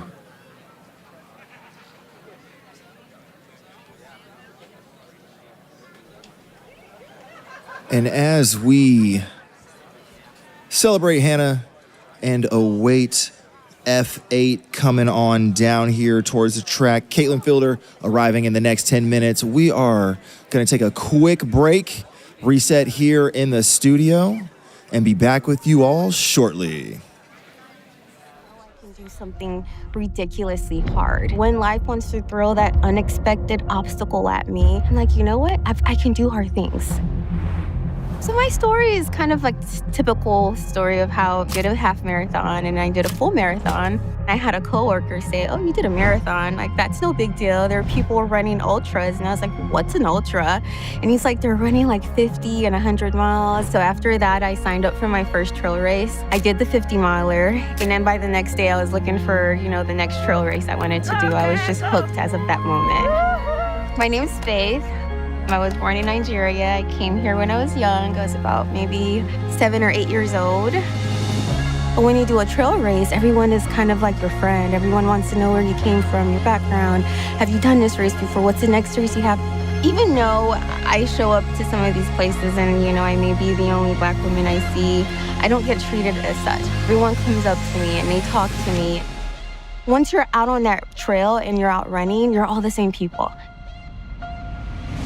Running is my one constant. And a lot of things in life you don't have a lot of control over. But with running, I get to wake up, I get to do it. It's my best friend at times. It's where it's my therapy. I know as much as I put into my running, it gives back to me. As I've gotten older, I've kind of realized about life, it keeps getting hard. It keeps throwing like different obstacles at you and you have no choice but to overcome them.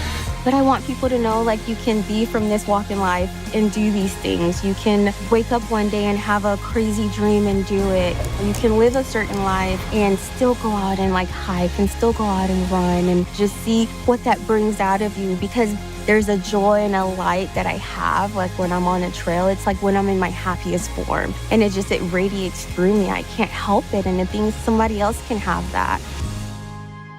I'm just going to drink this now. Hello and welcome back to the studio. We've got 2 new friends with us here, Skylar. Well, new to us, old to the stream, because you guys have been holding it down since the very beginning this morning. Debo and Corinne, y'all, a good friend of yours, I mean, everybody's a good friend of your guys', but a very good friend of yours, just finishing here F7. And I saw you guys down there embracing just visceral reaction to your mate, Hannah Allgood, coming through. Too tough for own good, I feel like. I'm having this weird sensation where I keep hearing my voice back, and now it is because I'm now back in studio with the reverb here at the track. But yeah, of course, Hannah Allgood, the coach, bringing home another huge, amazing 7th place, I think it was. Yeah. So, Gonna have that F7 bid for next year. yeah, that's what I said. I said, no, you can come back next year. She said, no, we'll see. People change their minds. She needs a couple days. Yeah. Next week, she'll say, yeah. It's a little too early to make plans. But what a day. Holy smokes. Start to finish. Weird, bizarre, fast, and slow at the same time. Caleb, Chris, Killian, Abby, Fuzhou. That Marianne. men's race made no sense whatsoever. Totally. That's exactly how I feel like I'm reeling right now. Yeah. For how fast it went out early, over the escarpment, the pack dynamics, we actually, I feel for the first time, really saw some tactical racing live on the broadcast. We've heard about it after the fact in the interviews, but hearing and witnessing Chris got that gap. Oh, Caleb is bridging. Now they're kind of working together. Oh, they're making a move, and getting to see that here in the broadcast was absolutely ridiculous. The thing I was thinking about is that both moves happened at Michigan Bluff, it felt like today. Caleb was finally able to get a small gap on Chris. And then in the women's race, Martina was out front, and then all of a sudden Abby came through. 11 and instead minutes of being up. 3 or 4 minutes back, all of a sudden Abby's got an 11-minute lead out at the front. And she never gave it up. Both of them, Michigan Bluff was the crux. Yeah, I think Chris and Caleb both said that push up to Devil's Thumb was kind of their moment to separate from the rest of the men. And then all of a sudden, I think Chris said, yeah, I stopped to go pee. And Caleb was gone. I never saw him ever again. Yeah. And I think it's moves like that, too, that sometimes you wonder, will they stick? And you get nervous that they won't. But Totally. I think today we saw several of those actually stick. Well, I mean, let's be clear, they almost didn't stick. I mean, Caleb ran 14:11, which is just stupefying. Chris, whatever it was, 14:16. But then Killian ran 14:19. If the race was 2 miles longer, 3 miles longer, If the race really is a might have mile caught both of them. longer. Oh, looks like we. So, I mean, that's the thing is you have to go at some point. You're going to fade at some point if you go. And luckily, they both calculated it right so that they stayed slightly ahead of the best that ever did it. But Killian still ran 14:19 for 3rd place. Yeah, it's all about dosing out the Who's effort. Caitlin? Somebody dosing out the effort right here on the track. Caitlin Fielder, our Western States 100-mile debutante. Danny Moreno, her teammate, on her shoulder there in that bucket hat, ready to cheer her into the home stretch. What a day she had. What a day. First 100 mile.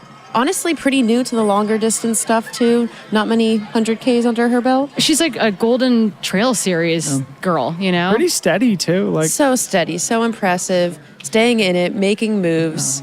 8th place here in quite a fast time. Under 18 hours. I'd have to double check, but I feel like she was like in 15th at Robinson Flat. And then all of a sudden she kind of moved up and then kind of maybe settled back a little bit into this spot. I love this. I do feel like Caitlin said this wasn't her perfect build to this race, so I'd be terrified to see Caitlin with a perfect build to this race. Yeah.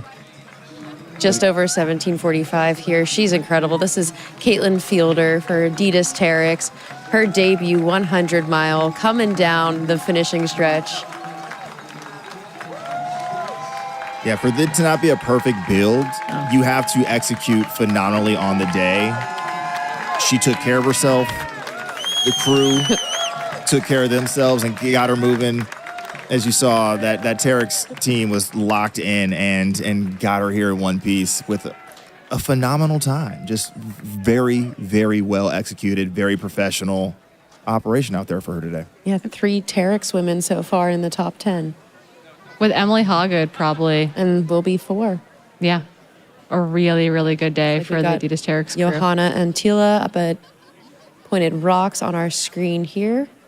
She is sitting just outside the top 10 in 12th place.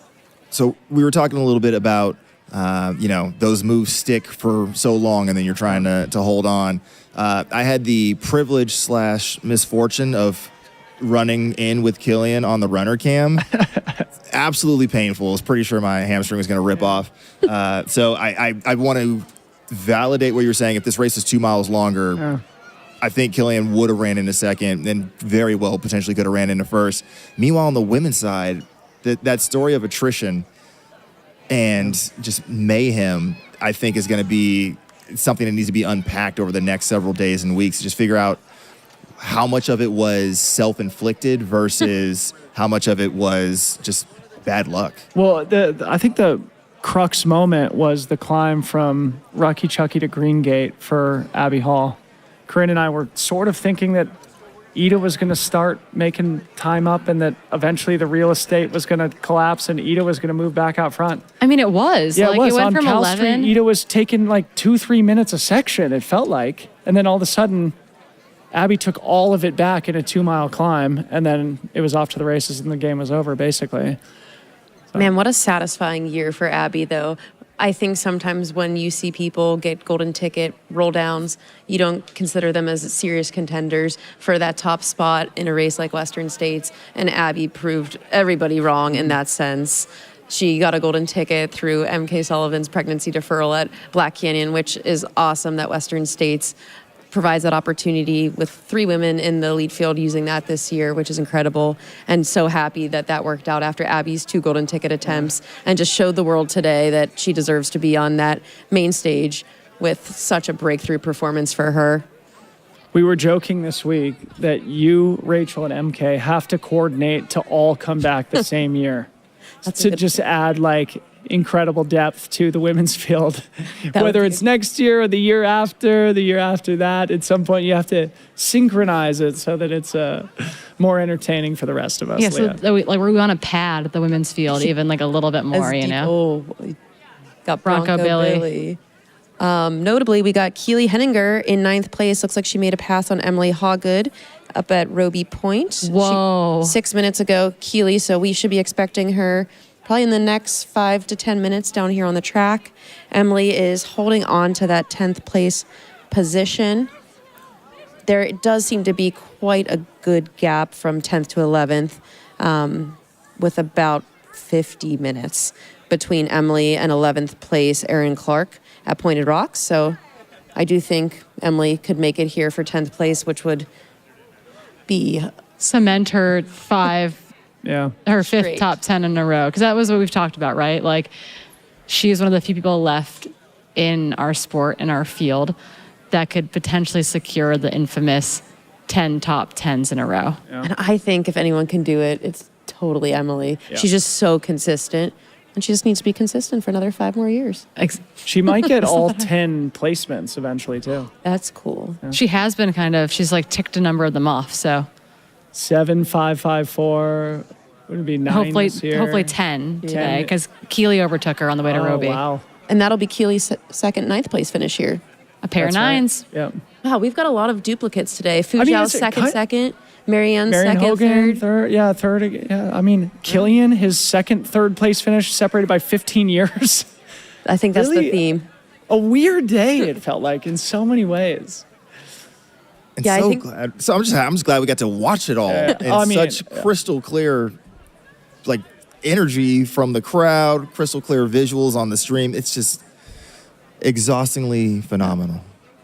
I don't know. I think the thing that Corinne and I were sort of talking about, at least I was thinking throughout the day, is Caleb and Chris, both 29, both very much moving into the primes of their careers, and this being the springboard from being known within North America to being like, holy smokes, these guys are freaking good. Running 14:11 and 14:15 or 14:16, whatever it was for first and second here today.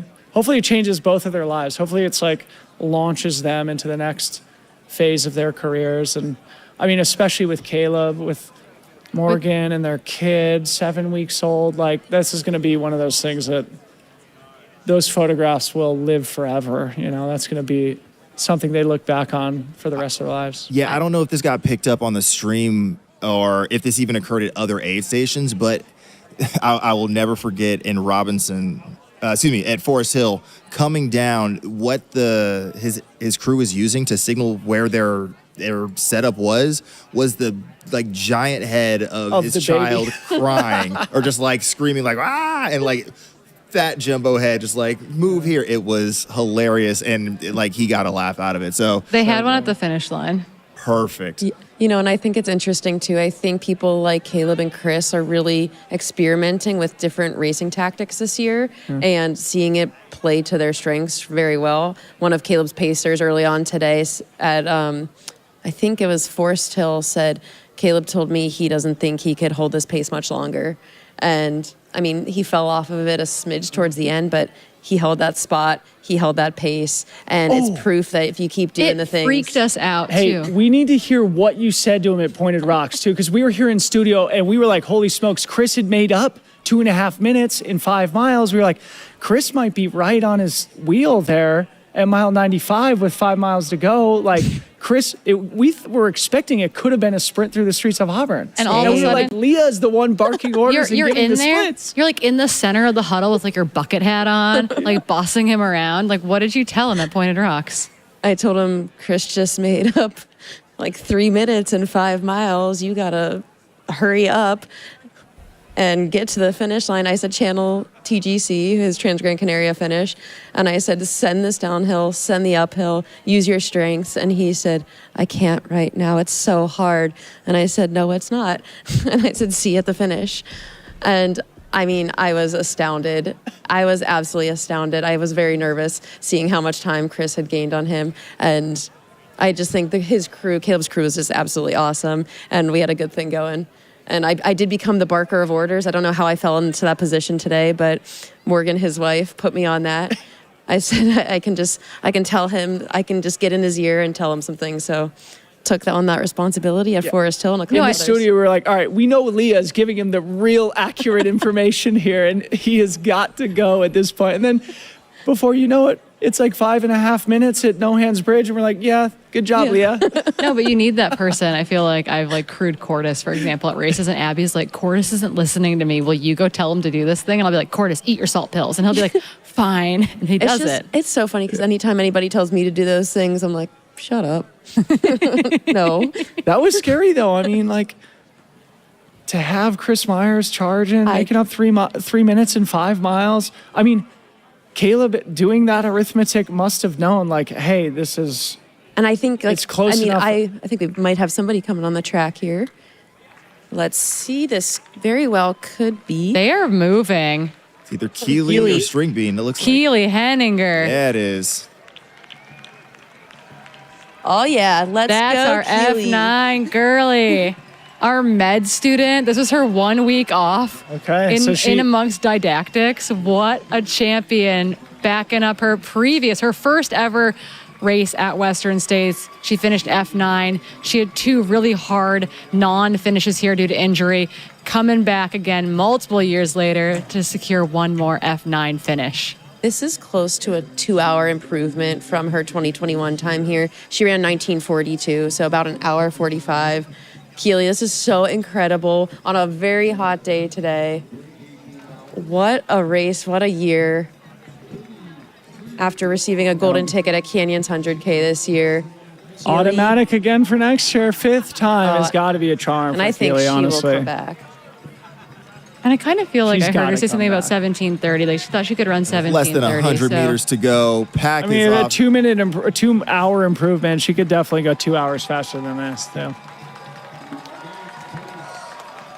This is Keely Henninger, everybody, running 17:57. This is F9, her second F9 here at Western States. Way to go, Keely. Kept all of her shoulders intact. Also, I just want to point out, that's a super sick New Trail Society rabbit collab that she's wearing. That shirt? Yeah. That's awesome. That's a good shirt. Yeah. I think she's in the shorts, too. What a race, Keely. We had to make her a race kit.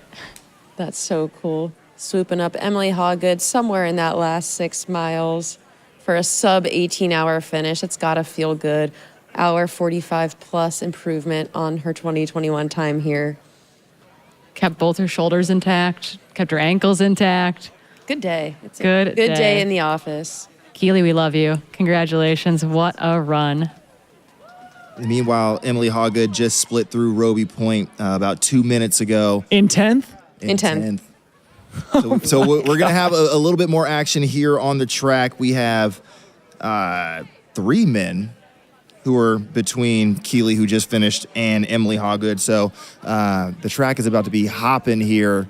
4 finishers in the next 15 minutes or less. So hope the folks here who've been bringing energy all afternoon, that slow clap, all these hoops and hollers, get ready because you're going to have a lot of things to knock out here momentarily. Speaking of knocking out of here momentarily, Debo, Corinne, we appreciate you all. Yeah. Just holding it down for what has now been nearly 18 hours. Final thoughts on, they're not the final thoughts. You're going to have many thoughts as the days go on. But for today, final thoughts on what you've witnessed. I mean, just what a week. It was an insane, amazing, incredible week. This is our 5th year doing the live broadcast together. Corinne and I pulling that first shift now for 5 years. Every year it gets a little bit better. Every year it's different, too. You know, we've been lucky to see a few course records today and a near miss, but, I mean, a nail biter all the way to the finish. I mean, we're standing up in studio panicking for the last couple miles of the race. Every year is the best here at Western States. It's a privilege to be able to do this, and yeah, another amazing one. Yeah, and we get to hang out with the two of you as well. I feel like throughout that entire process, some of our very favorite, our very critical field correspondents and Leah and Skylar, you guys keep us in line and skills in are fresh. check. You crushed it today, bro. Skylar, you guys smashed it. You guys need to see the videos I got of Skylar at Robinson Flat today. Was he just like writing notes? Yes. Stop. Dude, I mean, it's amazing. You're made for it. You're like, succinct, to the point, high energy. You get the info delivered, and then you're back out there doing, the hard work of, compressing that information and then shooting it back into the broadcast. It's beautiful. You did an amazing job. It was really fun to work together. Yeah, absolutely. No, I mean, the feeling's mutual. Well, at least for working with you guys, I can't big up my own ego like that. But I appreciate the compliments. Joe. But it's for you guys and help you tell the story. And it's for the folks at home so that we have a more nuanced conversation about what's happening. It's not just following dots on a map. It's understanding how we got to this point and where the sport is going from here. So hopefully we got some new fans out of it, some folks who are more in the know, and some folks who got the stoke today. You did do a great job, though, buddy. Thank you. Great job. Yeah. All right. Get out of here because we got another finisher coming in. Debo. Love you guys. Peace out. Oh, I'm staying through Emily, and then I'll You wanna hang? Cool.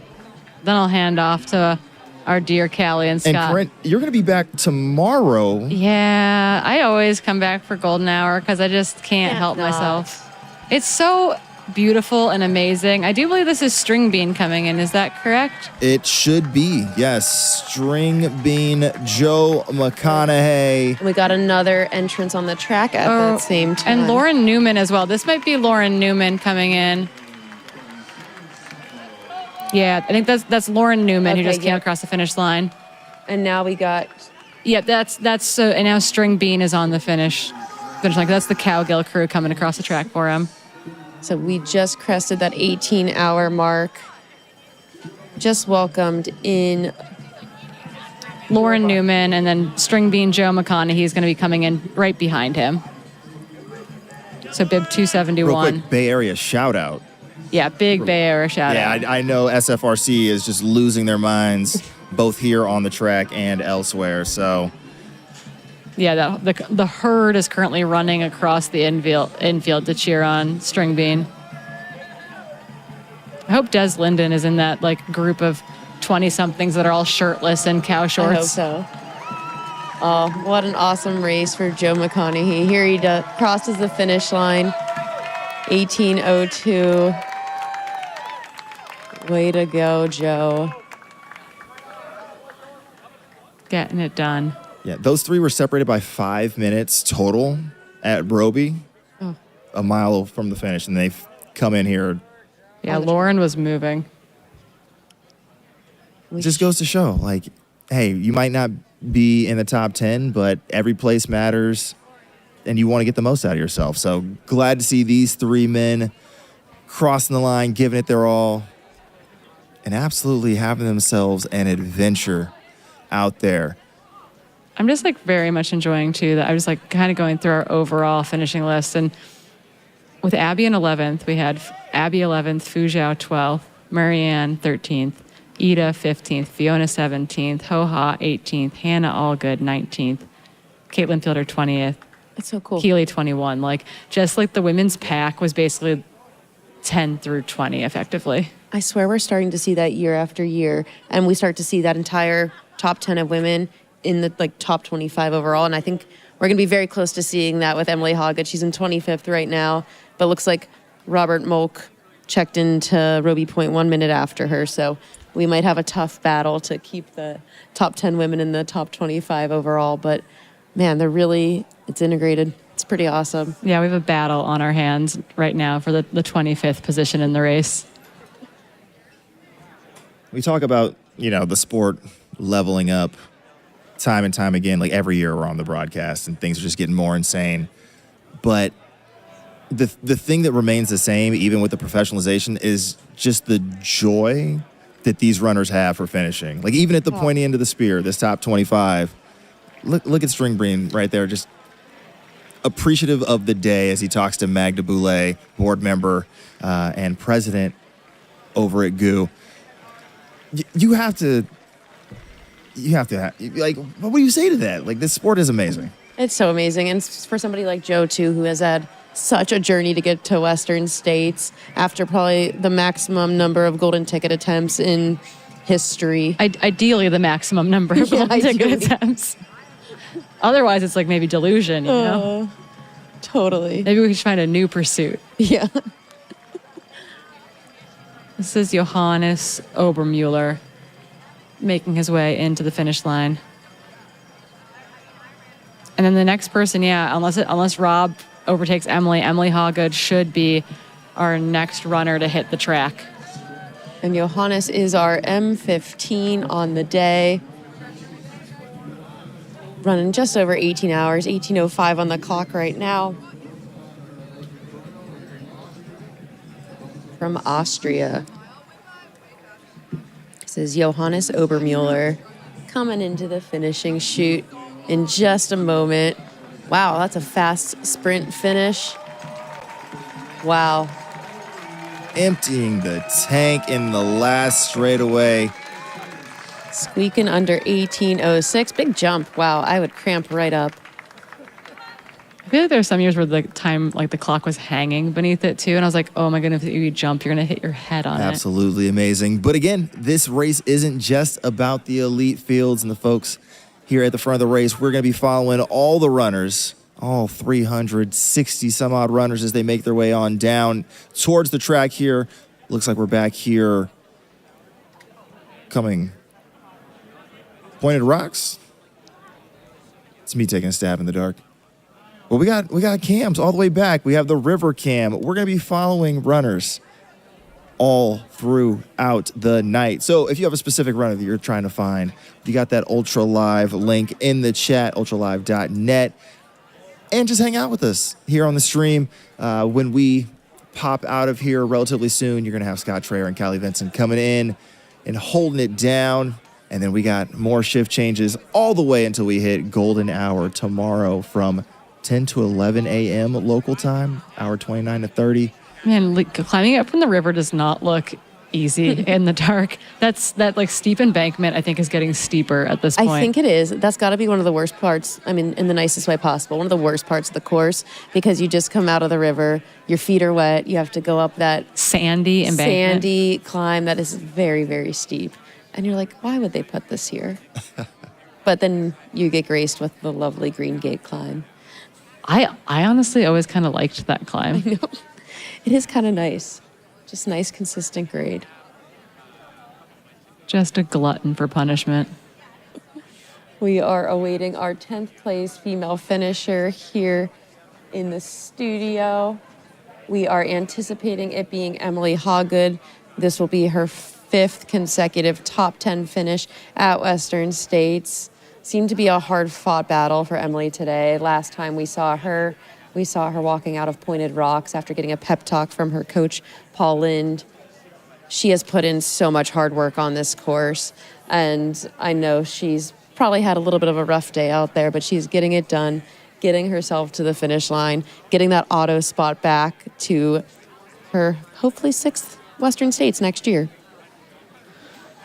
Yeah, it's maybe not the day that she had wanted or anticipated. I think so many of us really, really wanted her to have that day that we all know that she is very capable of. Not exactly sure, kind of what it was that played out today. I'm sure we'll get to hear more about it in the aftermath, but yeah, very excited that she can hopefully once again secure one of those F bibs for next year and come back in that F10 position. Absolutely. It's really fun looking across the women's top 10. It's like not more than 10 minutes separated each placement on the board here. 10 minutes, 13 minutes, another 10 minutes. 20 minutes was the biggest gap between 4th and 5th place here today. So we are seeing this women's race. Even though this isn't the fastest top 10 in history, I think they were given one of the hotter days in recent memory here. And here we go. We got Emily Hawgood entering the track, our F10, 5 consecutive top 10 finishes here at Western States. I don't think there's anybody out there at this race that embodies Western States history in recent years quite like Emily does. She loves this course. She loves the people, and it is absolutely evident in the way that she carries herself across these 100.2 miles. This puts 4 Adidas Terex women in the top 10 here today. Emily's definitely somebody who will celebrate and enjoy every single moment, every single high five on this last lap, and I think she will smile for the entirety of it too. And you also know that she's going to be absolutely thrilled for her fellow teammates, right? She's going to be thrilled for Abby for the win. She's going to be thrilled for Hannah and Caitlin having their first ever races here, and she's going to be thrilled to get to come back again next year. It's so cool to see just the journey that everybody takes to get here, from veterans to the first timers we saw out here today. This is such an international women's top 10 this year. Emily being part of that, from Zimbabwe, residing here, really close to where we were sitting on the stage. Local to here. Gets a high five from Meg McKenzie out there. Emily's got such a big fan club locally here on the track. Look at her celebrate with her parents flag. Her parents flew over for her, so both mom and dad are here as well. We got Emily Hawgood. Oh, giving a hug. There's Dad. Yep. There's Dad posted up there. She'll probably give us a little hop like she does as she crosses the finish line. Way to go. That's your F10, Emily Hawgood. 5 consecutive Western States top 10 finishes.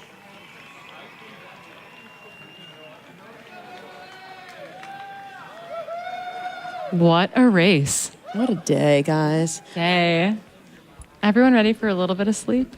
Just a smidge. Just a tiny bit. I'm happy you guys have that luxury. Oh, you're pacing Jamil.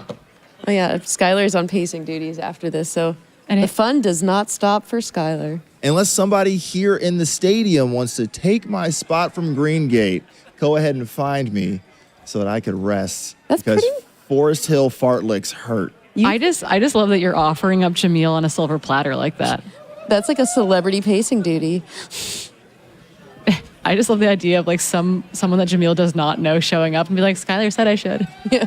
I mean, that's kind of how me and him linked up to begin with. That's what happened at Hard Rock in 2015. It was the first time I ever had a conversation with the man. And less than a year later, we were on the internet being dumb. And look at us now on the internet. This is Rob Molt coming into the finish line. Making his way into the finish. And I think we're slowly going to get to sign off and bring in Callie and Scott, the dream team for that overnight shift. I think they get relieved by Zach Marion and Hillary Yang at some point, and then I think Billy and Topher and I come on in the morning, and perfect. All of a sudden it's 11 a.m. Somehow, some way that happens. Yeah. But this is our second fastest women's top 10 in history. Almost tied with 2023. So 2023, Meg Morgan finished in 18:11:32. This year, Emily Hawgood in 18:11:05. Whoa. Fast. Very fast years these last 3 years.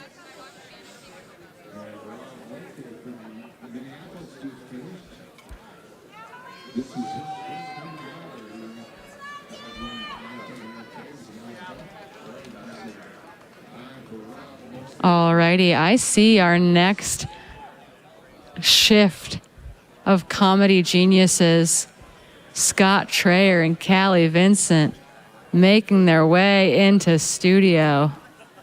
Matchy, ready to go. And I promise you they will bring very high energy for the next many hours. Probably far exceeding my declining energy. It's very clear that we should all go to bed. But yeah, I just want to thank you guys for both being out here all day, sharing the stories and the stoke and getting all these runners from point A to point B. And while we're going to go take a little bit of a lay down, we know that there are many runners and many crews trying to make their way to the Placer High School track here in Auburn. And we'll be back tomorrow morning to cry and cheer and hug everyone coming in during that golden hour finish. It's going to be a great day, great morning, and yeah, very privileged to share the live stream and all these moments with everybody following along at home. Western States is a really special place, and I think we're all privileged and honored to be a part of it. Absolutely. And, you know, we couldn't do it without you all. So thanks for hanging with us all day. And the three of us will see you in some way tomorrow. But stick around because Scott and Callie are about to hop on here. Rock with them all night. It'll be great. Yeah, don't go anywhere. We'll be back soon.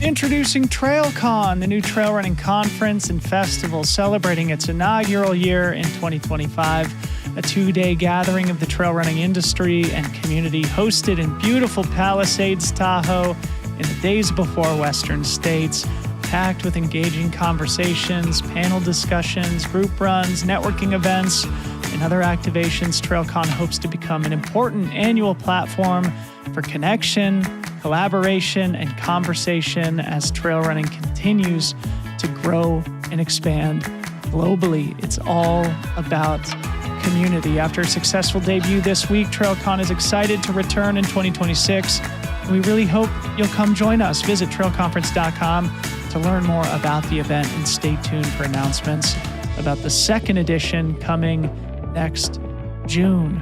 TrailCon, where trail running comes to life.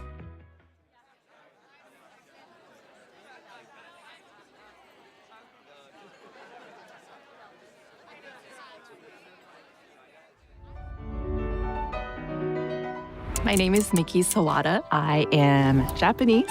I'm a classical pianist.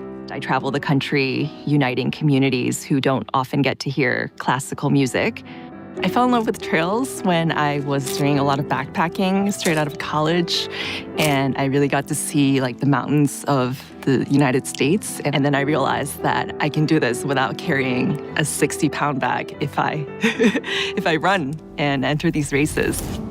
Running helps me to structure my life in a way that is a little more predictable. When you're on the trails, you can really exist, just be in the moment.